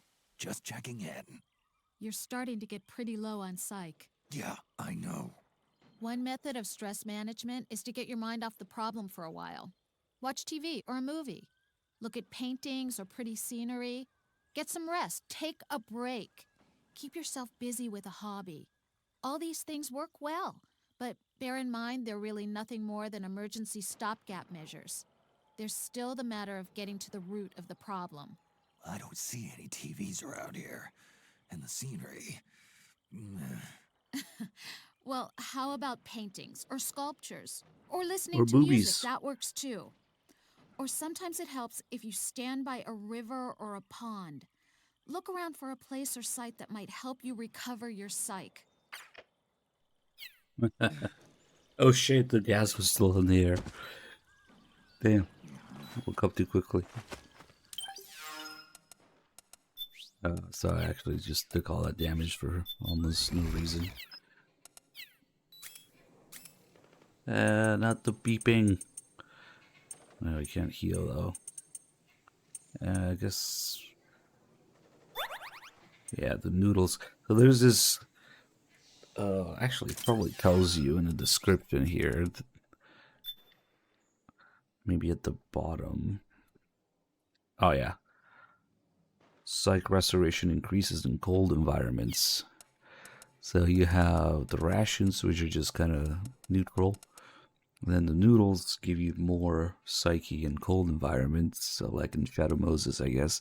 The regain gives you more in hot environments, so like in Act 2, 1 and 2 probably. Psyche restoration increases in hot environments. I purposely took the noodles so I wouldn't get as much back.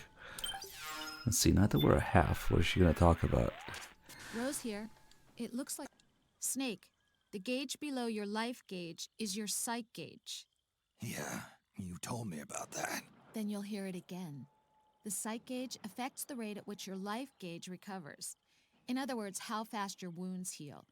It also greatly influences how well you perform various actions. When your psych gauge is full, your life recovers quickly and you shouldn't have any problems doing what you need to do. Remember, your body isn't the only thing driving your performance. Your mind is every bit as important. Hey, I don't let my mental state affect my combat efficiency. You may think that, Snake, but the truth is, you're not as young as you used to be. Could have fooled me. It's your psyche that's keeping you alive inside. So you better take it seriously. Keep a close eye on your psych gauge. All right, all right.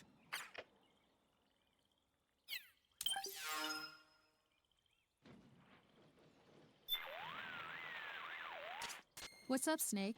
Got an update for me? Your psyche is starting to slip a little. Are you all right? I'll be fine. Snake, your psych gauge is affected by the conditions you're in. Staying in a place that's too hot or too cold or being exposed to combat conditions for extended periods causes stress to build up in your body and mind. The more tension you've accumulated, the more your psych gauge decreases. As the gauge decreases, it starts to negatively affect your performance. Your hands start to shake, and your life gauge recovers more slowly. Your boobs Vision start gets to blurry, shake. and you can't make out your targets. All of these things impair your ability to complete the mission. So be sure and keep an eye on your psych gauge at all times.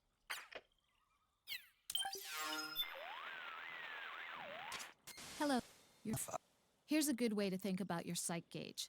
Low psych equals high stress. So the best way to replenish your psych gauge is to relieve your stress. Being pursued by the enemy can be a tremendous source of stress. By the same token, staying out of sight and giving your body a rest relieves stress and allows the psych gauge to recover. Find a safe place where you can crouch or lie down and just lay low for a while. Also, just getting out of extreme heat or cold can have a positive effect on the gauge. Pay attention to how the psych gauge moves and find a stress relief technique that works for you.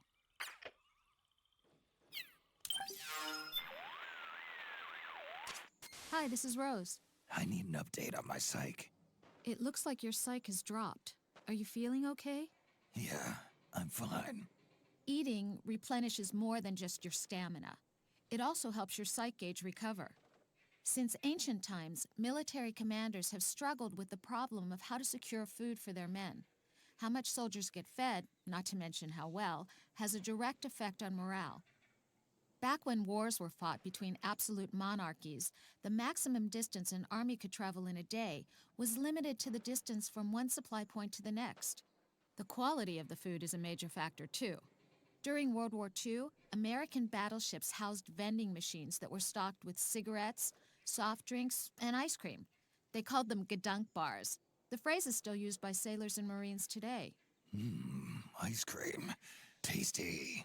Apparently, they even built special floating ice cream factories capable of producing 5,000 gallons of ice cream an hour to feed soldiers on ships too small to have their own Gedunk bars. They even had their choice, soft or hard.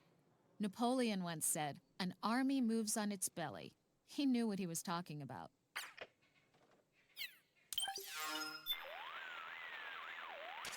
Hi, this is Rose. I need an update on my psych. You've lost quite a bit of psych. You ought to do something about that. Right. Speaking of food, Snake. Colonel, we're in the middle of something here. Have you ever eaten rations from a country other than the U.S.? Of course I have.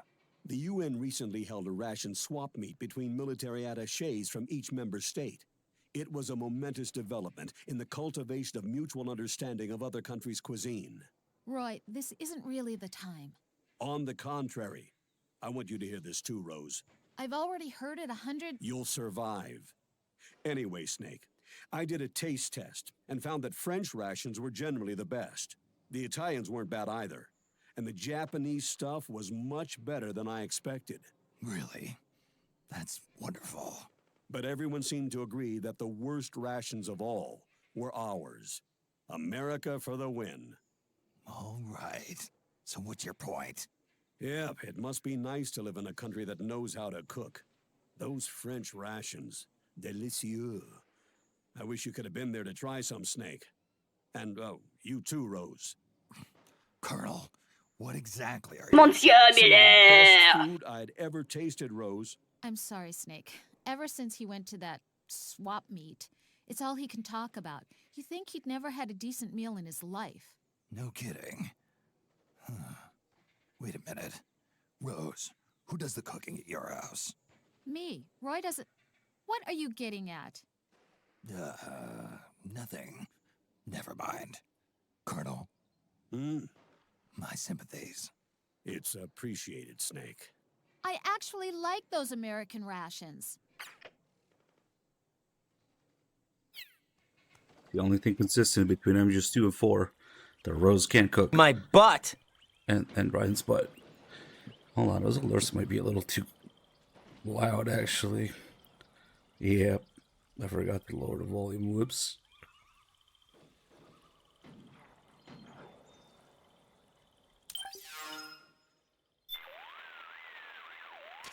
Rose here. How's it going? Super. Your psych could look a lot better than this. I'll keep that in mind. Snake, you're a smoker, aren't you? Not this again. Just hear me out. Yeah. I wouldn't want someone smoking in front of my kids, of course, but from a stress management perspective, smoking is obviously an effective relaxation measure for people like you. It actually raised your psych, didn't it? Yeah. But even so, I'm not going to downplay its effects on your health. Your life gauge actually went down, didn't it? And the smell of tobacco can attract the enemy. Yeah, I guess you're right. Think carefully before lighting up, Snake. I'll leave it at that. I don't know what universe I sound like to think, but okay. Need something? What's up, Doc?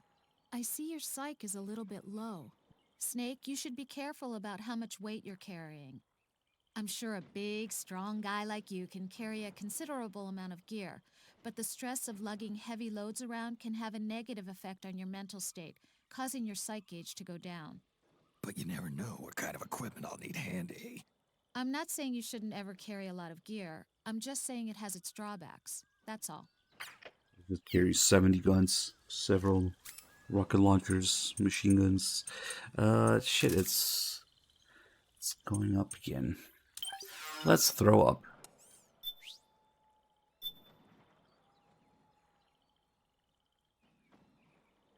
Just like in MGS3, we can spin around in the viewer for a bit. Well, that should be enough.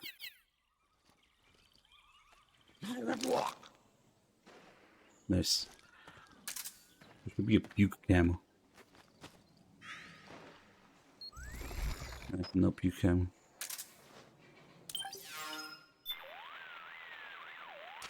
Yes, Snake? Just here for my checkup. You've lost quite a bit of psych. You ought to do something about that. Right. The best methods for managing stress are comprehensive methods. Getting a healthy amount of exercise, meditating, letting yourself relax mentally and physically, not focusing on negative thoughts, counseling from a trusted professional. These approaches target both your body and your mind. But I know they aren't exactly convenient for someone in the middle of battle. So, Snake, try one of the easier techniques instead. To keep your stress levels under control, use whatever method is available to you at the time. That'll help you maintain a high level of psych. I'm not sure if you consider me a trusted professional, but I am here if you ever need to talk.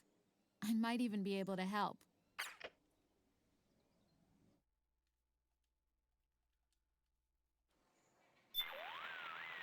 Oh, wait, we need to close the screen. Otherwise, she just has Snake, I think generic stuff.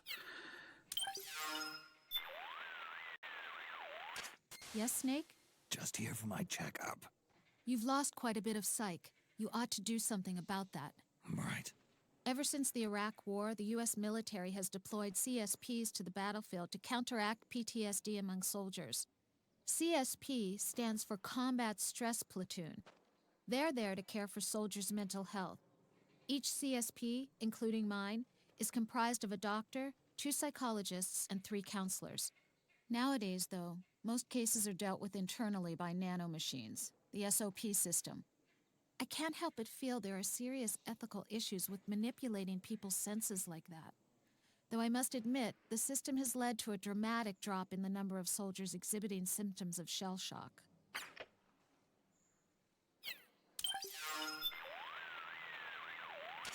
What's on your mind? Just checking in. You're starting to get pretty low on psych. Yeah, I know. The primary mission of CSPs like mine is to provide care for soldiers suffering from combat stress. Sounds like a good gig. The symptoms were first identified during the American Civil War. During World War I, they called it shell shock. Today, it's known as post-traumatic stress disorder, or PTSD. You mean combat fatigue? Right.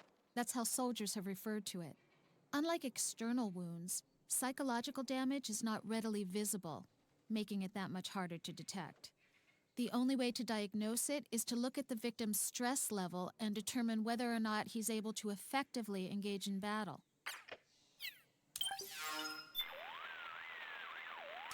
What's up, Snake? Got an update for me? Your psych is in bad shape. You should really think about that. I'll look into it. In some cases, soldiers display symptoms of PTSD immediately after undergoing a traumatic experience. When these symptoms persist for more than 2 days, it's referred to as ASD, or acute stress disorder. When they last for more than a month, it's called PTSD. Left untreated, ASD can develop into PTSD, so it needs to be taken care of as quickly as possible. If something stressful happens to you, let me know right away.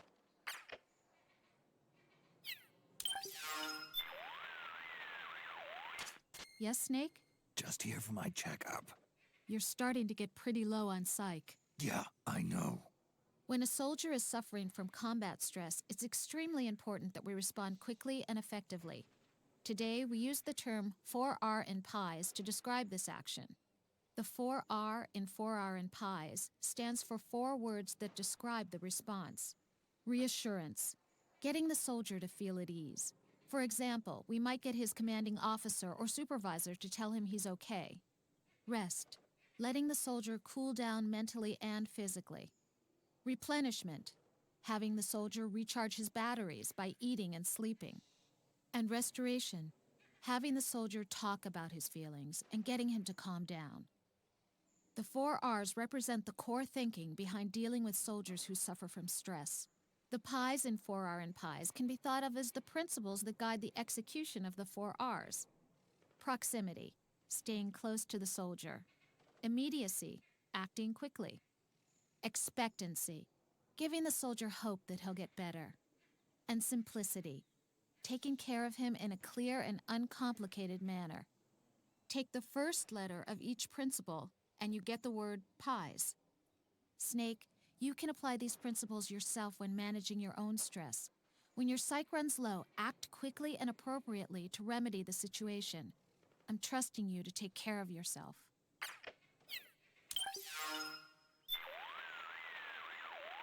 Oh, hi, Snake. Rose?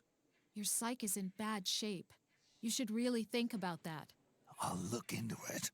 In recent years, more and more Special Forces units have started to hold debriefing sessions after missions, giving team members a chance to talk to each other, which can reduce the risk of developing combat stress.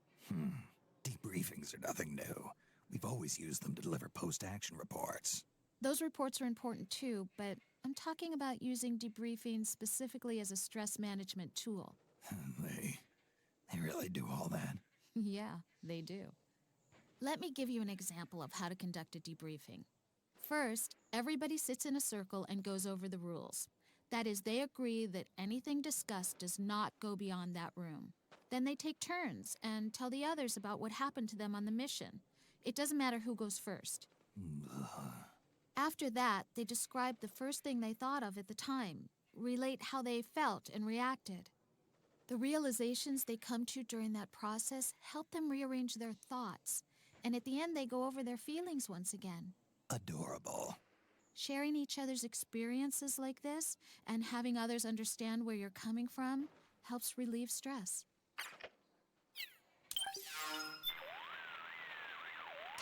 Need something? What's up, Doc? Your psych is down significantly. You should start thinking about recovering it. You're the boss. There's actually a term for these debriefings where everybody gets together and talks after the mission. They're called CISDs, Critical Incident Stress Debriefings. CISDs have become popular as a stress management technique among firefighters and others involved in disaster relief. They say being at a disaster site is just like being on a battlefield. The stress you endure is as serious as a soldier's. So the concept of CIS developed at around the same time the term PTSD first began to appear. Now, military and police organizations are starting to pick up on CISD. It's proving just as effective at dealing with stress among soldiers as it is among firefighters.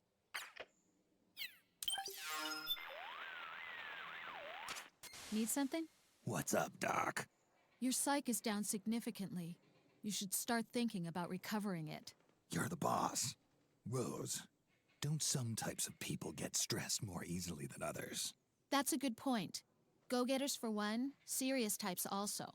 Studies have shown that this type of person is more prone to stress. Lately, they've been doing physiological screenings through blood tests to determine which types of people suffer the most psychological stress in combat. The results are used to help determine which units soldiers should be assigned to. In a way, it's just another kind of threat management. You can tell that much from blood. Well, I wouldn't stake my reputation on it, but you could say there's kind of a trend. Some experts even claim that some genes may make people more susceptible to fear.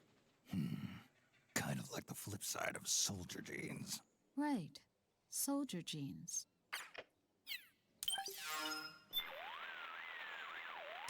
Need something? What's up, Doc?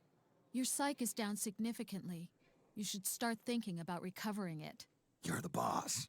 Rose, how do I keep my psych from going down? Isn't there a way to develop resistance to stress? Well, there are many types of training that involve extremely high levels of stress, like escape and evasion or ranger training. But what you need is to focus on managing the stress as it accumulates. It's not healthy to let it build up inside. No matter how big the cup, keep pouring water into it, and eventually it's going to overflow. Snake, you have to dump some of that water out once in a while. Here's what you need to know. The best way for us to confront combat stress is not to train ourselves to resist it, but to train ourselves to recognize internalized stress early on and release it. Recognize it. In your case, you can assess your stress level by looking at your psych gauge. Always keep an eye on it.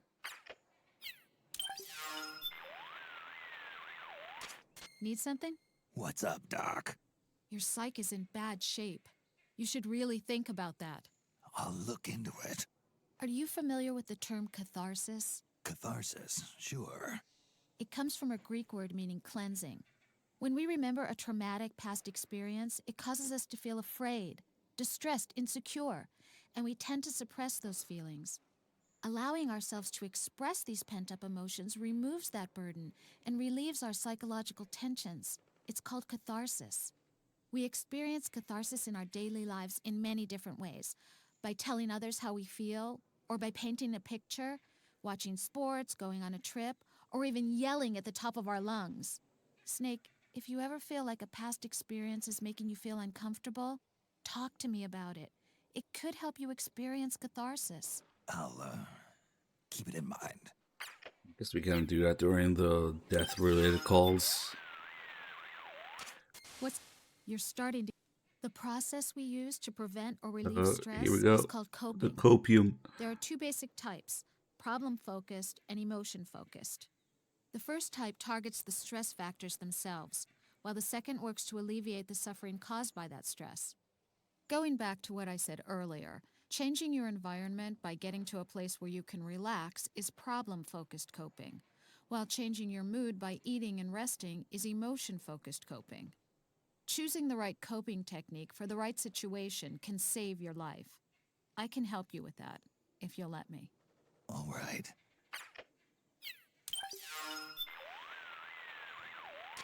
Yes, Snake? Just here for my checkup. Your psyche is in bad shape. In psychology, mental and emotional wounds are known as trauma. Of course, in your line of work, you use the word trauma a little differently. Yeah, like trauma pads. Body armor woven from high tensile fibers can stop bullets and shrapnel from penetrating, but in the end, it's no more than a piece of cloth. It does nothing to stop the bullet's kinetic energy from being transferred to the wearer's soft tissue. You're lucky if you get off with just bruises. More than likely, you're left with a few fractures, broken bones. That's why you wear trauma pads, to absorb the shock so it does as little damage as possible. They make all kinds of them. Some have steel plates designed to diffuse the shock of impact over a wide area. Others use shock-absorbing gels to convert kinetic energy into heat. That's all well and good if you're only worried about your body, Snake. But so far, nobody's invented armor against psychological trauma. That's where I come in. If you ever need anything, don't hesitate to give me a call. Rose, how do I cope with phantom pain? It's been 10 years. Your psyche is... Are you familiar with the effects of relaxation? As much as anyone else. I like to have a good time. In a state of relaxation, muscle tension is released. Breathing and pulse become slower, and blood pressure is kept at reasonable levels. Brain activity also becomes calmer, inhibiting anxiety and depression. It helps you settle down and reduces the amount of stress you're feeling. I could use some of that. It's hard to get anything done when you're flustered. The simplest method of relaxation is muscle relaxation. Muscle relaxation involves tensing up a certain muscle and then releasing the tension to get it accustomed to feeling limp. As you repeat the process of tensing and releasing, the shift to the limp state, that is the relaxed state, gradually becomes more natural. The usual method is to start with your arm and face muscles, then move down through your chest and abdomen and finish with your legs. Tension can really build up in both body and mind on these long missions. I'd seriously consider taking a break and using relaxation techniques at least once every hour. Where's the coping galaxy?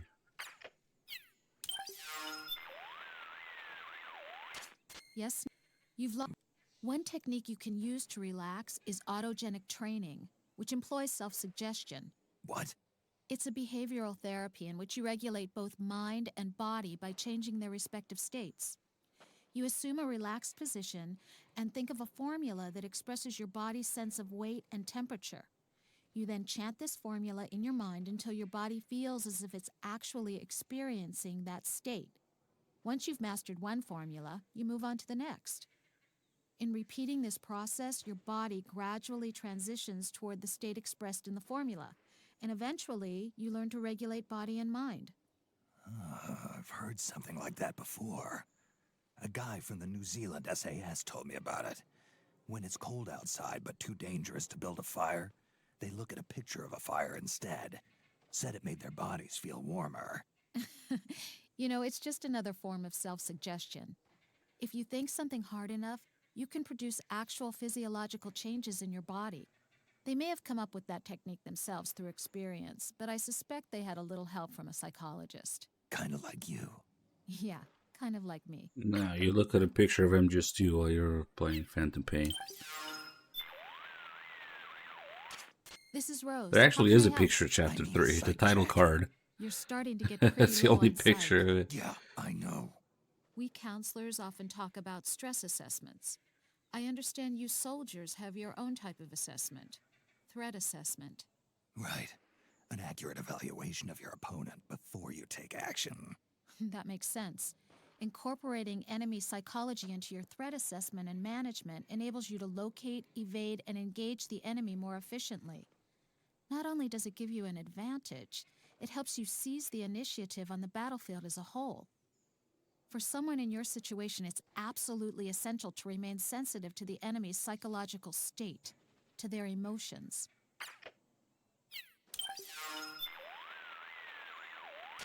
What's up, Snake? Got an update for me? Your psych is down significantly. So this solid eye, it can detect and inform you of what emotions people are feeling? Dr. Emmerich told me all about it. The muscle groups in our faces move in specific patterns depending on the emotion being experienced. There's been a lot of research done on this, and the theory is being applied by intelligence and law enforcement agencies. Dr. Emmerich tells me the solid eye uses LiDAR to scan the target's face and pick up subtle muscle movements. And it picks up other physical reactions as well, like the way blood flows to the legs when we're afraid, or concentrates in the upper body when we get angry.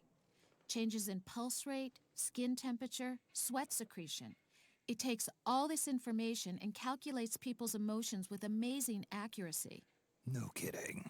And here I thought it was all smoke and mirrors. Our emotions have a significant impact on how we act. Knowing how people feel gives you a strategic edge. It must process data in much the same way as the nanomachines in SOP. I have to say, even speaking as a psychologist, your friend has developed quite a reliable system. Can you imagine Otacon talking to Rose? What would I look like?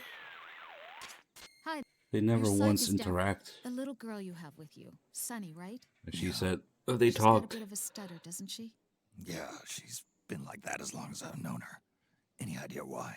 Maybe the tranquilizers you shot in her mom's face. At the risk of oversimplifying, I think we have to consider the possibility that living in isolation from the outside world is placing her under a lot of stress. Stress?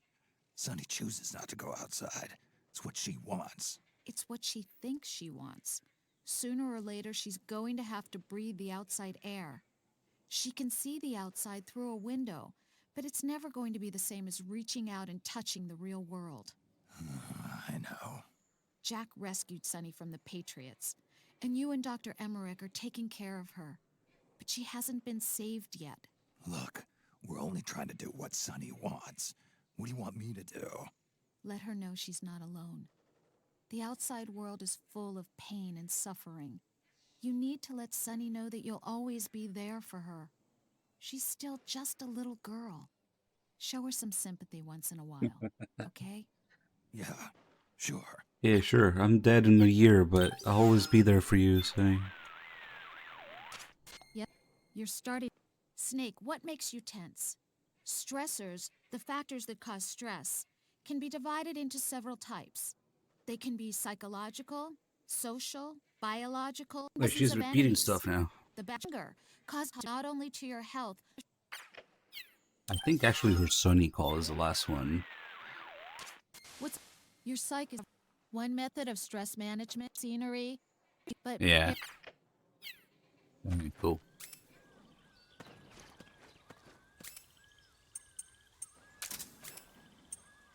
Finally, we were free. Well, for now. There's still calls about dying in different ways and calling her. And they talk about how Snake or Rose have some dreams about Snake dying in the past. Kind of deja vu calls. Those are kind of funny, actually. There's a whole bunch of them. Yeah, she does have some interesting stuff to talk about. It's just that it's Rose.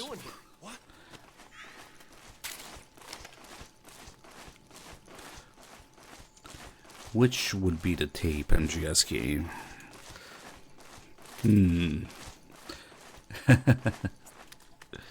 Which one could it be that you're thinking of? Oh shit. Ah, the next area is another podcast area.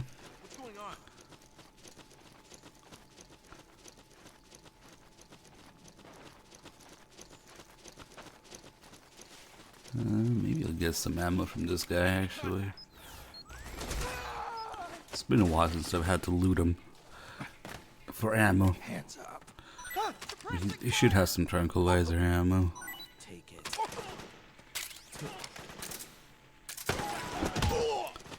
Hey. You guys ready to learn everything there is to learn about Valentine's Day and White Day in Japan?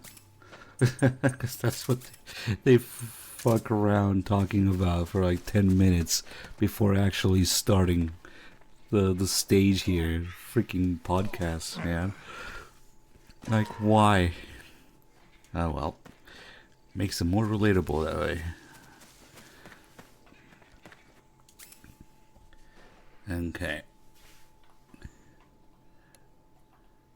So it's, let's see. That's Avon Palace, Trail, Mountain Trail. These two are 3. There should be this Metal one. Gear Solid 4 Integral Podcast. Broadcasted from Konami HQ in downtown Tokyo, it's the world-renowned Metal Gear Solid 4 Integral Podcast.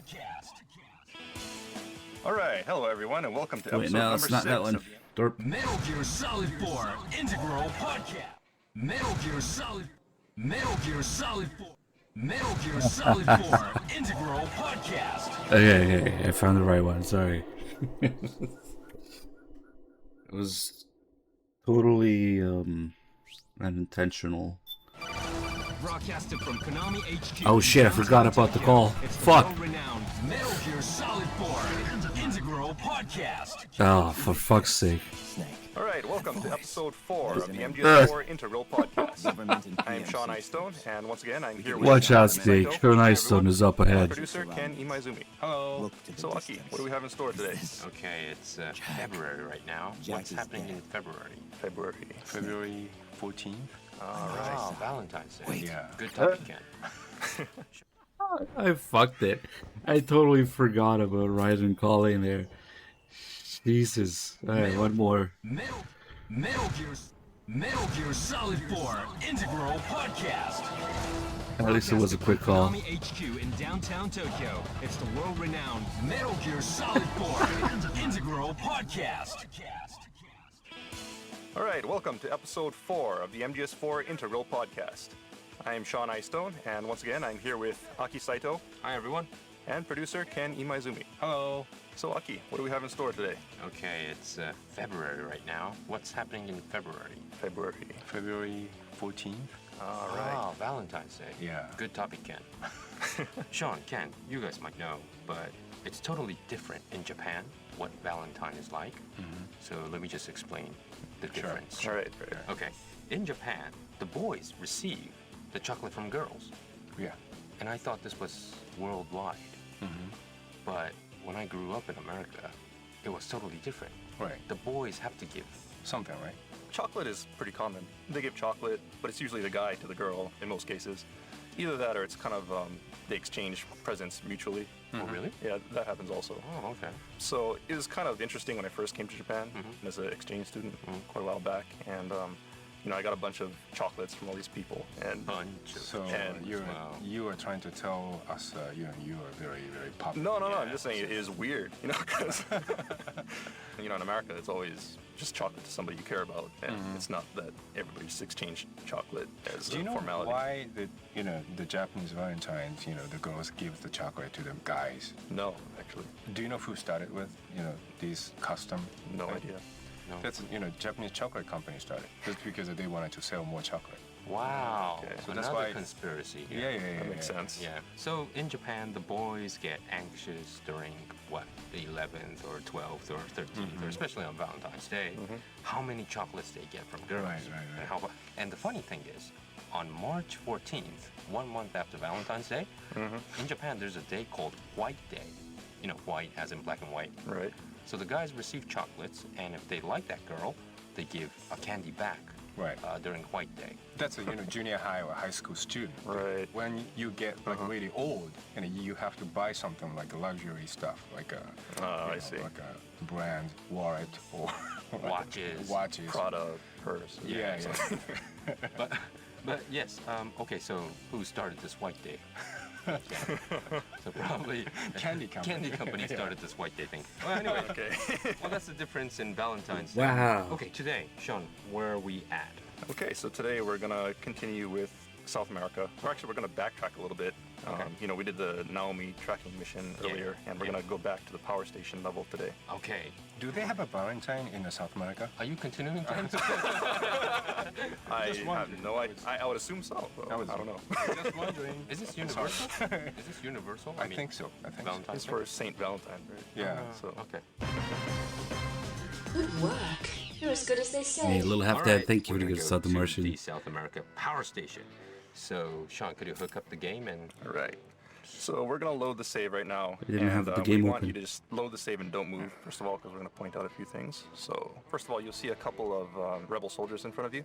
So just follow these guys a little bit, and you'll come to a fork in the road where it goes left and right. If you just watch these guys for a while, you'll see that they're using some pretty realistic battle strategy. How would you say it? Like, I guess, battle strategies that, Mori-san Yeah, that's what we instructed. Yeah. Right.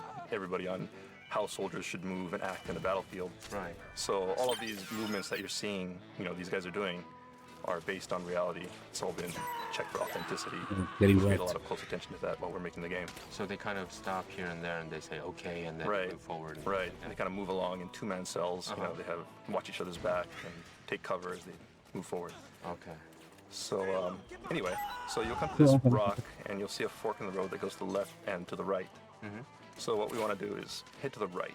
And as you head to the right, you'll see kind of like this ledge leading up to the right and another path heading straight ahead.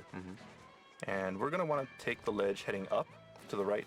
Okay. But before we do, let's just head over here because there's some crops that I want to point out. These things look like corn. Oh, yes. Yeah. Yeah. But actually what some people might not realize is that these are actually potato plants. Potato plants? From what I hear. Actually a lot of the staff went to South America and they went to Peru. And I guess they saw these plants growing around and they thought, well, it's about the right size, right height for people to hide in. And so they wanted to use it in the game. And, a lot of people thought it was corn. But I guess when they asked one of the locals, they said actually it was a type of potato. Very, very tall plants. Yeah, and supposedly, potatoes are, I guess, from Peru originally. So yeah, we wanted to use some of the native plants and animals in there. So yeah, one more thing. I wanted to talk about the plant name is Munya, which is like a real plant, not like we made it up or something. It's a real plant. You can get Munya in somewhere in the battlefield. Right. And then when you get the altitude sickness, Altitude sickness, the sickness, and then you get dizzy or something. Yeah, like you get sick. And the snake will be sick too. So when you get Munya, and then you will get better. Oh, really? Treat it. Yeah. When does snake get altitude sickness? Audubon kind of mentions it. Yeah. Be careful of altitude sickness while you're there. And it's not that obvious, really. I mean, it's not like he just gets altitude sickness while he's walking around or anything like that. But he does get tired pretty easily, in battle situations and things like that.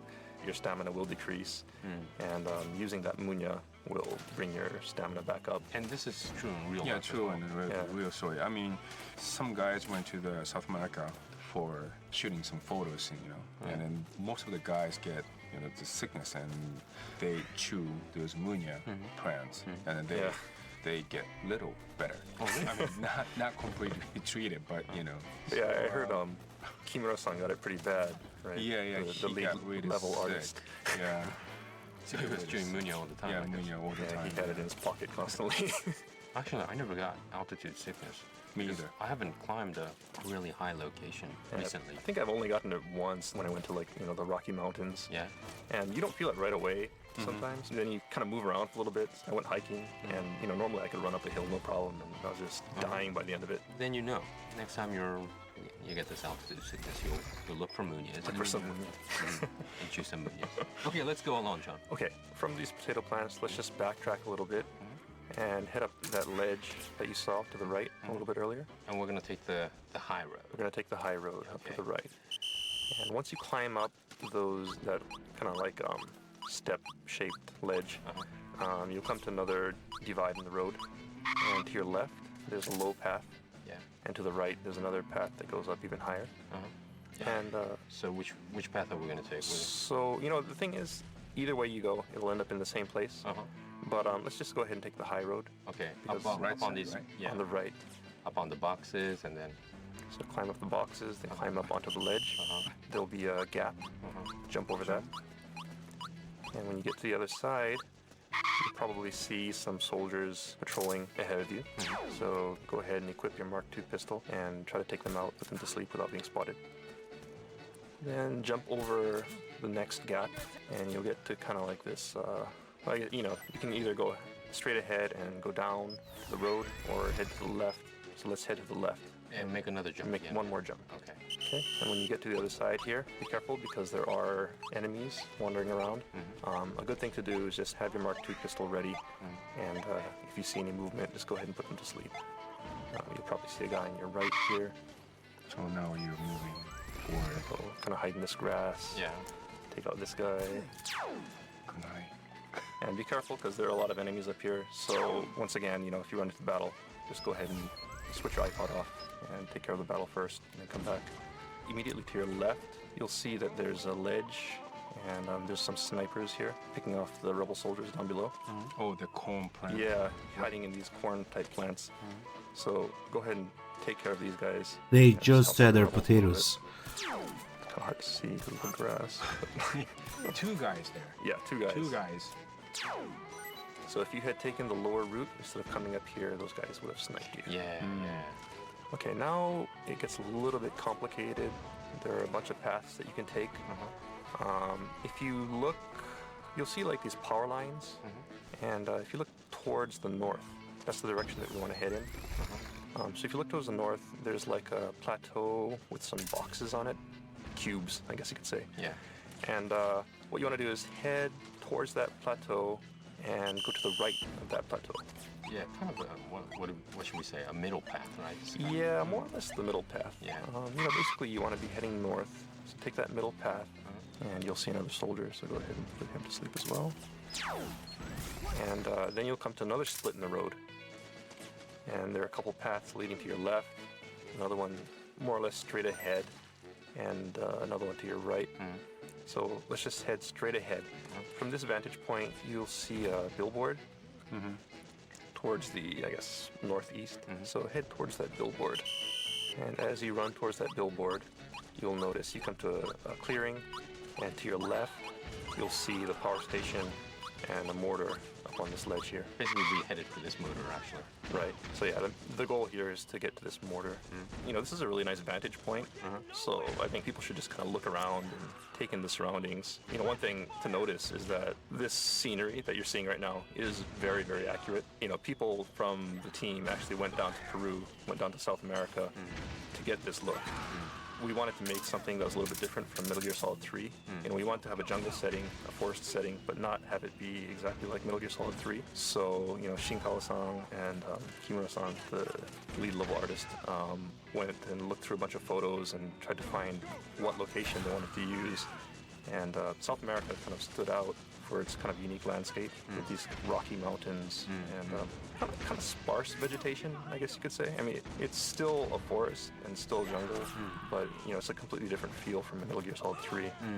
Yeah, it's not as much as jungly, you know, with all these.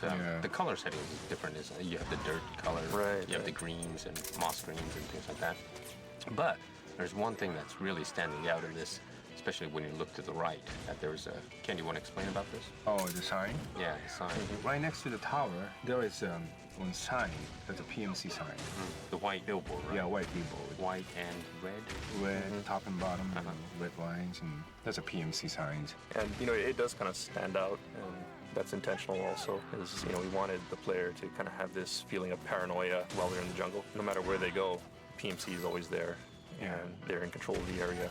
So like in the Middle East where you see, you know, PMC flyers on the walls, we wanted to do something similar in South America. So we went ahead and put these giant billboards in here just to kind of raise the level of paranoia. Yeah, well, who in the world would kind of see this billboard, right? I mean, in the middle of a battlefield. Well, it's for the people who are fighting, right?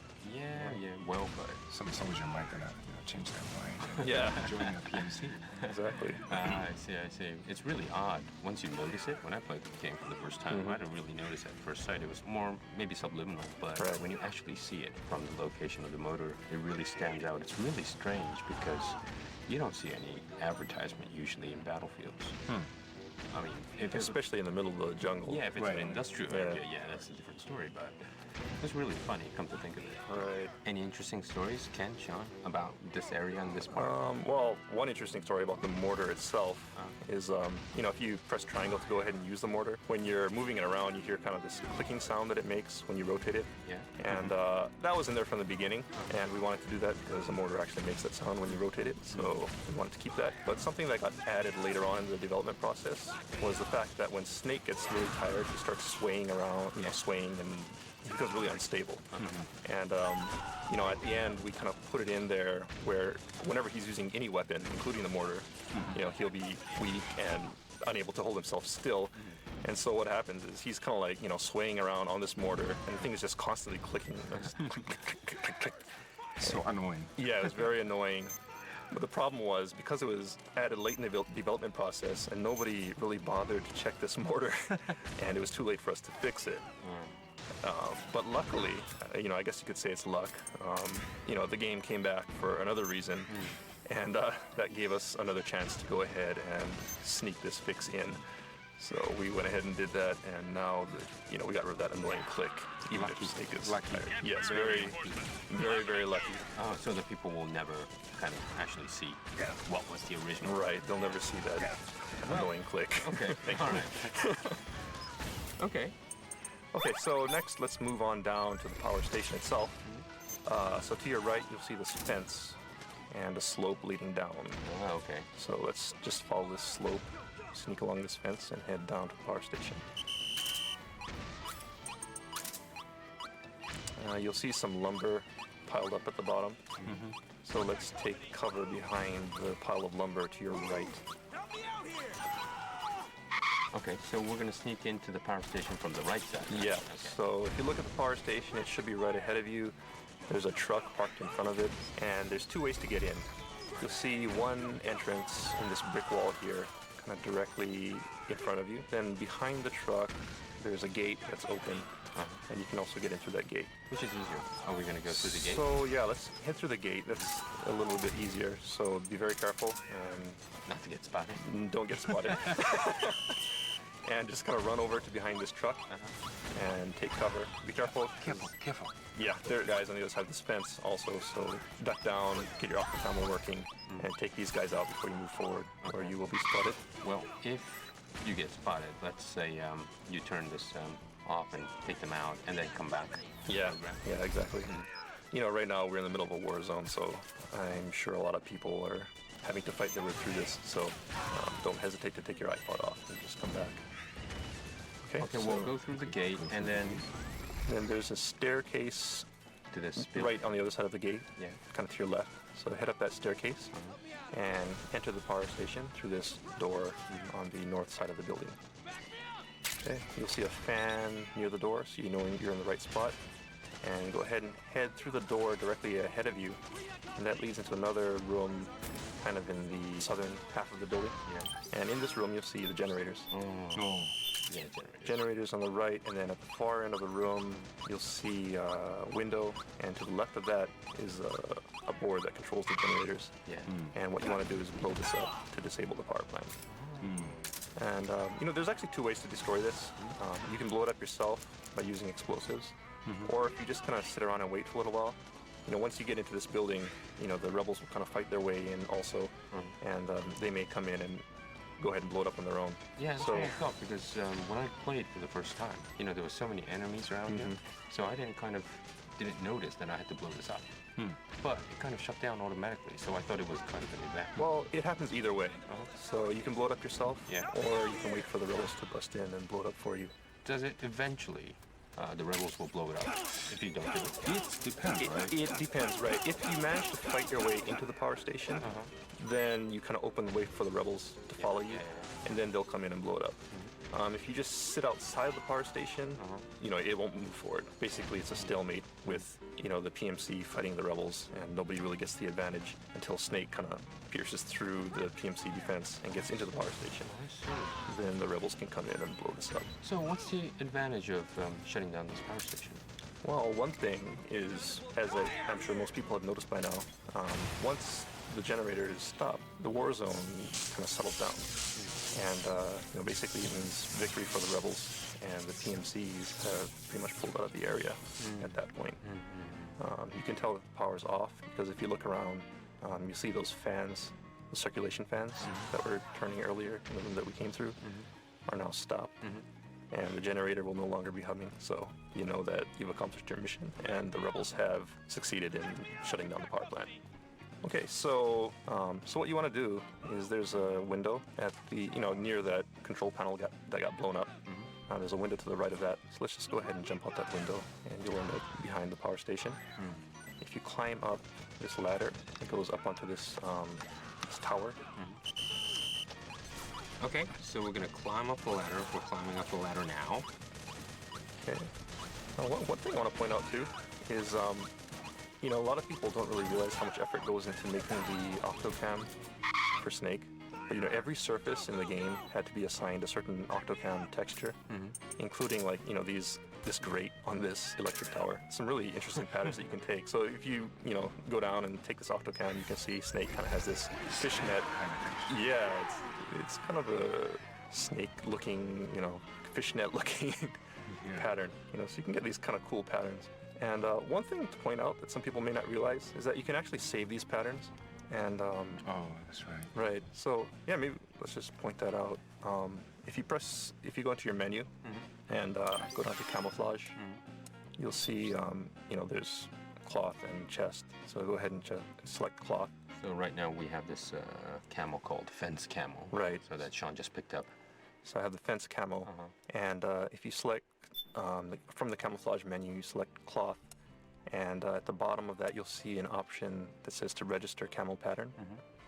If you do that, you can register it as a new camo pattern, and it'll be added to your list of patterns. And you can select that at any time during the game by loading that pattern. So, you know, no matter what stage you're on, you can load these kind of interesting patterns just to kind of customize Snake's looks.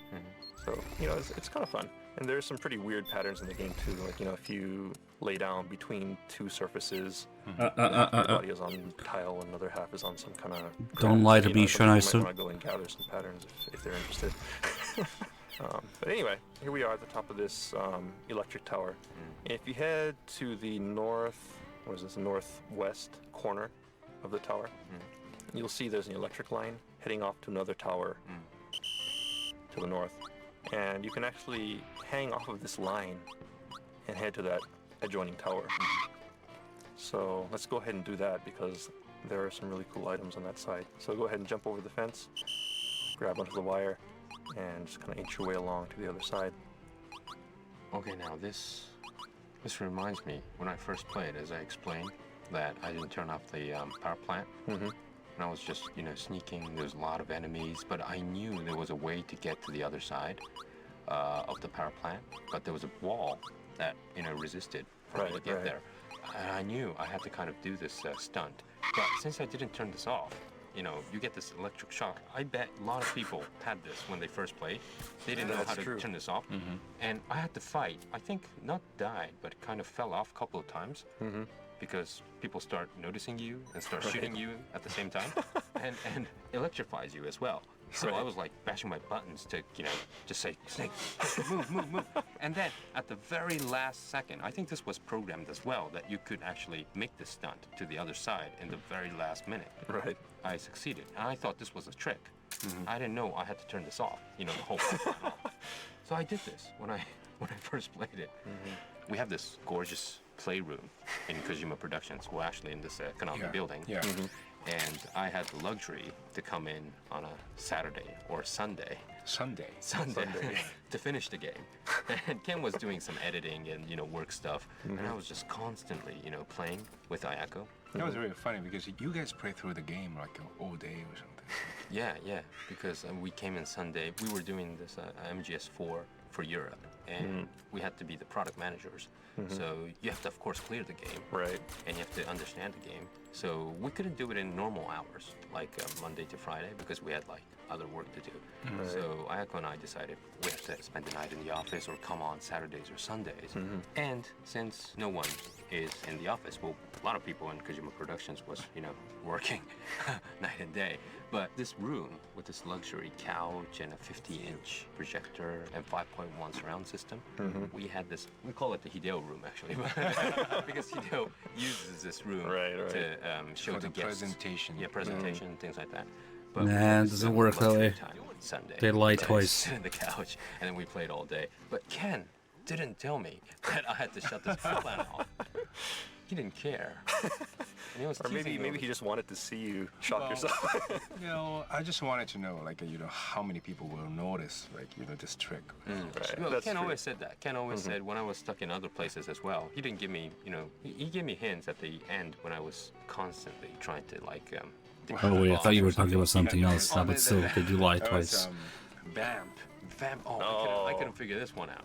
Because the reason is, at that time, the Autocon's the codec call wasn't in yet. Yeah, right. Oh, right. So there was no hints. Right. So I had to figure this out, which is almost impossible. Yeah, it if you is. don't have this snake. Why not try doing this? You know, if I don't have this, I don't know what to do. And I was asking Ken Doesn't across, work, you know, damn. across the room, saying, "Ken, what should I do? I'm been stuck for 30 minutes. And I don't know what to do." And he said, "Call Autocon." And I'm doing Autocon.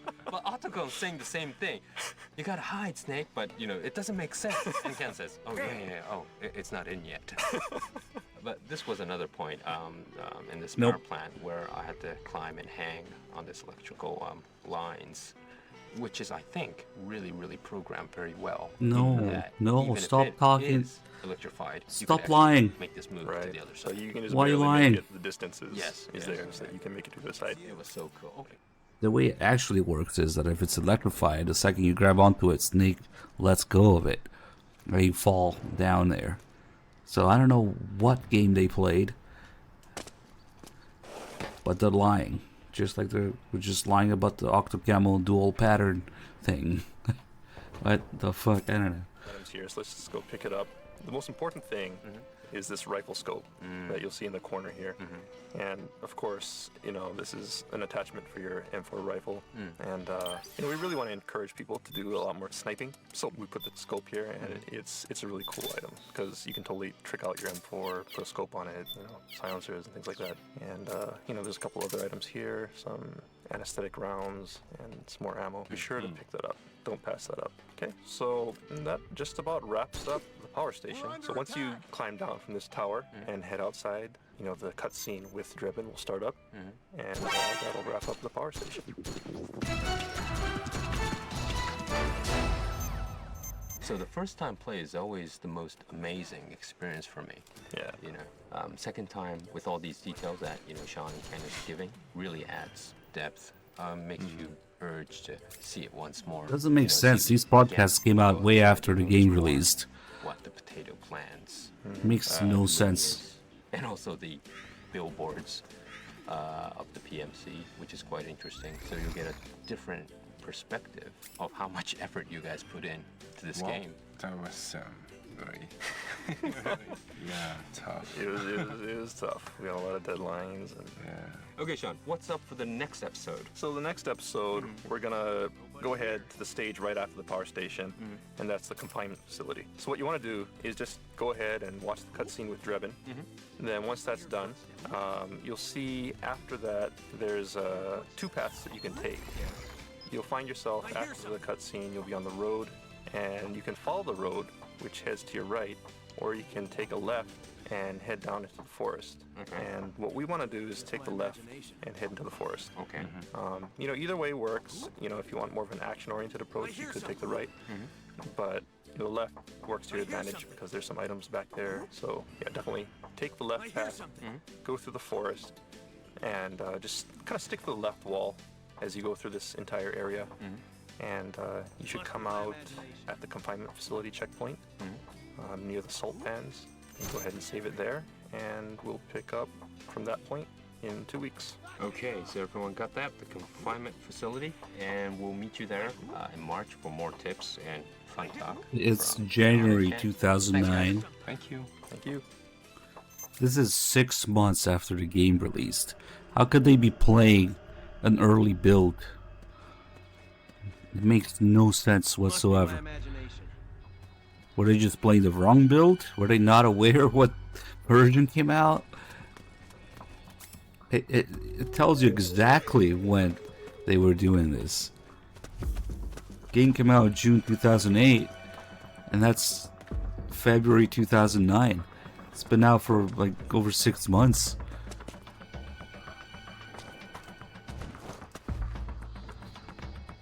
I don't know.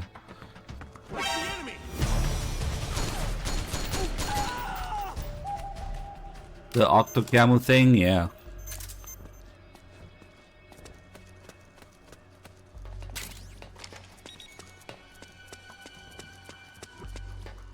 The enemy's here.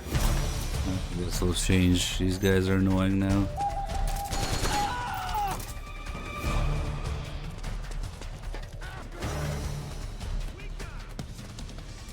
Yeah, that was like after.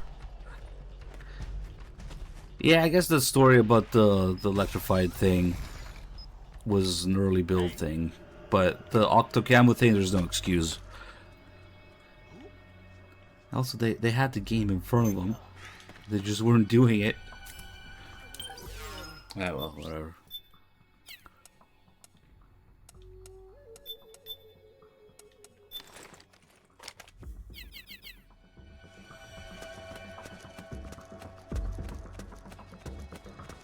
What's going on? Let's get bored and fuck with these guys. It's you.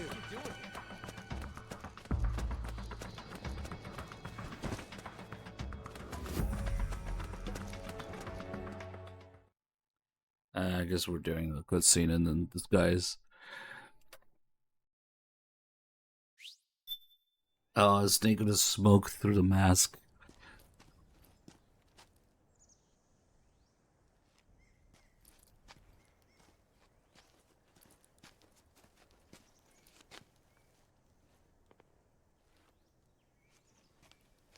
Who knows? There's so much disconnect between the developers and the fucking final game people experience that even when they're sitting there in front of it talking about it, it doesn't match. I don't know.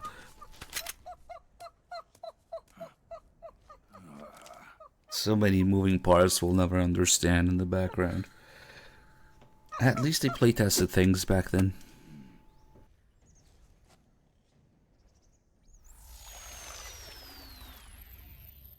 Yo, over here.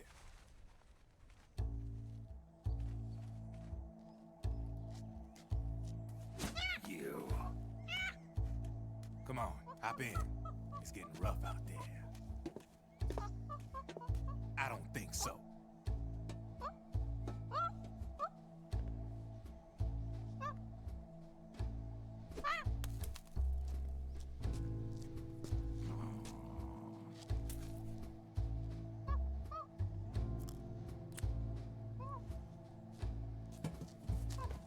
We meet again. You've been following me. You seem like an interesting guy, so I decided to check you out. Sit down. Lot of legends about you out there in the intel community, especially in the CIA. You know those nanomachines I injected you with back in the Middle East? They let me track your location. I just realized it takes off the solid eye.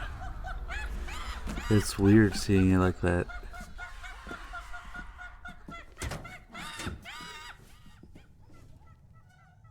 Figures. The B&Bs are here.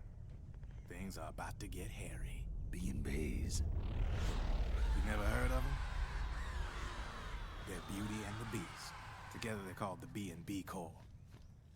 They're a squad of enhanced female soldiers, belong to the PMCs. Anytime there's a mess that needs cleaning up, they're on the scene leading the elites. That's a female. Probably freelancers hired by the PMCs. They're run out of a separate parent organization. Guess it's time for good old Drebin to let you in on a few things.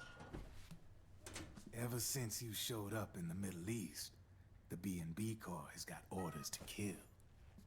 Their #1 priority is to eliminate some guy on sight. A guy named, Solid Snake. But from where I'm sitting, Old Snake seems a little more Problem? That's not problem. It is Corshlides. Cheer up. That's the bad news. Word on the street says that beneath those ugly-ass suits, the B&Bs are real babes. Drop dead gorgeous. They also say each one of them's been traumatized by war. Badly. They weren't even soldiers to begin with, you know. More like victims of war. They suffered shell shock on the battlefield. Post-traumatic. It damaged their minds pretty much beyond repair. So the only way they could cope with the reality of battle was to become... Hey, Rose was just talking about coping. The remnants of their human side are buried deep within. The beast, that's what you see on the outside. War transforms a snake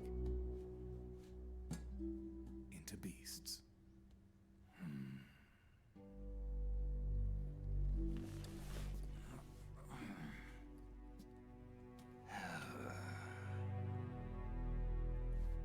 War transforms us.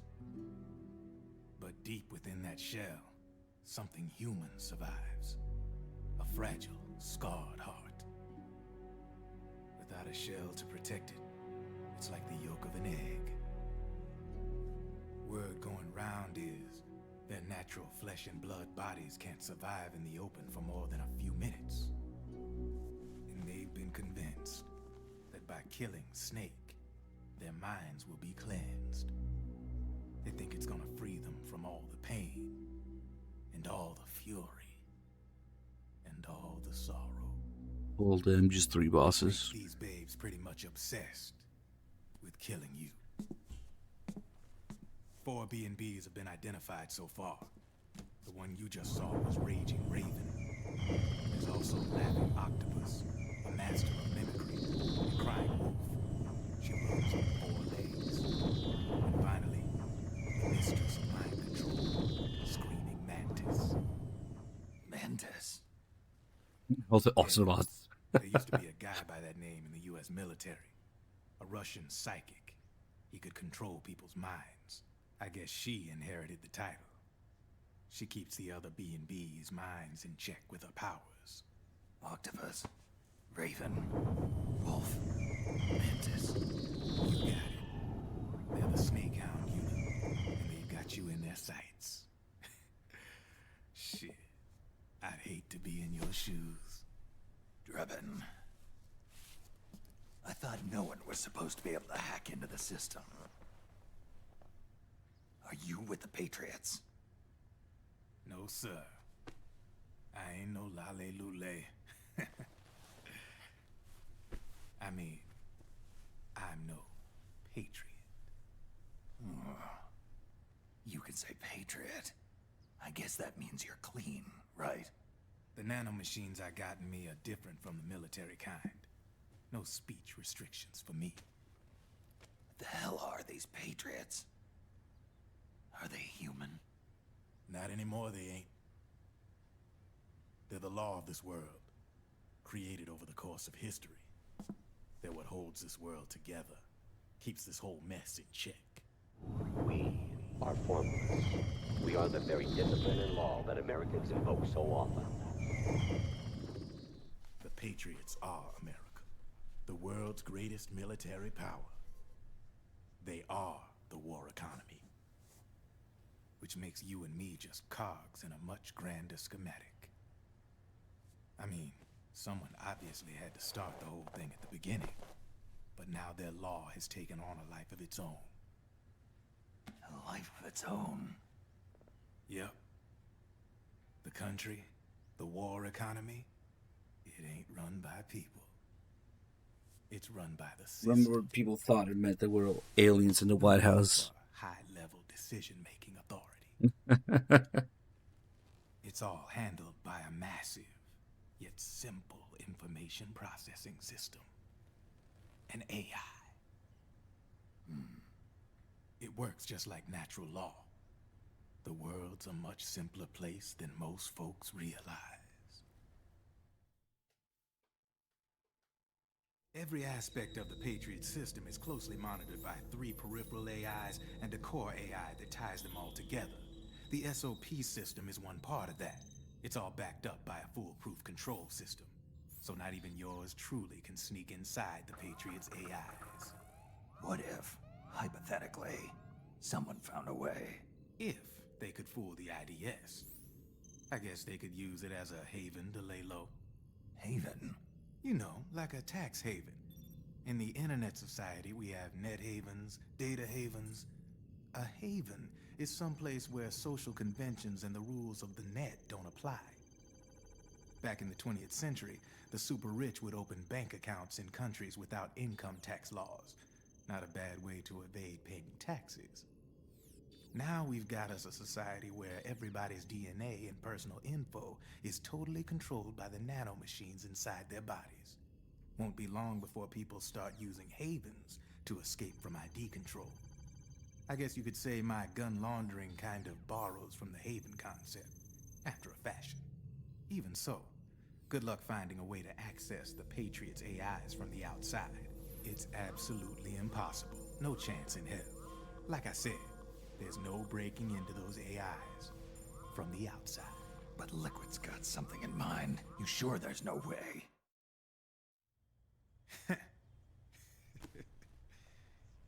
I'm just a gun launderer. Only reason I'm interested in you is because you start a lot of fires.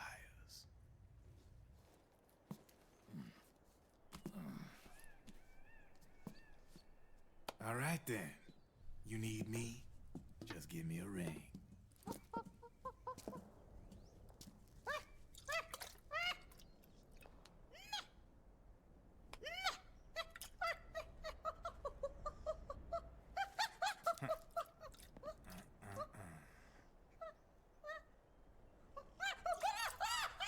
Go on.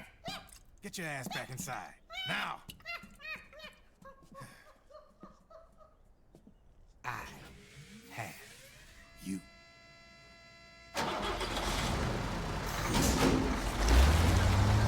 Oh, boys, we might have overdone a little bit with MGS4 in the past few days, honestly. Doing 8 runs back to back to unlock everything burned me out a bit.